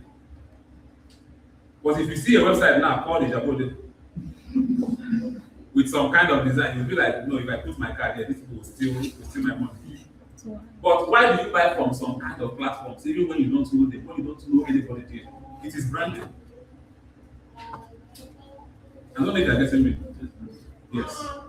And so, these people bought from me without seeing me. The question is, how was I able to get them? It was simply because of this same method. These same things I've shared with you. That was simply the same method. And it worked. I didn't just do it with one, I did it and I repeated it. And it worked. Mr. Beta was sharing something with me. He always talked about it. There was a time, the first time we met, and he asked me some questions. I told him the exact thing I did, and he did it. It worked. True of us. It worked, just the same way it worked. Even though it is one of the things that landed him in the trouble he was sharing with us.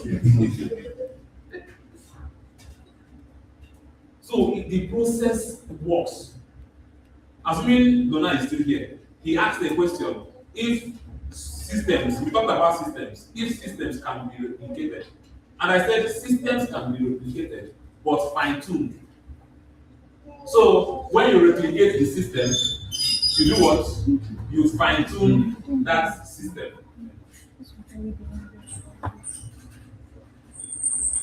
Are you getting me? When you replicate the system, you fine-tune that system. Excuse me.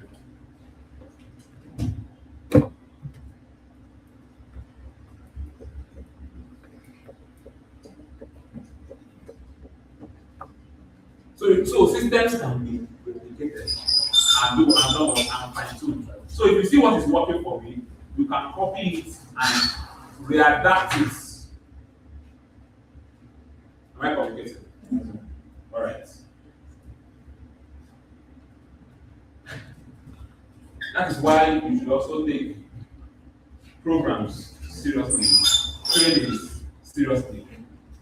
These days, I personally don't have so much interest in attending a lot of conferences because I've understood that so many conferences, people organize conferences to make money, not to really make impact. Like some of these paid conferences. And I'm not saying attending paid conferences are bad. I'm just saying that for so many conferences, even the ones I've attended, I realized I went for a conference. That conference I paid $250K for the conference. They said they have regular, which is 5K or 10K. They have VIP. They have VVIP. And me, normally, whenever I'm attending any conference, if I cannot be in the VIP or afford it, I don't go. Because when I'm in the crowd, I'm distracted. I can't focus. Noise is going on and everything. So I paid for VVIP. And they said VVIP is limited to the number of seats. And that's also one of the reasons why I paid for it, so that anytime I enter, I can just sit down. Nobody will tell me the seat is filled up. But after paying, the day of the event, I was looking for seats.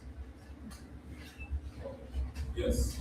The next day, I never sat down. The next day, I was literally standing up for a VVIP ticket. I was literally standing up. And it only ended in apologizing that we didn't know when we oversold. You oversold a ticket that is meant for like 50 persons. You oversold it to more than 100 persons. So, but that does not mean attend programs. Programs like this. Programs like this. Programs that, you know, if you notice, we didn't start putting pictures of different people to start up. Maybe the next one we do, we might have different people talking, right? Sharing their knowledge. But the goal for this event was to give you so much value that you can take home with. And I'm going to summarize with this. Any single thing you learn and don't implement, trust me, it is like water poured on the rock. We can say so many things here, you get excited and you get home and you don't implement it. Trust me, you wasted your time. Am I communicating? And I always tell people, implementation is not easy. Execution is not easy. That is the boring aspect of building. I'm not one of those persons that will tell you that it's easy. Everything we have said here, for you to execute it, for you to be consistent with it, it is not easy. But it is only people who can do it even when they don't feel like doing it. They are the only ones who can succeed. So don't just come and learn something and then you go back and you don't start working on it immediately. It doesn't make sense. It's a waste of time. That is why people keep jumping from one conference to another, one course to another, one training to another, thinking that they are looking for one magic word. That once that magic word is said, they'll be like, something in their head will unlock. I've gotten it. So this was the hack I was looking for all my life. Such hack does not exist. Such hack does not exist anywhere. Nobody has ever built something tangible by accident. Nobody has ever built something strong that stands the test of time by just mere luck, by just accident. It doesn't happen like that. So we discussed how many things? We discussed branding and positioning. We discussed, then we had the fireside chats. How many of you enjoyed the chats? How many of you enjoyed it? Nice. Then we discussed marketing systems and sales. We discussed 360 leadership and capacity. And then the final thing we discussed here. All of these things, I saw many of us writing down stuff. Ensure you go back, you go through what you written down. All right? Ensure you go through them. Ensure you look at the actionable points. And ensure you implement them. And trust me, when we come back for the next year, because this marathon will hold again next year. Once we come back next year, I want to hear all your amazing stories. Of course, I will hear your stories before next year on the branding service community, definitely.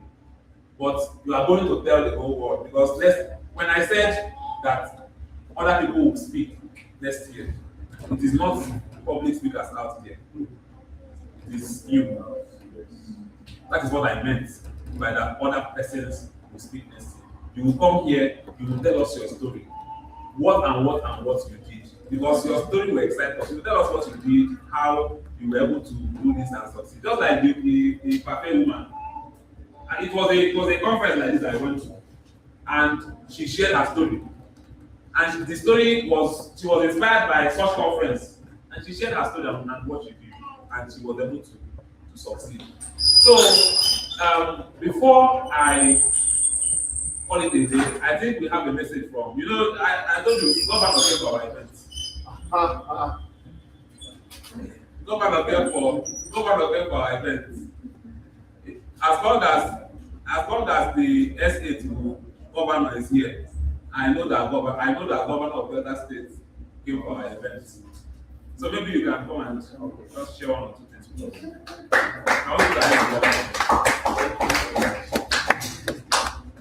Oh my goodness. Permit me to sit. I hope I can sit. Sure. All right. How can I? I'm sorry. I had to stand up and go to the back. I have confessed my sin. We have to try last time. We have a setup for this facility. Yeah, so I was involved. It was crazy for me. So I was dozing a little. I don't know if your person's coffee. So I had to go to the back. I didn't want more persons to see me. But the truth is, it's not a place to sleep. I want to thank you all. First of all, I want to appreciate my brother. He said something, we've come a long way. Forget about the way he's introducing me. We are brothers, aside government and all that. We've come a very long way. We've grown together. The only thing I would say we didn't do that, we not had our backs together. Some people said. We've come a very I said it from last I said it.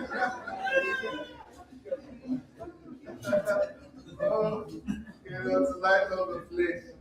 And also, I want to recognize our father in law, a vibrant, wonderful young pastor that is doing so much excellent work. Thank you, sir. It's always good to see you. Thank you very much, sir. So I don't have much to say. Today is learning. I've learned so much, and learning is continuous. Like what we said, we had a conversation yesterday. We were sharing just like this, and he said, is there any stage that you will get to in whatever thing you're doing that you will stop learning? And when I saw the word marathon, marathon, so that means it's going to be non-stop learning. So I want to thank him. I didn't come so early because of our other engagement, but it's an explosive session, and that is the dream that we have. I don't want to be political. He said something about politics, so I'll just divulge a little bit. Now we saw some 2023. Let me confess, I was in the PDP, but today where am I? And what does that tell you? Now I had some friends at that side, and some of them unfriended me or disfriended me because we share a different political view. But today now we are back. We are now what together. So what I'm trying to say is, my young people, and it's good we get involved. Even as we are planning ourselves for doing this, if the government wakes up tomorrow and say, everybody that's about, we saw what happened in 2020 now.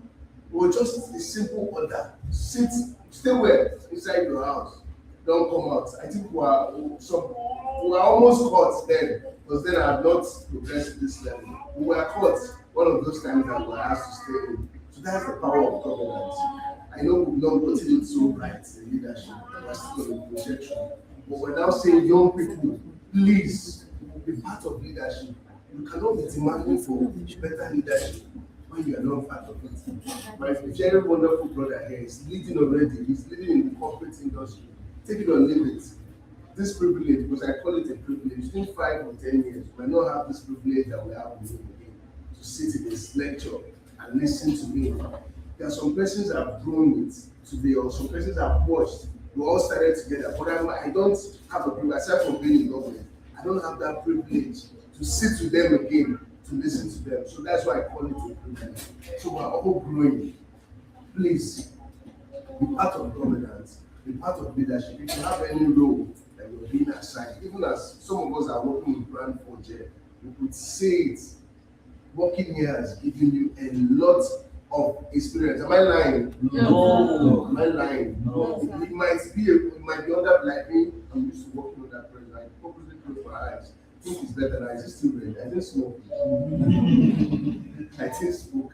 But you know, it has become a part of me to work under pressure. And it teaches you a whole lot of things, how you can navigate and create results. The most important thing is for you to have results. And that is why he has spent this time, 10 hours. I've not seen something like this. Please, let's clap for him again.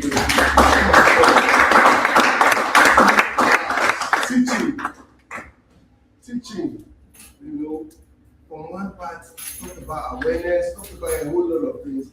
And that is where our ground starts. Most of us don't even know our what, and we don't care. And that's why people can sway you. That's why people can talk to you. And that was why when he was talking about that part, I was so concerned about it. Because that's number one thing in government. And that's what they use. You know, they come out because they know that most of us don't even know, and we don't want to know. If I begin to ask us to talk about the Constitution now, many of us don't even know the Constitution. Something was trending, and the so-called social media influencer does not even know that person is even a king. Can you imagine? So you can't neglect all these things as young people around us. If you want to step into leadership positions, you must prepare yourself. And these are one of those ways we prepare ourselves. When we share knowledge, I was happy because he gave opportunity for us to come and share our success story. Now your failure is part of the success story. Tell your neighbor that. You're failing in business, in your trials, and what you're doing is part of it. And he said another thing that I fixed. He talked about documenting. Documenting, very important. Some people will take away the one they fail. They don't want to talk about it. They don't want to include it. But you need to put it. You need to include those parts that you fail. Because it helps you when you begin to do SWOT analysis, when you begin to analyze how far you've come. So please, let's implement. That's the most important thing. Everything we've had here today. Don't just go home. You know, they was lambasting the Southeast Development Commission here. They said they used to use about 400 and something million. It has now, we now have a conference culture. I'm sorry, because I'm among them. I'm among people that love organizing conferences. But if you watch it, everybody that wants to be attending conference. But do we have an implementation culture? No. Even in church, we'll come and sit down and we'll listen. How many of us practice those things? At least practice small thing. On Sunday now, many of us are preparing, we'll sit again, we'll listen. The following week, how much? Little. You said if your faith is like the word, and won't start it, just put in a little effort of all it is. It's not just about sitting down. Conference culture, that's what I call it. We want to sit down, we want to listen and hear. It's good though, but put it into practice. I'm sure if you put 40-50% of what he has said today, we're going to improve in our various brands, and that is our desire. So as young people, embrace failure. Networking is very, very important. As he said, I had when he said, was strategic networking. I've had to connect a lot of persons. Some persons has given me their contact, but I'm sorry, when they begin to engage me, it's just that mentorship and guidance is part of our work. But honestly, I'm not impressed. You don't just meet people and you begin to tell them burdens and problems. There are other parts of it. Building a relationship and creating value, just like what you said. And that value is what you can present. If you just tell me what you can do that can benefit, I'll bring you to the table immediately. And telling me the one I will do that will what? Benefit you. You say it now. If you tell me now that you have the power that you can use to make it work, not tomorrow now. Now, if you tell me now that you have the power, a video shake or anything that you will give to me, and I will use it tomorrow to people. Don't you think I'll listen to you first? And when you begin to tell me your problem, so let's create more value for our network. It's not just about getting network. Let's create more value. Then just explore. just explore mistakes, the all part of being young. Then please be interested. 2027 is coming again, right? And yesterday we just announced the elections. I'm sorry, the elections is in January. Please get your PVC. I'm not telling you whether you have to support. You have the right to support whoever you want to support. But be part of the process. Don't just stand and say that they told, if I know, I would have voted. You will get it right. It's a process. America's democracy is more than 250 years. But you saw what happened when they did the last presidential election. Donald Trump was even crying before he came back. I don't want to say what he said because I still want to go to US again. You understand? You know, it's a process. But we young people, because what we want did not happen, most of us are pulled out. No, please don't. And in Delta State, we have a very, very, and we have a lot of opportunities here that are coming for young people, and more will come. I'm happy that he's excelling. He's doing so well in our state. You understand? The environment is there. We have a enabling environment. Just great. That's one good thing about Nigeria. He shared the story. I'll conclude here. He shared the story about a friend, someone that traveled. In the midst of all these storms, I'm not discouraging you from traveling if you have the opportunity. But just bear it in mind that the platforms that you will get here to succeed, you will not get it because the systems are already working. But here you have the advantage of carving out and building a system. So I want to congratulate you. If you're here and make this to straight, please congratulate yourself. Celebrating once more. Thank you so much. Thank you so much. Thank you, sir. Another round of applause for you. All right, Mr. Tim. Welcome. Latest brother to the married man. All right, we are gradually. You guys are amazing. Yes. No, we did it. Yes. Celebrate yourselves.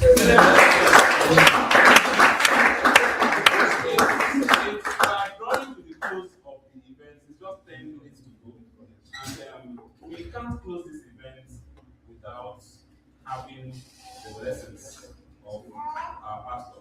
I know everyone here is a Christian, right? Yeah. Yes, and so there is no way my pastor will be here and he will not come up to bless us, because to whatever you've learned, there is also the God factor of it. And so, without wasting your time, I want us to put our hands together as we make welcome our pastor, my pastor.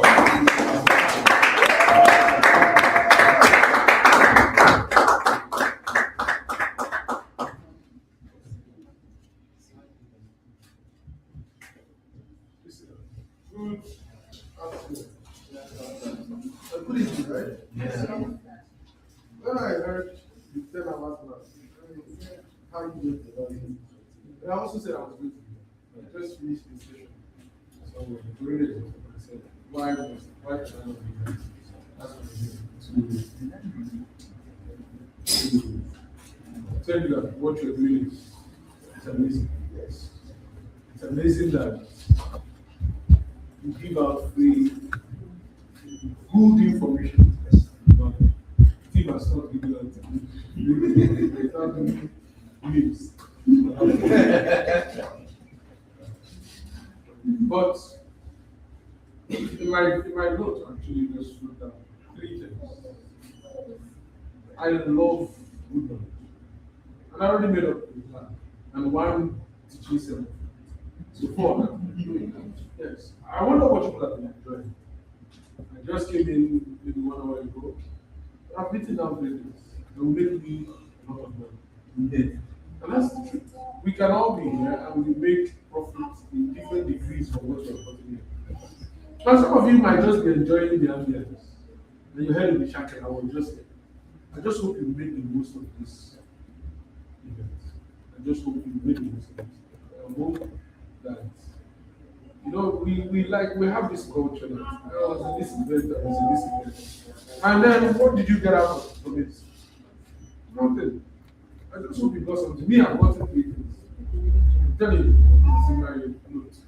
I always go with it. So thank you for that. Thank you. The next one, I also try to do it.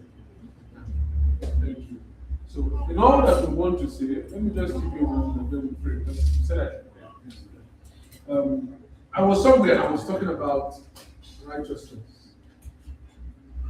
And in the first session, I talked about righteousness as moral character, and it informs how we behave as individuals.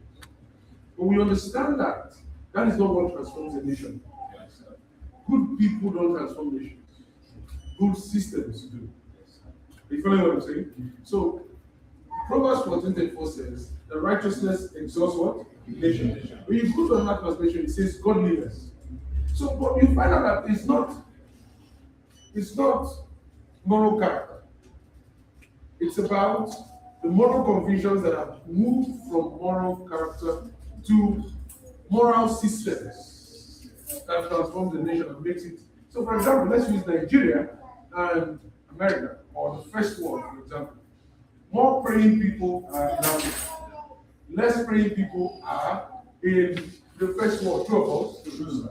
But which system suffers from reproach? Which one enjoys the exaltation?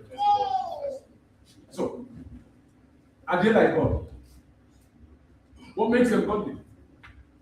They are like God, not in moral character, but in its functionality. That's the godliness. So, when you look at Nigeria, and thank God the man in politics came in, let me talk a word for you now.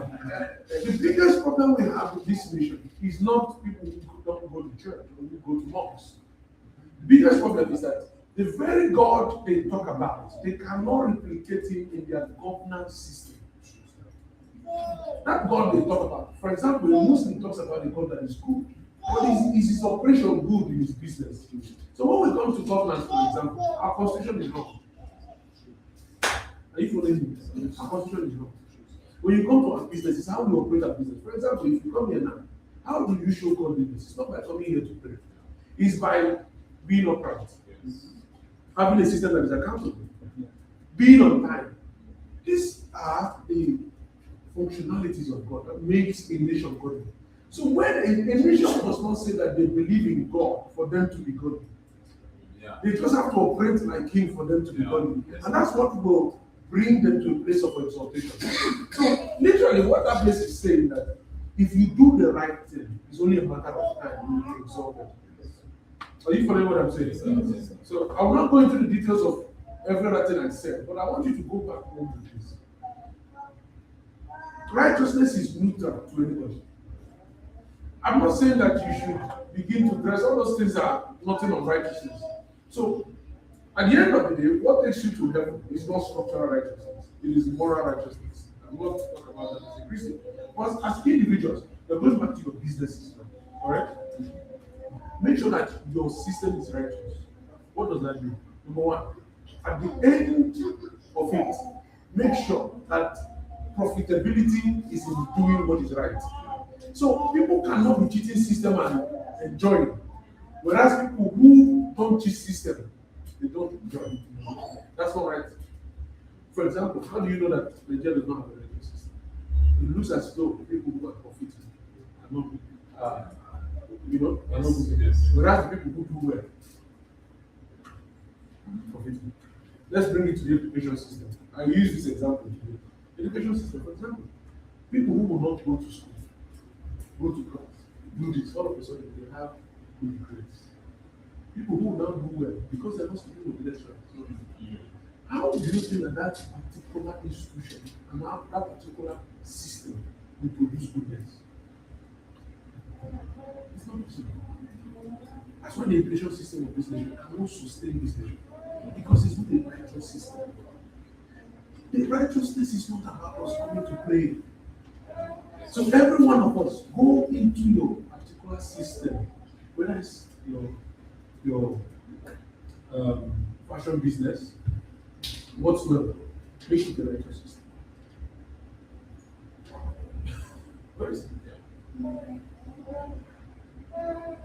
Make it accountable. Make it faithful. And faithful means transparency. Nobody cheats. If you cheat, make this thing law. Literally, that's what it is. Make your convictions law. That's the most important.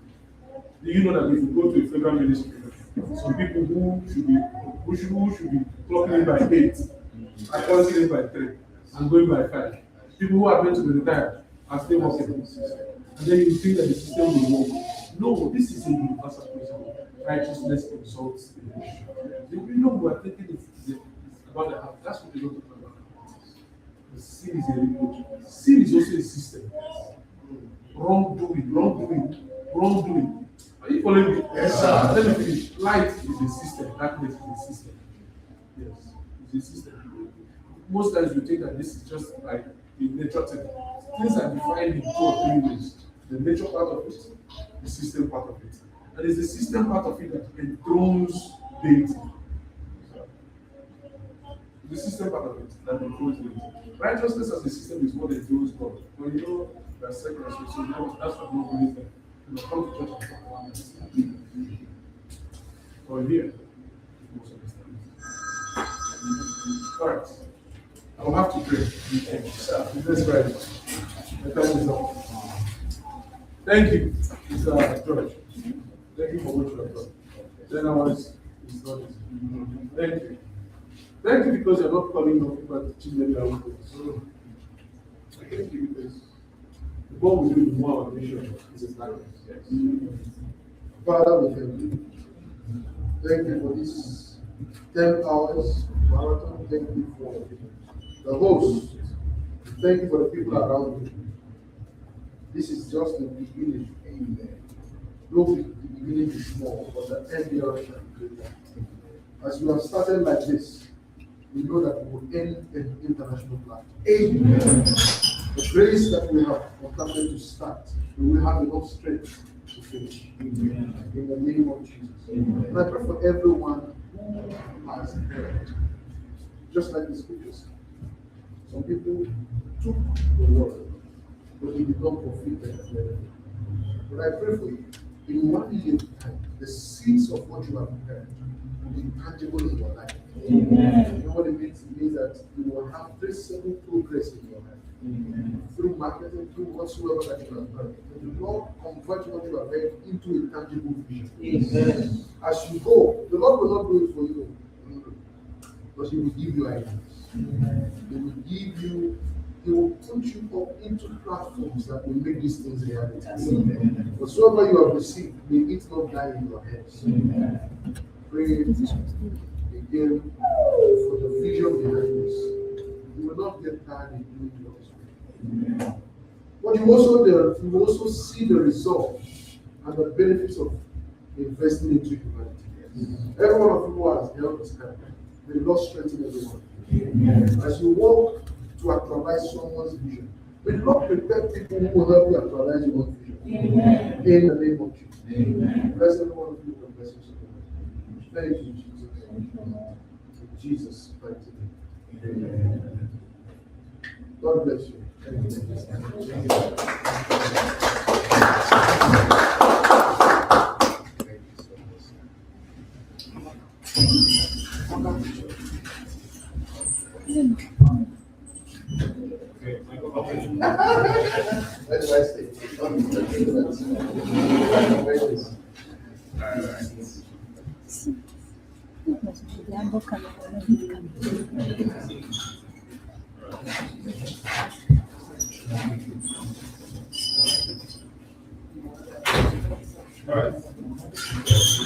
Precious.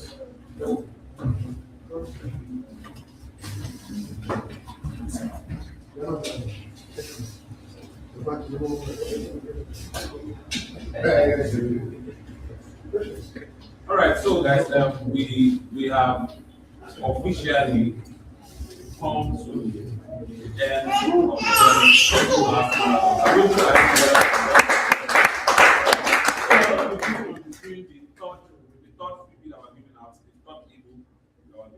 so you can just start the QR code and so remember, as you step out, walk around, meet people you've not seen before, have a conversation with them, and have conversations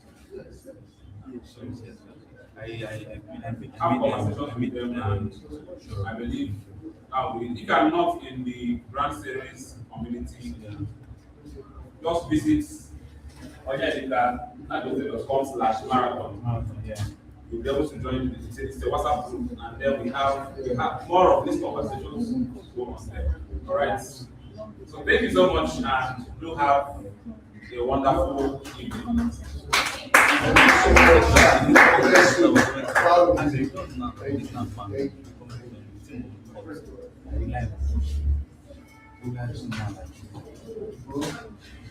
Say something about